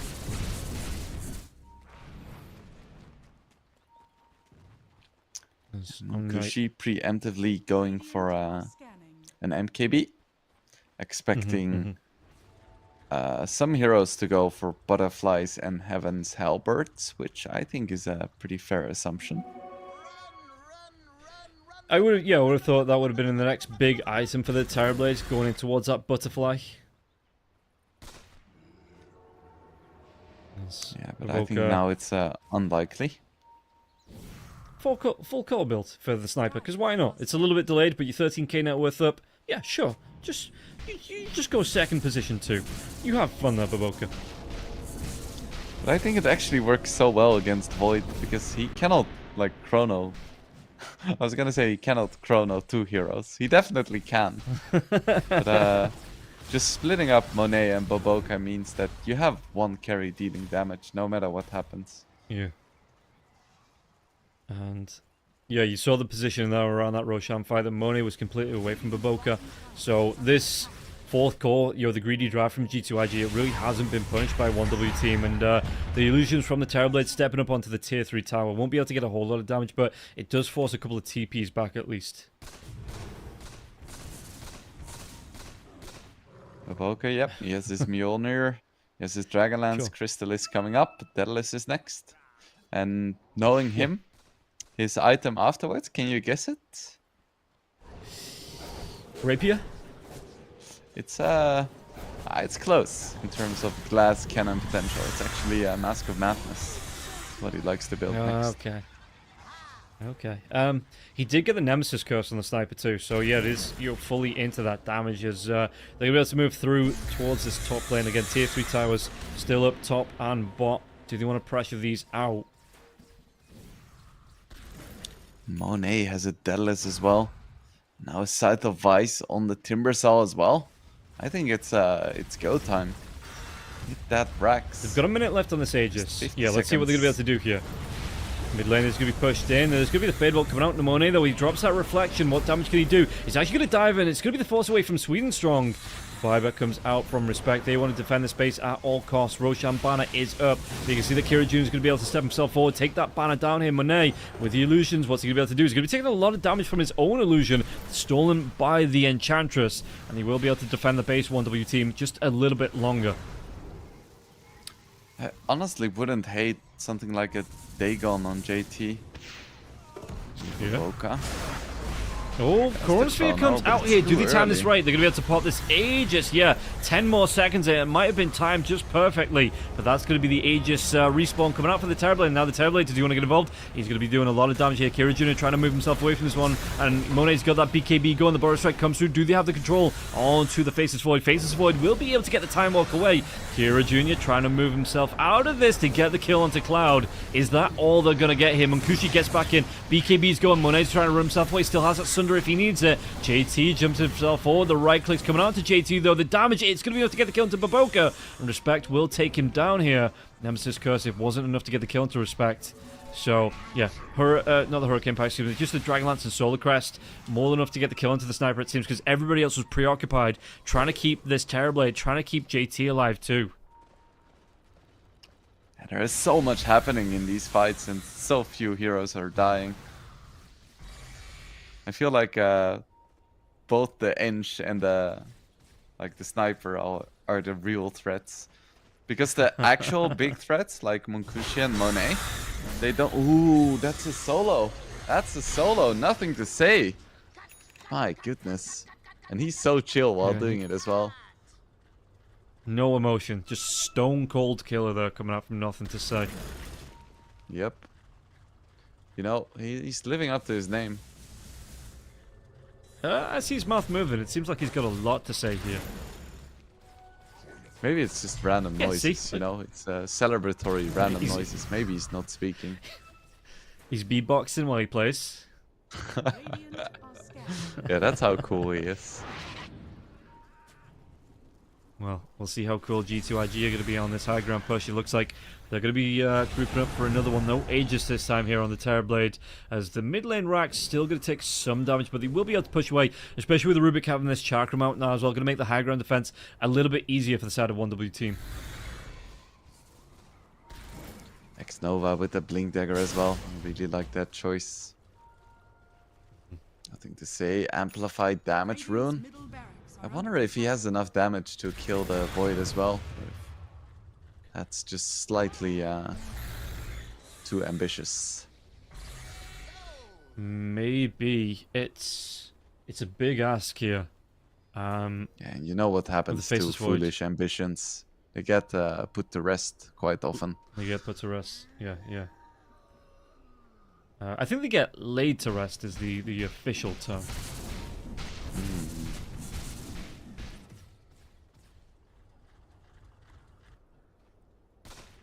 Oh, Daedalus almost up on Baboka. Because of course it is. This is again, I can't help but make the comparison. This is just like one of my pubs where it's like we need to support, we need a sniper. No, we need to support a sniper, you say. I can do that. And yeah, The annoying thing is that here it actually works because IG is working together and they communicate, and you know, it's a they thought about it, they draft around it, and you know that some poor soul is watching this and being like, so I should go carry items on my position for yes. Again, it doesn't. I see this anyway. This is just one of my pubs, so I'm kind of used to this build on the position 4 sniper, especially when I'm playing off lane and I don't actually have a support for my lane because he's trying to take my last hits, contesting me on the last hits anyway. You know, it's just how it goes in the 2K MMR. So the pro players think this is a new thing. It's not. I've seen this for the past, how long have I been playing Dota now? About 14 years. Yeah, no, this sounds about right. We're gonna see another potential big smoke. Because Roche is spawning in 10 seconds, and we could be seeing a big clash. Only Baboka is still far away from the jungle. Oh, the jump comes in, nothing to say. He's going to be able to get a lot of damage onto the Dragon Knight. Dragon Knight killing himself away from this one. Can his team help him out through this one as the fight didn't even start? Kira Jr. already down to about a third of his health, maybe even a quarter. The big man does respawn, has that Axe blessing on him as well. Kira Jr. going to be healed up by Respect as, you know, as much as possible. And what can they do with this? There's nothing to say. Gets that D-Warder out. 1W team, do they still want to fight into this? It's looks like actually the TPs are going to come back. Yeah, it's awkward because all of the lanes were so close to their base. Kind of want to de-push it a bit. Because otherwise, if you lose a fight here and Void doesn't have buyback, you just instantly lose the game. If they had buybacks, then perhaps they could have gone for it. But with the lanes being so pushed and that carry not having buyback, it was just a death sentence. It's just like a 70% chance to lose the game right there. Well, let's see if they have a better chance. I wonder what the actual win percentage is here with the Axe Shard, the Axe Blessing, the Aegis now onto the Terrorblade. And again, I said at the beginning of the stream that there's only so many heroes that are scarier than the Morphin when you get to the very late game, and the Terrorblade is one of maybe 2 or 3 that just don't. Burst Right comes in here. Do they have the control out onto the Faceless? They do. Munkushi is down, no buyback here. 80 seconds on the sideline for the Faceless Void. What damage can G2IG do while the carry is missing for 1W team? Yeah, maybe they should have gone for the 30% chance to make something happen there. Because now he dies anyway and they get nothing. So I think this is just straight up mega creeps. How is anyone gonna stop this without Chrono? Cast as cursed. Like, I'm unleashing it fully. Like, come at me. How is 1 win gonna stop this? I don't think they can. It's mega creeps. No. Guaranteed. And yeah, the Crimson Guard is going to slow them down just a little bit, but the damage coming through from Monet and his illusions. Chakram is going to be stolen at least for the Rubik, but it's in the grand scheme of things going to do not a lot to slow this one down. So it's going to be at least 2 lanes of racks.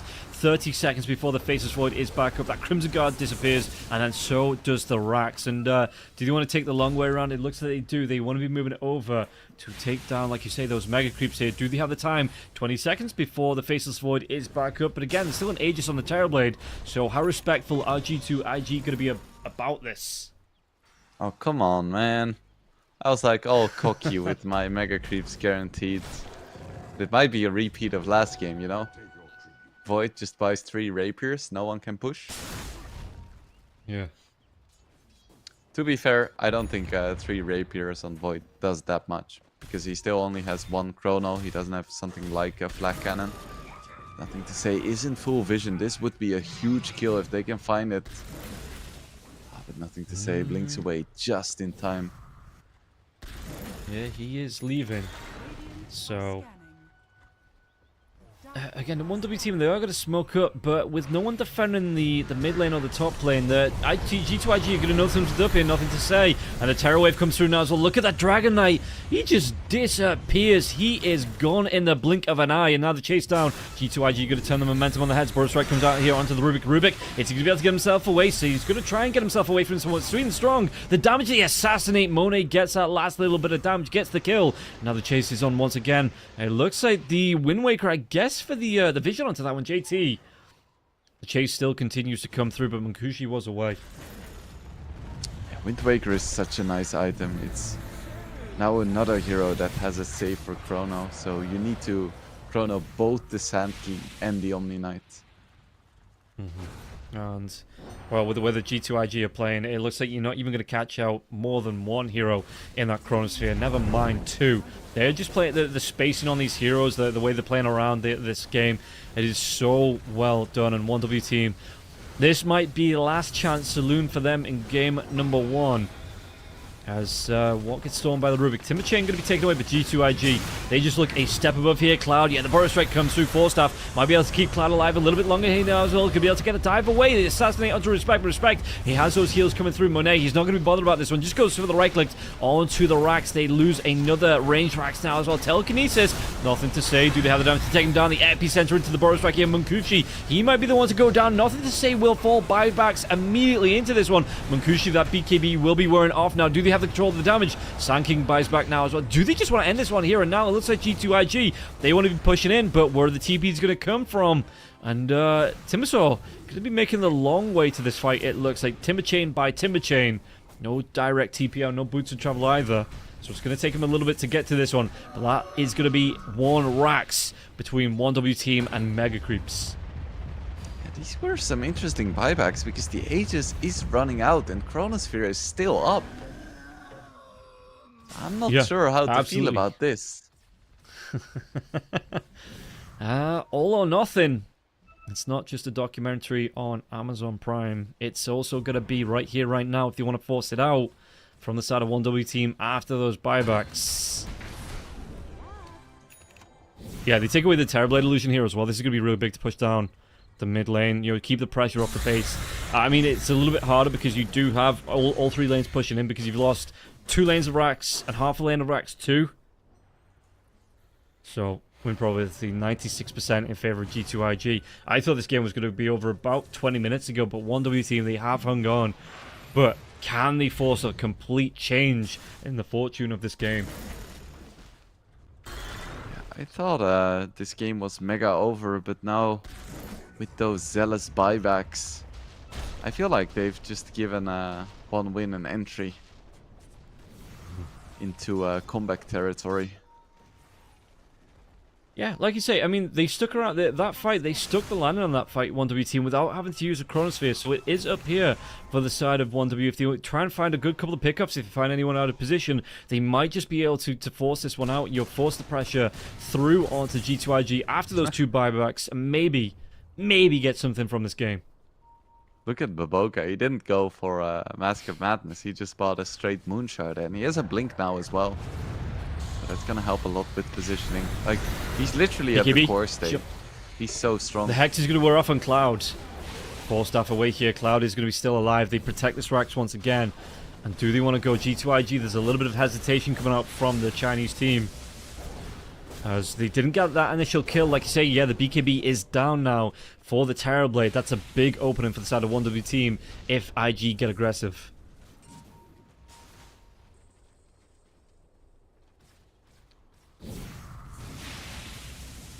So Kushid still doesn't have anything like a nullifier. So Wind Waker is still very, very scary indeed. And if you're, is there a way back in for 1W? Is it a case of, like we watched last game, where it was just a slow demise for the Radiant defensive hold? Or is it genuinely a way back in? Do they need to force out a fight while these buybacks are down, do you think?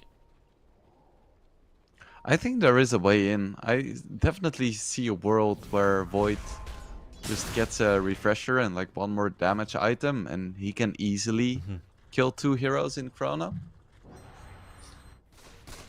Like, I don't think this game is a done deal. Like, Terrorblade is strong, but in the late game, I think it's quite a bad matchup against Void. Void can even buy the... I think it's called Revenant's Brooch to turn all of his damage into magic. Because he doesn't really care about crits, which is the big downside of that item. Yeah, and yeah, like you say, if you're using that up against a high armor hero like a Terrorblade, you may just burst him down quicker, like you say, with having those magic attacks inside the Chronosphere before he can BKB. I mean, like you said, maybe they need to focus down the Omni Knight first if that's the way he wants to go. And just, I mean, Omni Knight might be who you have to burst down anyway if you want to be in with a chance of winning these fights. DK going to go towards the AC.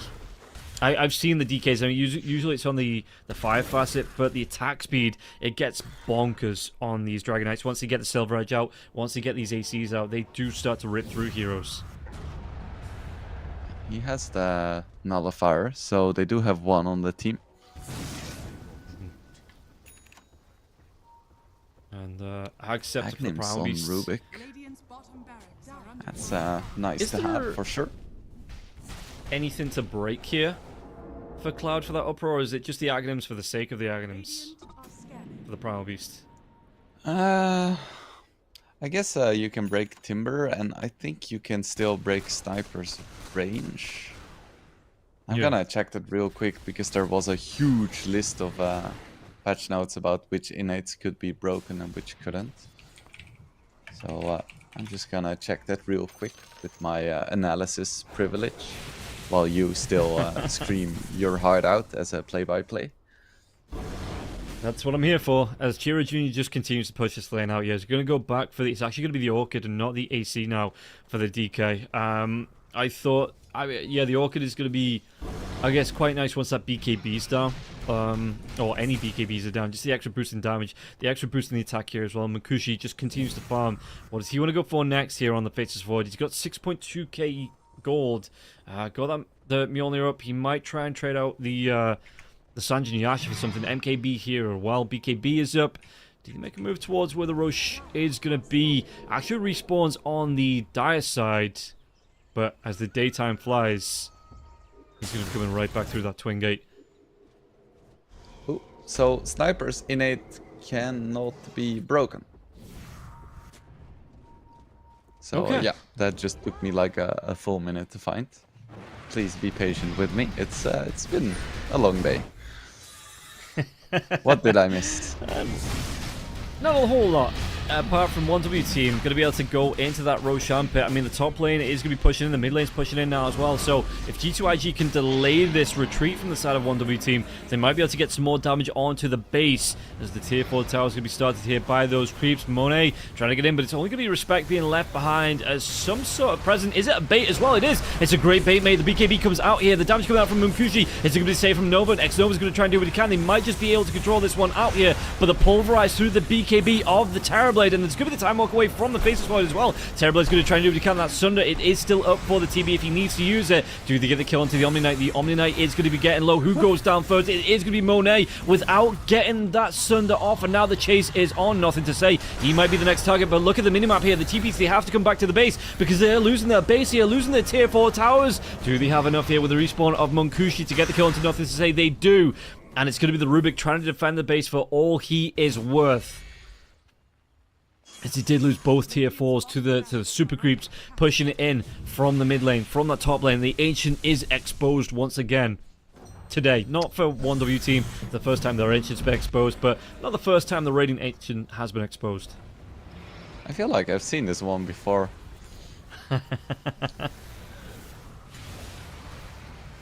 Monet so tanky in this Chronosphere. Just tanking through almost everything, and at the same time Baboka just killing himself on a blade mail. This is truly high level Dota. Almost managed to solo kill the DK, but DK had a cheese. The right clicks coming through from Respect on the back lines can't be underrated. Nothing to say. JT's just like, no, I'm out, I'm leaving. It just did get popped, but they're going to be able to get the kill into 4 heroes here, and buybacks are available from G2IG, but it is still going to be a really nice fight there from 1W team. Certainly. And they're still against the ropes, with their base looking very, very empty. But you know, they're still alive, and Munkushi, he finally has that refresher and one more damage item that I was speaking of. And now he's gonna go for an Eternal Shroud. He's like, please stop bursting me, people. I just want to live. Dragon Form is going to use Fortification forced out early here from the side of G2IG. That almost looked like a support item for Baboka, but it was actually just a Hurricane Pike. He bought a force. Do you think we see the position 4 Rapier Sniper? Is that what's going to be coming? I think at some point. Almost certainly. Only 70% win probability for IG now. It's getting better for one win. It is getting better here. They need to hightail it back to the base because, well, the tier 4s are gone. So that Ancient is going to be started here by the creeps. Need to clean those off. And Munkushi going to be able to do just that with the help of Chira June as well as the Rubik's Sween Strong. Again, 20 minutes in. I was looking at this game, I was going G2IG, they've closed it out, they've won this one, there's no way back here for 1W team. And we're going to get another, what looks like another 60-minute game. 2 in a row, who would have thought? And G2IG, well, we'll see who's going to have enough left in the tank to go through, because this is only game number 1. We have at least a game number 2, maybe even a game number 3 to come from these two teams. And this is just, again, maybe a prelude to what we might be seeing at TI. These two teams, they are really going for it here, and this is just, like I said, game number 1. So, who is going to be able to outlast the other? Yeah. And big props to one win for hanging in for so long without losing their cool. Yeah. Because this could have been over at 30 minutes. It very well could have been, but they kept it together so nicely. Took some amazing fights, and they're making it happen. Yeah. A phrase I like that I heard, I got told to me over the last week was never GG early. And I'm going to say this every single cast, you know, this is going to be one of my phrases now. Never GG early because you deny your opponent the chance to throw the game. And yeah, 1W team just straight up living up to this one, not GGing out early, looking to give G2IG a chance to throw this game away. We see 2 smokes. But the bottom lane is pushing, so at some point one win is gonna have to come back to base. He went for a really deep smoke. I'm not sure if this is gonna pay off. Because now they need to go back, and IG knows this.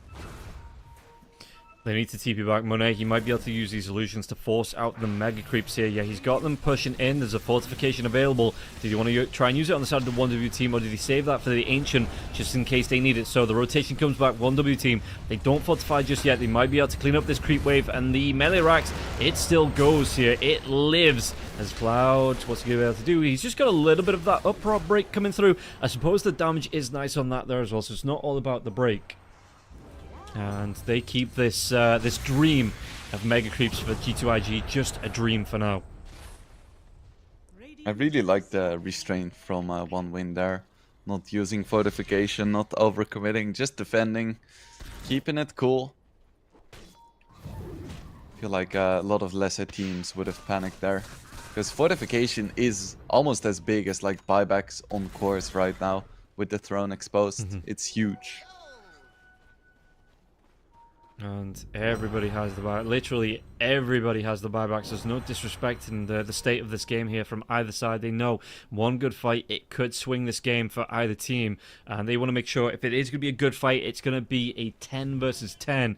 Everybody with the buybacks ready to get involved. And I suppose the advantage comes out here for 1W team because G2IG probably want to take the fight in as much as an advantage as being, you know, 5 racks down can be, but G2IG more than likely going to take the fight on 1W team's side of the map. So if the buybacks need to come through from both sides, 1W team are going to be closer to the action than the G2IG. So if the buybacks have to come through, 1W team might be there a little bit quicker.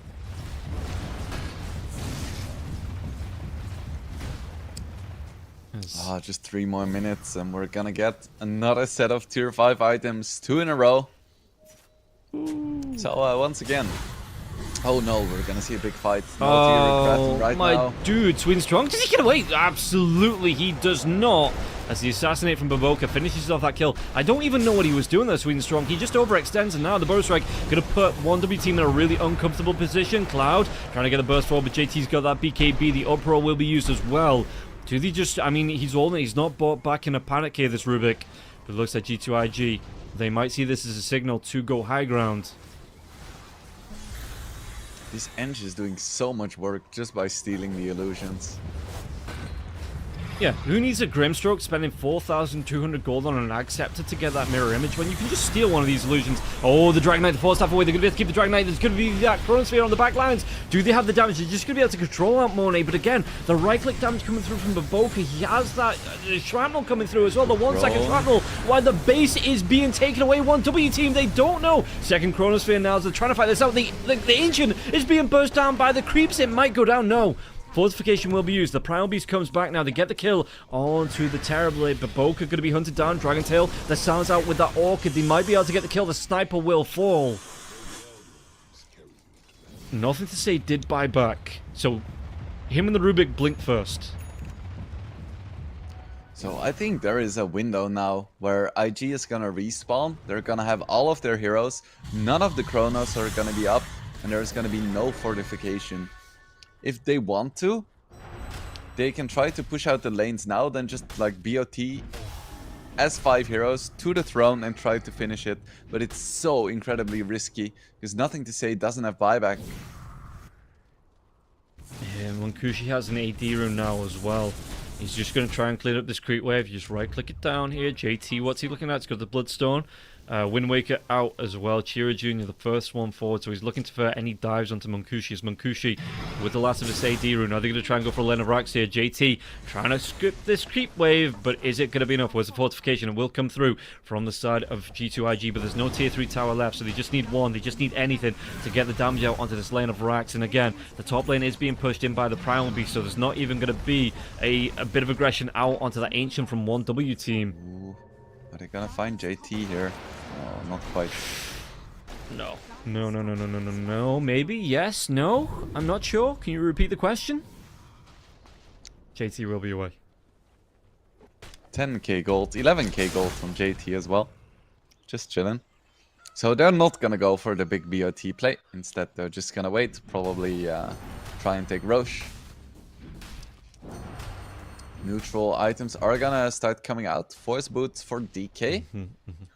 Pretty decent. I wouldn't say the best. I still think but like it doesn't Mirror mean you Shield can- is the best for almost every hero. Maybe. Yeah, maybe that's what we see on the Faceless Void here, is that they just try and free up the slot. Who got the Giant's Ring? Mankushi? Okay. We are going to see the real big Faceless Void. He's going to be as big as the Primal Beast before this Primal Beast gets his neutral item. Maybe he goes for a Giant Ring himself. The I'm not even fireball, sure how for the useful Dragonite's going to be the- really nice. Yeah, I don't think the Giant's Ring on Primal Beast would be that useful. I think the best one for him would be maybe Arcanist's armor. It's uncommon, but I think it fits his role in this game very well. We'll see what he ends up going for. Voice boots for nothing to say as well. That's not something I saw coming. I think. No, I mean, I suppose... Oh, okay, refresh it from the knife. I think what's it called? The thing that puts someone in stasis is so good against Void. If possible, I would just like hope that you get at least like 2 or 3 of those. They get none so far. Oh, Magic Lamp. Magic for Lamp the for Cloud. Primal Beast. I guess that is nice. Not get bursted. Yeah, you get that. Was it the 1250 health back if you do get too low on your health bar, and an instant dispel as well for that Magic Lamp. Respect. Is it going to be the Pirate Hat for the Enchantress? Two Stygian Desolators? That's just greedy. Oh no, okay. Respect. He feels like he's got enough, right? Like he's going to be one for the Stygian himself. Oh. Maybe he didn't get it, because I feel like Pirate Hat is best in slot for Eng, for sure. Oh yeah, absolutely. So I'm surprised to see no Book of Shadows from anyone on IG. I would have thought that would be the best for almost anyone. We see no Mirror Shield, we see no Book of Shadows, we see no Pirate Hat. This is crazy. It is a little bit bonkers. And 62 minutes in. Again, like the last game, I am no closer to seeing who wins this one than I was about 20 minutes ago. They get one Oh, yeah, on Book of X Nova. Shadows. That's nice. Because Book of Shadows cannot be nullified, so it is just a straight up save. If your teammate gets Chronosphered, you put a Book of Shadows on, they're gonna live. And that is huge. I would have liked to see, I really like to see Arcanist's armor on Primal Beast, but alas, we're not gonna see it. Oh, what are we looking up here? Or are we just seeing all 5? The Unwavering Condition, nobody picks that. It's a garbage item. Yep. 1800 health when there's so much physical damage in the game? Yeah, no chance. I think there's Yeah, like if it was the tier only hero... 3, maybe people would pick it. I think the only 2 heroes you'd ever consider picking that up on is probably a Necrofrost and a Mortar. But even then, there's still better items in the list of things. Mm-hmm. It's like I would never even pick it on those, because you just get stunned once, the carry sneezes in your general direction and you die. While normally if you're a Necro, you're probably gonna have an Eternal Shroud or something anyway, so you're gonna be hitting that like 60-70% magic resistance, but also have 4k HP. Yeah, that's a big thing, right? The 1800 health, it's like... It's a painful. yeah, just I don't know why this item hasn't been reworked. I think in the pro games, it has like a 0% win rate, or a pick rate even, not even a win rate, just a straight up 0% pick rate. Yeah, it's So it shows that even Valve game designers are fallible. maybe they just have to have that one bad item in there, so it makes every other item look appealing. It's like, you know, just showing it off that, like, okay, you don't like this, but you've got all these other choices. That's a big Faceless Void. I think it's why they hire me, right? To make the rest look good. No, you've done quite good work. It's been acceptable. That's about the only compliment you're going to get here. Jump comes in. Terrorblade going to try and use that Terror Wave. Can they get the kill onto the Primal Beast? Primal Beast, that Magic Lamp not looking too magic, not granting any wishes here. The Genie inside of it. Can they go into the Terrorblade? The Terrorblade will be popped out. That will be the Aegis being reclaimed. And you've got Munkushi, that Kaiju level threat coming out here from the Faceless Void. Pulverize will be used. The attack damage as well. Do they have enough? They do. They get a second kill. You get yourself out with the Wind Waker. And now JT, he pops the epicenter, but the damage isn't going to be up. But Boka will fall next, buying back into this one. They want to end the game right here, right now. It looks like Munkushi, yeah, with no Chronospheres available, just going to have to rely on that right-click damage with the Ring of the Giants damage. And it looks like he's going to try and do what he can with the time walk coming forward. So, do you want to try and end this game? Who got the refresh? I think it was going to be onto Nothing to Say. The damage on JT. JT, where are you going, mate? That is not your base. That is not your fountain. They're just trying to drag some heroes away from Nothing to Say. But look at the right-clicks coming through. Once again, onto the fountain. So you want to onto the Ancient. You've got to be so careful you don't get caught out once again. Time walk in, out, shaking it all about here for Munkushi. He does the hokey cokey, and he looks to save his base still a little bit longer. Respect, stepping forward to take these siege creeps down as well. This last Rax, it still stands, but for how long? That long. 66 minutes, 26 seconds into the game. It will finally be Mega Creeps. Do they have enough to defend it? With no Primal Beast here now as well. JT, the control coming through. He does have his buyback. He's going to be bounced away now as well. The damage. Wind Waker comes out once again for the Sand King, trying to leave this base behind. Because 1W team, they aren't giving up just yet. Still 67 seconds, no Chronosphere. Kira Jr., where is he looking? Shivas comes in, connects onto the Dragonite. A lot of damage coming through here, but nothing the Dragonite can't take. As the right clicks, the Assassinate now. So nothing to say, though. Oh, the Yule Scepter doesn't keep him going. He's got that Chakram stolen by the Rubik, so he's going to be in that damage. As the Chakram from him comes back. 1W team, they are, again, like Team Waska before them. They are setting up camp. They are digging in. They are ready to defend this base. And now the Sand King, do they have the damage to get the kill? Telekinesis, no! Wind Waker once again. He's going to live. JT now channeling that Yule Scepter. He's got the BKB. Doesn't actually channel it out. Doesn't complete the full animation. Just leaves with the rest of his team. And 1W team, they just continue to defend their Ancient. Keep this base. Keep the dream alive here for 1W team. My goodness, that was such a long fight. And the biggest thing is one win. They didn't have to use Fortification there. So they still have that. They're gonna have 2 Chronos, and they're gonna have Fortification. They're gonna have a Dragonite with a Deso. Not a Deso, Daedalus. Sure, why not get that damage up? I'm a bit surprised that we didn't see more Book of the Dead there. I feel like we could have saved a few heroes there. Maybe I just didn't see it, but I feel like he wasn't really using it that often. We'll see. I don't We'll think anyone picked it up. keep an eye on it. I think you can use it on magic immune targets, so that couldn't have been it. But I'll just do some brief reconnaissance to find out for sure what was going on there. Yes, Timisaur now. How's everybody looking buyback-wise? You've got 2 down on each team. And That was again, a big 1W for team. your HP bar. Not sure if you noticed. Ench just has a big I didn't. one. Was it like 5 hits to take it down or something like that? Or was it just Looked like 20. Insane.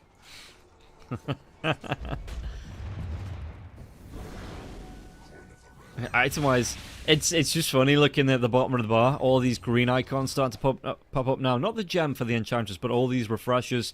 As everyone's already got Ag Scepters and shards and stuff. As the Ag Scepter now comes out for the Faceless Void. This is it's been a while since I've seen a Faceless Void Ag Scepter. It's no longer the cooldown, you know, on the... God, how long ago was that? The cooldown on the Chronosphere, they brought it down to like 60 seconds. It's now Time Walk applies Time Lock and a 400 AoE where every Time Walk's into.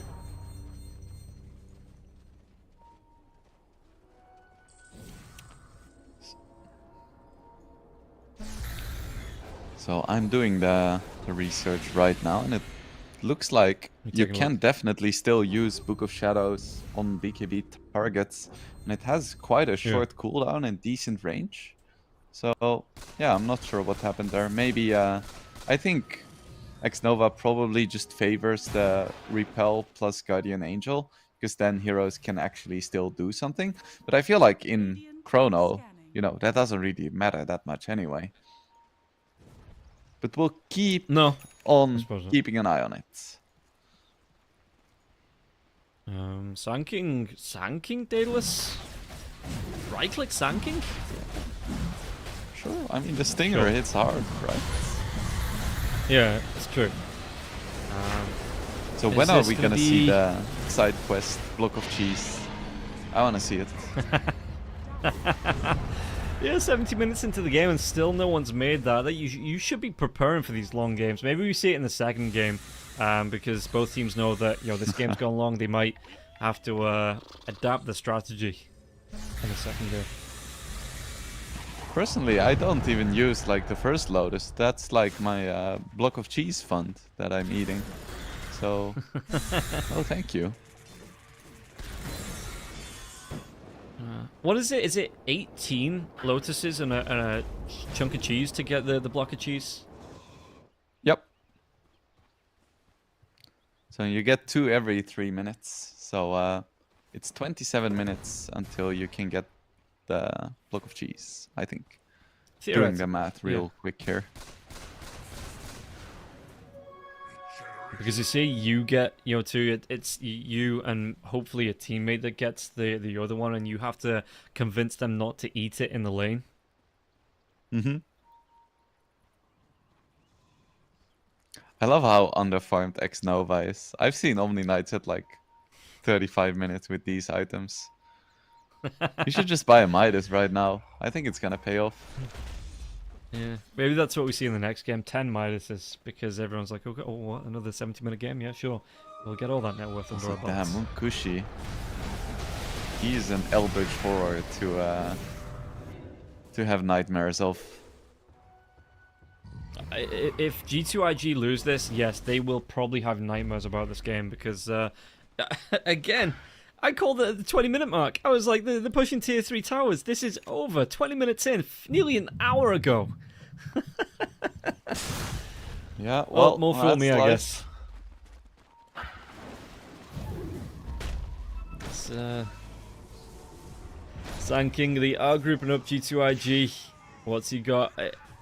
Is that going to be a Daedalus coming up for the Ench as well? Respect. Well, it's not going to be now because he does lose his courier. Maybe a full Acceptor built up for the Rubik 2. Oh, Dragon Tail, do they have a control here? Monet is going to be on the sideline, so look for that jump in. There's going to be the telekinesis out onto the Terrorblade Chronosphere. It just catches the sniper, but there will be that Wind Waker to save his life. And now they go back into Monet. Monet, what's he going to be able to do? There's going to be the Time Walker with the change targets once again. Nothing to say, he could be in big trouble. Do they have the damage to take down this Terrorblade? The Terrorblade, he does have his buyback back up. There's going to be the second Chronosphere, but again, nobody catches out. They get the kill onto the Faceless. Faceless has to buy himself back into this one. It's going to be a really good bow strike. Cloud, does he have enough to get back? It looks like Cloud, he doesn't have the gold for the buyback, so Cloud, he has to retreat to the fountain, but if they get this kill, Cloud, JT with a double kill, who else did he take down here? No buybacks left, it looks like on the side of 1W team. It is here, it is now. It looks like it might be G2IG taking control of this game. All 5 heroes still up. The Aegis here for Moneo as well. He's just trying to hit the Ancients down. They have the Roshan banner down as well. Cloud back inside the fountain. He's going to heal up a little bit, but look at the right-click damage coming out from Monet. Fortification will be used. Munkushi, what can he do here? Chasing down Baboka, but he's not going to be able to go. He's not going to be able to survive through this one. It doesn't look like the damage is going to be way too much. They take down Munkushi. They take down Cloud, and they take down the Ancient. Father, is it over? No, not yet. That is game number 1 of a best of 3. So everybody's going to be taking water breaks. Everybody's going to be taking a quick walk around, get up, stretch. Make sure you are in prime position to come back for game number 2 here, these players, as we will be able to break that one down. Will we be able to break that one down? Do you even remember how that game started? It's been so long. Is it still 2024? I think so.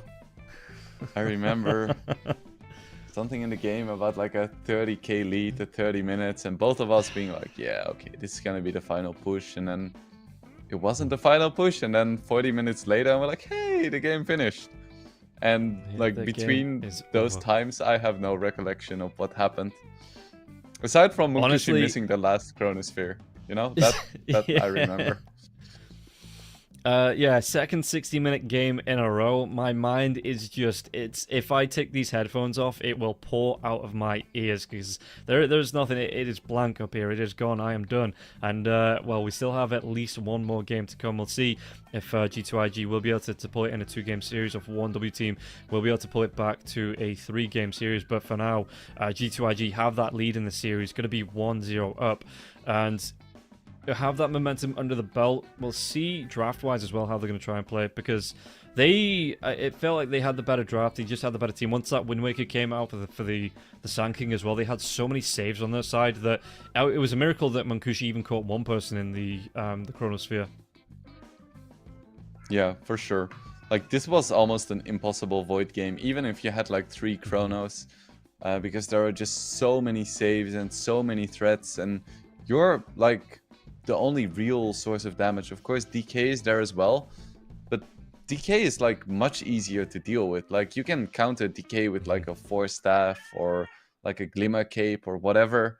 So it's really not the same. Even my cat is screaming. He's like, yeah, it's way different, Wingblade. A Void and a DK. So just a really difficult game, and that's what you get when you have like 5 cores on one team. Because at the end, like, X-Nova was having core levels of impact. Like, the only reason why they didn't lose that game was because of the saves.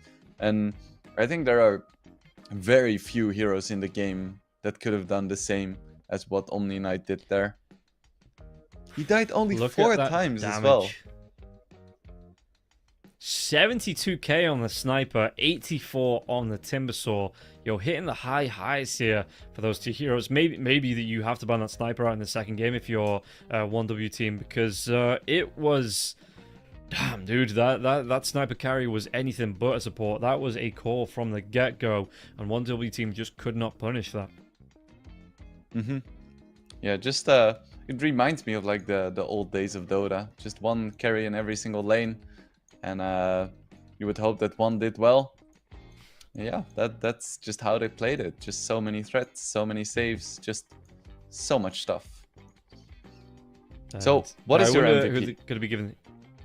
Do you have to give it to Baboka here? Is that going to be where we lean with this support Sniper? Nah, I'm not going to give it to Baboka. I feel like okay. For me it's X-Nova for sure. Like, the only reason why Baboka could even play was because of the saves that X-Nova provided all the game. It's a 70-minute game, and your position 5 dies 4 times? I'm, like, buying him a house. They're gonna give it to Nothing to Say, which is also very fair, because he was dominant throughout the game. Nothing to Say is definitely among, like, the best mid players in the world, maybe in the universe right now. So, can't blame them. I don't know how many people, how many players that are outside the world. So the universe kind of like, same thing. Unless you have people playing it on the, the space station out there. Maybe they do. Maybe that's how they pass the time with the Martians that they find. And yeah, Nothing to Say. You remember at the beginning of the game, we were like, oh, the Dragonite Timbersaw matchup. Do you remember the beginning of the game? I barely do. Thinking that was going to be a fairly even matchup between the two. So, yeah, that is going to be... That was a long time ago, and it's going to be a shorter time between this game and the next game coming up. Don't forget, everybody, you have the exclamation mark 1xGive to get involved with the Arcana giveaway from 1xBet. That is going to be available all throughout the event, so don't forget to get involved. And, yeah, we're going to take a quick break and be back with the second game right after this.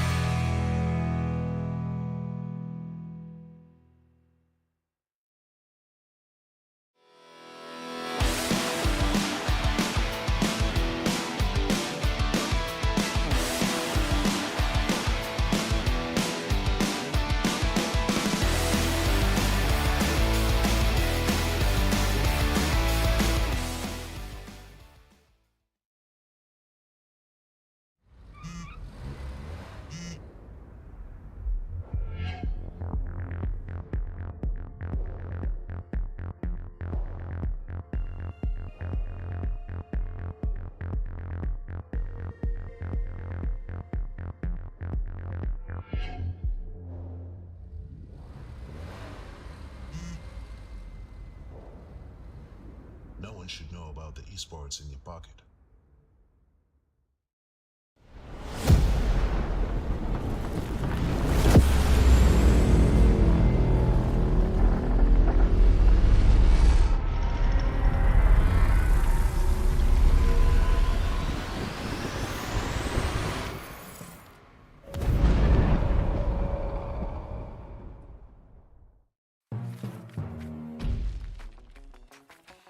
Welcome back, everybody, to what could be the final game of the day here, the final game of this series to see who's going to move through. If G2IG can take this game, they will knock 1W team down to the lower bracket final to play up against the winner of Nouns versus PhD Quest, or G2IG would then be qualified for the event as well. Or if 1W team pull this game back, we will go through to a third and final game to see the outcome of the series. Wingblade, strap in. It looks like we might be in for a little bit of a longer night than anyone expected here. We want another 70-minute game, right? Go through to a full 3-game series. I'm sure everybody production will be happy about that. We'll be happy about that. The viewers will be happy about that. More DOTA equals happy viewers. And don't forget, everybody, if you want to follow along with all the action, follow the YouTube page, follow the Twitch page, because there's going to be more coming up tomorrow. There's going to be more action for the next week as we head into that main event after these qualifiers. It is, still all to play for here for these teams as well. Yeah, at this point, I feel like we've both passed the point of reason, We're just along for the ride now. Like, it doesn't matter if we're going to get another 70-minute game. We're just going to train right through it. No problem whatsoever. Oh, yes. And we see the players. They are back in the seats. They are ready to play, ready to get themselves into a position of, well, again, a comfortable gamer position. So you can power through this next 70 minutes. And everybody taking this one is very, very serious. Nobody's sleeping, and everybody to get ready to get right into it.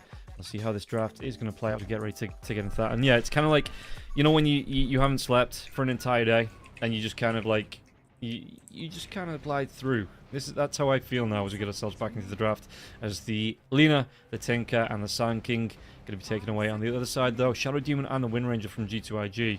So what's that first pick going to be? And do you have to ban out the Sniper as they ban out the Omni Knight? Okay, so no more saves here for the side of G2IG after how impressive he was on the Omni Knight in the last game. Yeah, I wonder if there is any hero that could fulfill a similar purpose. My first thought would be Shadow Demon. Of course, already banned. Oracle is another one, but Oracle is a lot less reliable. Like, if you get to a stage where the Void has 6 items, he can just keep beating on the person in Chronosphere, and there is no amount of healing that the Oracle is going to be able to do to actually get the save there. So it's going to be a first pick Primal Beast for IG. Let's see how 1-win responds. Of course, the best Primal Beast counter has been taken out already in the Shadow Demon. You could go for the Clockwork here before it gets banned out. It's not a, it's still a pretty good answer to the Primal Beast. It's a good setup as well. Yep. Yeah, I could see the Clockwork being this very first pick here for 1W if that's what you want to go for. Let's see, what's it gonna be? The excitement is palpable. The anticipation is growing. It's gotta be Mirana. Why? Okay. Why? She's kind of cute. This hero, though, it's just... It's... I struggle to put into words how disappointed I am at this first pick. I don't think this hero, even with the recent buffs, I've seen it being played over the past week or so, and it's just not impressed every time it gets picked up. It's like it hits a ceiling so darn quick. If you're playing it as a support as well, what are you really going towards? It's the only real benefit I see is if you pick up a hero that's got a good right click with the what's the new facet called? The Solar Blessing or something like that. Yeah. Solar Flare. Yeah. Yeah, Solar Flare. I don't think you wanna ever pick support Mirana. Yeah. I just don't like it. But don't forget, everybody, if you want to carry on getting involved and you want to take your esports on the go, you can download the 1xBet app. It has all the stats, all the information you need. And yeah, you can take it with your pockets, in your pocket. So you're going to have that information on esports wherever you go. as we'll see what this next ban is going to be. So, 1W team, it is their ban as the Clockwork and the Ember Spirit, both taken away from G2IG. Both good counters here to the Primal Beast. So the Primal Beast might have a free path to his enemies as he does charge in with that onslaught. Yeah, I was kind of expecting the Clock as well, but they go for Mirana. Reason why I don't think you want to play it as a support with the Solar Flare at least, because you're gonna press this one big cooldown ulti that has like a 140 second cooldown at level 1, and you're gonna give your team, after like 20 seconds of prep time, like 40 damage and attack speed. And then you have a hero like Marcy that just gives that passively to you the entire time, like no problem whatsoever. It's even like base damage, so it's probably better. It's like there's so many better spells. It's like if that was a spell that just gave it to your team, it would be the worst spell in the game. The only reason why it's good is because for a core it's like a DPS cooldown, and being a carry and getting a free 160 damage and attack speed is pretty decent. Yeah. But like Yeah, giving it's- 80 to your team is just like the old troll ulti, which was shit. Yeah. The Marcy is going to get picked up, so you... Is this going to be a lane combination, do you think, then? They do Tomorrow? both. Yeah. Okay. They want all the damage. Magnus next. Let's go. Okay, okay. No, Invoker for the Alacrity. You know, let's boost. Let's just pick one guy and give him the full right-click benefit. You know, just a full boost. Yeah, so we need Magnus then and Invoker. Maybe like Avenge, and then we have all of our heroes, right? Who's going to be one that you boost Or is up? Drow Who more do you damage? pick? Yeah, that's a good question. I don't know, man. Let's not get into this. It's been let's just focus on the picks that are actually in the game, which is Io. Yeah. Woo. That's Maybe a deny that's pick new. as well. Yeah, yeah. Yeah, I coming up for guess. It's G2IG. cool though. We don't see that much Io. We do see it with Marcy every once in a while, but it's not like it's common. Marcy is common, but Io isn't that common. Is this Sven. the safe lane combo as well with the Sven? Do you just run this as, because I know Sven was being run as support, but it kind of got, the support Sven got gutted a little bit. Are you just happy to see this as your safe lane? I think it's all right. I think I'm not 100% sold on it yet, because they can also just do Primal Beast plus Io, which I also think is quite strong in the offlane. They want to go for that, so they have some flexibility. They could even still play Sven 5, Io 4, and then like pick another carry and another mid. They have a lot of flexibility here. It's kind of cool. Okay, okay. And 1W, how are they going to respond to this? What is the next pickup? What do they want to be pairing with? I don't know, either of these heroes. Maybe the, you know, do we see the actual shift into that Mirana mid? Is that what's coming out here for 1W? Are they going to try and then go for... I don't know, dude. How long have we been going? I just, my brain is broke. I don't know what 1W want to be drafting up here as the Shadow Fiend comes through. So it could either be the safe lane or the mid lane. I've seen the safe lane combination with the Marcy, so you are able to get the disposes it. I had to remember the name of the spell then, but the dispose back to that point blank raise, and then as they try and run away from that, you just raise, and you get that kill out, and it does guarantee the triple raise combo here for the Shadow Fiend. So yeah, if this is gonna be the safe lane for the side of 1W, the I was gonna call him the Shadow Fiend as well as that Marcy, not a surprise in my eyes, and the Mars comes out from 1W here too. Okay, this is a pretty classic lineup for them, I think. Some good teamfight ultis, strong lanes, a lot of aggression. I think it suits them better than the style they played last game, where it was almost like a 4 protect 1 stall for a really, really long time. This looks more aggressive. I would be surprised. You know, I'm gonna fully use my caster's curse powers, but I would be surprised to see this game go longer than 40. You can add me.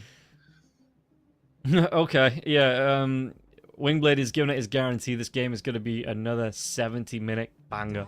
Those were his exact words, by the way. 70 minutes. As a Grimstroke comes out, so it's going to lock in and the a Sven, banger. and a banger. But yeah, this Grimstroke locks in the Sven and the Primal Beast as cores. So, it is going to be that IO5, right? Because you put the Grimstroke on the lane with the Inkswell on the Primal Beast, you let him onslaught in. This is a disgusting combo. This is an absolute... I watched heroes disappear in level 2, level 3. This is an absolute amazing combo. If you've never had this picked up with your Primal Beast, the Inkswell onto the Onslaught, and you pop the Inkswell with the Trample over the top, the magic damage just adds... It's so much. That Shadow Fiend, if this is the off-lane combo, Shadow Fiend's going to straight up disappear. These lanes are looking really scary in general. I would say that Primal Beast IO is strong, Primal Beast Grimstroke is strong, Sven IO is strong, Sven Grimstroke is strong. It doesn't matter how they mix it, it's going to be strong. 5 seconds remaining. So, looking for a mid laner here, G2IG. What do you want to play on Nothing to Say? What is his big final pick? Because they do have not fourth, but not last pick. They have second to last pick of the words that I was looking for. As 1W. I think this is a puck game for Nothing to Say. Like, they have the damage on all of their other heroes, so they're not really lacking that. There is no reliable stuns whatsoever on 1win. Puck has pretty good matchups against most mid heroes, so I wouldn't expect to see any like Parmigiano Reggiano coming out from 1win to try and cheese. So yeah, it seems like a easy puck for me. Okay, well, we'll see what the last ban is going to be too. Whether you think the Shadow Fiend is gone, because he banned out the Troll Warlord, so maybe thinking this is going to be the mid lane Shadow Fiend, or just covering the bases here. Maybe ban out the Ursa as well, because man mode versus man mode, Ursa is still pretty good up against the Sven. And yeah, coming into the reserve time, final ban. Is there anything else you want to see ban out? Ursa would be a bit scary, but at the same time, Ursa would get mega shreked in lane. Like, if you have like an Ursa Marcy or Ursa Mirana, it's just not gonna do anything. It's literally gonna get trampled. So I'm not that afraid of Ursa here. What else is there? What other heroes exist in this game? About 120 of them. See... Maybe 121 in the next couple of weeks. I think Lina would actually be pretty decent as well for one. Ah, it's banned. First ban, literally first ban of the game. Literally the first ban of the game. Okay. Dire team Maybe they could still Huskar it, but it's gonna be tiny. No pucks. No pucks given. No. On the tiny here. Tiny off, tiny mid. Tiny mid? Tiny mid. I think it's tiny mid. I think it's a J tiny. 10 seconds remaining. He's played it before. He likes the tiny.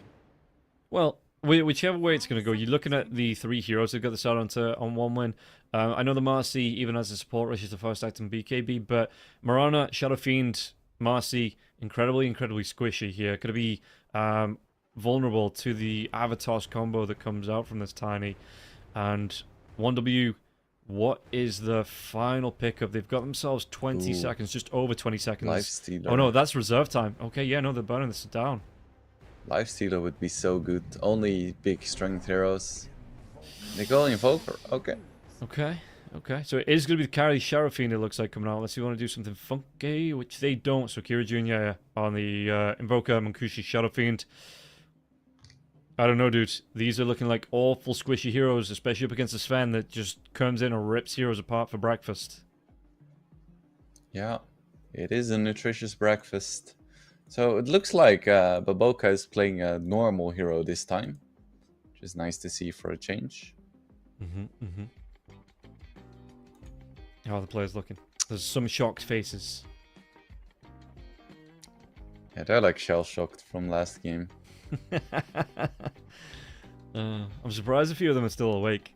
You get the quick power nap in there while the draft's going if you're not the one responsible. As on the side of G2IG, they're looking a little bit happier. The communication's going. Yeah, there's some laughing, there's some smiling.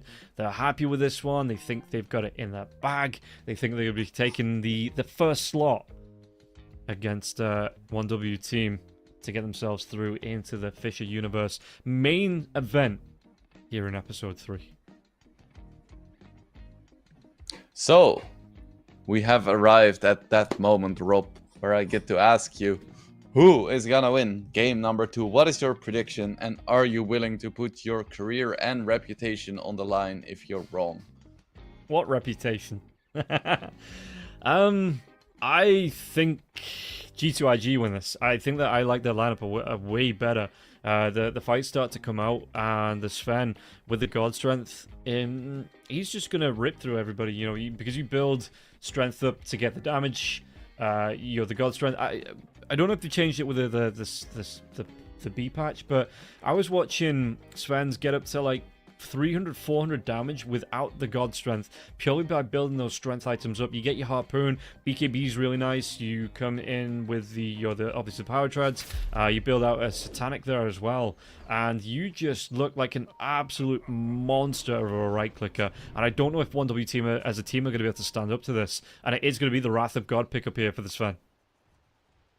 Yeah, so he's gonna have a mega shit start of the laning stage and then become really strong. Sounds good. Yeah, I mean, not as bad as... I mean, you look at the damage that he's probably going to get here, because he probably has a bracer or like some gauntlets to come out that's going to boost up his damage, and you compare it to maybe like a gyrocopter that starts off with 45, literally nothing on his right clicks. Yeah, what's he got here? 65 damage on his right clicks. That's more than enough for Monet. Yeah, it could have been a lot worse. It's true. Thank you for helping me relax a little bit.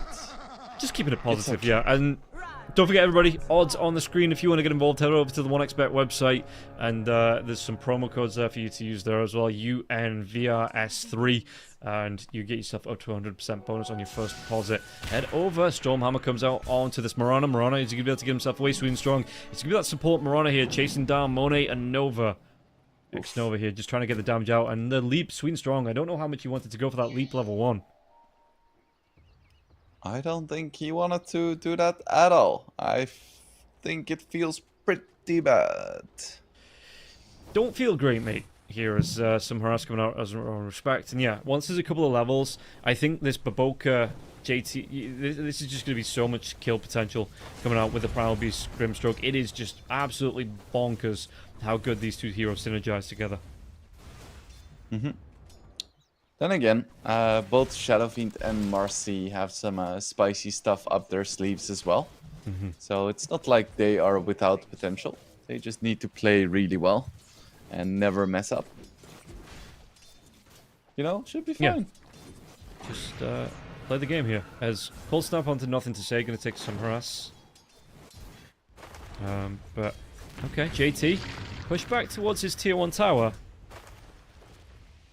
What can they do here? Respect. Not looking for that dispose just yet here. And I mean, the Shadow Fiend probably doesn't want to do it underneath the tier 1. So. Okay, Sven. 3 last hits to his name. Good start. Good, strong start here for the Sven. As he just continues to farm up a little bit more in the lane. 1W team. Yeah, I wonder if it's going to be like they think, I mean, after last game, I wouldn't blame them. They think they need to maybe play this one really quick and, you know, try and end it before the Sven comes online. Because the Sven, like I say, once he gets a couple of strength items under his belt, is going to be incredibly scary.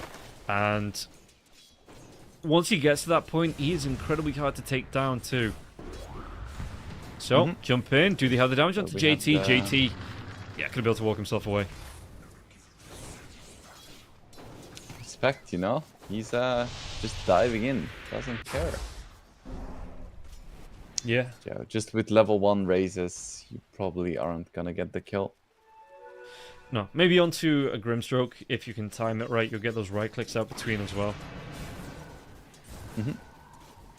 There's nothing to say. On the Tiny, 15 last hits to the Invoker's 9.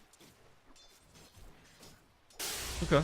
So, EMP's going to come I love through. the way he's playing around with the rune. Because he really wants to get the range creep, and it's still gonna get denied. It feels bad, man. Oh, poor dude. as the races come out. So, yeah, how is this looking in terms of last? It's Tiny at the top. Shadow Fiend's going to be bouncing around there as well, so he does finally get that water in on Nothing to Say. And, how's it looking? Spear onto the Sven. Sven's going to be pushed back just a little bit. He's got, I mean, this is the thing, right? That, okay, the Warcry comes out level 1 on the Stormhammer 2, and then you just build up into the Cleave. So even if you are behind, you're going to have your teammates building up these stacks for you. You're going to be able to get to level 5, going to be able to come in, clean up a couple of camps fairly quickly, and it makes it so much easier to propel yourself forward as this fan. Here. Curious to see what Nothing to Say is gonna build. It's gonna be a really quick blink, which I think is likely, or if it's gonna be something else he's cooking up. I think very low here, but still has plenty of regen. Does Shira Jr. have anything like this? A tornado left here. Right click's coming out, Nothing to Say, walks back in. He uses the Fairy Fire onto the Tiny with the bottle charges so now cocky. as well. I mean, after the last game, wouldn't you be? He got MVP. No, I wouldn't be. But maybe that's why I'm sitting here casting. You know, he has like the confidence of a literal god. He's got the swag going. Yeah. That's nothing to say. Shira Jr. is just trying to play around, do his best in this mid lane on the Invoker, but he's still going to be a few lasses behind. But he is keeping the pace now after, well, he's got a couple of levels under his belt, keeping his pace with the Tiny. So we'll see how it actually plays out here. Monet going to take a little bit of harass from Sweden Strong. How's it looking? The Sven starting on 1 point already in the Cleave. And yeah, this is, again, the build that I expect to see. You go for the level 5, 3 points into Cleave. Fear is this is the first blood? It will be. The races come through, but not in time. JT trying to move himself away. Even the TP coming out from Sweden Strong. The blood grenade. Is it going to be enough? One more right click. Starstorm. Anything here to get the kill. JT, he has that salve, so he's going to be able to get a lot of health back, actually. Breaks the vision as well. JT, he'll be able to get in with a quick hit and run. And now Cloud, at least he's going to get that regen from being left alone on the lane. If any of the heroes can do it, it would be the MOUZ. That feels so bad for one win. Because Shadowfiend missed a full creep wave under the tower. Mirana had to TP in and they got nothing. Well, they might be able to get something in the mid lane now. Arrow flies in, Nothing to Say though. He's a big tanky stone boy. And they've got the arrow rotation now as well with the overcharge. Do you keep Nothing to Say alive? Nothing to Say. He will not survive through this one. Nova. It was a good try here from X-Nova, but he just couldn't keep the Tiny alive. So, how's it looking at least? But yeah, net worth wise, Monet's going to be at the top of the net worth. Cloud doing his best to contest this one, but you can't really stop a Sven 1v1. He's just going to farm up here, especially with these cleaves. If he times the right clicks right, yeah, going to be able to get these last hits on board.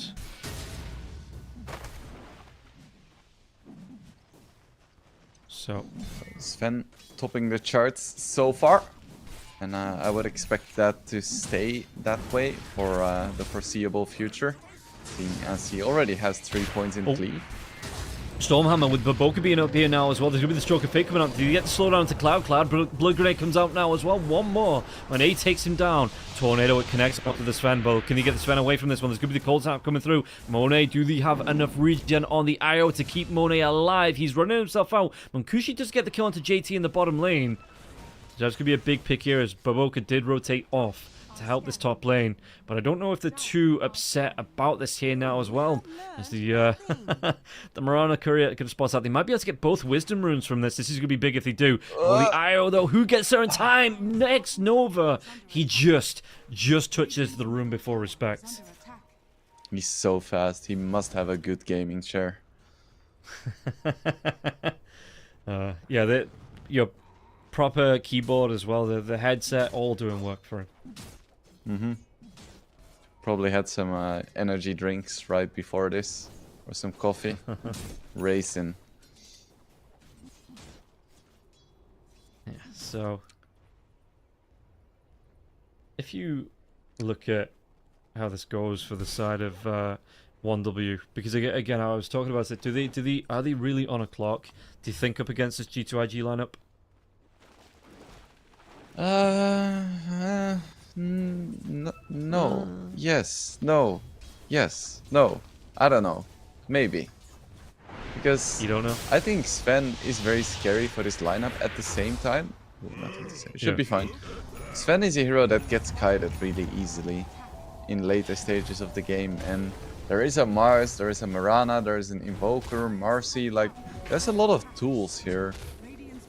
So I'm not sure if I would be mega afraid of Sven in the late game. Yeah. Especially because his team kind of falls off. Tiny with the Toss Facet, Primal Beast, they aren't that scary. So I think if this game goes late, like last game, it's an easy win-win-win.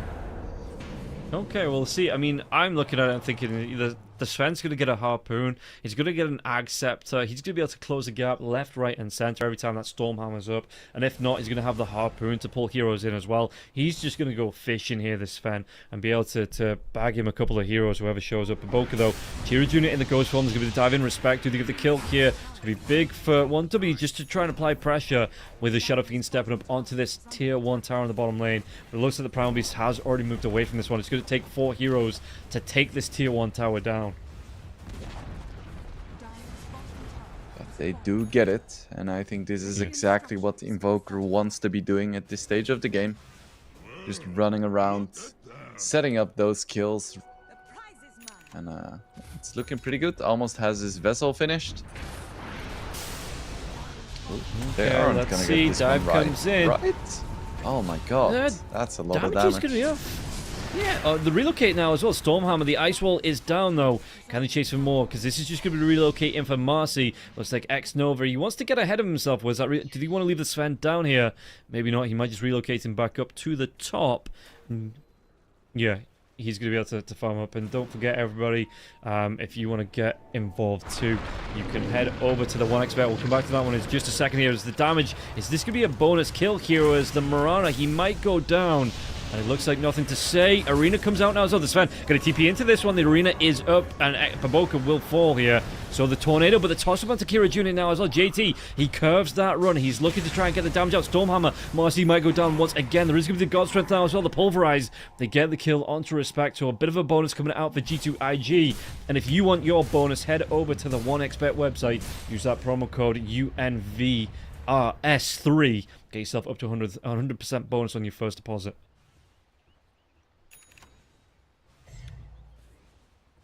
Sven still just shooting ahead in terms of net worth, but SF is keeping up.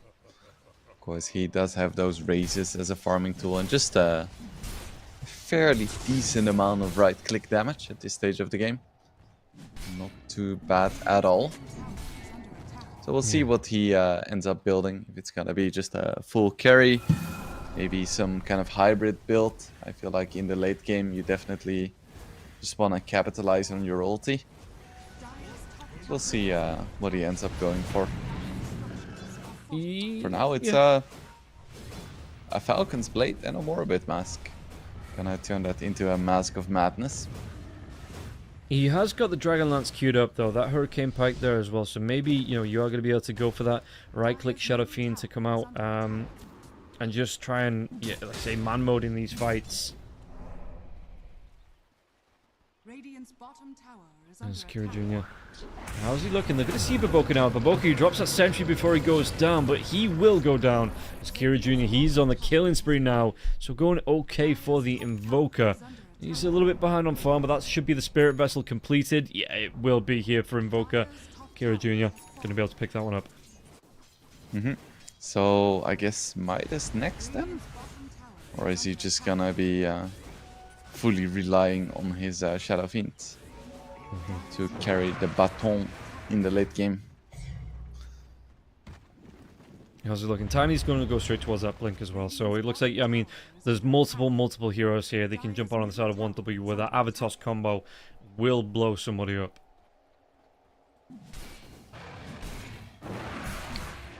And he has his Echo Saber. He's pretty reasonably farmed right now.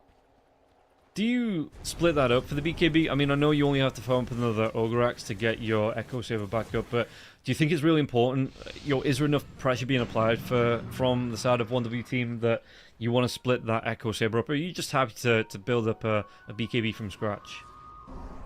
I think Monet is fast enough to do it in a fight if he needs it. Just like by the axe and the mithril hammer and the recipe, and then if he needs it in a fight, he'll just disassemble it, losing no efficiency in the process.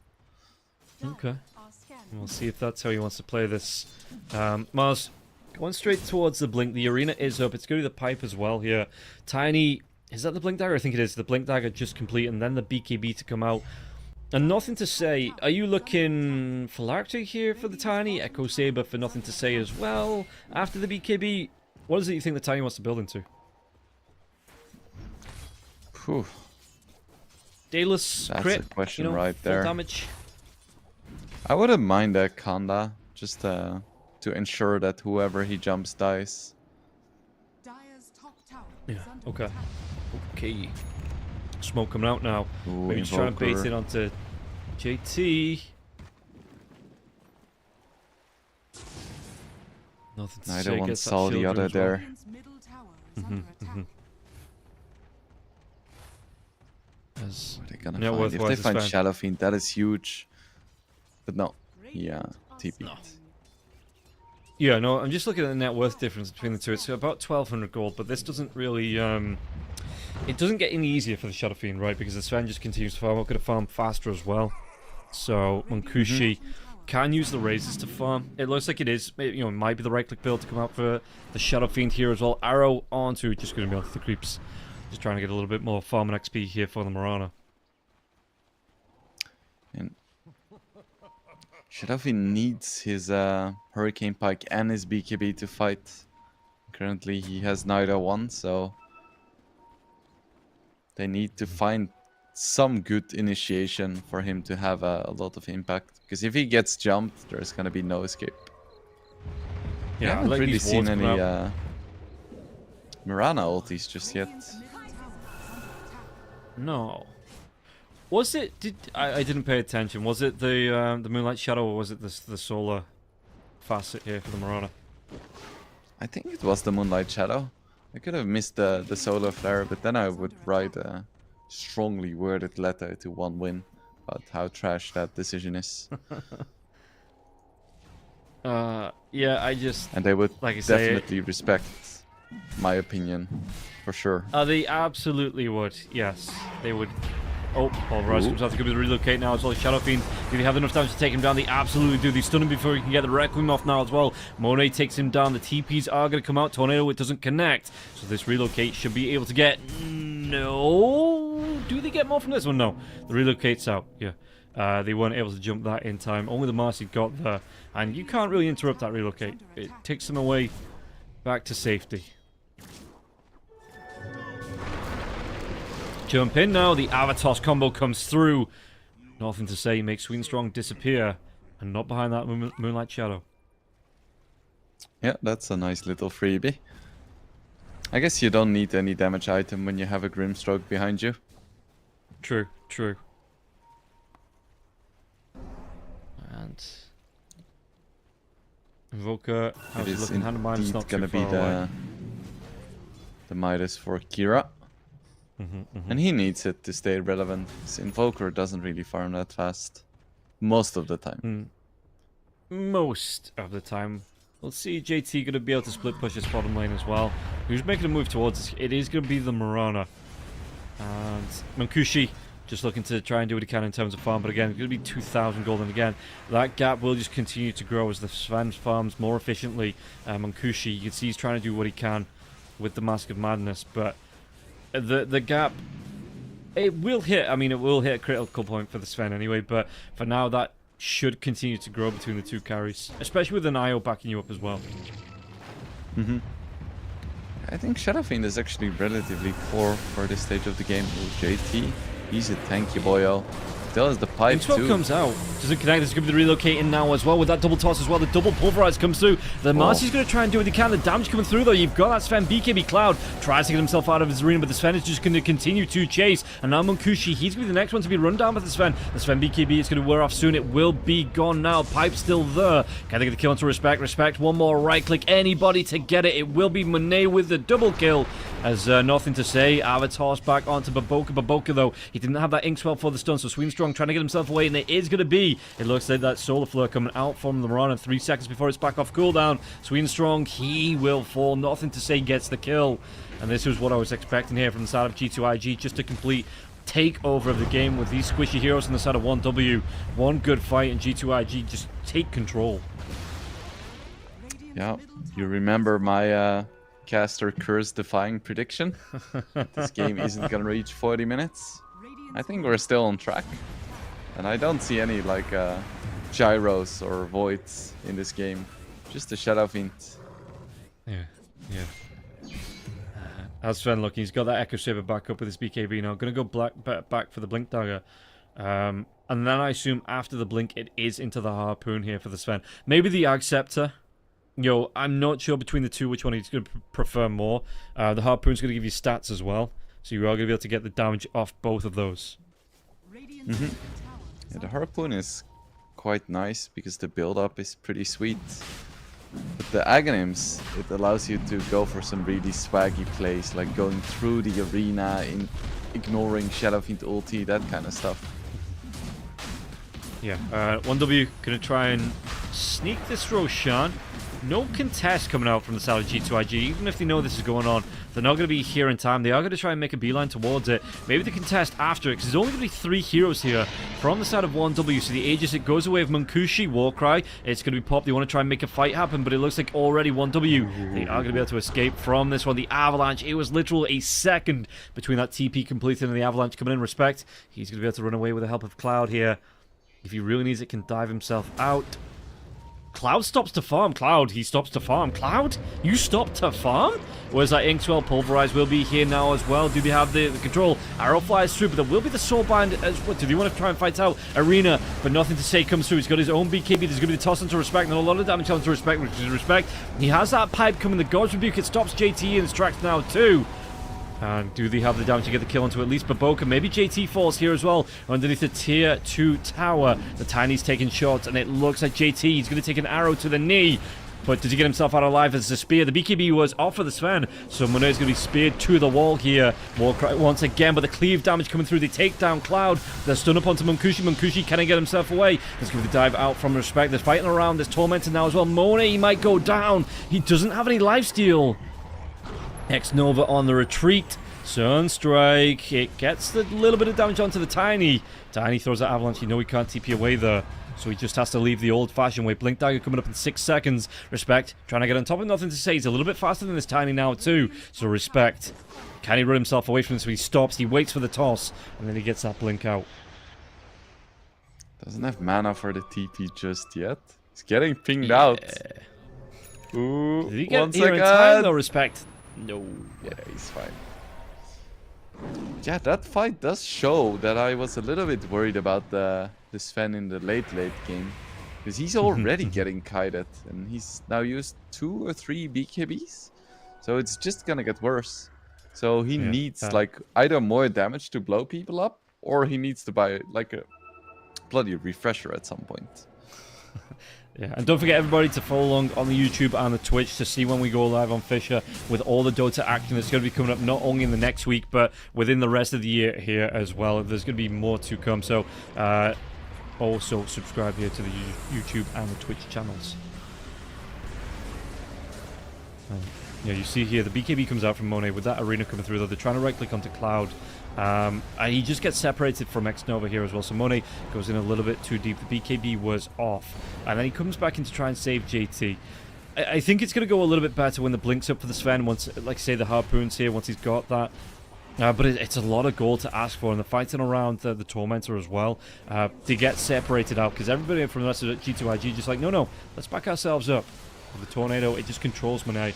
And the damage, they are able to turn this one around with the cold snap as well. So as soon as that BKB was off the Sven, maybe it's retreat time. Mm-hmm. Yeah, some really nice spell casting by the Invoker there. Just the right spells at the right time. But still, like, IG is out farming 1 win. So SNY now on the Sven too.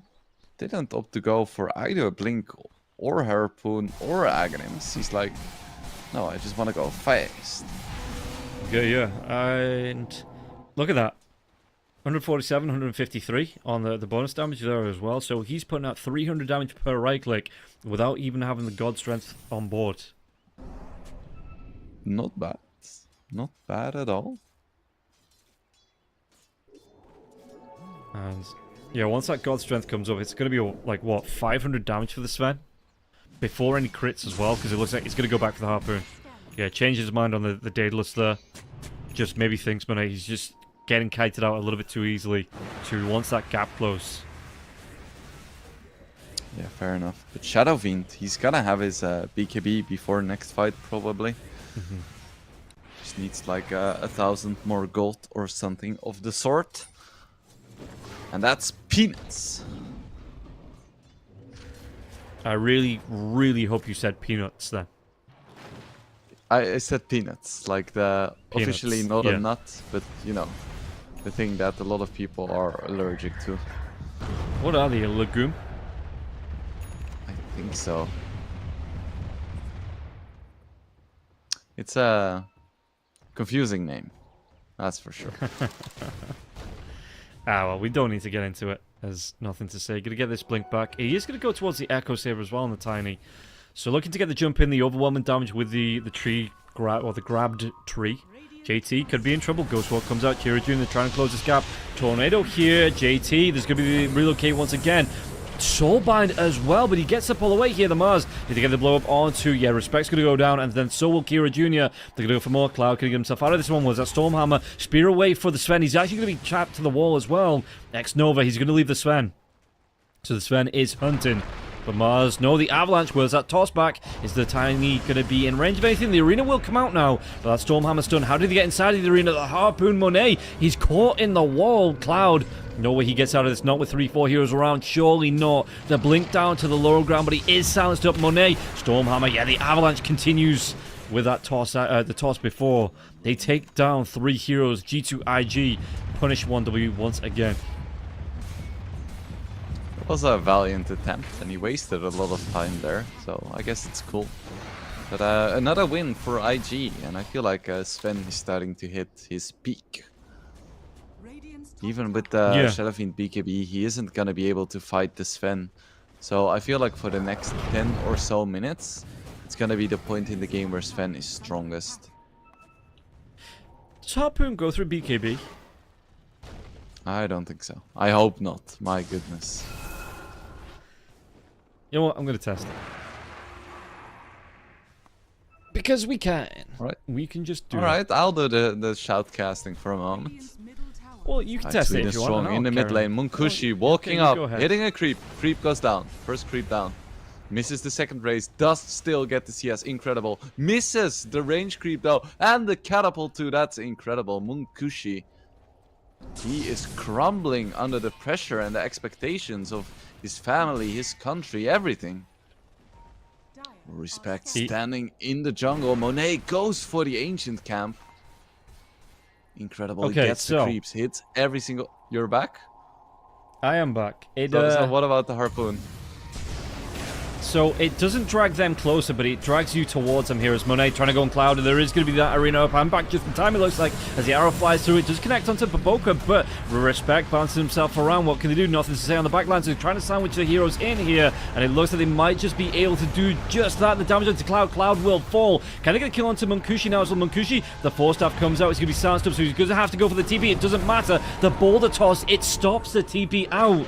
And they will be able to get another 3 heroes here. G2IG just looking so dominant over the side of 1W here. It is a bit of a run over in that fight. I think their in-fight coordination is just so beautiful to watch. Like, nothing to say, just weaving in and out of the fight. X-Nova and Monet just being exactly on the same page. It's a sight to behold. Okay. Well, with the Shadow Fiend still down, what can they get from this one? They might just try and go for tier 2s. Which, yeah, they're splitting out. JT's going to be in the mid lane. He's got that innate that gives him the right-click damage on the towers. And now Sven, after the Harpoon, no Blink Dagger, right back in for that Daedalus. He wants max right-click damage coming out here, this Sven. Yeah, and he needs it. The moment he cannot burst the hero is the moment they're going to start losing fights. And that's probably going to be because defensive items start coming out like Force Staves and like Ghost Scepters and Glimmer Capes, which means that you want to give them as little time as possible to react. So you want to basically 1 or 2 shot heroes like this. Yep. That Just was like 3. that. Didn't get a crit. We'll let him so off. Just 3. Avatos, they delete Sweenstrong. Sweenstrong does have a buyback, but not on the Invoker. Still wanna Munkushi fight? force-stabs himself into this one, but Boka's going to go down. There's going to be the relocate in. Munkushi, he's trying to channel onto that Requiem, but it doesn't matter. Monet comes in with a BKB. They delete Munkushi, and now it's going to be Cloud's turn to go down the spear away onto that Sven. But the Sven's just going to be able to walk right back up. Don't tether him out. They don't. Stormhammer, it connects the Avatos. Just the toss, no Ava. Because they leave the Ava at home here. 1W, this might be respect going down too. Did he get 2 tier 3s from this? Splitting these lanes once again, there's no tier 2 towers left. They might just go if they have the damage on all 3 lanes for 2-3 lanes of racks. Probably going to be 2, not 3.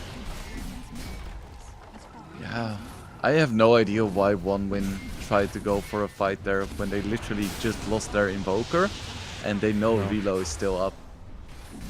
It is very questionable. This is going to be 2 lanes of racks, it looks like here. There is an AD rune in the river as well. If the Sven gets that, comes back, might just be able to make quick work of the what's left here of the side of 1W.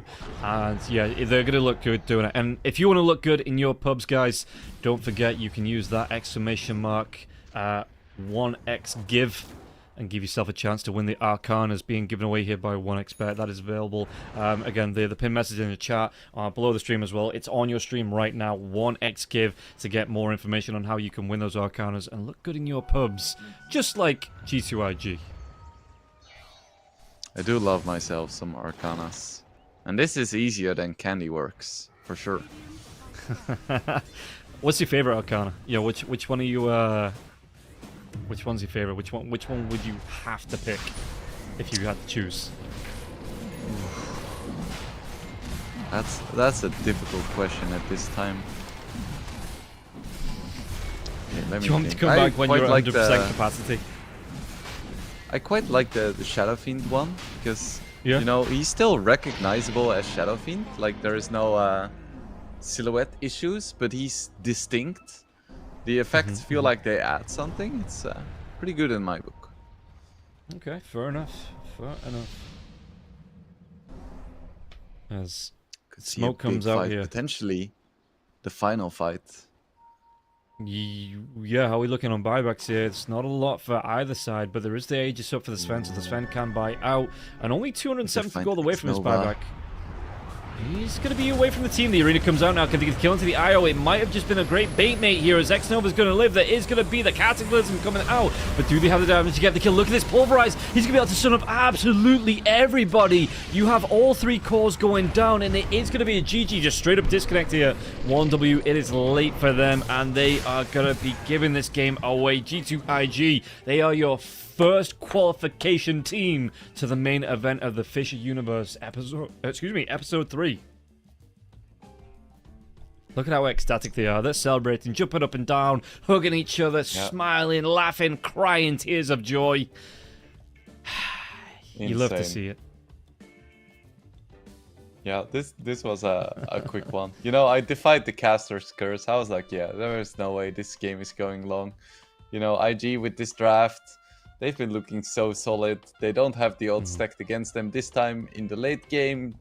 They're stronger in the mid game. You know, it's just going to be a runaway game. And it was. And on one hand, I'm happy that I get to eat and my body gets sustenance for the first time in like 7 hours. On the other hand, I would have loved to see a game 3 and another 70-minute game. Like, just like the sadistic part of myself, the masochistic part wanted more. And, well, that unfortunately isn't going to go the distance here. We aren't going to be seeing another 70 minutes. You know, I thought it was going to add up because, you know, the game before, we had the 60 minutes, then the 70 minutes. I thought we were going to have an 80 minutes and then finally round it off with a 90-minute game here in the end of the best of 3. But that is not to be, as G2IG will spoil the fun and take it in 2 up against the 1W team. And you look at it, it's not over for 1W. They dropped down to the lower bracket finals to play the winners of Nouns versus PSG Quest. Have they beaten either of these teams so far? Well, not in this event. It was MOUZ and Aurora they played here to get themselves into the upper bracket final. So, as well, it is a best of 5 in that lower bracket finals. It's not a best of 3. You can go the distance to all 5 games, and that's going to be big here for Nouns PhD Quest because the winner of the lower bracket semi-final, it is a marathon day for them. Even if you win it in 3, you know, it's longer than what you are expecting. So, yeah.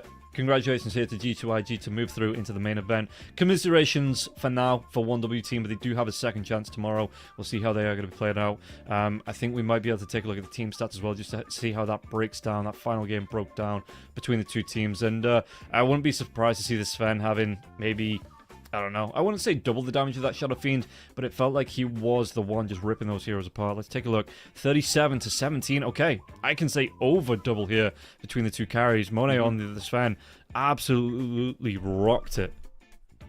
Yeah, almost 900 GPM, 15 and 1.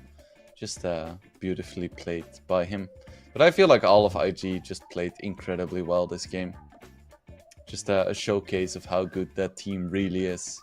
And I expect a good showing from them in like the main event as well, or the second stage. Yeah, I think we're in for a treat here, and whoever wins that final slot as well, they've got a lot to live up to with the big names that they're going to be playing up against in the main event. So you have to be on the ball, you have to be giving it your all, and you have to be in a really good mindset, which you might do, you know, coming through the lowers. As Monet going to be given the MVP. Yeah, I think the Sven, I mean, you look at it, 49 seconds death timer, 15 kills, 11k tower down. He ran that game, it felt like.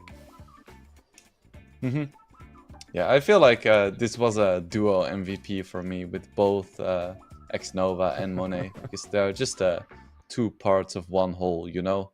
They weren't playing Sven and Io, they were playing Sven and Io together. Yeah. Yeah, and, well, he's going to be able to share that, Monet. He's going to be able to share the glory then with Xnova and give him his dues. But that is going to be it for the night. We are all done here. We've had our 3 CUs. We've seen G2IG qualify. We've seen 1W get knocked down to the lower bracket. And that's going to be enough. So don't forget to come back tomorrow. There's going to be more Dota coming up tomorrow. So follow on the Twitch, follow on the YouTube channel. Make sure you're back tomorrow in, let me check, 14 hours and 41 minutes and 4 seconds. Come back a little bit earlier. Come back in 14 hours and 31 minutes and no seconds to make sure you're back for the pre-show as well, as we will be able to break down the full brackets, get ourselves through. And yeah, don't forget to sign up as well over on the 1xBet website. Use that promo code UNVRS3. Get yourself that 100% bonus deposit just in time for the lower bracket run tomorrow as we do get ready for it. But for now, that is going to be it. Thank you very much for everybody tuning in, and we will see you back for the lower bracket semi-finals. And okay. Oh, we've got a little bit to come first, okay? Let's see actually see what's going to come. As, yeah, production is telling me just to hang on a little bit. As we might be able to take a look at the actual results schedule. Yeah, we're going to be able to take a look at the schedule of how tomorrow is going to break down. We've got Nouns versus PSG Quest coming up first, and then it is a lower bracket final run. So, Wingblades, in a best of 5, you know, how does that differ? How do you have to prepare against that after going through a best of 3 as well? Because Nouns and PSG Quest, you know, that is going to be a slaughter in itself. How do you then reset for a best of 5? Ooh, that's rough. It depends on how the games go. If you have like 2 of these 70-minute games, I feel like you're 2 or even 3, you're gonna be at Yeah. a huge disadvantage. But if it's just like 2 solid 40-minute games, I feel like you're gonna be nice and warmed up. Of course, the downside is that the opposing team is probably gonna be watching too. So you're gonna have to change up some of your like initial movements, some of your ward positions. But overall, it just depends on the games. It can either be a nice, gentle warm-up, or it can be an exhausting slog, where you reveal all of your strategies to your soon-to-be opponents. Yeah, and we'll see how much Nouns and PSG Quest, because you are going to have, I think you're going to have like a bit of a break between the lower bracket semifinals and then the lower bracket finals to prepare. So, I mean, you're not going to be able to fit in all of the games that 1W have played yet. Hell, you're not even going to be able to fit in that first game of G2IG versus 1W. So you might just have to put it on 3 times speed just to see how they play. But yeah, you're going to have that little bit of a break to prepare. And yeah, you're going to have the 1W watching that match to see how it goes. And don't forget, everybody, yeah, the 1xBet bonus coming through. It's going to be pinned in chat. You can use that promo code UNVRS3 once again. Get yourself up to that 100% bonus here in your first deposit. If you do want to get back for that, prime time to use it, Nouns versus PSG Quest in the series tomorrow, or maybe even that best of 5 if you take a look at the schedule. So it is going to be an afternoon start for these 2 teams, and then again a bit of a break between that and the grand finals here for the lower bracket run. Nouns versus PSG Quest will be coming up first. Winner moves through to play up against 1W team, and that is going to be coming up tomorrow. I'm going to be on the first series. So, but for now, that is going to be it. I will see you bright and early gamer time in the early afternoon for Nouns versus PSG Quest. But for now, bye bye.